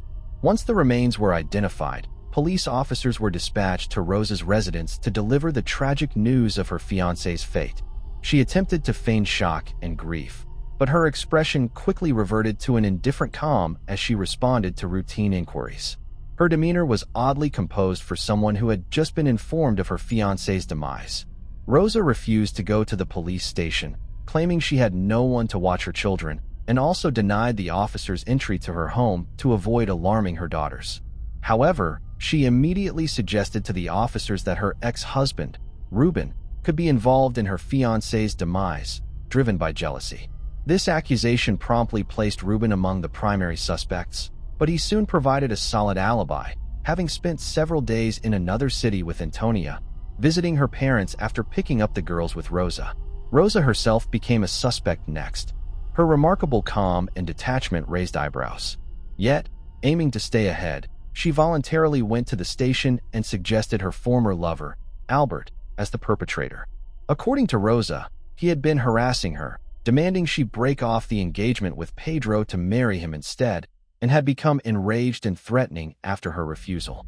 When police arrested Albert as a suspect, he immediately began testifying against Rosa, implicating her as the mastermind and executor of the crime. He disclosed that it was Rosa who had orchestrated the entire plot, including drugging Pedro to incapacitate him, making him an easy target. Rosa was arrested the same day based on this revelation. Trial and sentences. During interrogations, the lovers provided wildly different accounts of the events on that fateful evening. They desperately tried to shift blame onto each other. Their stories were inconsistent, and they struggled to accurately reconstruct the sequence of events. The investigation lasted nearly a year, with law enforcement painstakingly attempting to piece together the crime scene. It became clear that the pair had premeditated the act, indicating it was intentional and planned rather than spontaneous. Despite this, the woman maintained her innocence. She claimed that Albert showed up at her and Pedro's doorstep that evening, armed and irrational. Upon seeing her enraged ex-lover, she fled upstairs, fearing for her daughter's safety and attempting to protect them. At this moment, she alleged, Ferrero carried out the act on her fiancé. Mobile phone data played a crucial role in the investigation. Despite Rosa's belief that they had covered their tracks, investigators discovered she had communicated with her lover using disposable phones on the day of the incident. Additionally, Albert's personal phone was tracked near the location of the burned vehicle on the night of May 1st. The trial of the accused pair didn't begin until February 2020. Despite the woman's attempts to portray herself as a victim, Ferrero's attorney argued that his client only assisted her in disposing of the body, suggesting she was the mastermind behind the entire operation. He described Rosa as a cunning manipulator, capable of using others for her own ends. Antonia, now raising her and Ruben's daughters with him, also testified, reiterating that the older daughter witnessed her mother pushing a bloodied Pedro down the stairs. However, the child's statement was not taken into consideration. Yet, Rosa accused her of lying, claiming Antonia simply wanted to see her imprisoned for as long as possible out of jealousy. In March 2020, both suspects were found guilty of premeditated ending of life and concealing evidence of the crime. Rosa was sentenced to 25 years in prison, while Albert received a 20-year sentence. Additionally, they were ordered to pay nearly 100,000 euros in moral damages to Rodriguez's family. However, as it turned out, all of Rosa's assets were registered in her parents' names, rendering her financially insolvent. Following the verdict, both convicts made numerous appeals, each maintaining their innocence. However, the Supreme Court of Catalonia rejected these appeals, leaving the sentences unchanged. The aftermath for those involved: Rosa's parents, despite the guilty verdict, never believed their daughter was capable of committing such a heinous act. Now the children's biological father, Ruben Carbo, officially serves as their guardian. He raises the daughters from his previous marriage alongside his wife Antonia, with whom he also has a son. Notably, Ruben has always allowed the girls to maintain contact with their maternal grandparents. Interestingly, following Rosa's arrest in 2017, she was only able to see her daughters nearly 2 years later in the spring of 2019 under the supervision of Ruben and his current wife. However, he has since refrained from bringing the girls to prison visits, believing the environment adversely affects their mental health. In 2022, it was revealed that Rosa, while incarcerated, attempted to hire someone to end the lives of her ex-husband, Ruben and Antonia. Her plan was uncovered, preventing the crime. Rosa claimed that her actions were driven by desperation to be reunited with her children. She believed that if Ruben were no longer alive, custody would fall to her parents, and she assumed they wouldn't prevent her daughter from visiting. Meanwhile, Albert, while serving his prison sentence, decided to turn his life around by enrolling in a Spanish university to study law. He also committed himself to learning several foreign languages. The case of Rosa Maria Peral Vanula later served as the basis for a mini-series titled Body in Flames, which aired on Spanish television in the fall of 2023. Her story was also explored in a documentary film titled Rosa's Ribbons, which portrayed her as an innocent and misunderstood victim. Moving on to the next case. April Melissa Millsap. Can aggression and violent tendencies be inherited from parents? Official scientific consensus says no, although it does recognize the presence of a gene associated with certain behavioral responses. American researchers have found that men carry a unique DNA variant, often called the warrior gene, which in some cases can manifest as what's sometimes referred to as the crime gene. But what influences the extent of this effect? And is it possible for a son to unknowingly inherit a genetic predisposition toward violent behavior from his father? While genes undoubtedly play a significant role, it's crucial not to attribute everything to genetics alone. The shocking assault on young April Millsap, just 14 years old, rattled the small, peaceful town of Armada, Michigan. She had simply gone out to walk her dog as usual, but she never returned home. April Melissa Millsap was born on January 2, 2000, in the small town of St. Joseph, located in Berrien County, Michigan. She was the only child of Jennifer and Stephen Millsap. When April was just 6 years old, her parents divorced, and she continued living with her mother. Soon after, Jennifer began a relationship with a man named David Lichtenfeld. Their romance quickly grew serious, and Jennifer, along with April, moved into David's home in the small rural town of Armada. A year later, Jennifer and David got married. David took on the role of a father figure to April, treating her like his own daughter, and she began calling him Dad. The family appeared happy and well-adjusted. Unfortunately, April remained an only child, as her mother's health issues prevented her from having more children. April grew up to be a lively and outgoing young girl with a broad circle of friends. She excelled academically, actively played sports, and showed a natural gift for art. Despite her many talents, she dreamed of becoming a veterinarian due to her deep love for animals. She had a beloved Labrador retriever named Penny, and taking Penny for walks was a daily ritual. April always informed her parents about where she planned to go, who she would meet, and when she expected to return. She also stayed in constant contact with her family, and Jennifer could always reach her by phone. In middle school, April began dating a boy named Austin Johnson. Before I continue, I want to remind you that only a small percentage of people who watch my videos are actually subscribed. So if you enjoy my content, consider subscribing. It's free, and you can always change your mind later. Now let's move on with the video. Who was a year older than her? The two spent most of their free time together, and their relationship was supported by their parents. However, by the February, their bond seemed to have cooled, and they started seeing less of each other. On Thursday, July 24, 2014, at around 5:30 p.m., April went for her usual walk with Penny. Their outings typically lasted about an hour, and Jennifer expected her daughter to be home by 6:30 p.m. for dinner. It's worth noting that Armada had one of the lowest crime rates in Michigan.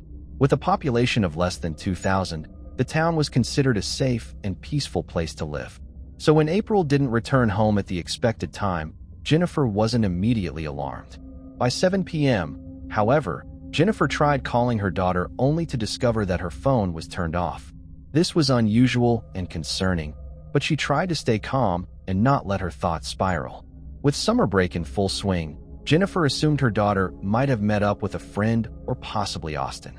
She called Austin, but he said he hadn't seen April that day. They had spoken on the phone earlier in the morning, but that was their only interaction. Growing increasingly worried, Jennifer began calling April's friends, but none of them had any idea where she might be. Tension was mounting when around 8:30 p.m., someone knocked on the door. Jennifer felt a brief wave of relief, thinking her daughter had finally returned home, but it was Austin and his friends standing on the porch. The boys had been passing by and decided to check in to see if April had been found. It turned out they had also been searching for her, calling mutual friends and checking places where she usually walked in the evenings. Austin showed Jennifer a message April had sent him at around 6:20 p.m., but he hadn't noticed it until nearly an hour later. The text read, "I think someone just tried to kidnap me." Initially, Austin thought it was a strange joke, but when Jennifer called him shortly after to report that her daughter was missing, he became alarmed. Along with his friend, he began searching for her, but their efforts that evening turned up nothing. None of April's friends had seen or heard from her. By this time, David had returned home from work.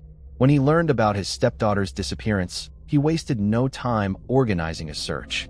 With Jennifer, Austin, and a few of April's friends, they retraced her usual walking route, calling anyone she might have visited and stopping passers-by to ask if they'd seen her.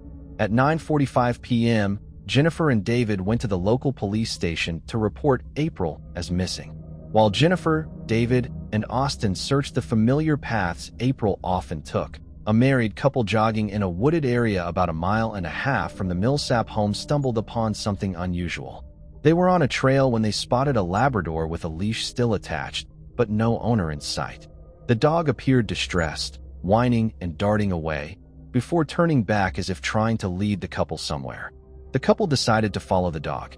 It ran a few yards ahead, pausing to ensure they were keeping up, then led them off the trail and through some bushes. About 30 feet in, they came to a small ravine. Looking down, they saw the lifeless body of a young woman. Her clothing was in disarray, and the scene was deeply unsettling. They immediately contacted law enforcement. At that moment, Jennifer and David were still at the police station, desperately trying to get help to find April. Armada, a quiet town with fewer than 2,000 residents, had a police force of just 2 officers who had never handled anything more serious than minor thefts or vandalism. When news of a violent crime came in, they quickly reached out to neighboring jurisdictions for assistance from more experienced forensic experts. The body discovered in the ravine belonged to a young woman, lying on her back with injuries covering nearly every part of her. Her blouse was torn, her lower clothing and underwear had been completely removed, and her shoes were found several feet away. Evidence initially suggested an attempt at an assault with intent, but this was later ruled out.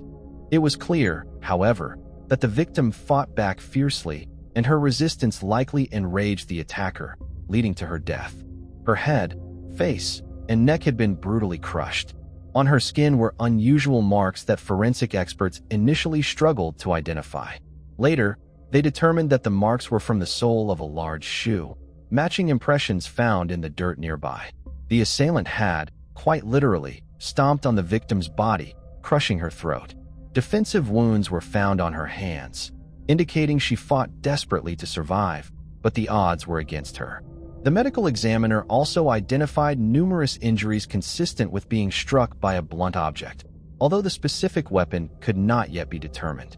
Bruises and abrasions covered her body, evidence that she had been relentlessly beaten, stomped on, and subjected to unimaginable torment. Who could commit such an atrocious act?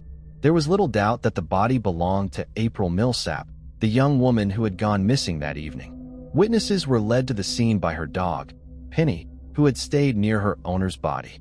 April's parents identified her by her clothing, earrings, and a birthmark on her shoulder. Jennifer, overwhelmed by grief, required immediate medical attention as she nearly suffered a heart attack from the shock. Jennifer, David, and Austin were brought to the police station for questioning as investigators attempted to piece together the timeline of that tragic evening and narrow down possible suspects. April's devastated their daughter had no enemies and that no one in her life could be capable of such cruelty. Jennifer and David were quickly ruled out as suspects. Both had solid alibis and no conceivable motive. Austin, April's boyfriend, drew greater suspicion due to his uneasy demeanor. The young man admitted that he and April had been dating for about a year, but had grown distant recently, with tension building in their relationship. During summer break, they hadn't been seeing each other as frequently, though they stayed in touch through calls and messages on social media. In reality, the couple was on the verge of breaking up. Austin showed officers the concerning message April had sent him stating that someone had tried to kidnap her. However, he hadn't reacted to it, didn't notify law enforcement, and failed to contact April's parents, which raised suspicions. He claimed he didn't see the message immediately, and upon reading it, assumed it was a joke or an attempt to get his attention. It wasn't until Jennifer called him to report her daughter missing that Austin and his friend decided to join the search. Austin admitted that he and April had argued the day before, though he couldn't clearly explain why. He insisted that April had initiated the conflict and mentioned that her behavior had been unusual recently. This admission only heightened the suspicions of investigators, who decided to detain him to verify his alibi. According to Austin, he had been at home playing video games until about 4 p.m. He then went to a friend's house to help with car repairs. The two worked on the vehicle for about an hour and a half, a timeline corroborated by neighbors who had seen them in the driveway. Afterward, the pair decided to grab a meal at a local cafe. Surveillance footage from the cafe confirmed they were there when Jennifer called Austin to ask about April. It was only after this call that Austin noticed April's earlier message. Despite the unsettling content, he didn't immediately grasp the severity of the situation. When Jennifer called again, more distressed, Austin and his friend began searching the usual paths where April walked her dog. After finding no sign of her, they decided to check at her home. Piecing together the timeline and evidence, investigators concluded that Austin could not have been near the victim at the time of the attack, effectively clearing him as a suspect. Not long after, one of April's close friends brought in for questioning, provided an intriguing lead. She mentioned that April had recently been spending time with a boy named Roger, a known troublemaker at school and an aspiring athlete. According to the friend, Roger had shown a romantic interest in April and had expressed jealousy over her relationships with others. Roger was promptly brought in for questioning, and investigators examined his phone. It revealed frequent, flirtatious exchanges with April, suggesting a budding romantic connection. Given his athletic build and imposing stature, investigators considered him a potential suspect, capable of overpowering April during a jealous outburst. However, it didn't take long to uncover a solid alibi for Roger on the evening of the crime. With no evidence tying him to the scene, authorities had no choice but to release him and rule him out as a suspect. News of the brutal crime involving April spread rapidly throughout the small town, sparking widespread panic and rumors of a predator in the area. People grew afraid to leave their homes and kept their loved ones close, reluctant to let anyone walk alone. The local news covered April's case, urging anyone who had seen or heard something unusual that evening to come forward. Not long after, a young woman called the police with information. She reported seeing suspicious white van driving slowly down her street at around 4:30 p.m. The van caught her attention because it was moving at a slow, walking pace, which felt unusual. As it neared her house, she looked out the window and saw two men inside. The van paused briefly in front of her home. The driver made a gesture and said something, pointing in her direction, while the passenger stared at her closely. Feeling uneasy about the situation, she decided to keep watching until the van drove away. Later, when she learned about the crime that had taken place that evening, she immediately contacted the police. Authorities suspected that the men in the van might have been searching for a victim and had crossed paths with April while she was out walking her dog. Determined to identify the men, investigators worked with the witness to produce a description of the van and composite sketches of the occupants. This information was broadcast on the evening news, with authorities asking the public for help in identifying and locating the suspects. The following day, an unexpected development occurred.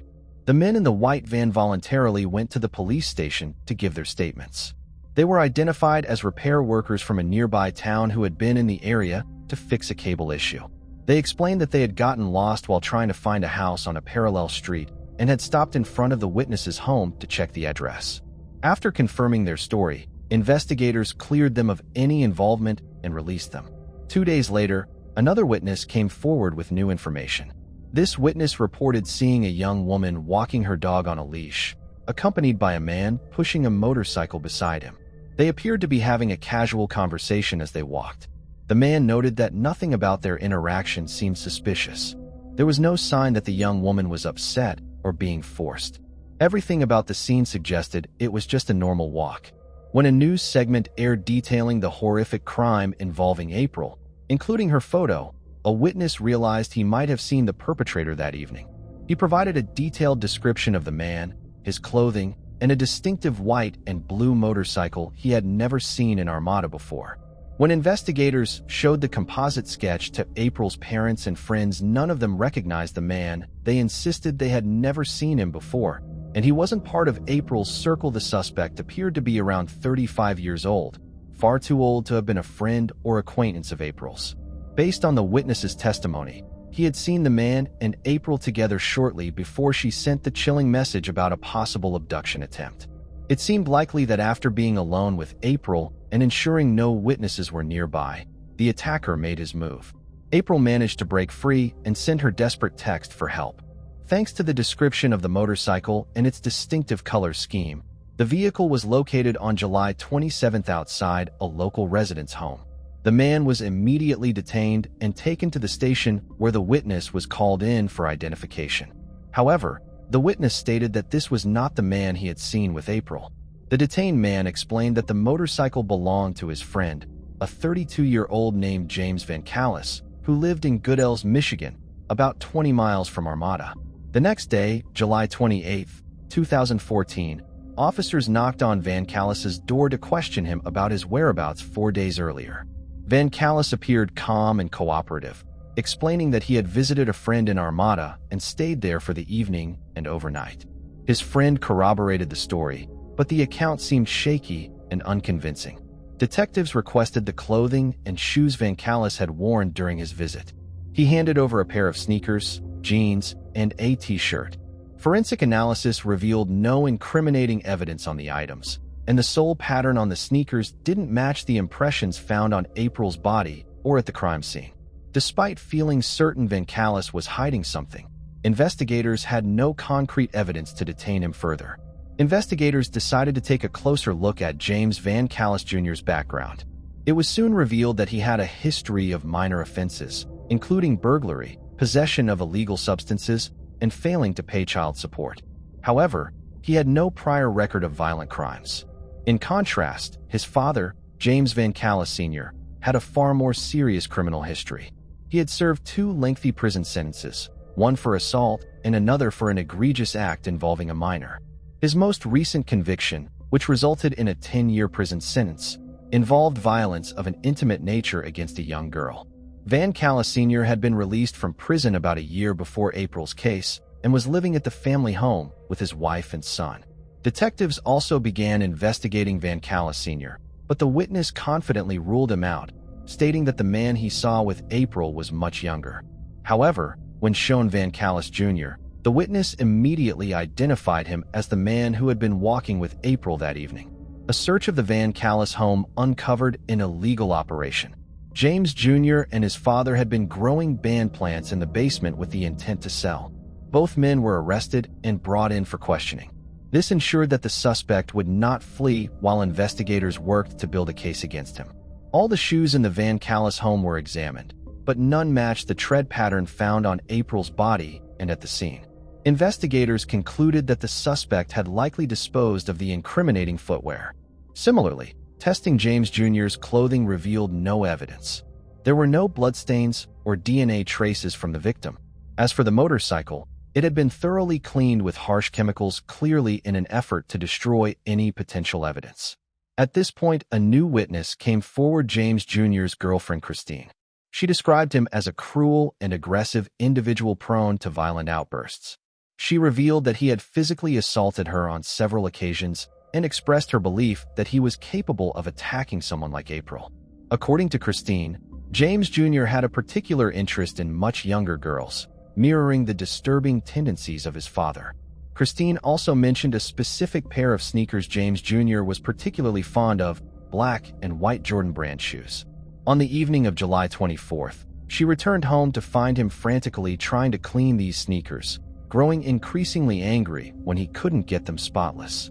She also noticed him scrubbing his motorcycle and helmet with strong-smelling chemicals. After that evening, she never saw the sneakers again.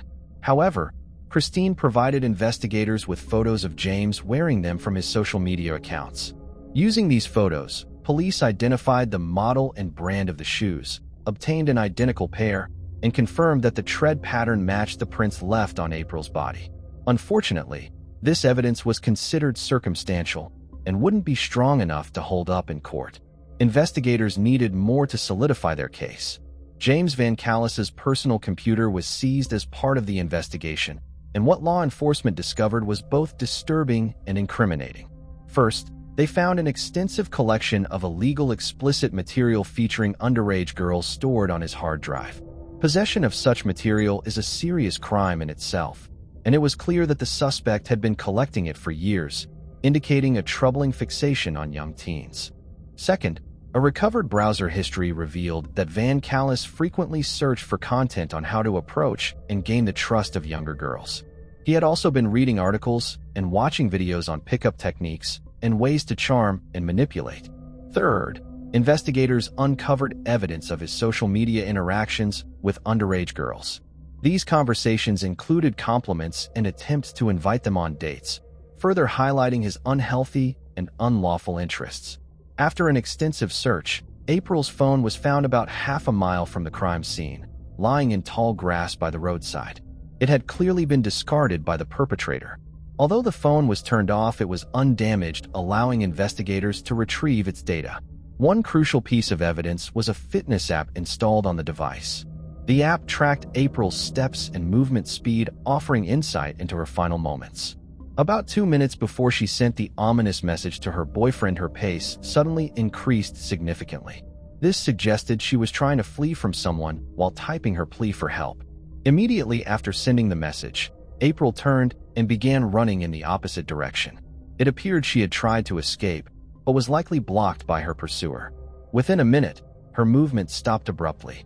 This coincided with the location of the ravine where the attack occurred, the same place where April fought desperately for her life. 15 minutes later, the fitness app recorded a sudden burst of speed reaching about 30 miles per hour. The data indicated the device was now moving along the trail consistent with someone riding a motorcycle. Shortly after, the phone came to a stop again and the signal disappeared.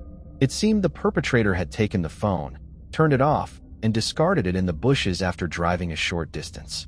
When investigators examined the geolocation data from Van Callis's own phone, it placed him near the crime scene at the exact time of the attack, directly contradicting his alibi of being at a friend's house. This evidence, combined with the findings on his computer, was enough to formally charge Van Callis with the brutal crime and proceed with the case in court.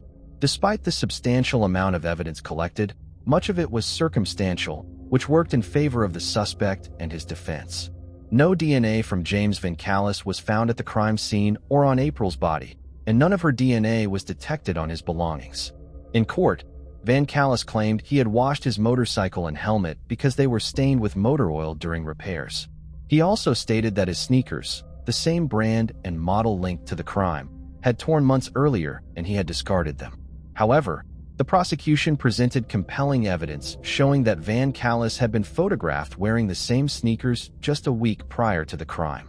Forensic experts also testified that April's injuries were consistent with being struck by a motorcycle helmet, which matched the size and shape of the one belonging to Van Callis.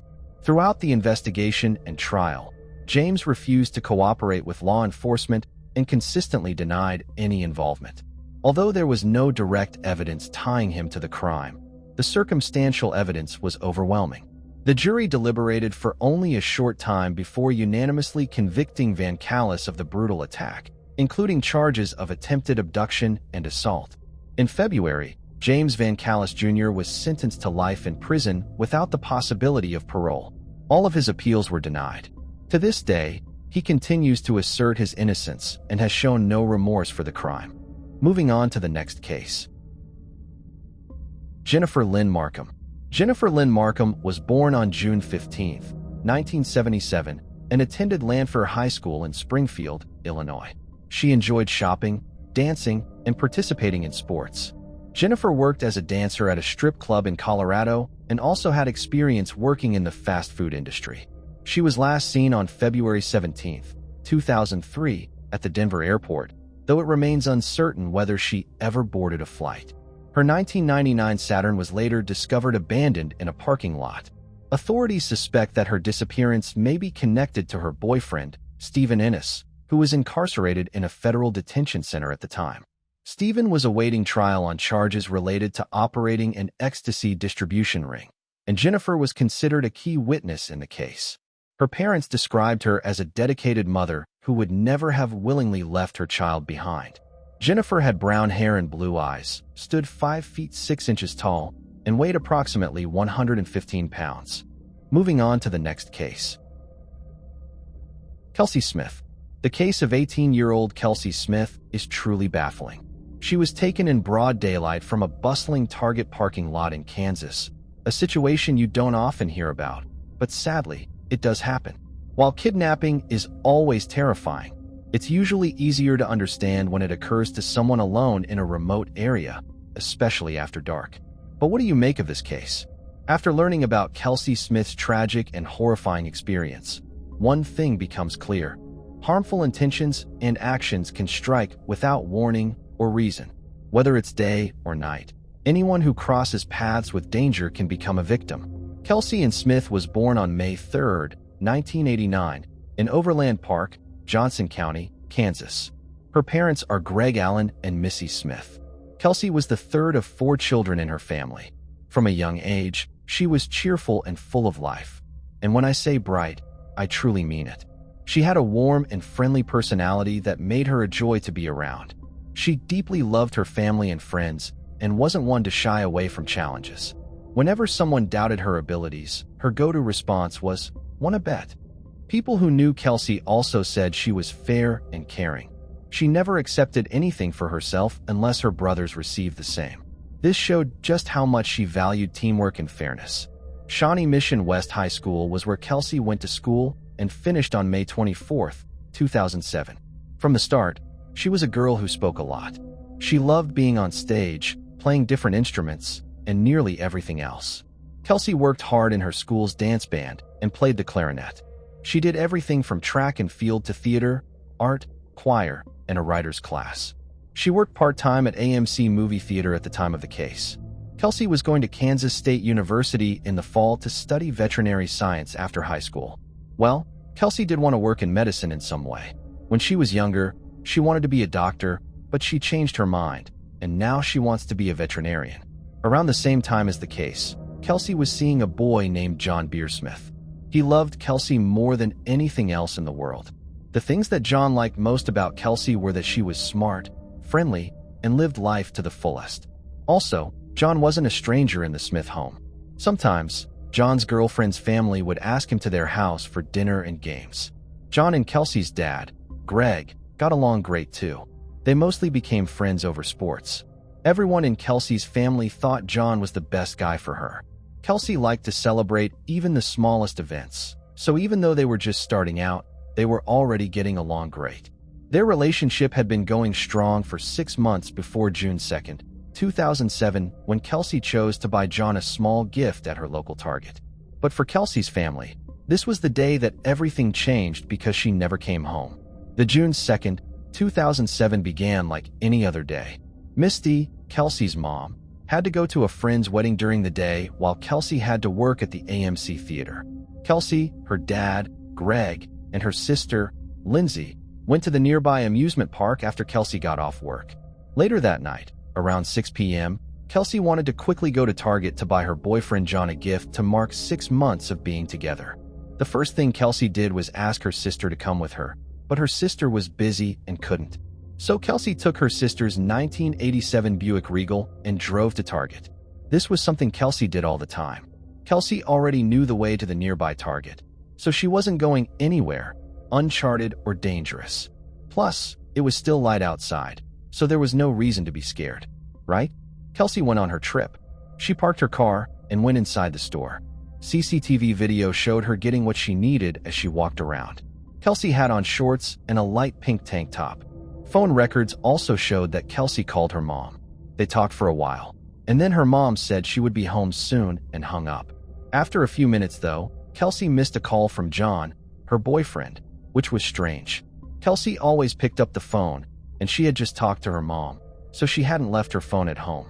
John became very worried about this, so he went to Kelsey's house and found her not there.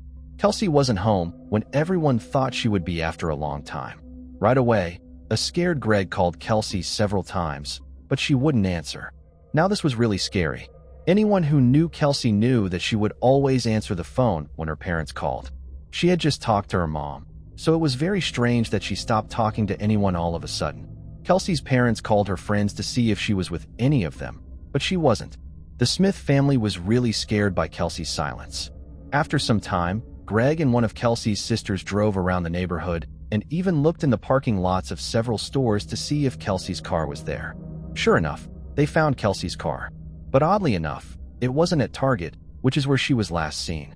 It was in a dark Macy's parking lot at Oak Park Mall, and no one was there. This is when Kelsey's family realized something was wrong, and they called the police right away. When the police got to the spot where Kelsey's car was found, they looked inside.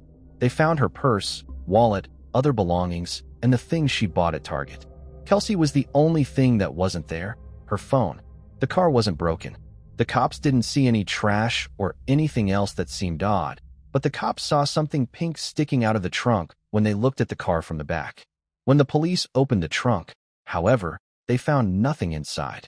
The police also looked at the car's forensics and found a single handprint on the driver's side seatbelt. Kelsey didn't own it, though. The car had been driven by someone who wasn't Kelsey or anyone in the family. The cops had a hard time with this. The only thing left to do was look at the surveillance tape, which started the official search for the missing person. After going to Target like she always did, Kelsey was nowhere to be found, and her car and things were discovered abandoned in a different shop. What had happened, though? The best way for the cops to find out what happened was to go to Target and look at the CCTV footage for anything suspicious. That's what they did. Target officials gave the police CCTV video, which they then looked through.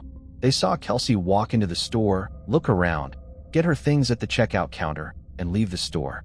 It didn't look like anything was wrong. Kelsey didn't meet or talk to anyone. She wasn't scared or tense. The cops were very confused and angry because everything looked like it was fine. But when the police looked at the parking lot's CCTV video, they saw Kelsey driving the wrong way to her house after she loaded the stuff into the car. Why would she do that? Well, Greg and Missy looked for their daughter on their own while the police looked at the video surveillance. They made posters of people who were lost and put them up everywhere they could. They only wanted their daughter to come home. And as the minutes went by, they became more and more scared. A big search was done for Kelsey. Some of her friends, Smith family neighbors, and other people offered to help look in the area. Everyone in the town worked together to find Kelsey, who is 18 years old, because they were afraid for her. In order to get some answers and clear up their doubts, the cops even questioned Kelsey's family and her boyfriend, John. But everything changed when they looked at CCTV video from a Macy's store where Kelsey's car had been left behind. Investigators slowed down the video and could still make out a person walking out of Kelsey's car after turning it off, even though the quality of the video was terrible. It wasn't Kelsey, which was strange. A light or white shirt and dark shorts seemed to be on the figure. It looked like a person. Who was he, though? And why did he have Kelsey's car? Finally, the officers went back to the Target CCTV footage and searched for the same man that they had seen before. Well, this time, the video that seemed normal turned creepy when this new information came out. It turned out that Kelsey had parked her car next to a big truck and then gone into Target. Just seconds later, a man in dark shorts and a white shirt came up behind her. It turned out that the man who was following her owned the truck she had parked next to. People watched the man stay away from Kelsey as she looked around the store and got what she needed. As soon as Kelsey was seen leaving Target, the strange man followed her. One odd detail about the video was that Kelsey never appeared frightened or glanced back, clearly unaware that someone was following her. The idea that she had no clue about the man trailing her is truly unsettling. This prompted the police to carefully review the Target parking lot footage frame by frame as Kelsey loaded items into her car. While playing at normal speed, it seemed like she was simply getting into her vehicle, but the slow-motion review revealed something, or someone, running up from the left and grabbing her. At first, it looked like Kelsey was just bending down to get into her car, but it soon became clear that she had been seriously injured and had fallen. Because of this, the police were confident she had been abducted. The person in the footage was wearing a white shirt and dark shorts, the same outfit seen in another video from Macy's, where Kelsey's abandoned car was later discovered. Investigators were now certain foul play was involved, but Kelsey remained missing. The pressing question was, who was this man? The only real way to locate Kelsey and her abductor was through her phone. However, Verizon, Kelsey's cell phone provider, unnecessarily delayed this crucial part of the investigation. Right after Kelsey went missing, her parents asked Verizon Wireless to track her phone. Since Kelsey's dad, Greg, was a police officer, he understood that the phone's location would be the best lead to find her. Despite this, Verizon refused to provide any information about the phone's last known location until 4 days later, by which time the FBI was already involved. Verizon claimed that Kelsey's family didn't use the correct technical terms when requesting the phone's location, which seems hard to believe. What other way could they have asked besides plainly saying, "Tell me where this phone is"? Regardless, the information finally came through after a frustrating 4-day wait. The phone's last ping was recorded by a tower roughly 18 to 20 miles from where Kelsey was abducted. To make things even more complicated, the spot was in a different state. The area was shrunk down to Grandview, Missouri's Longview Lake. To be clear, Kelsey was taken in Kansas, but the last time her phone was used was in Missouri. After putting together a search party, the cops and FBI went to an area with a lot of trees on June 6th and looked there. It didn't take days or hours. It only took 45 minutes. Around 1:30 p.m., they found something, but it wasn't what they were hoping for. Kelsey Smith's body, aged 18, was found, which is very sad. Kelsey's naked body was covered in twigs and leaves, and she had been killed with a belt.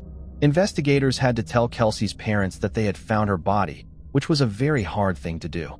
To say that their lives were changed forever would be an understatement. People who knew Kelsey and her family and friends couldn't believe what they were hearing. What she did was something she had done a million times before, but now she was gone. Can you picture how horrified, guilty, and sad Kelsey's sister must have been? She had things to do, so she didn't go with Kelsey. It must be very hard for Kelsey's sister to deal with all the what-ifs going through her mind.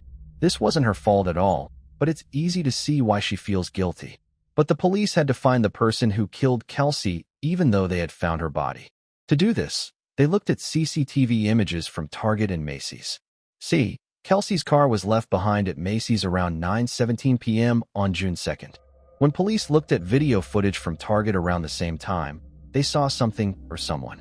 It was seen that a man in light clothes got into a 1970s Chevrolet pickup truck and drove off. Although it was dark, the cops couldn't make out much of the car. However, it looked a lot like the truck that was parked next to Kelsey's car in the earlier video. When the police looked at both videos from 6 p.m. and 9:22 p.m., they saw that the pickup truck was in both of them, but that still wasn't enough for the cops to figure out who owned the truck. At this point, the police released the video of the man and the truck to the public and asked people in the area for any tips or information about this person. Soon, there were a lot of calls, and one of them led to a big step forward in the case. As soon as very clear pictures of the man and the truck went public, a woman called in. The man looked a lot like her neighbor who had the same pickup truck, she said. Jack Hall, who was 26 years old, was that man. He was married and had a boy who was 4 years old. The cops were sure they had the right person. Edwin was arrested in the evening of June 6th, just as his family was going for a vacation. When the police arrived at Edwin's house, his car was full of bags. Luckily, the police didn't give him much room to move. He was caught right away and charged with first-degree murder and kidnapping with a dangerous intent. His family couldn't say a word. The vacation that was meant to be fun for the whole family turned into something completely different. Edwin did not have any adult convictions when the police looked into his criminal past, but he did have some convictions when he was younger. In foster care, Edwin was found a family. But when he was adopted, he tried to use a bread knife to hurt his new sister. Even though he was only 15, he was old enough to know that what was happening was wrong. After a while, Edwin was charged with assault for hitting a kid in the head with a baseball bat. Without a doubt, Edwin had angry and mean habits that went back a long time. When the police asked Edwin about what he knew, he pretended not to know, just like every other criminal. But when his fingerprints were compared to the ones on Kelsey's seatbelt, they were a perfect match. Edwin's fingerprint was found in Kelsey's car, and he was seen following her around Target. Why wouldn't he know anything about her? Thus, the police were aware that Edwin was not telling the truth. In the end, the police questioned him and put a $5 million bond on him. Investigators also told him that he could be put to death for the charges he was facing just to make him uncomfortable and hopefully get some more information from him. He finally gave up the lie and admitted to the crime to escape the death penalty. Edwin said that he fell in love with Kelsey as soon as she pulled into the Target parking lot a minute after him around 6 p.m., even though he was already married and a father. But when has that ever stopped someone? For some reason, he chose to follow Kelsey around the shop to see if she was meeting anyone else. Actually, Edwin did say that he liked Kelsey's legs, which is really gross. What he did next, though, was truly horrible. He went outside to wait for Kelsey to be fully open and vulnerable. When he thought it was time, he walked up to her with a gun and pushed her into her own car, which can be seen on video. In the car with Kelsey, Edwin quickly took over as the driver and drove away from the parking lot. He drove 20 miles from Target and met Kelsey in the woods of Missouri. He and then killed her right there so she wouldn't get him in trouble. After the cruel act, Edwin drove back, left Kelsey's car at Macy's, walked to his pickup truck, which was still parked at Target, and drove off like nothing had happened. It was clear to the cops that this evil man should be put on trial for what he did to Kelsey, but there was something wrong. There was a lot of disagreement about where the hearing should take place because Edwin did the crime in Missouri, and Kelsey was taken from Kansas in the first place. It's always been something like this that makes no sense to me. There must be at least one police officer watching this video. Please explain to me why it matters where the trial takes place in situations involving more than one county. That person is a killer because you know what he did and who he killed. Then why not just flip a coin and pick a country? We all know what happened, so why drag it out for days or weeks? In any case, the government made Edwin a deal to plead guilty. Rather than being put to death, he could plead guilty to all of the charges against him. Without a doubt, Edwin agreed right away. There were a lot of Kelsey's family and friends in the courtroom. They just wanted this monster to pay for what he did. He was given a life term without the chance of parole on September 16, 2007, almost 2 months after pleading guilty. After getting his sentence, Edwin cried and said sorry to Kelsey's family as if that would change anything or bring her back. Kelsey's parents were so upset and emotional during the victim impact comments. Even though they were glad Kelsey finally got what she earned, it wasn't enough to make up for what had been taken from them. If Kelsey's parents felt sorry for anything, it was Edwin's son who was a good kid who had no idea what bad things his evil father could do. He had grown up without parents, and now he had to raise his own kid without a father. Even though the person responsible for Kelsey's violent, sudden, and meaningless death was in jail, Greg and Missy found a lot of mistakes and loose ends during their investigation. This was especially true when they were trying to figure out where Kelsey had been before she disappeared. Because of privacy rules, Verizon had to wait 4 days before telling everyone where Kelsey was. It was this information that helped police find her. The police were able to do that in just 45 minutes. Really, Verizon should have paid attention to the Smith family's request from the start. This case would have been solved a lot faster. I will say that there may be parts of the release of this information that I don't understand. But in my view, there's no reason to keep this information from the public for 4 days during an investigation into a murder.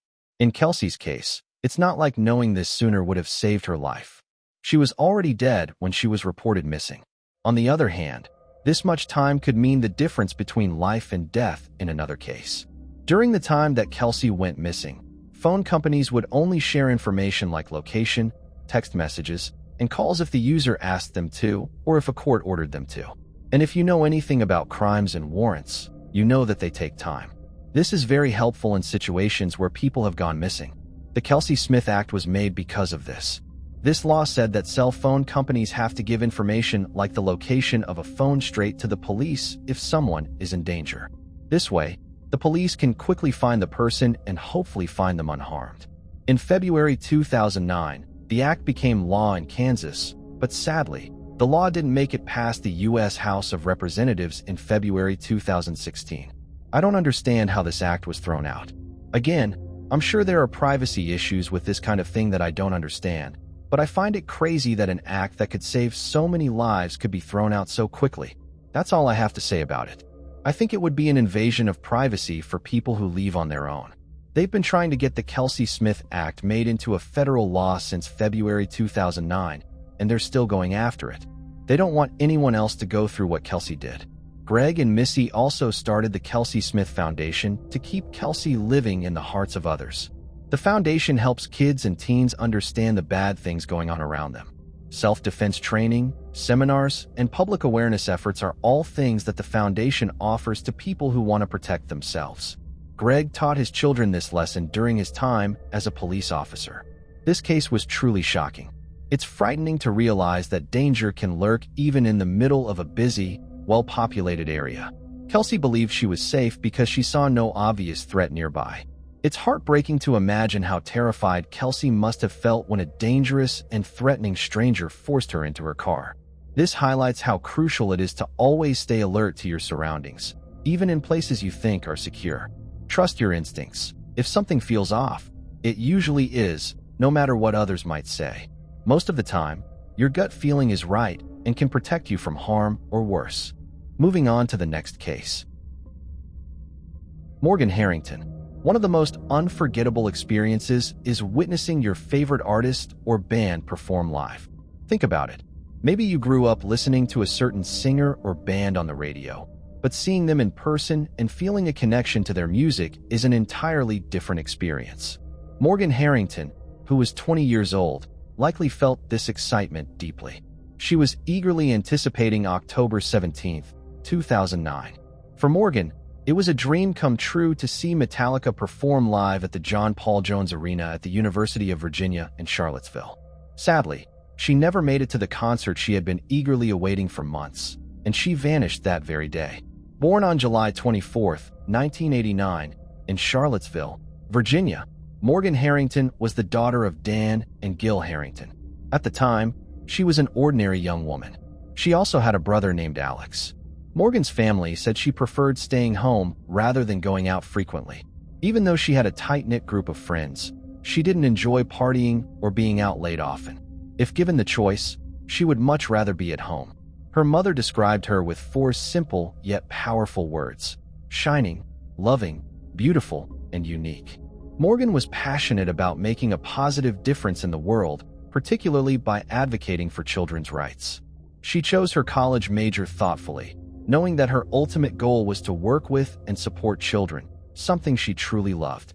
After finishing high school early, Morgan enrolled at Virginia Tech University in Blacksburg, Virginia. Despite being away at college, she maintained a close relationship with her parents and made sure to visit them whenever she had free time. Morgan was on the cusp of realizing her dreams and was filled with excitement about what the future held.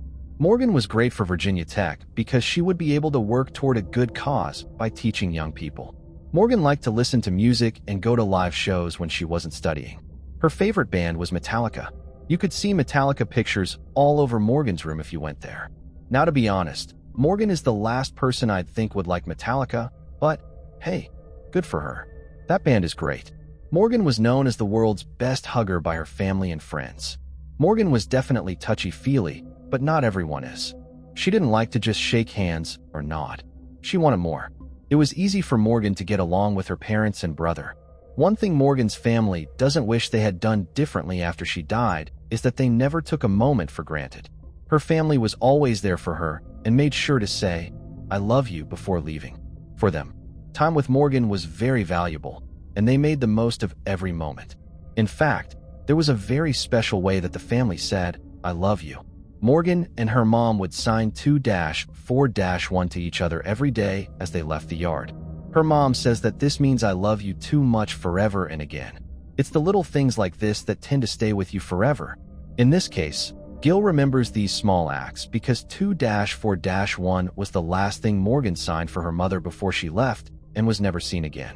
That day, October 17th, 2009, was months in the making for Morgan.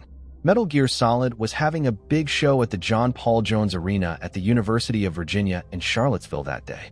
Now Metallica was to Morgan what Taylor Swift is to Swifties. She was jumping off the walls and struggling to keep her excitement in check. Even more, Morgan had put the concert tickets on her fridge months ahead of time. She couldn't wait to finally see her favorite band live. Seeing those tickets made Morgan smile every time she walked by her kitchen because they reminded her of things. The concert day finally came. Morgan and 3 close friends drove to the arena and sat down to wait for the show to begin. Morgan went to find a bathroom during the opening act show. Her search took her outside the arena. This was strange because the arena had 18 bathrooms for women. It's not clear why Morgan left the arena. She may have just walked by the bathrooms without seeing them and ended up outside the venue by accident. But the truth is, we don't know. Morgan went back to the building, but she wasn't let in. You see, the venue had a policy that said you couldn't go back in. And even though Morgan had the ticket, she couldn't get security to let her in. Morgan chose to leave the arena and find a way to get back home because she was upset that she couldn't see her favorite band perform live. Meanwhile, Morgan's friends called her around 8:48 p.m. when they saw that she hadn't come back. That's when they learned that she had been locked out. Morgan told her friends not to worry because she was going home. Morgan was in Charlottesville, so she wasn't lost or didn't know how to get back home. To make the trip easier, she didn't have a car or cash. Plus, all of her things except her phone and bag were with her friends inside the arena. Too bad this was the last time Morgan would ever talk to anyone. She was gone after this call with friends. Morgan had planned to see her folks the next day, October 18th. Morgan needed her dad's help with some math problems, and she was also planning to see her parents for a weekly get-together. So this trip was a win-win for her. However, Morgan did not answer when her folks called or texted her to ask when she would be there. No one was picking up the phone or reading her texts. Morgan's friends who were at the arena with her last night were shocked when Gil and Dan called them to say that Morgan had been split up. Morgan's folks were afraid that their child might be in trouble. She didn't have any cash or a car with her. Was she somewhere risky? Was something wrong with her? The parents of Morgan were having a hard time because they had a lot of questions. The cops were called right away, and Morgan, who is 20 years old, was reported missing. The police looked all over the area where Morgan had been seen last. At around 9:30 p.m., some people said they saw Morgan walking on a nearby bridge. A different group of people saw Morgan with 3 guys soon after she left the arena. A person walking by also saw a discarded shirt with red spots next to the arena where Morgan was last seen. That's right, this was not good news. The police were able to find this shirt and present it as proof. The cops were shocked by everything. Could it be that these 3 guys are to blame for Morgan's radio silence and lack of presence? Did Morgan own the shirt? Last but not least, what was going on? So while the officers were trying to put everything together, something new was found. At UVA's Lanigan Athletic Field, someone saw something in the RV lot. The purse had been thrown away. It had ID and a phone that didn't have batteries in it. The cops were called right away, and they were able to connect the items to Morgan Harrington, who is 20 years old. When this discovery was shared with Dan and Gil, it broke their hearts. Morgan was meant to stay at their house for a few days, but she was nowhere to be found. Some very bad thoughts were going through their minds, and it was getting harder and harder to get out of these dark thoughts as the days went by. No matter how much I want to say that the investigation moved faster after Morgan's bag was found, the truth is that it didn't. There were not any hints. Even though the police were trying very hard to find Morgan, time was just flying by. 3 months had gone by in an instant, and Morgan still hadn't been seen. No one was holding out hope that she would be found living and undamaged. That thought quickly turned into a scary reality when on January 26, 2010, a farmer found something very scary. On the 742-acre Anchorage farm, which is about 10 miles from John Paul Jones Arena, the bodies of people were found. After the cops were called, the bodies were taken in to be identified and DNA taken. The skeletons were in terrible shape because it had been months. Unfortunately, they were found to be 20-year-old Morgan Harrington. No official information from the police was released about Morgan's death, but her mom, Gil, confirmed that she had been brutally attacked and unfortunately used. It's so sad to think that a fun night out could go so badly wrong so quickly. By April 2010, forensic tests had been done on the red shirt with the tears that was found in 2009 near where Morgan was last seen. From the way the shirt looked, it was sad that Morgan owned it, and the attack on Morgan must have been very horrible and upsetting. The police didn't know what to do. They were sure that the person who killed Morgan knew the area well. See, the place where Morgan's body was found was pretty much in the middle of nowhere. No one ever came here, but someone from outside the area wouldn't have known that. Someone from Charlottesville had to have done it because they knew this was the best place to hide a body. DNA evidence gave the cops a kind of lead, which was good news. See, DNA proof connected Morgan's crime to another case of kidnapping and assault in Fairfax in February 2005. A woman who asked to remain nameless and goes by the name RG was raped used on September 24, 2005, as she was walking home from the store around 8:30 p.m. RG passed out because the attack was so intense. There was no doubt that the man was going to kill RG. The attacker luckily ran away when he saw headlights from a car far away. The man in the car took RG to the hospital where a DNA test was done. At that time, the test did not match any suspects in the database. RG was so devastated by what happened that she had to go back to her hometown to spend some time healing mentally, emotionally, and physically, if that's even possible. So the police were sure that the man who did it was the same one. With the DNA, a hybrid sketch was made, and the public was asked for any information they could find on this strange and clearly violent man. As police looked into the murder and tried to find the killer, Crime Stoppers offered a $100,000 prize for information about the killer and where he was. Because of this, Metallica also stepped up and raised the prize to $150,000. They also used a video message to ask everyone to help. The police and the local community did everything possible to find the person responsible for attacking RG and brutally murdering Morgan. Sadly, the situation only worsened over time. 5 years had passed, yet the killer remained at large. Even more alarming, he was about to strike again. It was September 2014, nearly 5 years after Morgan disappeared and tragically lost her life. By then, detectives felt powerless. Morgan's death had been a horrific tragedy, and RG was left deeply traumatized and shattered. Now, the same killer had returned, targeting yet another student.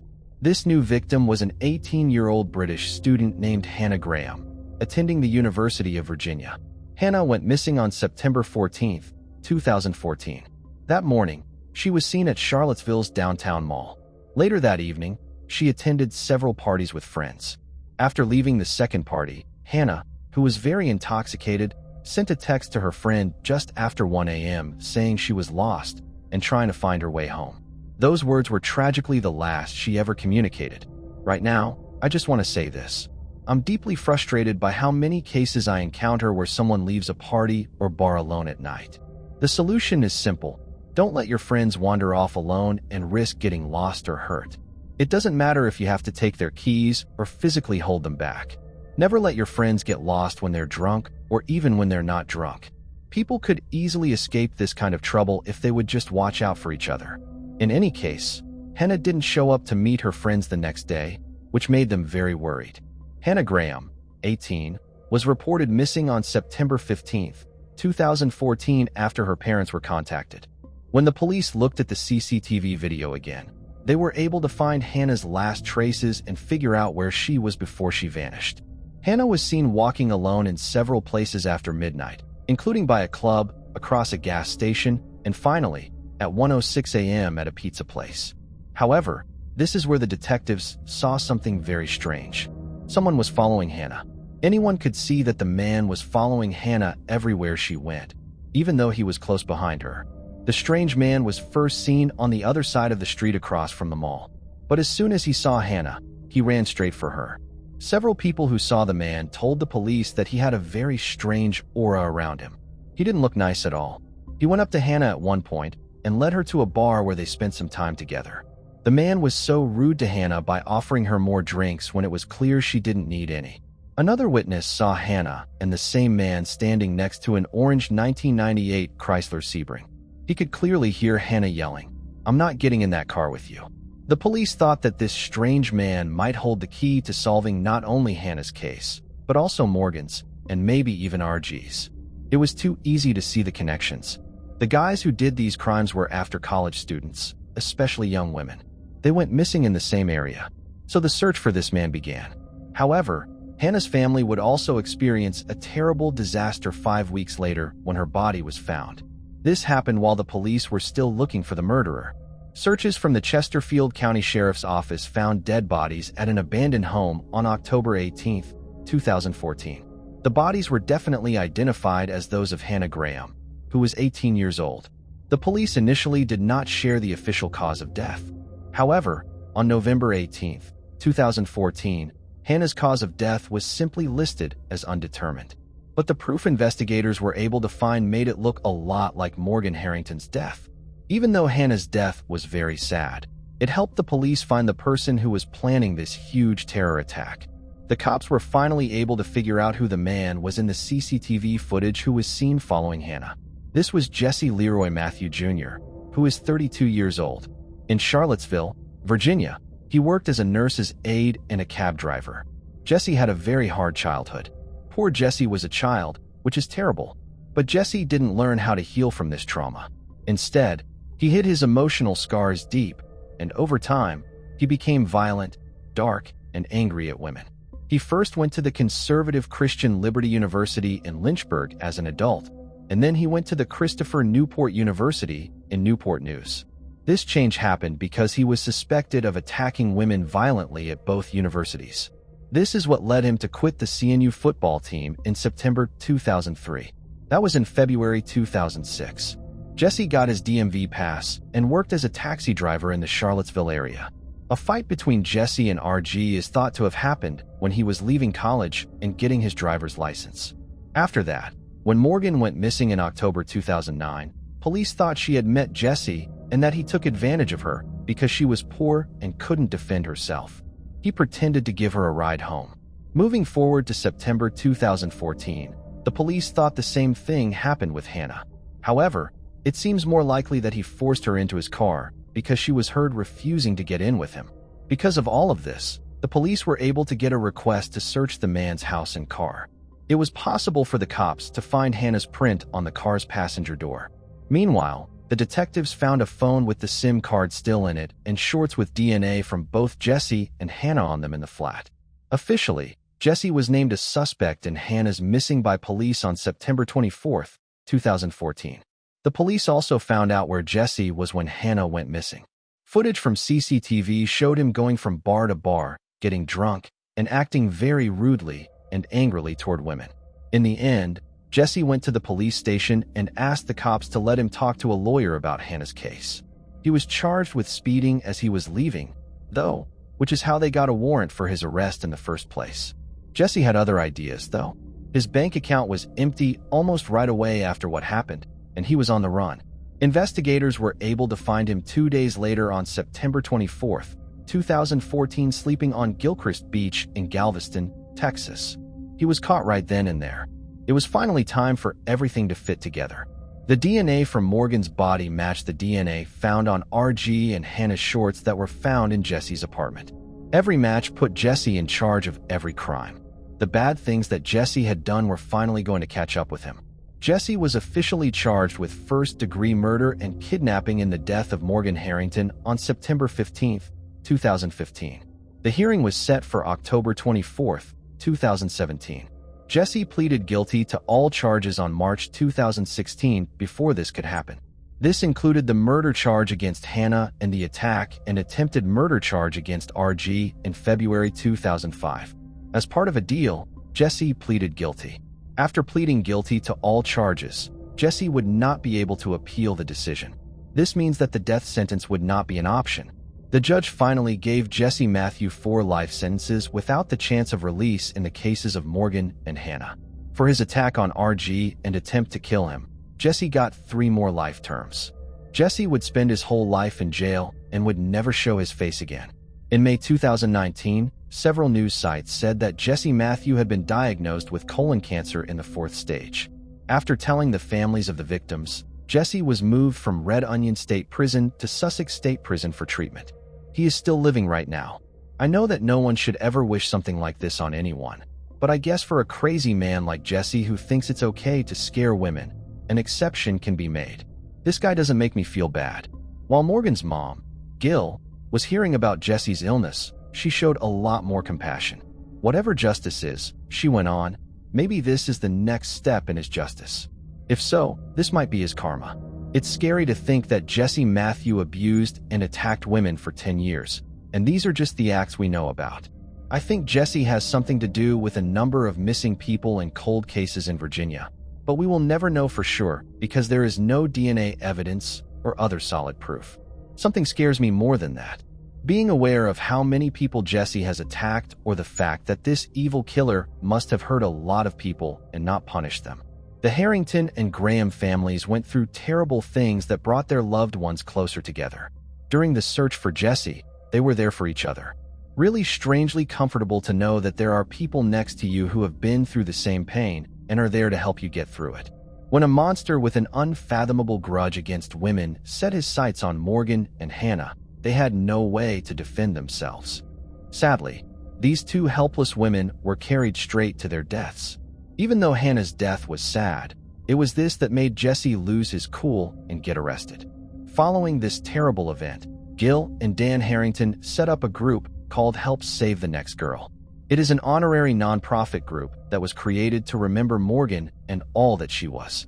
It also helps people who want to protect themselves from evil, build healthy relationships between people, and reach out to families of victims who are going through similar tragedies. The Morgan Dana Harrington Memorial Scholarship at the Virginia Tech Carilion School of Medicine is one of several scholarships established to support students with strong academic records and a passion for higher education. Morgan's legacy of advocating for children in need continues through Orphan Medical Network International, OMNI, an organization in Africa dedicated to providing medical care to children and others in need. Similarly, the Hannah E. Graham Memorial Scholarship was created in 2021 to honor her dedication and love for softball leagues in Northern Virginia. No one can truly grasp how Morgan and Hannah's families have managed to carry on after such devastating losses. While these young women are no longer suffering, their families will bear the weight of this pain for the rest of their lives. It's deeply unsettling to know that the man responsible can live his life behind bars, while the families continue to grapple with their grief every day. It's a harsh reality that's far from easy for them to accept. Moving on to the next case. April Annette DuBois. April Annette DuBois, a 21-year-old resident of Greenville County, South Carolina, was married to David Randall DuBois. Their marriage was troubled, leading to a legal separation. On February 11th, Greenville County Police were called to April's apartment on Hudson Road after she had not been seen for over a week. Upon entering, officers discovered her body inside. Investigators determined that April had died under suspicious circumstances approximately 9 days earlier. They suspected David was responsible for her death, leading to his arrest in 2006. However, due to a lack of sufficient evidence, he was ultimately released. April's close friend, Brandy Jones, described her as lively and full of energy, saying, "On the outside, she was sassy, spunky, and the life of the party, always smiling.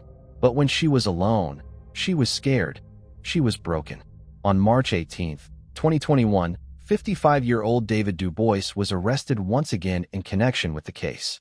Lieutenant Ron Flood explained that over the past year, the sheriff's office's new cold case unit had reopened the investigation. Through their efforts, they uncovered new evidence that established probable cause, leading to the determination that David DuBois was responsible for the death of his then legally separated wife. He is currently being held at the Greenville County Detention Center without bond. Sheriff Hobart Lewis issued a statement regarding the arrest, saying, "While I cannot begin to comprehend the hardship that families endure when they tragically lose a loved one and the case remains unsolved, I can assure you that our office is committed to revisiting each and every one of these cold cases in hopes of delivering justice. I am incredibly proud of the dedication our investigators have shown in pursuing these cases, and I hope we can provide even a small sense of closure to those affected by these tragedies. At this time, authorities have not disclosed the specific details of the new evidence that led to David's arrest. Moving on to the next case. Nona Dirksmeyer. The police are trained professionals who understand the challenges and dangers they face. Everyone agrees that officers are taught to remain calm and composed during critical situations. Their role is to prevent crime, gather evidence, apprehend offenders, and provide justice and closure for victims' families. But what happens when the very police force you trust makes a single bad decision that turns everything upside down? It took far too long for authorities to solve the case of 19-year-old beauty Queen Nona Dirksmeyer, who was found dead in her own home. The investigation was marked by carelessness and incompetence, as the police wasted valuable time chasing a suspect they believed was guilty while overlooking obvious clues that were present all along. Nona Carol Dirksmeyer was born on December 26, 1985, in Zachary, Louisiana, to Paul and Carol Dirksmeyer. Later, the family relocated to Russellville, Arkansas, where they settled. Her father served in the Army, and her mother worked as a nurse. She had 4 boys and 1 sister, and they were all very close. After that, Nona went to Dover High School and finished in February 2004. But on August 20th, 1996, when Nona was only 10, tragedy and sadness came into the lives of her family. Today was the day that Nona's dad, Paul, died. It was a very sad time for her family. However, Nona was in high school soon after he died, and she told her mom a very scary secret she had been keeping to herself for years. You see, Nona was able to leave when her father died. Why? Because it turned out that the person Nona thought would guard her was actually a monster. The sad truth is that Nona's father hurt in every way. Hearing a story like that is truly horrifying, and it's understandable to feel disgusted. Thankfully, Nona managed to break free from that cycle at a young age, but that doesn't erase the lasting impact. She not only had to carry the heavy burden of trauma and guilt, but also faced the challenge of growing up without a stable father figure. When she finally opened up to her mother, Carol was fortunately supportive and believed her. However, Carol was powerless to take action because the abuser, her husband, had already passed away and could no longer be held accountable for his crimes in this life. Nona also bore deep psychological scars from the abuse. She was a kind and quiet girl, but depression had shadowed her from a very young age. She didn't have many friends, and those who met her never fully understood the pain she carried inside. But the people who knew Nona really cared about her. Kevin Jones, her best friend since kindergarten, was one of them.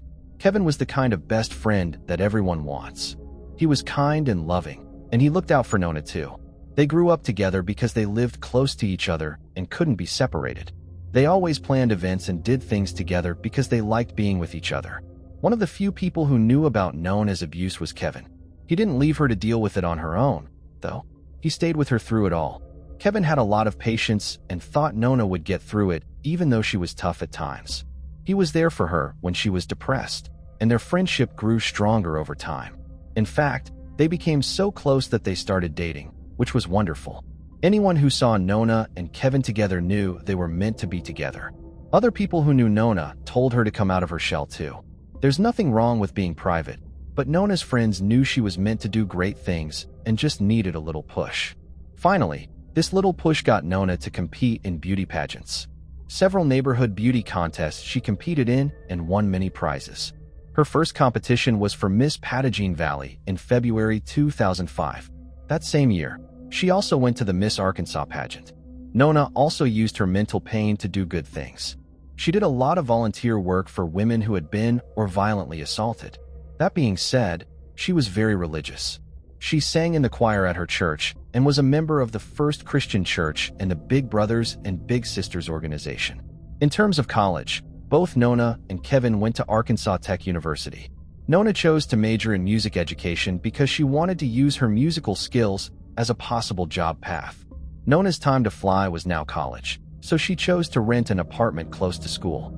Okay, so Nona's mom, Carol, got married again after Paul died, and Nona's stepdad was much better than her biological father. But he was still strict, and everyone in the house had to follow his rules, like getting home early and having a curfew, etc. Nona didn't want to do that because she was in college and wanted to be on her own, which was a good reason. This is why she moved into her Russellville, Arkansas apartment. But not long after that, Kevin told Nona some shocking news. Kevin had chosen to switch schools, which meant he would be moving an hour and a half away from Nona. The two people had been together for 5 years, but this was their first time trying to be together long distance. Because Kevin and Nona loved each other so much, even though they lived far apart, they made it work. They talked to each other often, told each other what was going on, and met up whenever they had time. Soon, it was December 2005, and the air was filled with happy holiday energy. The sad thing is that something very scary happened to Nona at this very moment in the very place she called home. Kevin and Nona were going to meet on December 15th, 2005. They were excited to spend time together now that the holidays were over. In the morning of the same day, around 9 a.m., Nona texted Kevin to wish him a good day, and that was the saddest thing Kevin ever heard from Nona. Kevin kept waiting for Nona to call, but he never did. As he became more worried, he kept calling and texting Nona. At one point, Kevin texted Nona, "Are you still alive?" Out of panic, Kevin called his delivery friend, Ryan, right away when he was done with his chores and asked if he could go check on Nona.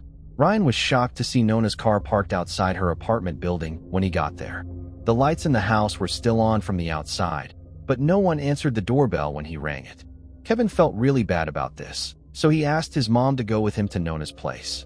Sometimes Kevin has the key to her place, but he forgot to bring it with him that time. They had no choice but to use the back folding doors to get in. To give you some background, the folding doors were usually locked from the inside. Some sources say it was some kind of protection fence. Nona asked for this because she was afraid for her safety when she was home alone. Kevin thought the security bars would be on the back folding doors, but there were none when the three of them got there.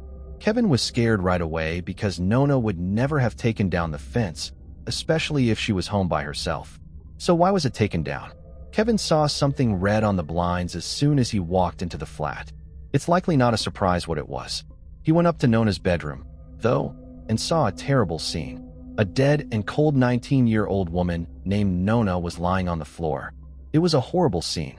On a whim, Kevin, who was very upset, grabbed Nona, who had already died, and started crying violently. It had been 5 years since they broke up, and now she was lying there, dead and out in the open for who knows how long. Janice, Kevin's mom, called the cops right away. The house was taped off as soon as investigators and emergency services got there. At first look, the police could tell that the attack on Nona was very bad. Nona was hurt very badly with a table lamp and a knife. A used birth control package wrapper was on the floor, and there was one fingerprint on the lamp. Based on the analysis, Nona could have died at any time between 10:30 a.m. and 1 p.m. But this is where the detectives really went wrong. They didn't look closely at the crime scene, look at the blinds for clues, or look for shoe prints in the flat. In addition, they only looked in the bedroom where Nona was found and never went anywhere else. But why? That's because they were already looking at one person, Kevin. When the police came into the room and saw Kevin, they knew they had the right person. First, they saw that Kevin's clothes were stained with Nona's blood. This was because, as you may remember, he cried and hugged her when he found her, and the police decided that he did it on purpose to hide any clues about the crime that might be on his clothes. For them, this was the only answer that made sense, but this was only the beginning. The cops also thought it was odd that Kevin went to Nona's apartment with his mom and a friend. The cops say that Kevin planned ahead and brought people with him so that they could testify against him. Don't forget the text message Kevin sent to Nona asking if she was still living. That's right. The police held on to this information like their jobs depended on it and said Kevin killed Nona. You're not the only one who thinks this is completely crazy. There's more, though. Kevin, who was 19 years old, was taken to the police station and questioned for a long time. He was even forced to admit to the crime. Kevin was in the room by himself during the questioning. When he realized he was a suspect in the death of his girlfriend, he punched the chair out of fear and anger, and the video caught it. So when the police saw this, they immediately thought Kevin was a secret. This behavior made him more likely to attack Nona and kill her. Remember that Kevin didn't have a lawyer and was being pushed to admit. Kevin had to take a polygraph test at one point, and guess what? He failed. But here's the catch. The person who looked at the test data wasn't even a specialist. Since he was a new police officer, these results didn't help him at all. If that didn't make you want to pull out your hair, this next part will. The police had no proof that Kevin was guilty. The crime scene showed that Nona had fought for her life, which means that the person who attacked her probably had cuts, bruises, and other injuries on their body as well. Kevin didn't have any though. At one point, the police even thought Kevin was known as jealous and angry boyfriend who wanted to get back at her. Now this part might not make sense to you. Again, though, you're not the only one who feels this way. What happened was that the police talked to Nona's friends and found out that she had been seeing someone else while Kevin wasn't around. The police found the man's story credible and didn't initially suspect him. However, their focus quickly shifted to Kevin. According to the police, Kevin confronted Nona and killed her with a baseball bat after discovering she was cheating on him. With this theory in hand, the police felt pressured to get a confession from Kevin. But how exactly did they manage that? They told Kevin that everyone in both his family and Nona's family believed he was guilty. It was obvious the officers were trying to pin the crime on Kevin just to close the case quickly. Being held at the station for extended periods left Kevin frustrated and upset. He even missed Nona's funeral, which he had helped organize.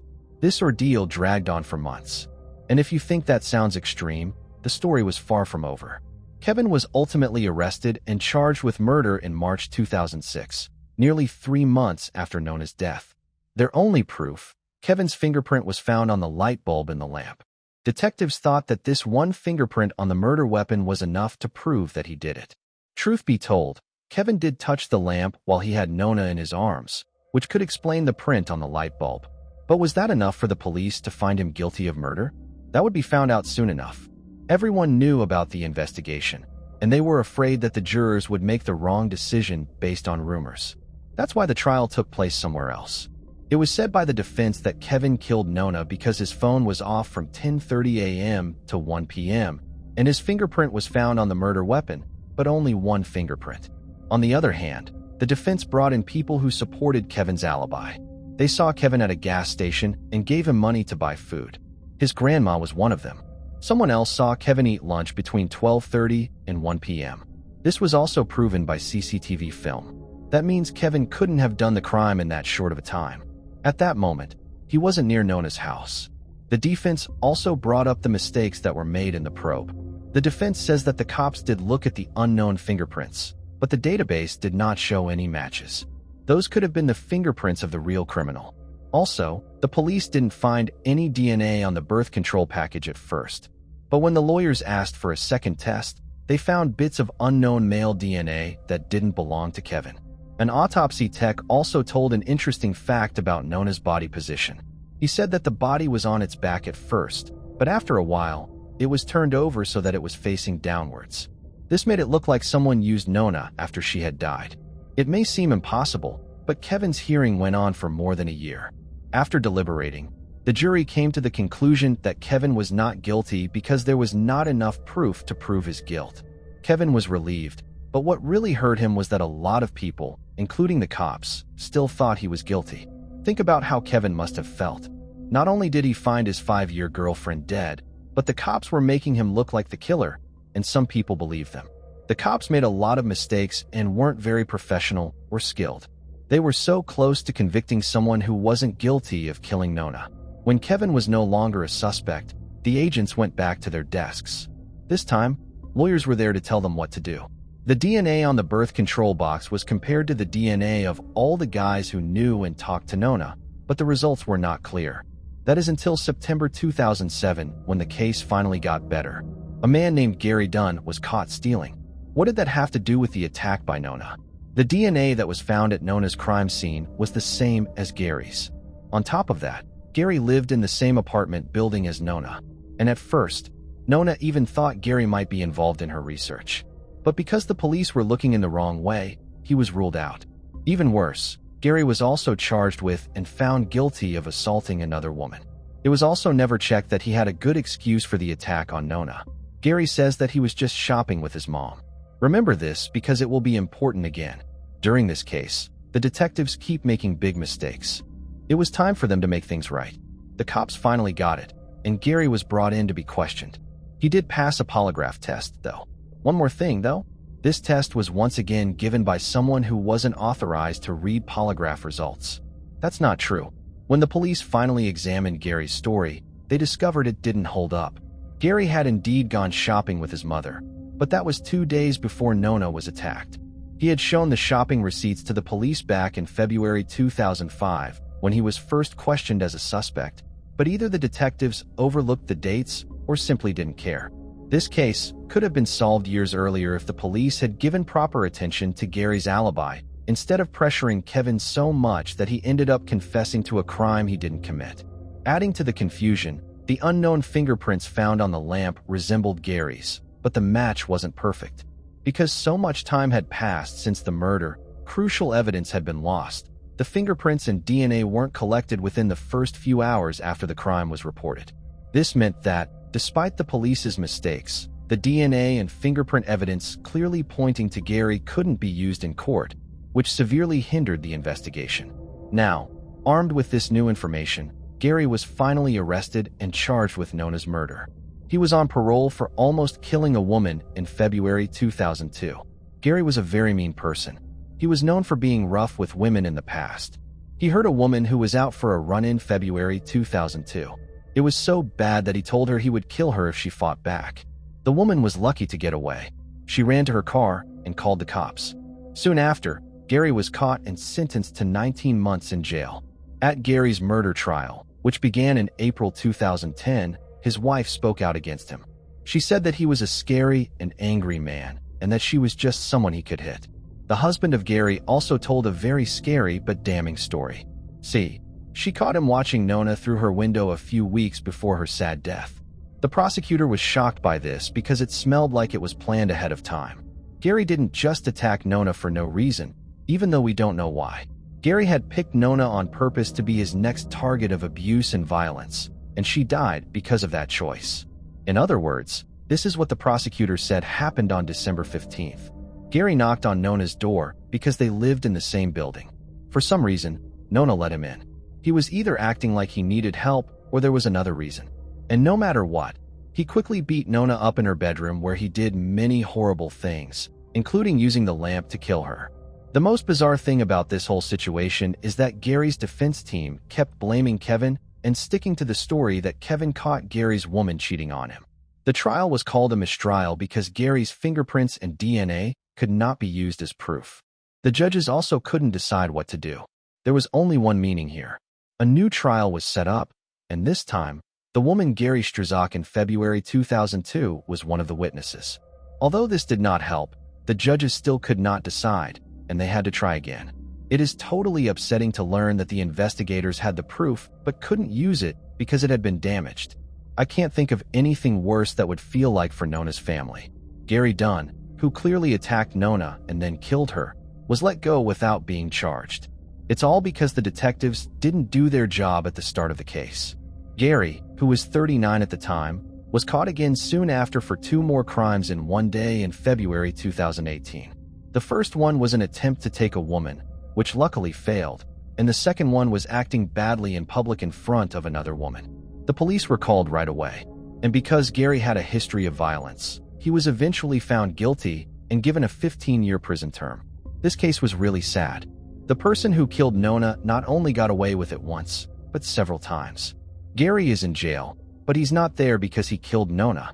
Even though the cops know exactly who did it, Nona's case is still officially open and closed. Nona was only 19 years old, but she had a lot of goals for the future. She planned to become a music teacher and had a whole life ahead of her. After all the bad things that happened and the pain she was in, Nona didn't deserve to have her life ended so violently and for no reason. Families and friends of the kind and beautiful young woman miss her every day. We can only hope that detectives find enough proof to finally find Gary guilty of killing Nona so that the Dirksmeyer family can move on with their lives. On that terrible day, Kevin lost not only his girlfriend, but also his whole future. It was even worse when he found out that his girlfriend of 5 years had been cheating on him behind his back. After everything that happened, Kevin decided to take a different path and pursued a career in law, eventually becoming a lawyer. In February 2011, he sued 2 police officers who had wrongly accused him, but the lawsuit didn't lead to any results. The true cause of Nona's death remains a mystery, and Kevin lost the life he once envisioned. But for what? Sadly, That question will likely never be answered. Kevin has dedicated his life to studying and practicing law, vowing to prevent such a grave injustice from happening to anyone else. Unfortunately, this offers little comfort to Nona, her family, and everyone who cared about her. The damage has already been done. Moving on to the next case. Pradyuman Thakur. 7-year-old Pradyuman Thakur lived in Gurugram, India, with his parents, Varun Chandra Thakur and Jyoti Thakur, and his 11-year-old sister, Vidhi. Pradyuman was known as a cheerful and playful child. At the time, he was in the 2nd grade at Ryan International School in Gurugram. On the morning of September 8, 2017, the day began like any other. Pradyuman and Vidhi woke up around 6:30 a.m. to get ready for school. After having breakfast, their father, Varun, drove them to school at 7:40 a.m. Though the siblings had previously used the school bus, concerns over safety led Varun to start driving them personally. He dropped them off at the school gate at approximately 7:55 a.m. and returned home. Just 10 minutes later, around 8:05 a.m., as teachers were settling into classrooms and students were taking their seats, a commotion erupted in the hallway. Staff rushed to investigate and were met with a horrifying scene. Just outside the school's washroom, they discovered Pradyuman lying in a pool of blood. The school staff quickly called out to Ashok Kumar, the school bus conductor, who was at a nearby water cooler washing up. They asked him to help carry Pradyuman to a car owned by one of the teachers. Ashok immediately rushed over, picked up the injured boy, and placed him in the vehicle. Pradyuman was then taken to a nearby hospital in Badshahpur. Meanwhile, Varun Thakur had just returned home after dropping his children off at school. At around 8:10 a.m., his wife received a phone call. As she was occupied with household chores, Varun answered it. On the line was the school's receptionist, who asked him to contact the junior school supervisor right away. Varun attempted to call her twice, but the line didn't connect. On the 3rd attempt, he got through, and the supervisor informed him that his son had been found bleeding outside the school washroom. Varun was asked to reach Badshahpur Hospital. At that moment, Varun believed that his child might have had a fall and gotten hurt, and he wasn't worried. As Pradyuman's parents were on their way, they received another call informing them that Pradyuman had been moved to a much bigger Artemis hospital. Worried that the injuries might be more severe than he had initially thought, Varun hurried to the Artemis hospital. Upon arriving at the hospital, Varun, expecting to comfort his injured son, was taken to the emergency room where Pradyuman was lying in the hospital bed, his shirt unbuttoned and bandages barely concealing a deep wound on his neck. He was told by the doctor that Pradyuman had succumbed to his injuries. It was evident to him from the injuries that this was not an incident as a result of an accident or a fight. Rather, it appeared to be a deliberate, cold, and calculated murder. News of the murder spread fast, and the media reached the Ryan International School. The school's administration and the authorities responsible for the student safety found themselves under media spotlight, subject to intense scrutiny. Even though a murder had happened in the school premises, school neglected to call the police. It was Pradyuman's parents who eventually notified the police. Police started their investigation around 11:30 a.m. Unfortunately, the crime scene was not properly secured, leading to journalists, staff, and the parents inadvertently destroying the evidence. Blood samples and fingerprints were collected by the forensic team from the crime scene. Outside the washroom, there were bloody handprints and blood splatters on the walls, suggesting that Pradyuman had crawled out, potentially hitting the wall in his attempt to escape. Inside one of the washroom stalls, police recovered the knife that was used to kill Pradyuman. Police checked the CCTV footage from the hallway near the scene of the crime. Even though the CCTV did not have a clear view of the washroom, the police determined Pradyuman entered the washroom, and a few minutes later, they saw him crawl out of the bathroom, collapsing in the hallway. By noon, hundreds of angry parents had gathered inside the school, shouting slogans, creaking glass windows and tables. As a result, the school was finally shut off to the public. By 3 p.m. that day, an autopsy was conducted. According to the autopsy, there were 2 cuts on Pradyuman's neck. One was superficial and the other was fatal. Pradyuman had sustained an 18 centimeters long wound which ran from the middle of his neck all the way to the back of his ear. The attacker had slashed the veins near the victim's throat and esophagus. As a result, Pradyuman would have been unable to scream or call for help. The wound was 2 centimeters deep. The coroner stated that the murderer was stouter and bigger than Pradyumin. That day, hundreds of people, including Pradeepan's parents, marched into the police station demanding the person responsible to be put behind bars. Under mounting public pressure, the police apprehended 10 individuals who had used the restroom around the time of Pradyumin's death. While questioning them, they observed that one of the individuals had blood stains on their clothes. Based solely on this observation and in a hastily conducted investigation, the Gurugram police announced to the media within 9 hours of the murder that the school bus conductor Ashok Kumar was the perpetrator. It's worth noting that Ashok Kumar had carried Pradyumin to the car, explaining the presence of the blood on his shirt. Despite this, he became their prime suspect. As per the police theory, Ashok arrived at the school in the morning bus around 7:50 a.m. after the children had disembarked from his bus. He had intended to use the toolkit knife present in the bus for his personal needs that day, but upon taking it out of the box, he discovered that it was rusted. Consequently, he entered the school premises in search of a washroom to clean the knife. According to the police theory, when Pradyumin entered the washroom, they say Ashok Kumar tried to sexually assault him, but when he started to scream for help, Ashok panicked and pulled out the knife and stabbed him in the throat.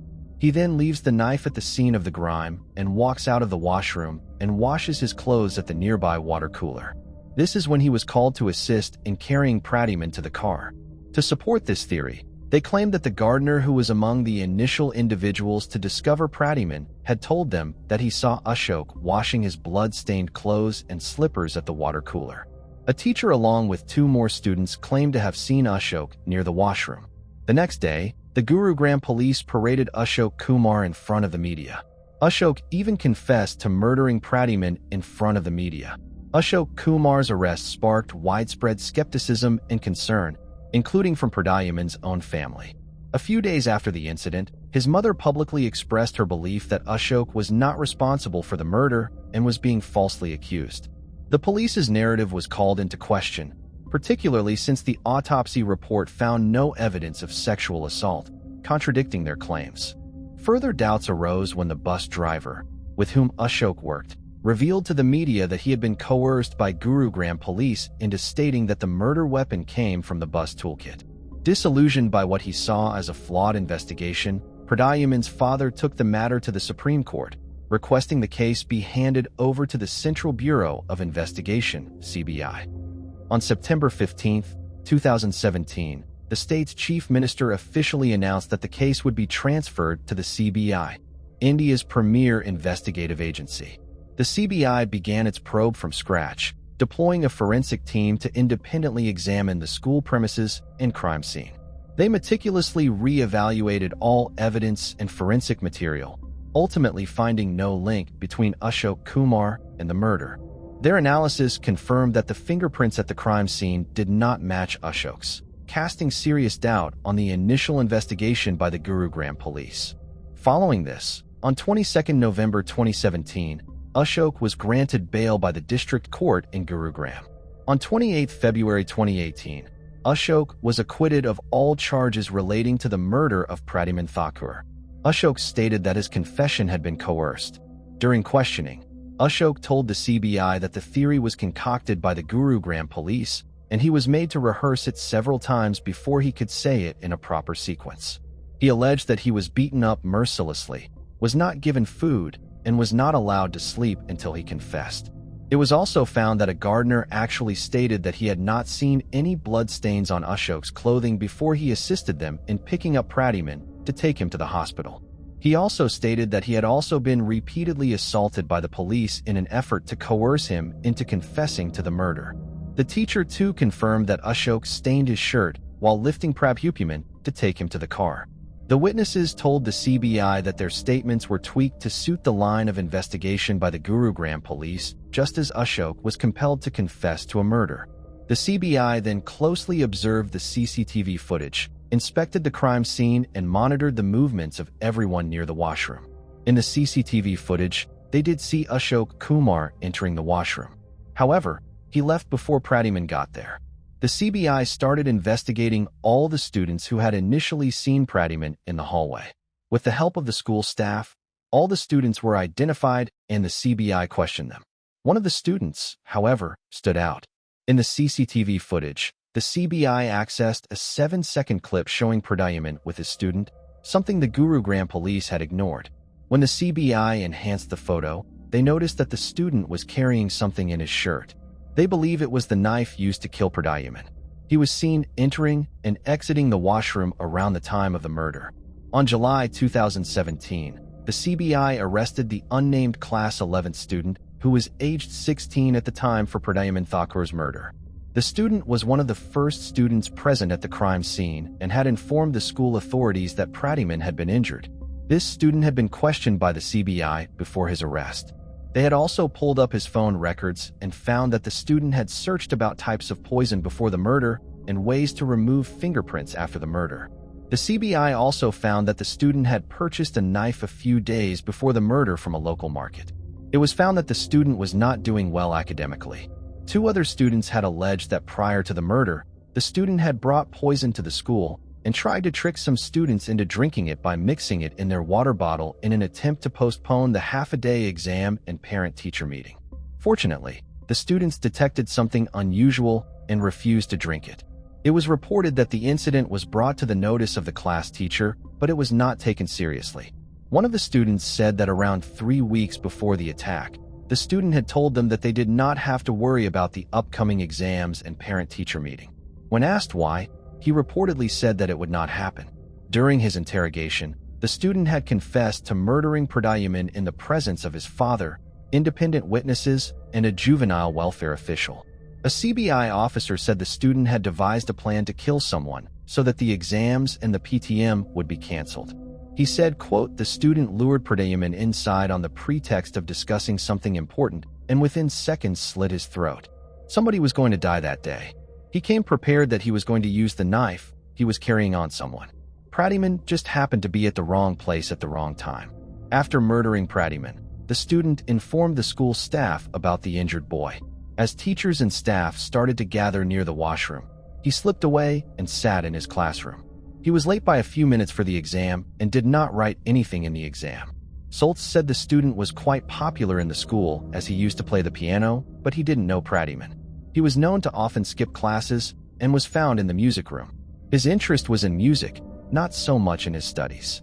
On 11th November 2017, since the student was a juvenile at the time of the murder, the student was placed in a juvenile home for observation to determine if he will be tried as an adult or a juvenile.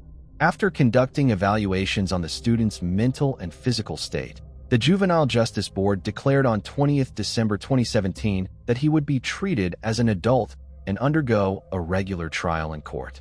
The trial for Pradyuman's murder has yet to begin. In October 2022, the Supreme Court granted interim bail to the accused. Earlier, in January 2021, the CBI formally charged several Gurugram police officers with allegedly framing Ashok Kumar. The charges included fabricating evidence, using torture, and engaging in a criminal conspiracy. Despite these serious accusations, the officers have yet to be arrested.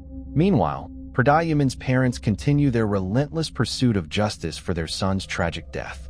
The National Human Rights Commission directed the Gurugram police to compensate Ashok for his wrongful imprisonment, but he rejected the compensation, calling the amount insufficient. Since his release from jail, Ashok has struggled to reclaim a normal life. He lost his job, was forced out of his home, and, along with his wife, has faced severe hardship in caring for their children. They've encountered roadblocks in school admissions and have even been denied medical services. More than 5 years have passed, but the trauma and disruption to their lives remain deeply felt. Moving on to the next case. The McCullough family. The relationship between parents and their adult children is shaped by a variety of influences, often beginning in early childhood. One of the most influential elements is the style of parenting, whether it's grounded in empathy, mutual respect, and support, or rooted in rigid control and strict discipline. On the surface, the McCulloughs appeared to be a typical middle-class family, well-educated, financially secure, and committed to traditional conservative values. The parents raised 5 children under a firm set of principles they believed would instill strong morals and guide them toward success. However, it seems the children experienced their upbringing quite differently. As they matured, Each of them eventually left home and limited contact with their parents to occasional text messages. Unbeknownst to them, both parents had died, and this had been the case for 4 years. The shocking truth only emerged after their family physician raised concerns. It was a haunting reflection of a deeply disconnected family. The McCulloughs resided in a large, 3-story home situated in a quiet, upper-middle-class neighborhood in the small town of Great Bateau, Essex, England. John McCullough, the family patriarch, was a highly regarded professor at a prestigious university and had published multiple academic papers on autism spectrum disorders. His wife, Lois, dedicated her life to maintaining a structured household and raising their children. In October 1988, the couple welcomed their youngest child, a daughter named Virginia. By then, both parents were already in their 40s and were already raising 4 children, 2 daughters and 2 sons. Virginia's birth came as a surprise, but the deeply religious McCulloughs viewed her arrival as a divine gift. The children were raised in a highly disciplined environment governed by firm rules and routines. The household functioned on a strict schedule, with each child responsible for designated chores. Acts of defiance were often met with corporal punishment. In one particularly serious incident, Lois struck her younger son with a belt so severely that his bruises were noticed at school, leading to an investigation by child welfare authorities. Despite living together for many years, Lois and John reportedly never displayed much affection for each other. They slept in separate bedrooms, spoke to one another in a reserved manner, and refrained from showing any signs of tenderness. Displays of affection, such as hugs or kisses, were entirely absent from their household. This strict and emotionally distant dynamic extended to their children. The McCulloughs rarely expressed warmth or praised their kids, believing this might spoil them. Instead, punishments for minor infractions were common. The children were expected to excel academically and contribute to the household, but they were not allowed to visit friends or invite anyone into their home. Discipline was enforced with an iron hand, and breaking the rules was simply not an option. Lois McCullough struggled with obsessive-compulsive disorder from a young age, which was compounded by mysophobia, a fear of germs and dirt. This manifested in her obsessive cleaning habits and constant disinfecting of the house. Keeping pets was strictly forbidden, and each of her children was expected to maintain their rooms to her exacting standards. Lois would conduct surprise inspections, and any signs of dust or untidiness would result in severe consequences. Over time, Lois's mental health deteriorated further. While she had always been reserved and rarely interacted with neighbors, she began avoiding people entirely. She left the house only when absolutely necessary, and even then, hurried back as quickly as possible. In her later years, she avoided eye contact, walking with her head down to prevent interactions. Alongside her existing anxieties, she developed agoraphobia, leaving her practically housebound. John McCullough, her husband, suffered from diabetes, which eventually led to a rapid decline in his eyesight. By the time he was in his 70s, he had retired from his teaching career and lived on a modest pension. Like Lois, John rarely left the house. On the rare occasions he ventured out for errands, he didn't greet others, not out of arrogance, but simply because his poor vision made it difficult to recognize faces unless someone directly addressed him. As soon as the older children reached adulthood, they left the McCullough household, scattering to different parts of the country. They built their own lives and families, maintaining only sporadic contact with their parents through phone calls, or more often, text messages.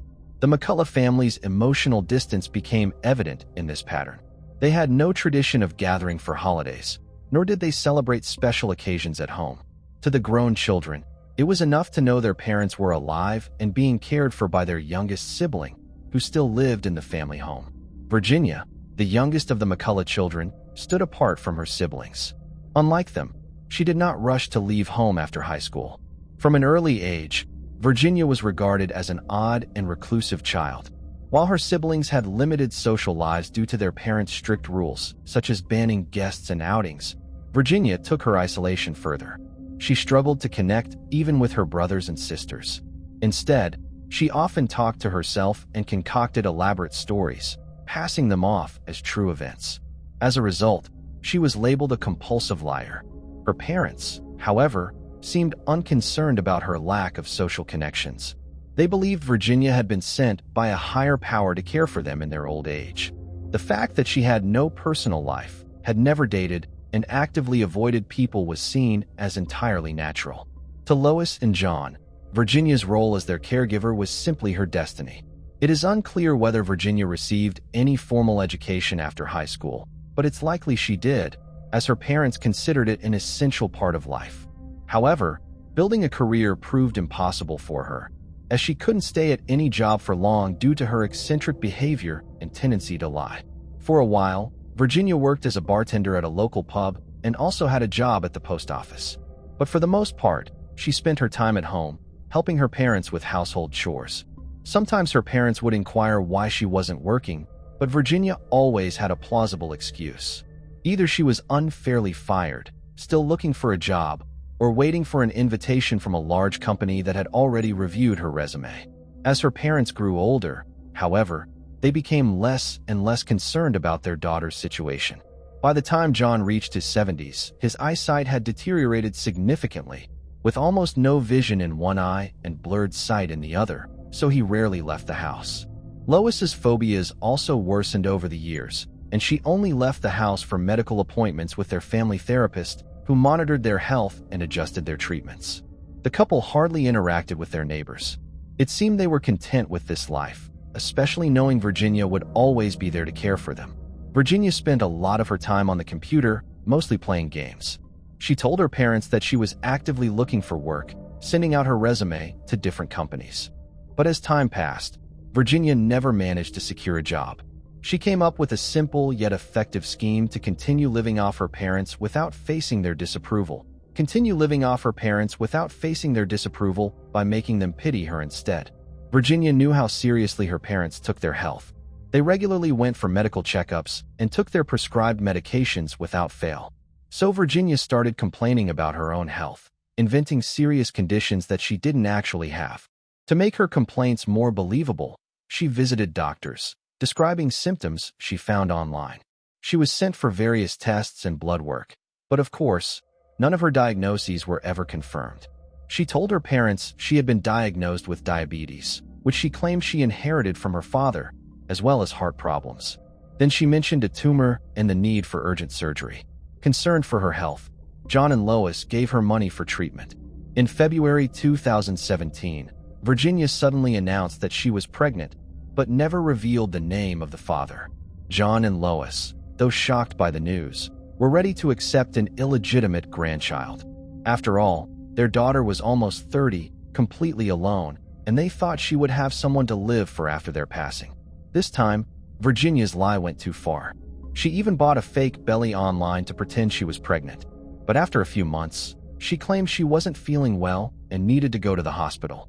When she returned, she said she had lost the unborn child. Her parents mourned the loss, never suspecting that their daughter had simply deceived them. At one point, Virginia suggested to her parents that they let her take full control over their finances and accounts. The elderly couple agreed, as they had little understanding of modern technology and rarely left the house. This newfound control over the family's bank accounts and cards gave Virginia unrestricted financial freedom, which she quickly used to fuel her growing obsession with impulsive shopping. With no one to stop her, she began ordering countless items online, most of which were completely unnecessary. In fact, the majority of her purchases were never even opened. Instead, she hid the unopened boxes in closets, under her bed, or piled them in the storage room. There was, however, one notable exception. Virginia gave her mother a kitchen appliance that was surprisingly well received. Her mother expressed genuine gratitude and even offered praise, a rare occurrence in their household. Then, in early 2018, Virginia became convinced she had artistic talent. She converted her bedroom into a makeshift art studio, complete with canvases, paints, and easels. She told her parents that art critics had admired her work and claimed her paintings were soon to be featured in a contemporary gallery. Virginia went so far as to declare that she was destined for fame and financial success through her art.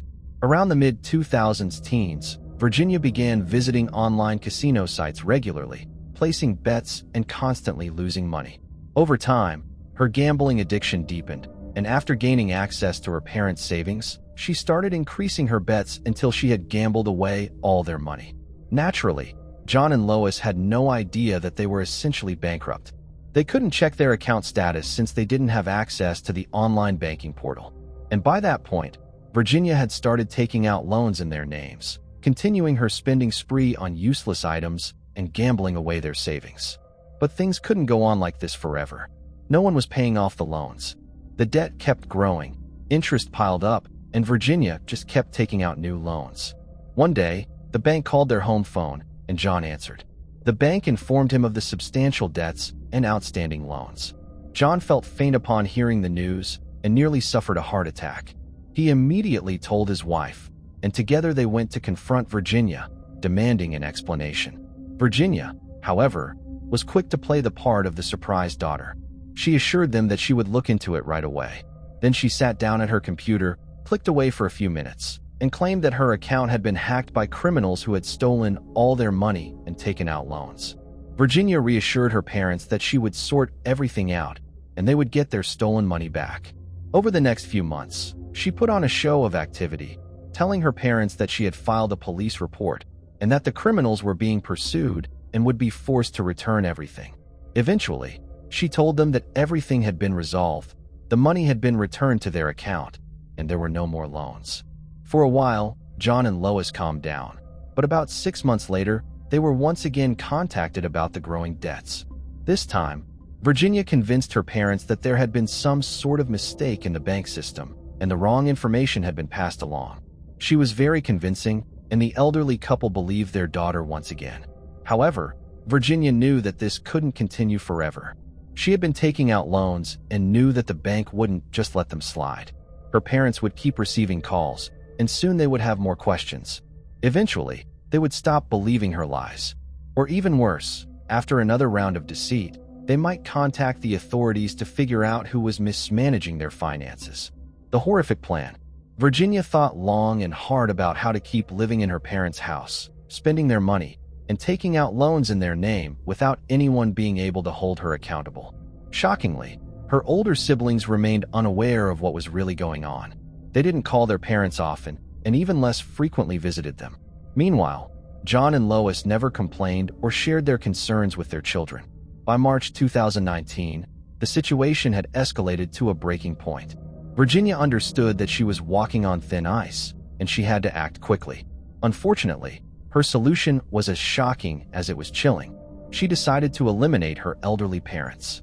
But it had to be done in a way that no one would suspect anything, and everyone would still believe that John and Lois were alive and well in their large home. Luckily, they had always kept to themselves, so the neighbors likely wouldn't notice anything unusual for a while. Since Lois and John had numerous chronic health issues, they were always taking different medications, and Virginia was the one responsible for keeping track of them. Her father was almost blind, and her mother trusted her completely with managing their medications, as there had never been any problems in the past. Now, Virginia decided to experiment with the dosage of sedatives, blood pressure medications, and the psychiatric drugs her mother took for her mental health issues. For several months, Virginia secretly poisoned her own parents, carefully observing how they reacted to different medications.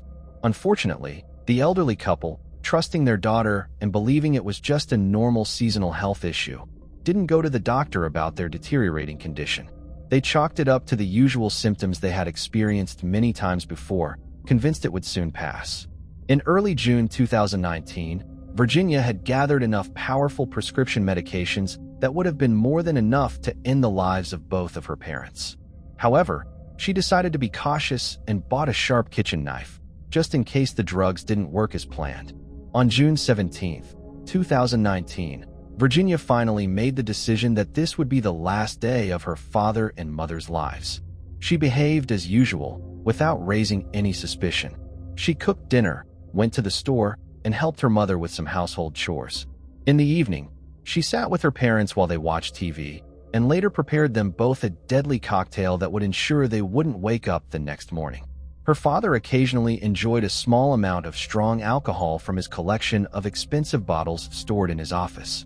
This collection had taken him years to build, and in retirement, he savored the opportunity to try different drinks. It was in the bottle of aged whiskey that Virginia mixed a lethal dose of heart medication. Unfortunately, the alcohol masked the bitter taste of the pills. Her mother, however, didn't drink alcohol at all. For Lois, Virginia made a herbal tea and insisted that the strange bitter taste came from medicinal herbs, which supposedly had no side effects.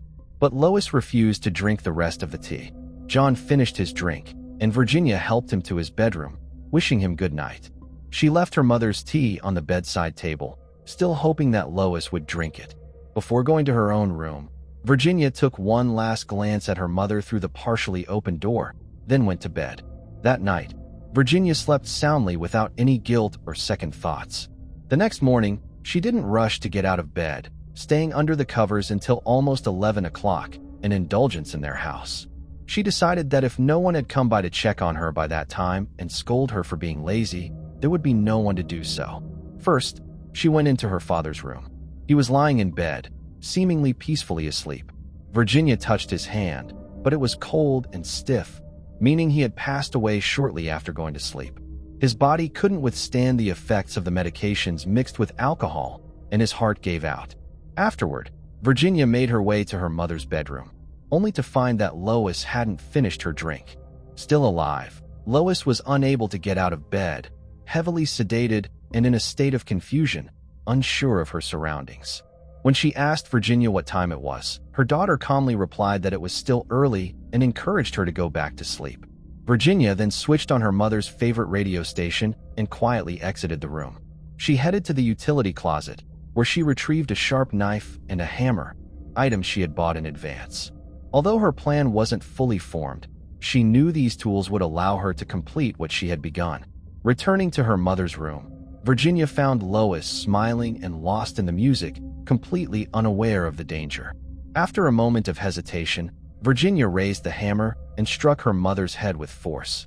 Blood began to flow from the wound, but Lois calmly turned her gaze to her daughter and asked what she was doing. Without responding, Virginia grabbed the knife and began to frantically stab her mother in the neck and chest. Within a few minutes, the brutal assault was over.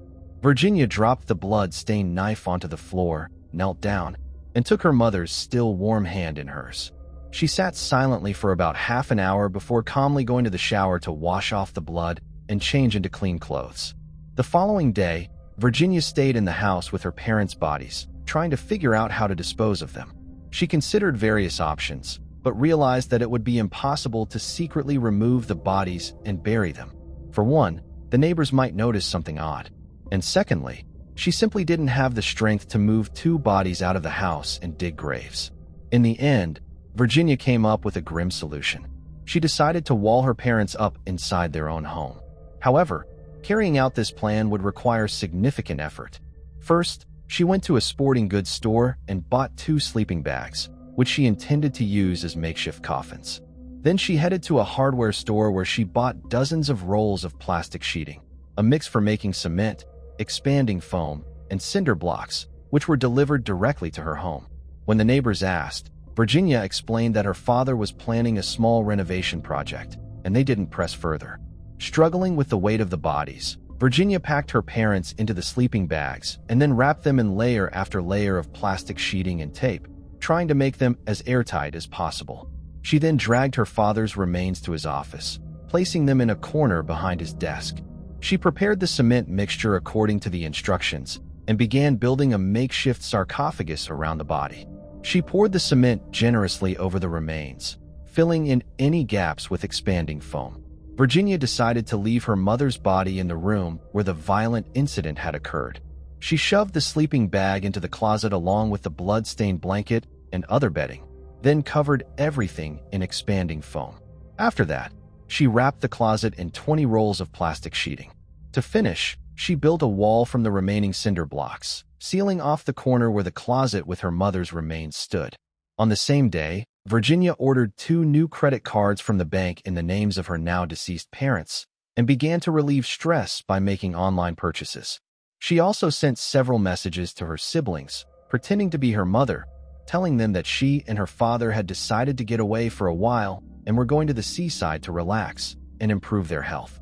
Her older siblings, who rarely visited, didn't question her and simply wished their parents a nice time away. The pandemic as a cover. For the next 6 months, Virginia went about her usual routine, acting as if nothing had happened. She went grocery shopping, interacted with the neighbors, collected her parents' pensions, and occasionally sent messages to relatives on behalf of her mother, trying to lull them into a false sense of security. She even made appointments for her parents with their family doctor, but canceled them with various excuses. If anyone asked about her parents, John and Lois, and why they hadn't been seen in a while, she explained that they were staying with one of their many children. In the spring of 2020, the COVID-19 pandemic swept across the world, and a global lockdown was declared. Everyone was stuck at home, which for Virginia seemed like a stroke of luck. She no longer had to come up with reasons for why her parents weren't seen outside. And with the lockdown in place, no one would be visiting them anytime soon. At the same time, Virginia occasionally called the family doctor pretending to be her mother, asking for advice. But whenever he suggested they come in for an appointment or offered to visit them, she would come up with excuses.